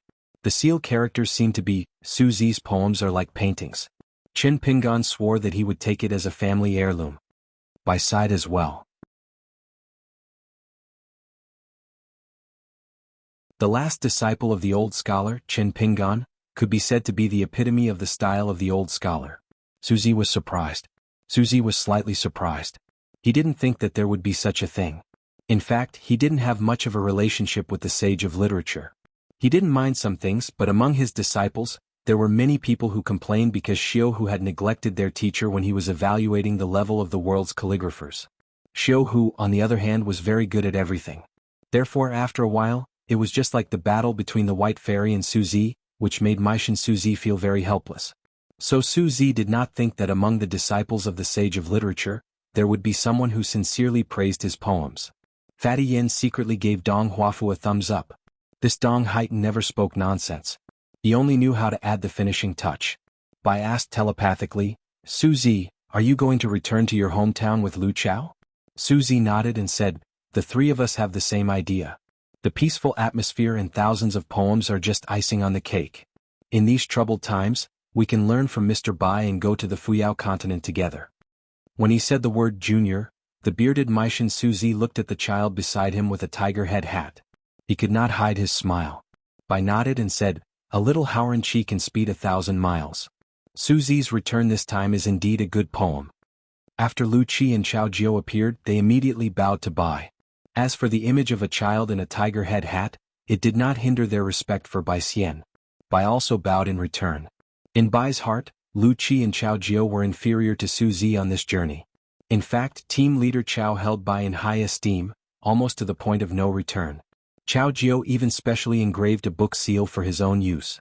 It was the 4 words by Xian Shiyu. He also solemnly imprinted it on the title page of his own poetry collection. So it was hard to imagine that team leader Chao would be so reserved just because he saw a person. Team leader Chao looked at Bai Yi, who was fascinated by him, and blushed. He wanted to say something but stopped himself. Fatty Yin and Dong Haitan were confused. Why was this guy so agitated after seeing Mr. Bai? Therefore, a scholar like Bai Yi was free wherever he went. Bai Yi met the ancients and sages. Even if the ancients and sages saw him, Bai Yi was still the one and only Bai Xian throughout the ages.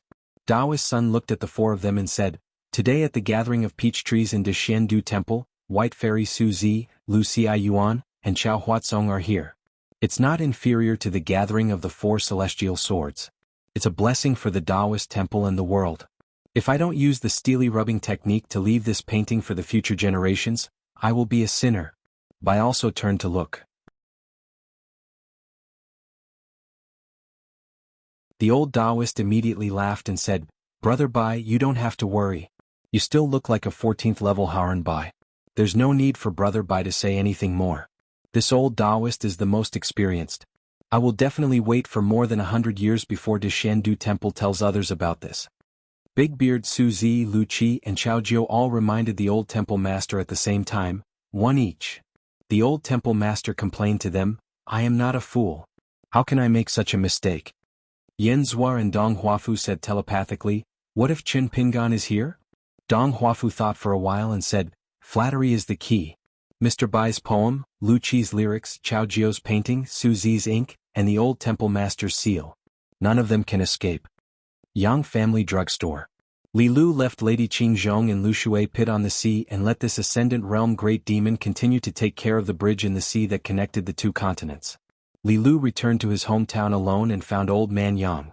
The old man took big puffs of tobacco and frowned. His old face was full of wrinkles. There seemed to be too many stories hidden in it, and he had no intention of telling anyone. Clouds and mist surrounded the whole drugstore. Even Cui Dong couldn't spy on this place. Li Lu asked, has Lady Gui been here? Old Yang nodded. Lady Gui in Old Dragon City was an old friend of the Moon Palace. She was different from those reincarnated gods. As the purest descendant of the Moon Palace, she didn't fall into the same situation as those ancient gods in Marshall Mountain because of the Sage of Right's plea in the early years. She was not imprisoned by the Central Military Ancestral Court despite her special identity. Therefore, for thousands of years, Lady Gui had been watching the ups and downs of the world coldly. The good and bad of the world had nothing to do with her. However, the last time Lady Gui visited here, she was accompanied by old Zhou Zi, Lu Chen's unnamed eldest disciple. He seemed to have met a green-robed scholar named Bai Jun in the capital of Dali and was beaten up for no reason. Old Zhou Zi probably recognized the other party's true identity and scolded him a lot. He was not afraid at all. Anyway, you can beat me to death if you have the ability. Moreover, old Zhou Zi still adhered to the old rule that used to be famous in the world. He only used his mouth and not his hands. Li Lu asked again, what about her? Old Yang said, Ruan Xiu is different from you. It doesn't matter if she comes or not. Li Lu changed the topic. You don't seem to have left this place. Don't you want to make an exception for Li Huai? At least we can see each other one last time. His younger brother Li Huai and Li Lu's mother were both ordinary people. It was just that the latter was a headache for the old man, while the former was doted on by old man Yang. Therefore, some illusory matters of fortune and destiny were really like a joke to Li Huai. Old man Yang threw all of it to Li Huai, this brat. The old man was like an old man in his twilight years who knew that his time was up. He treated Li Huai as his own junior. Other than that, Li Er, Zheng Dafeng, as well as the new direct disciples Su Dian and Shi Shan, even including the previous batch of disciples, such as the two old ancestors of the Chao and Yuan families who became the subjects of the Great Li's resurgence, even Ruan Xiu, Li Lu and Ma Kuxuan, none of them had anything to do with Li Huai. Compared to them, it was precisely because Li Huai was not in the situation that old Yang gave him opportunities and blessings, not burdening him at all. Since there were people with good lives, there would be people with bad lives. It had been like this since ancient times, and it would still be like this for thousands of years. Old Yang shook his head and said, what's there to say? I've already said what needs to be said. Although he said that, Li Lu could clearly feel the old man's sadness. It was as if the most ordinary old man in a small family would regret not being able to see the future of his grandson with his own eyes. However, the old man's arrogance made it difficult for him to say anything. Li Lu sat on a long bench outside the room and tried to accompany the old man as much as possible. Old Yang smiled and said, finally there's some humanity. Li Lu crossed his fingers and looked up at the sky. On the ancestral mountain of the Dragon Spring Sword sect, the sect master Ruan Jiao personally cooked a large table of dishes. His daughter Ruan Xiu, disciples Dong Gu, Su Xiaoqiao, Xialing and Lu Xianyang were all present. After the sect built an abode on the mountain top of the old mountain, they rarely had the chance to gather together like this.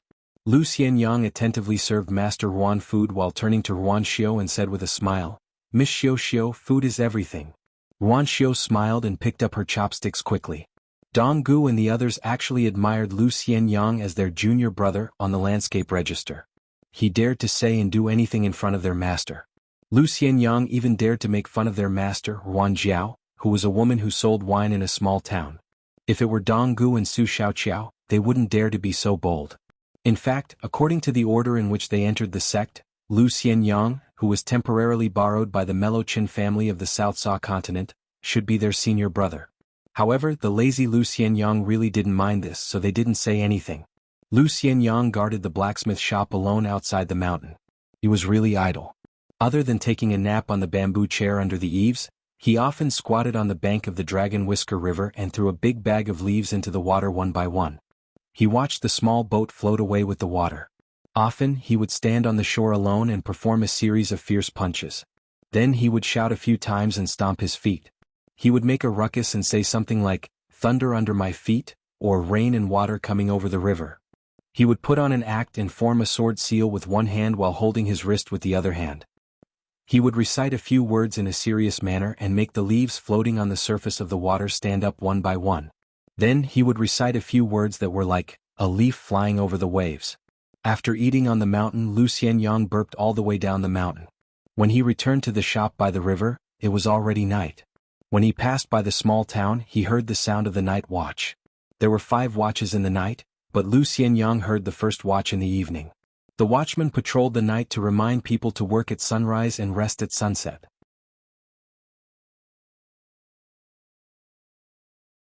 Actually, the small towns of Pearl Grotto Heaven in the past did not pay attention to this. In the end, he saw a friend sitting on a bamboo chair and drinking.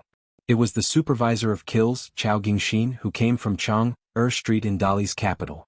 Out of all of Lu Xianyang's friends, he was probably the most senior official. Lu Xianyang jogged over eagerly. Supervisor Chow bent over and picked up a jug of alcohol by his feet. He had originally left it for Lu Xianyang, so he tossed it over gently and smiled. If I had appeared 15 minutes later, I would have left without saying goodbye.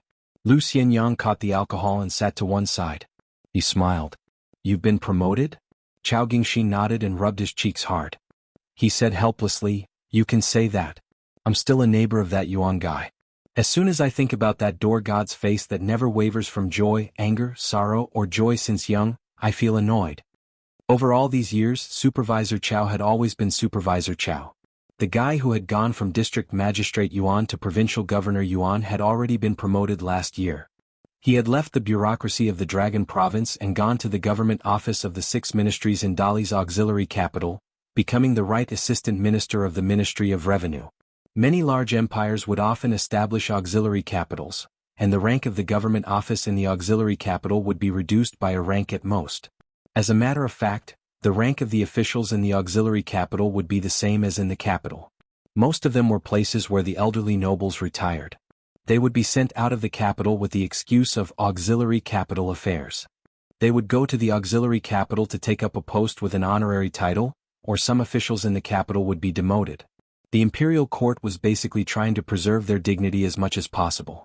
However, the Dali dynasty was obviously different.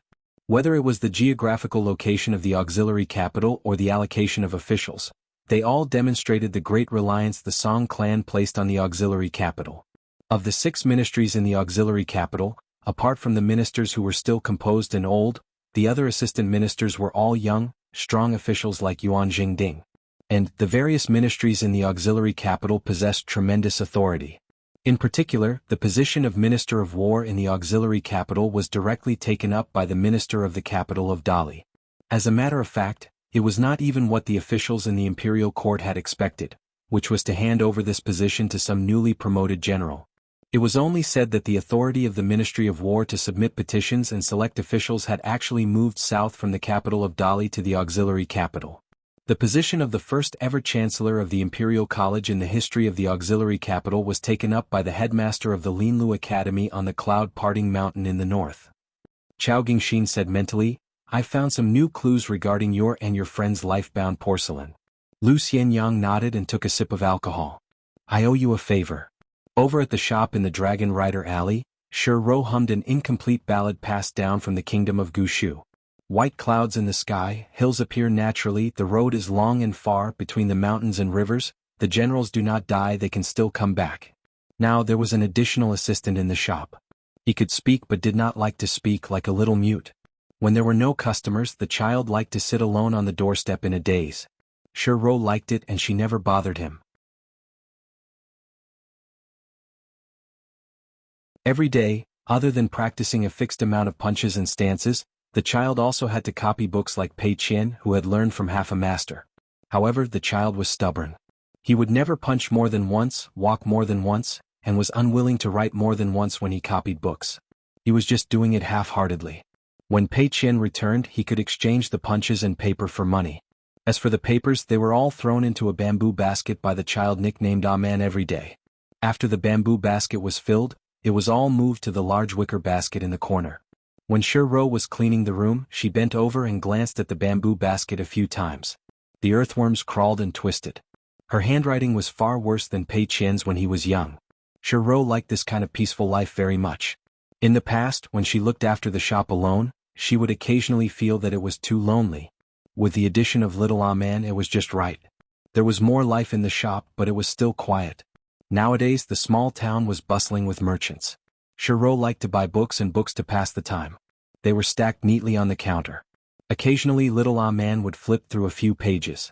Today the shop's business was average. Shi Ro and Aman read their own books together. The child stood on a small stool and even had to stand on his tiptoes. The child suddenly moved the book a few inches horizontally and reached out to touch the page. Shi Ro turned her head to look. It was a sentence from a wise person in the book. At the beginning of man, the world is connected, and man is connected. In the morning, in the evening, the sky and man, in the morning, in the evening, in the evening. Shi Ro smiled. However, she felt that it was inappropriate. She knew how she looked now.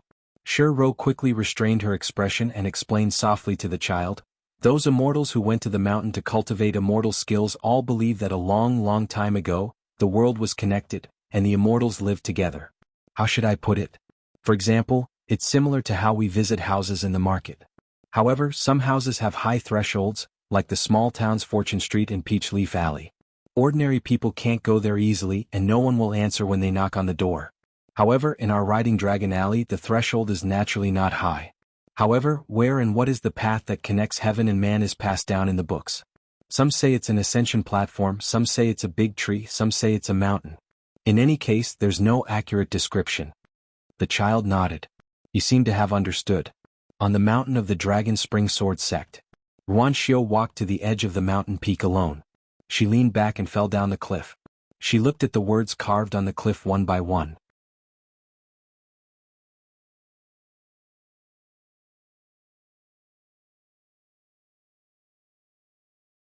"743. At dusk, in a small country in the Aquarius continent in Qingyuan Prefecture Xianyu County, a young Taoist who had been traveling around came to a dojo. He claimed to be good friends with dojo master Su. The young Taoist wore a pair of clean cloth shoes. He held a green bamboo walking stick and carried a sword case on his back. The hilts of 2 long swords were exposed, one of them was made of peach wood. He carried a package on his back. The dojo's gatekeeper recognized the peach wood sword. The storyteller on the Heavenly Bridge had said that whenever a Taoist went down the mountain to travel, regardless of whether they were from Mount Longhu or not, they liked to carry a peachwood sword on their back. The gatekeeper was a disciple who had just joined the martial arts club a few years ago. Because the outside world had not been peaceful in recent years, he had asked for a customs clearance document from the other party. In fact, this disciple did not know many characters and was just putting on an act. Nowadays, when foreigners traveled to the county, whether they rented a carriage, donkey, or stopped at an inn, they would be carefully checked by the bailiffs and patrolling officers. Therefore, it was not the turn of a disciple of the martial arts club to check on them. The gatekeeper returned the customs clearance document and said that he would go and report. The young Taoist nodded with a smile and waited patiently. This cross-continent trip to the south was more or less like this in the Aquarius continent.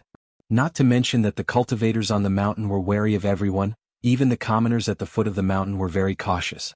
For example, when the night watchman patrolled the county cities at night, the yamen would arrange people to follow the night watchman to prevent criminals from running around and committing crimes. In addition, the doors of the civil and military temples and the city god temple were all open at night. This was because the imperial court had already ordered that all the local ancestral temples had to ensure that incense burned continuously. The local yamen at all levels specially sent people to roll the grave, to offer incense. The commoners who had to wake up in the middle of the night had some complaints, but it was actually just trivial chit-chat. There was no resentment. After all, every household had their turn every few days. In addition, the rich people in the county cities also took turns to open supper shops. They would not let the commoners make a wasted trip. Some poor and lonely families actually liked the way the yamen did this. Therefore, they burned incense at night to show their sincerity. Every day there would be old teachers from the school as well as scholars running around. In addition, there were elders from the ancestral temples of various families and even some old people who were 70 years old. They all held crutches and helped to calm the commoners. In general, they all said that the war outside was very fierce, but as long as they won from the Song clan to their own imperial court, there would be subsidies in terms of taxes. The emperor had issued official documents and would not bully anyone. Therefore, as long as they survived, it would be a good day that came once in 100 years. Therefore, if anyone dared to disobey the rules, not only would they be punished by the nation's laws, the yamen's laws and the ancestral temple's laws would also be punished and their names would be removed from the family tree. The commoners might not know about the nation's laws, but the family tree's laws, especially the severity of removing one's name from the family tree, was naturally clear to everyone. Su Yuanxia quickly walked to the gate and saw the young Taoist outside. She laughed heartily and stepped over the threshold. She pressed on Zhang Shanfeng's shoulder and slightly increased her strength. Good fellow, your bones are so strong that you can almost catch up to Brother Su. The dojo's disciple who acted as the gatekeeper was a bit puzzled. His master had not been this happy in a long time. His master had a wide range of friends and liked to spread his wealth. There were many guests who came to the dojo to eat and drink. However, some of the laughter came from his master's mouth. Many people in Jianghu treated their guests like this. However, today's laughter seemed to come from his master's eyes. Su Yuanxia hugged Zhang Shanfeng and lightly patted the young Taoist back a few times before letting go. She took a few steps back and nodded. You still look good. You are half as handsome as brother Su when he was young. Seeing Su Yuanxia, who he had not seen for a long time, the young Taoist was momentarily speechless. On the mountain, he was used to his master's and senior brother's appearances not changing. When Zhang Shanfeng looked at the old man in front of him, Zhang Shanfeng's expression suddenly became absent-minded. He saw that the old man's back was straight. His hair was gray and he even shaved his beard. He almost could not recognize him. The young Taoist, who still looked the same as before, remembered that the bearded hero in front of him was unknowingly already half 100 years old. This was the difference between a martial artist at the foot of the mountain and a refinement master on the mountain. If a pure martial artist could reach the 3 realms of qi refinement, he could barely maintain his appearance. However, if he could not reach the golden body realm, his appearance would gradually age and be no different from the common people. His hair would also decline and his hair would turn white. Zhang Shanfeng collected his thoughts and gave a fist salute. Brother Su. Su Yuanxia pulled Zhang Shanfeng over the threshold and grumbled softly, Shanfeng, why are you alone? If that kid doesn't come, I won't be able to drink anymore. Zhang Shanfeng said helplessly, I took the hemp sex ferry this time and needed to pass by the Oxhorn Mountain crossing. In the end, I didn't see Qin Pingan at Luapa Mountain. The last time he went to the North Continent, I happened to not be on the mountain. Su Yuanxia comforted him. It's okay. Don't force it. You are still young. Speaking of this, Su Yuanxia laughed. Still young. After Su Yuanxia returned to her hometown, she opened this martial arts school. Actually, the Su family was the most powerful family in the county. However, Su Yuanxia had left home for too long and was from a side branch, so she could be considered to be independent. The martial arts school was run on a small scale. After so many years, it did not produce any particularly talented disciples. The direct disciples of the martial arts school did not take in any more disciples. The business was not bleak, but it did not make a name for itself in the pugilistic world. However, this unremarkable martial arts school was not that simple in the pugilistic world of this remote country, especially in the eyes of those who were observant. This was because there were rumors that Master Su, who was not proficient in fist techniques, knew a few immortal masters on the mountain. Moreover, when Master Su was in the army, he had accumulated a few dispensable relationships with the officials. Su Yuanxia was actually quite annoyed by this nonsense. What relationship did she have with the imperial court? Her fist techniques were not proficient? In any case, she was a 6th realm martial artist. That was not bad. However, she could not blame outsiders for making groundless accusations.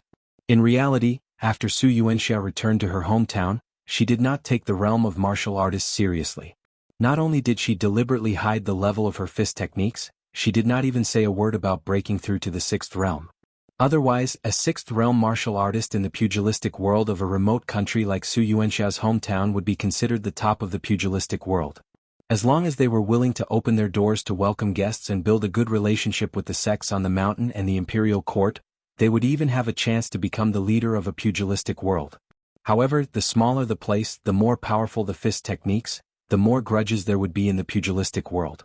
Human relationships were the most annoying. Su Yuanxia secretly wrote a travel book on mountains and rivers. She deleted and added, but she never found the bookseller to print it. Her life's heroism was wasted in wine. She would leave it to the pugilistic world she had walked through in the past. Only when she reunited with a true friend would this bearded swordsman, who had walked through mountains and rivers alone, truly want to drink. At the wine table. When a pro-disciple of the martial arts club brought wine to Su Yuanxia, he felt a little strange. In fact, his master had not drunk much in recent years. Occasionally he drank wine, but it was only a small sip. Most of the time he drank tea. Zhang Shanfeng's gift was a few cans of tea. He had bought them at a ferry called Anji. Beside the ferry was a Jingguang temple. The tea trees in the temple were as white as jade, and the veins were green. The price was not expensive. When Su Yuanxia accepted the tea, she could not help but laugh. What a coincidence. Nowadays she really liked drinking tea. The tea was produced in Anshi, which was close to her hometown in Xianyu County. It was not a fairy's tea. Anyone with a little money could buy and drink it. Later she would let Qin Pingan pick the tea to drink. Whether it was Anji or Anshi, they were all good tea with good names. Thinking back to the past, appearance, drinking capacity, fist techniques, knowledge. Chen Pinggan did not compete with Su Yuanxia and Zhang Shanfeng in anything. Only in the matter of names Chen Pinggan wanted to compete.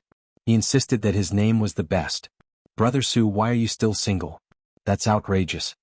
Zhang Shanfeng took a sip of wine and joked, "In the past, the three of us agreed that when you return to your hometown, find a beautiful girl, marry a wife and have children, you have to recognize me and Chen Pinggan as your godfathers. Of course you have to have a daughter. Then you have to have 2 sons.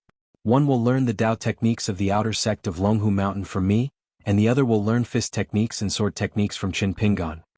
Su Yuanxia rolled her eyes and continued drinking. She did not persuade Zhang Shanfeng to drink more. Persuading others to be heroic at the drinking table was not a heroic act. "I also wanted to, but it was delayed again and again. Shanfeng, your drinking method is so scholarly. Do you think it's drinking tea? You're not even as good as Chen Pinggan."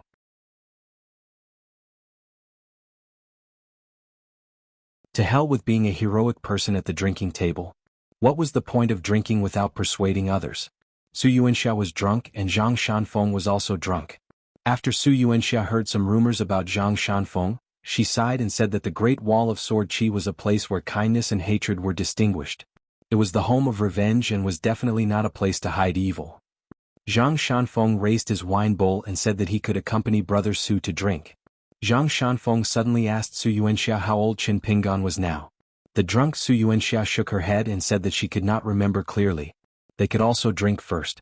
Su Yuanxia, who was no longer a heroic person with a big beard, was completely drunk in front of the table. She looked out the door and muttered, "I want to buy osmanthus flowers to drink with me, but I'm no longer a youth. I'm old. Where's the youth?" Zhang Shanfeng lay on the table and burped with drunken eyes. "Don't be careless. The next time we meet, Chen Pinggan will be taller than us. Flowers will bloom again year after year. People are no longer young. Everyone is like this. Only a cup of wine with the spring breeze could never be enough." A round-faced girl in cotton clothes passed by the Tiefu River and walked to the Longshu River. She found many leaves in the water. She finally saw a man squatting by the river, scattering leaves to make a boat. He seemed to be in his early 20s, but because he was a cultivator, his true age definitely exceeded that. Lu Xianyang turned around. When he saw the unfamiliar girl, he immediately smiled resplendently. He stood up quickly and began introducing himself. "My surname is Lu Xianyang, a native of Dali. I've been studying diligently since I was young. Although I still don't have scholarly achievements, I've read tens of thousands of books and traveled tens of thousands of kilometers. My ambitions are great and I have a small family fortune. I have an ancestral home in a small town, and the location is excellent." This unfamiliar round-faced girl looked a little confused. Did she not understand what he was saying, or did she not understand him at all? She was not a native of Dali? Was that why she did not understand official language? Sure enough, the girl asked, "Where is this?" "The great words of the world." Lu Xianyang mistook her for the fairy from another continent who had traveled through the Aquarius continent. In the current Aquarius continent, there were many young Qi practitioners from other continents who were looking for opportunities to travel the world. As the ruins of the old Li Pro paradise, the Dragon Province was obviously a place they had to choose. When Lu Xianyang left home to study when he was young, he had already seen the pavilions of immortals along the way. Beautiful women stood alone and ribbons drifted into the distance. He had seen quite a lot of similar immortal sights.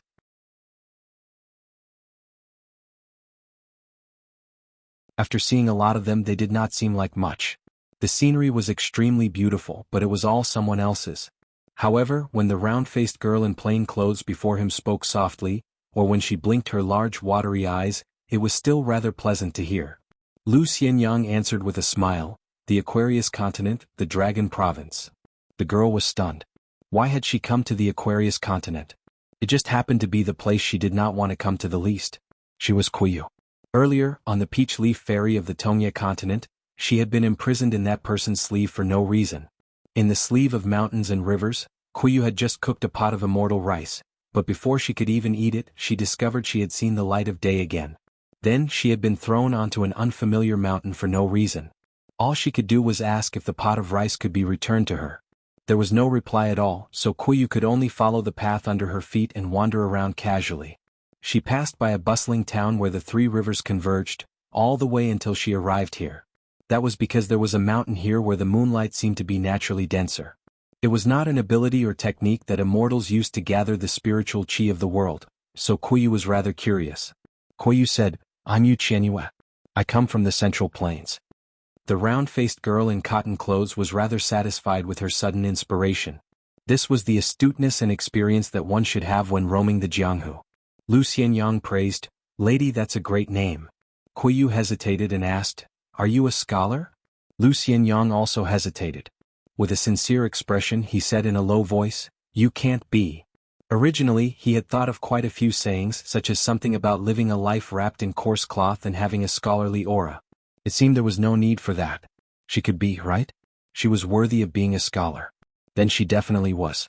Kuyu turned around and left. She planned to find a secluded mountain and cook. It would be best if no one could see her. Lu Xianyang eagerly followed. He was 4 or 5 steps away from the round-faced girl, not daring to be rude. He walked sideways. "Lady Qianyue, it's only a few steps away. Are you sure you don't want to take a look at our Huaihuang County? There's a good place in Dragon Rider Alley called the New Year Shop.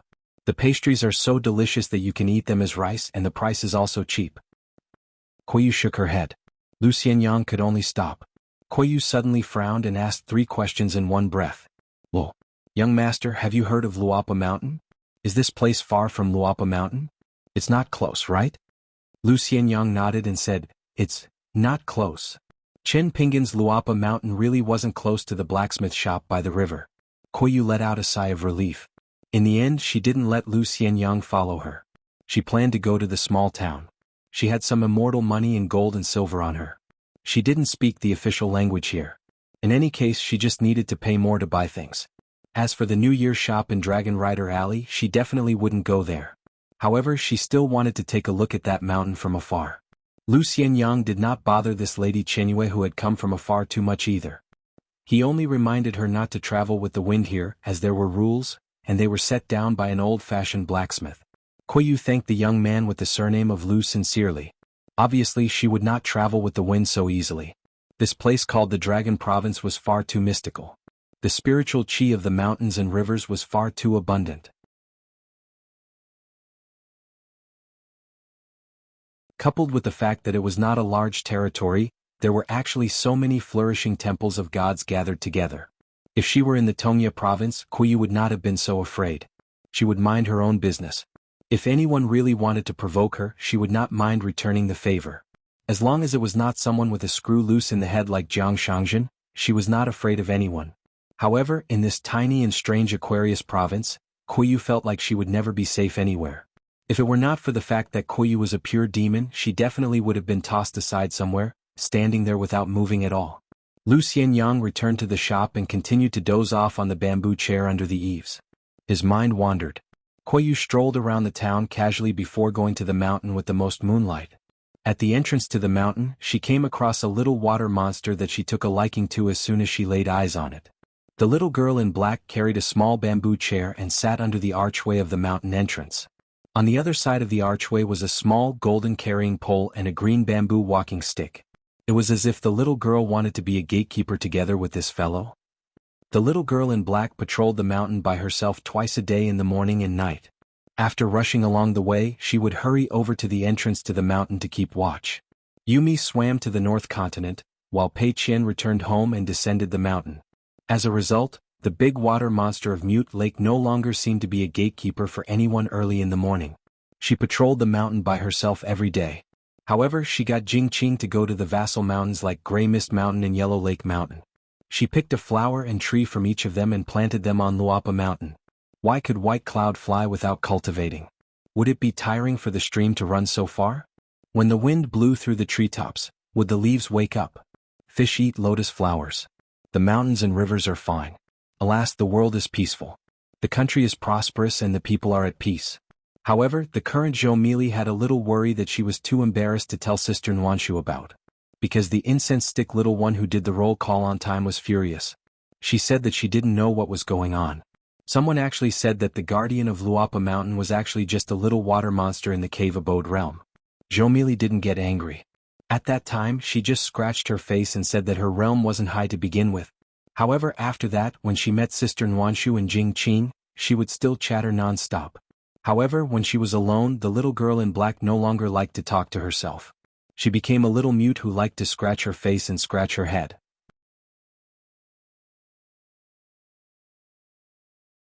In the past, the little girl would go to the old chef and say that she had learned a peerless fist technique from Pei Qian. Since he was taller, he would let her have 3 moves first. After that, she would call it a day and run away. The current little Mealy would often look at the few piggy banks. She, Pei Qian, and sister Nuanshu each had their own little white porcelain banks. The current Longzhou kiln was no longer the imperial tribute of the Song clan. It was famous at the foot of the mountain. In the past, Zhou Mealy counted the days with her fingers. Now she counted the years with her fingers. Therefore, Zhou Mealy began to practice calligraphy. She cut out the red paper of the Spring Festival couplets and wrote some small notes like spring, summer, autumn and winter for season's peace. She stuck them on the piggy banks one by one. Therefore, at this moment, little Mealy was secretly worrying about it alone. Then she saw the round-faced sister who came to visit. Jiayu changed her mind and asked the little girl from afar, "Do you know how to speak the language of the Central Divine Continent?" Zhou Mealy had actually been secretly glancing at the cute sister with the round face. She quickly got up and cupped her fists in greeting. Then she quickly ran to Jiayu and stood still. I know. I just don't know how to speak it." Jiayu laughed. An immortal sect that let a cave-abode realm cultivator be the gatekeeper, and a mountain monster at that, shouldn't have a strong foundation. However, it was pretty good. The little girl in front of her was so cute. Jiayu had a good impression of this mountain at first sight. If they were willing to let a little water monster be the gatekeeper, the atmosphere must be very good. Therefore Jiayu asked, "Where is this?" The little girl scratched her face. She didn't expect that this elder sister of hers wouldn't know of the famous name of her mountain. Since it was her duty to tell this elder sister of hers, she could even earn a small merit. Later she could ask Pei Qian for credit. Therefore little Mealy puffed out her chest and stood on her tiptoes. She crossed her arms and said seriously, "My home is Luopa Mountain. My good mountain lord's surname is Chen. Sister can't know him. Do you understand? Aquarius Continent, Luopa Mountain, mountain lord's surname is Chen. The moonlight shone on the world. This place seemed to occupy the most." Jiayu's face stiffened. She silently raised her hands. She didn't dare to slap her face. She just lightly covered her cheeks. No one bullied her like this. In the overseas battlefield of the South Hassa continent, there were many demons stationed in the desolate world. However, they weren't in a hurry to invade the land. It was said that the old dragon city at the southernmost part of the Aquarius continent had been completely destroyed. It was embroidered Tiger Chui Dong who used a mountain word seal that wasn't inferior to the inverted hanging mountain to smash the entire southernmost land. On the battlefield of the southern mountain, Dali's iron cavalry and the vassal army worked together with the immortal masters on the mountain. They successfully stopped the demon army from coming ashore. In the history of the world, there had never been a battlefield, never a war that was able to shatter the mountains and rivers of a continent, forming a true mountain river continent sinking. The Aquarius continent did it. As a result, the criticism of the scholar Qin Chunan in the Central Divine Continent became more and more intense. The armies of the mountains, rivers, and land and the demon clan from overseas were in a standoff. Even though there was a suffocating atmosphere as if a storm was coming, in the eyes of many scholars of the Central Plains, the South Sa continent, which had gathered many forces on the mountain, had the power to fight against the enemy outside the country. However, in the end, under the leadership of Qin Chunan, the South Sa continent was so lifeless and had no achievements on the battlefield. They could only wait for the barbarian world to make a big move. If it were these high-spirited scholars of the Central Plains, they would have died to report to their king in the South Sa continent. The great sword deity Lu Ji of the Great Wall of Sword Qi threw a mountain and river bulletin with foul text and frowned. Xiao Yunyan, the sword deity of Spring Banner House, smiled and explained, "Mr. Lu, actually, not all scholars of the Central Divine Continent are so impulsive. It's just that most of the time, the things that we see are usually filthy people who do bad things." Xiao Yunyan was used to calling Lu Ji Mr. In fact, Qin Chunan also addressed the female sword deity this way. The former owner of the Upside Down Mountains Plum Blossom Garden, Madame Mo Yen, wore a hedgerow to hide her beauty. All these years she had been acting as Lu Ji's personal servant. Her gentle laughter came through the veil. In this world, if it's not smart people, it's normal. However, there are too many idiots. They have no other abilities, they only know how to disgust people. Madame Mo Yen did not have a good impression of her hometown, the vast world. Xiao Yunyan smiled. "I remember Master Hidden Official said that the people who are most willing to be blinded by a single leaf are those who have read a lot of books. I remember that Madame Mo Yan's Plum Blossom Garden has a lot of books? Madame Mo Yan was immediately speechless. The Spring Banner House and Plum Blossom Garden were moved to the Great Wall of Sword Chi by the young hidden official. The Saratobi residence was also dismantled into an empty frame by the Great Wall of Sword Chi.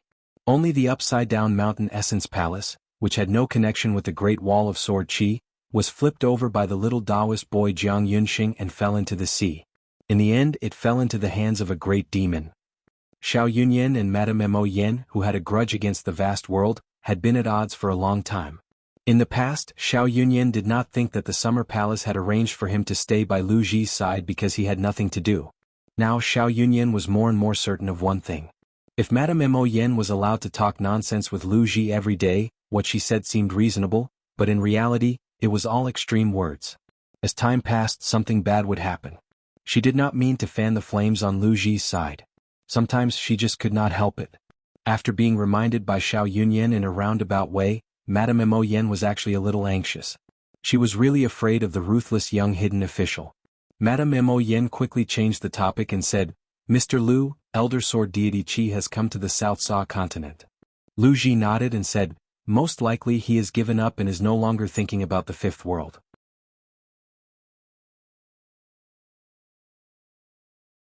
Therefore he is preparing to accumulate more merits and establish a sect in the vast world. This is a good thing." Xiao Yunyan said, "It seems that there are two other juniors from the Great Wall of Sword Chi. Qin Sanxiu and Dian Zhang are also traveling here. As there is no war at the moment, and they did not meet Mr. Lu before, they went to visit the Great Lus River first." Lu Ji said, "When the time comes when the two of you are on the battlefield, try to protect Qin Sanxiu and Dian Zhang as much as possible.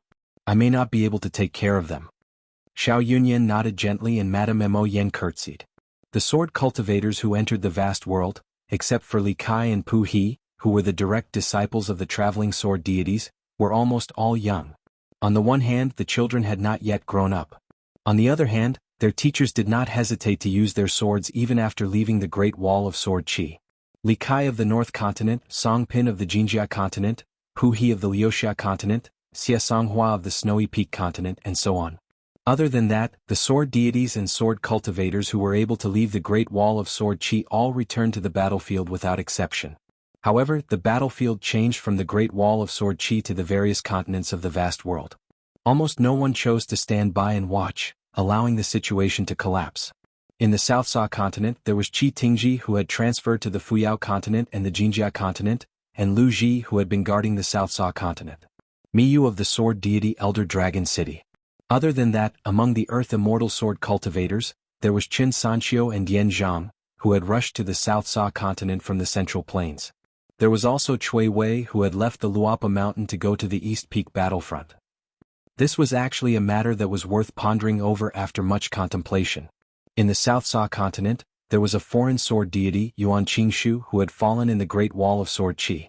Therefore there was Lu Ji, Xiao Yunyan, Xie Songhua, Qin Sanxiu and Dian Zhang. Almost the first thing they did when they arrived in the South Sa continent was to visit Yuan Qingshu's sect, the Great Wei River. The founder of the sect was named Long Cheng, who was from Fengjie County. He had once found a stone box in the Great Wei River, which was guarded by a deity. Long Cheng finally obtained the 5 ancient jade seals from the stone box. The characters were not the common seal script used by later generations. Long Cheng only left one seal in his own mountain. After that, with his sea-viewing realm cultivation, he traveled across the continents and rushed to the Central Plains. He gave the other 4 seals to the Confucian Temple, and was then personally sent to the Jinhai Tower in the South Sa continent by a deputy hierarch. Lu Ji suddenly asked, "Do you know what Yuan Qingshu wrote on the nameplate in the wine shop?" Xiao Yunyan shook his head and smiled, "I really didn't pay attention to that." Madame Xianyan glanced at Xiao Yunyan and smiled sweetly at Lu Ji, "I know. It's everyone in the world knows that I, Yuan Qingshu, am a sword deity." Lu Ji stared at Madame Xianyan, "You really know?" The meaning of this female sword deity's words was, hundreds and thousands of annoying mountain and river gazettes. Could it compare to Yuan Qingshu's disregard for his life and death in a foreign land? Madame Xianyan's expression changed slightly. She said timidly, "I remember now, I really know." A handsome young man in a snow-white robe suddenly appeared and stood shoulder to shoulder with Lu Ji. He said, "Huang Tong died in the southern mountain battlefield in the Aquarius continent.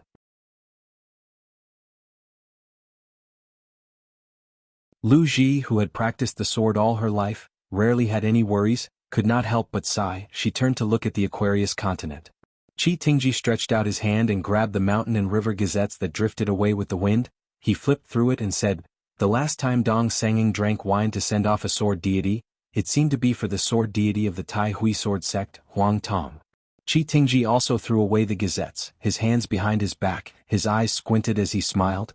"Just wait, if that Zhou succeeds it's fine, if Hao Ran Heaven loses, everything will come to an end and no one will have anything to say. But if they win, this group of half-educated people will continue to scold, and they will scold even more. All of them will say, 'I knew it,' scold Chinchunan for not doing anything, and even scold the Aquarius continent for having too many deaths, and Xiu whose methods are not benevolent at all." Lu Ji remained silent. "They have the guts to say that. I Lu Ji have no ears. As long as they are happy." Qing Ming Tian. Lu Qi and Chao Gang had not left, but the Xiandu temple had two guests. One was a person that even a dog could not enter, and the other was a rare guest. Sun Daozhang suddenly raged, "This dog Lu Qin is really a piece of sticky candy." Nun Chunwei had a headache. The old temple master said to her, "Zhan Ran, go and tell him that I am not in the temple, and that I am in the Baek O Kyung building with his master. It's up to him to believe it or not. If he doesn't believe it, let him enter the temple with his own ability, and compete with Bai Xian and Su Zi in poetry. If he can win, I am willing to accept my loss and kowtow to him 3 times outside the Baek O Kyung building. I guarantee it will be louder than the heavenly drum. I value my reputation the most, and I will do what I say. The world knows that my words are like nails, even if Lu Qin lies on the ground he will not be able to dig it out." Dong Huafu said, "Old temple master, please pay attention to your words. Someone in my hometown once said that words are like swords, if you use too much force, you will easily twist your waist, and your crotch will be torn open by the sword aura." Sun Daozhang asked, "Alliance said that? That dog's words are indeed a bit chewy." Dong Huafu nodded. The old temple master suddenly stroked his beard and pondered, "If it was only Lu Chen it would be fine. If he has a debt collector who likes to wrongly accuse people, it will be a bit tricky." In the Qingming world, other than the Baek O Kyung building, there were only a few top sects like the Dashuan Capital Temple and the Suichu Palace. The Suichu Palace's master, Wu Shuangjiang, was in his last seclusion. After many years of silence he finally came out. Because he had not been involved in worldly affairs for hundreds of years, Wu Shuangjiang fell out of the latest Qingming World Top 10. This time Wu Shuangjiang restrained his aura and took the initiative to visit the Dashuan Capital Temple. Of course Sun Daozhang had a headache.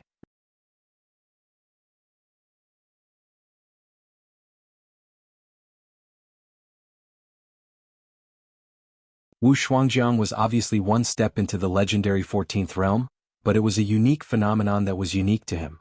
According to common sense, Wu Shuangjiang should not have left the Suichu Palace at this time. However, since Wu Shuangjiang still came, it was definitely not a small matter. Wu Shuangjiang's cultivation journey in this life was full of legends.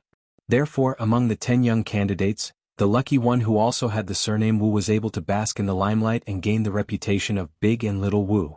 Wu Shuangjiang went straight to the point and said, "I want to borrow that half of the Book of Marriage." He already knew where his Taoist partner was hiding. Half of it was based on his own deduction, and the other half was based on the news brought to him by the Skylark Inn on the inverted mountain. She was a deliberate birth of his Taoist partner, Wu Shuangjiang. She was also an otherworldly demon that was personally imprisoned by Wu Shuangjiang in the Heart Lake. Wu Shuangjiang used the unfilial and unparalleled abhijna to forcefully live his Taoist partner in his heart.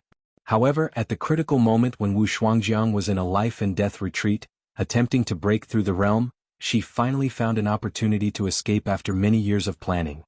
In the end, she hid in the sleeve of a Taoist from the Deshiendu temple and went to the vast world together. Therefore, one could imagine Wu Shuangjiang's impression of the Deshiendu temple. The reason why the old temple master was restrained by Wu Shuangjiang was not without a guilty conscience. As for forgetting to borrow the ink slab that he had never borrowed before, was that still a problem? Court Master Wu was rich and had a huge grotto heaven in the Suichu Palace and 2 prosperous lands in his hands. Did he lack this item? Lu Qin raised his hands.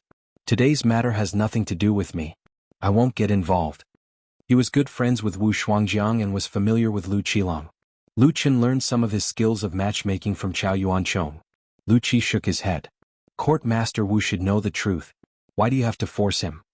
This was because once he agreed, Chao Jiao would become a prisoner in the Suichu Palace. Lu Qi was a genuine Ascendant Realm cultivator. However, his close friend Chao Jiao was different. He was a fake Ascendant, whose great Tao had already decayed. Before Chao Jiao traveled far away, his real realm had always been at the unpolished Jade Realm.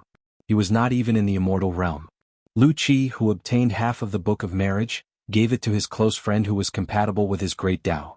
As Chao Jiao successfully refined the Book of Marriage and became an immortal, his real body could be kept in Lu Qi's sleeve and ascended in a fake state. Lu Qi broke through the sky and Chao Jiao followed behind. Together they ascended to the heavens. Not only that, the Ci Pai Blessed Land was a place of cultivation that Lu Qi tailor-made for his close friend.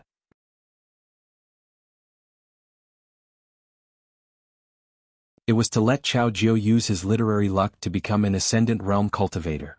However, Lu Qi's fighting skills were not inferior among the Ascendant Realm cultivators in the heavens. Could even be said that he was quite good. After all, he was the first cultivator in history who truly understood all the mysteries of the realm of retention. However, the world valued Lu Qilang's talent and poetry more. If Lu Qi could refine the other half of the Book of Marriage, there might be another 14th realm cultivator in the heavens. It was not easy to merge with the 14th realm. Because of Bai Xian, Su Zi's great Tao was cut off and he finally stopped at the Ascendant Realm. However, Su Zi was open-minded and could accept it. Wu Shuangjiang said, "I said borrow. I'm not someone who likes to borrow but not return." If he was careless today, he would not admit it tomorrow. The day after tomorrow, he would be blamed and scolded. In the early years, Wu Shuangjiang and Master Sun had a frank conversation. The old Taoist was very angry and said, "Am I that kind of person? After all, I'm the master of a monastery. I have some Tao skills and a little reputation. Don't accuse me wrongly.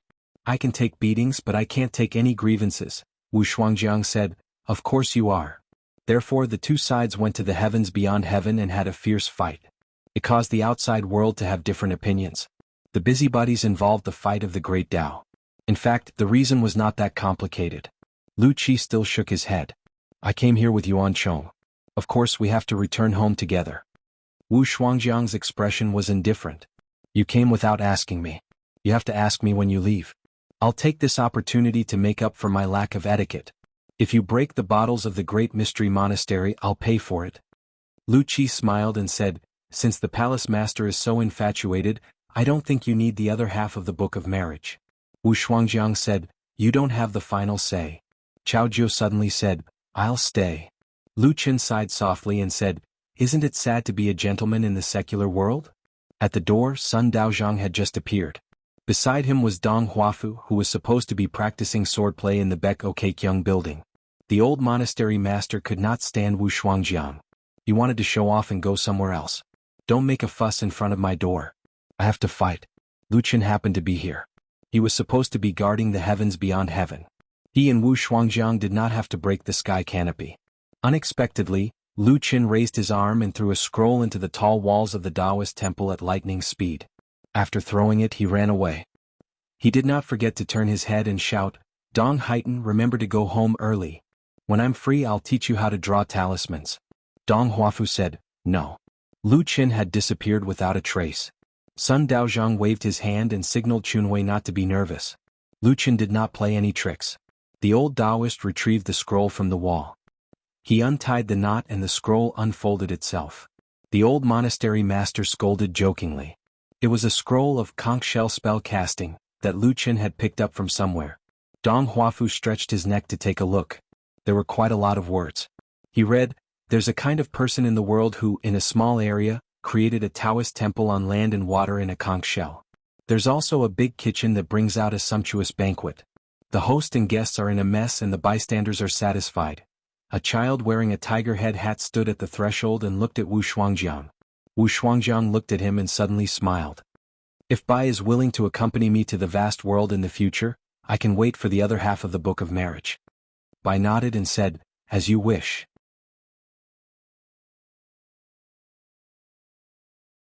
Wu Shuangjiang muttered to himself, "I don't know why she likes Bai's poems. Is it really that good? I don't think so." A bearded scholar with straw shoes and a bamboo cane laughed. "What we like may not be good. What we don't like may not be bad. What do you think, Court Master Wu?" Wu Shuangjiang's expression changed. He smiled and said, Unlike her, I like Susie's poems from the bottom of my heart for many years. Susie laughed and nodded. That's really good. Sun Daozhang said in a low voice. Bai Chao Yuan admired you previously. Now Court Master Wu admires Susie. Why do I feel like you've lost?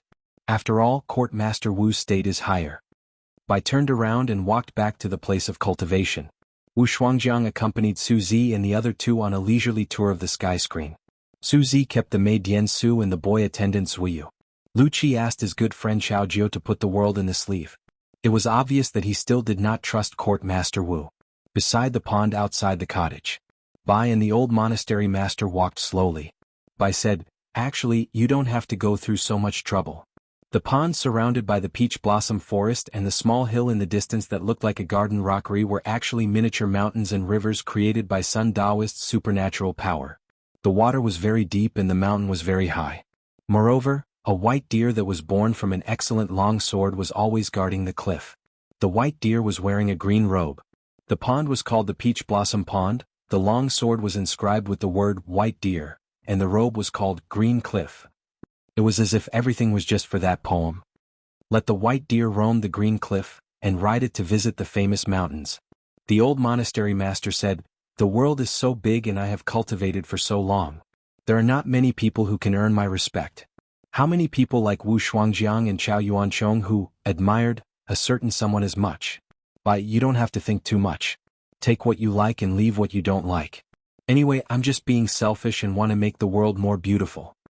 To everyone's surprise, Ruan Xiu left the ancestral mountain of the Dragon Spring Sword sect with Dong Gu, Su Xiaoqiao and Xia Ling. They went to the blacksmith shop by the Dragon Whisker River. After meeting Lu Xianying, Dong Gu and Su Xiaoqiao immediately went to the ferry of the Oxhorn Mountain and took the ferry from the Changchun Palace to return to the old mountain area of the capital of Dali. Xia Ling, on the other hand, needed to find her family's patriarch, the Taoist heavenly lord Xie Shi of the North Continent. Master Ruan Jiao mentioned at the dinner table that Dali was already preparing to help the Dragon Spring Sword sect set up a subsect.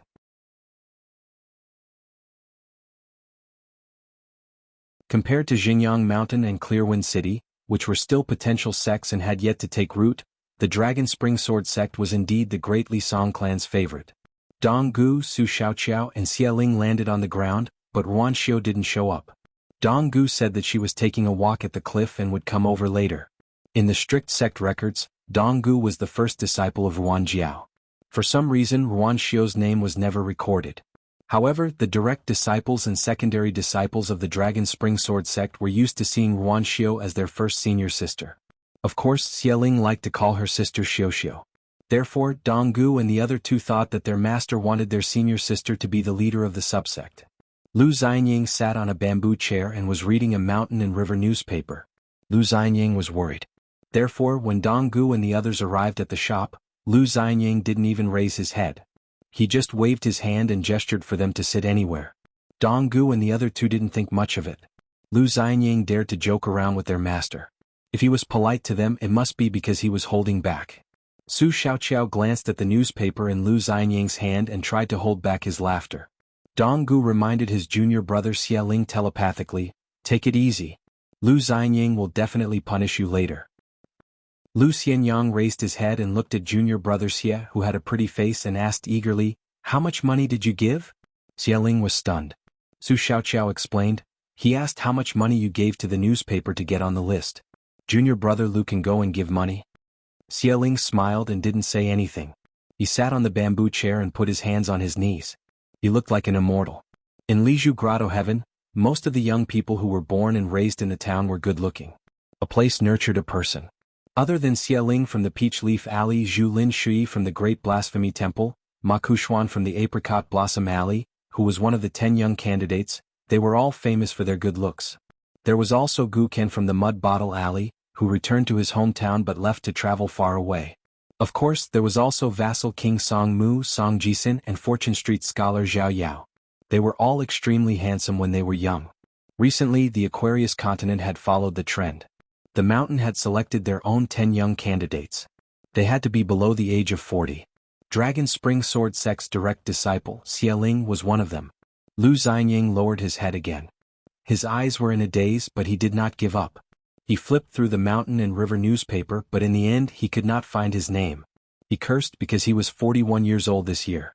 Lu Xianying was 2 years older than Qin Pingan. When he was young he liked to tell others about his age. But when he got older he stopped talking about his age and liked to talk about his age. Lu Xianying did not care about his name, but he cared about it a lot. I have worked hard to reach my cultivation realm.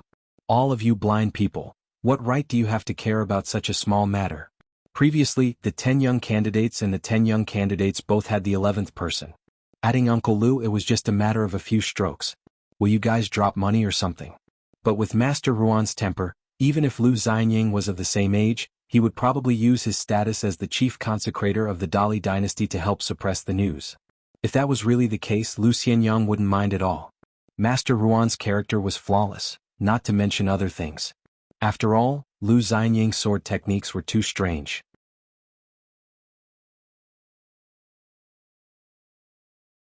According to Ruan Teng, before entering the upper 5 realms, Lu Xianying should not be in a hurry to become famous. Anyway, sooner or later it would be better to have good fortune later. It was strange to say that although Ruan Teng had the backing of the Wind Snow Temple and the identity of the military saint, he was the head of the Song clan's consecrator. But in fact, Ruan Teng had always been in the Jade Unpolished realm. Before the Dali cavalry went south there was nothing. But now the experts, hermits, and big shots of the Baopian continent were exposed, but almost no one questioned Ruan Teng's title as the chief consecrator. Dali's 2 emperors, imperial tutor Cui Dong Shang Zhugua and the hunting envoy, all had an extremely tacit understanding and did not have any objections. Mountain Lord Wei Bian, the mountain head and vice mountain head of Lin Lu Academy, especially Qin Pingan's mountain, Luopa Mountain. Everyone, from old chef to Pei Qian, was courteous to Ruan Ju when they saw him. Especially Qin Lingjun, every time he saw Ruan Teng, it was like a mouse seeing a cat. Lu Xianying put away the bulletin, turned to look at Xialing and said seriously, Xialing, you are a sword cultivator. It's easy to practice fast sword, but hard to practice slow sword. You must persevere in the future. Xialing nodded, deeply agreeing. Dong Gu and Su Xiaoqiao first looked at Lu Xianying, who was smiling playfully, and then looked at each other without saying anything. Lu Xianying looked at Su Xiaoqiao and asked with a smile, Senior Sister Su, what are you thinking? The woman without a thumb on her right hand smiled and said, It's the opposite of junior brother Lu's thoughts. Lu Xianying sighed and leaned back on the chair. Languid. The Su family of Qingfeng City bought a dragon kiln from the Ma family of Apricot Blossom Lane in the early years. And Lu Jingchun, who had become the immortal Dao companion of a fairy from Cheongji Peak, deliberately returned to his hometown some time ago. Even Song Manchai had become a vassal of Dali. Who could he find to reason with? Ruan Xiu left the stone cliff, walked across the stone arch bridge and slowly walked over from the riverside. Xialing immediately stood up and chatted with Ruan Xiu for a while, and then walked away with the wind. On the way here, Sister Xiuxiu secretly taught him a swordsmanship that seemed to have no background at all, which made Xialing very happy. Even though Sister Xiuxiu was indifferent to everything, she seemed to treat him differently after all. In fact, Ruan Xiu had already taught Dong Gu an ancient demon's body refinement technique, and also taught Su Xiaoqiao a divine edict technique and a swordsmanship technique. As for Xialing, Ruan Xiu just happened to think of this on the way. She felt that she should not be too biased, so she casually gave this arrogant junior brother a swordsmanship. The grade was not high, but it was relatively suitable for Xialing's cultivation.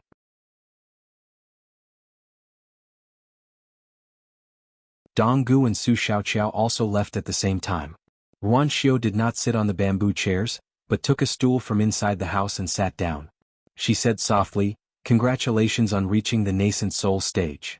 Lu Xianying scratched his head. It doesn't make sense to break through. In fact, Ruan Xiu knew the truth. It was because of Mr. Qi, but she did not tell Lu Xianying. Lu Xianying handed a handful of melon seeds, but Ruan Xiu shook her head.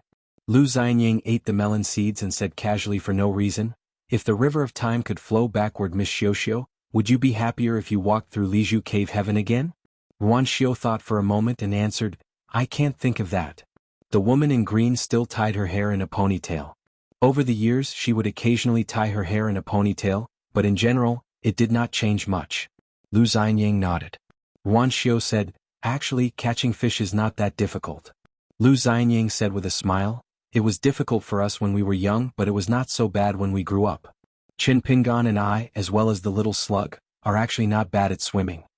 Lu Xianyang suddenly said, "Back then Song Machai, who was mistaken for the illegitimate son of the manufacturing supervisor, was named Song Jisun by Song Yuzhang?" Yuan Xiu shook her head. "I don't know. She was never interested."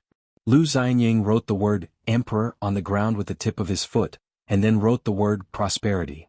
Then he said to himself, "During the years when I was studying in the South Sa continent, I liked to ask Teacher Su, who was also a foreigner, about all kinds of things. Teacher Su was good at interpreting words. As long as I brought wine to him, he would tell me everything he knew. So I learned a little from him. At that time I didn't know anything, so I dared to ask him anything. For fun, I asked the mysterious Teacher Su to interpret words for me, Chen Pingon and Song Jisun. I didn't expect Teacher Su to follow the clues and tell me a lot. At that time, I only understood half of it, so I didn't take it seriously and didn't think too much about it. For example, if the emperor only used hieroglyphs to interpret it, it would make the later generations feel confused. So Teacher Su found another way. He first dipped his finger in the wine and wrote the word broom on the table. He interpreted it as a bundle of firewood. Finally, he drew closer to the sacrificial ceremony. He also told Lu Xianying about the casting of yang sui. Teacher Su was very knowledgeable and had dabbled in many things. He also talked about the treatise on balance. He said that the gathering of firewood and the yang sui ancient mirror could be used to draw fire from the sky. This was one of the highest standards of sacrificial ceremony when the human race worshipped the gods in the sky in ancient times. In the middle of the 5th lunar month, when the sun was at its peak and the yang qi was at its peak, it was a sacrificial ceremony. The main sun was the moon. Teacher Su joked with Lu Xianying that he had two good friends. One was surnamed Wang, and the other was surnamed Zheng.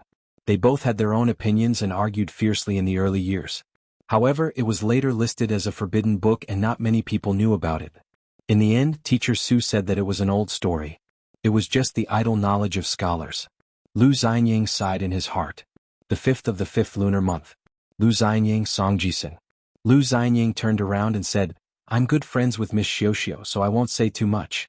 Otherwise I'll be so sarcastic. Even I hate it." Yuan Xiu shook her head. "It's okay. Since we're friends I can't say too much." Lu Xianying became silent. "I miss the old days." Yuan Xiu sat for a while and then left. She walked back to the stone arch bridge where the old sword was hung. She sat on the stone bridge.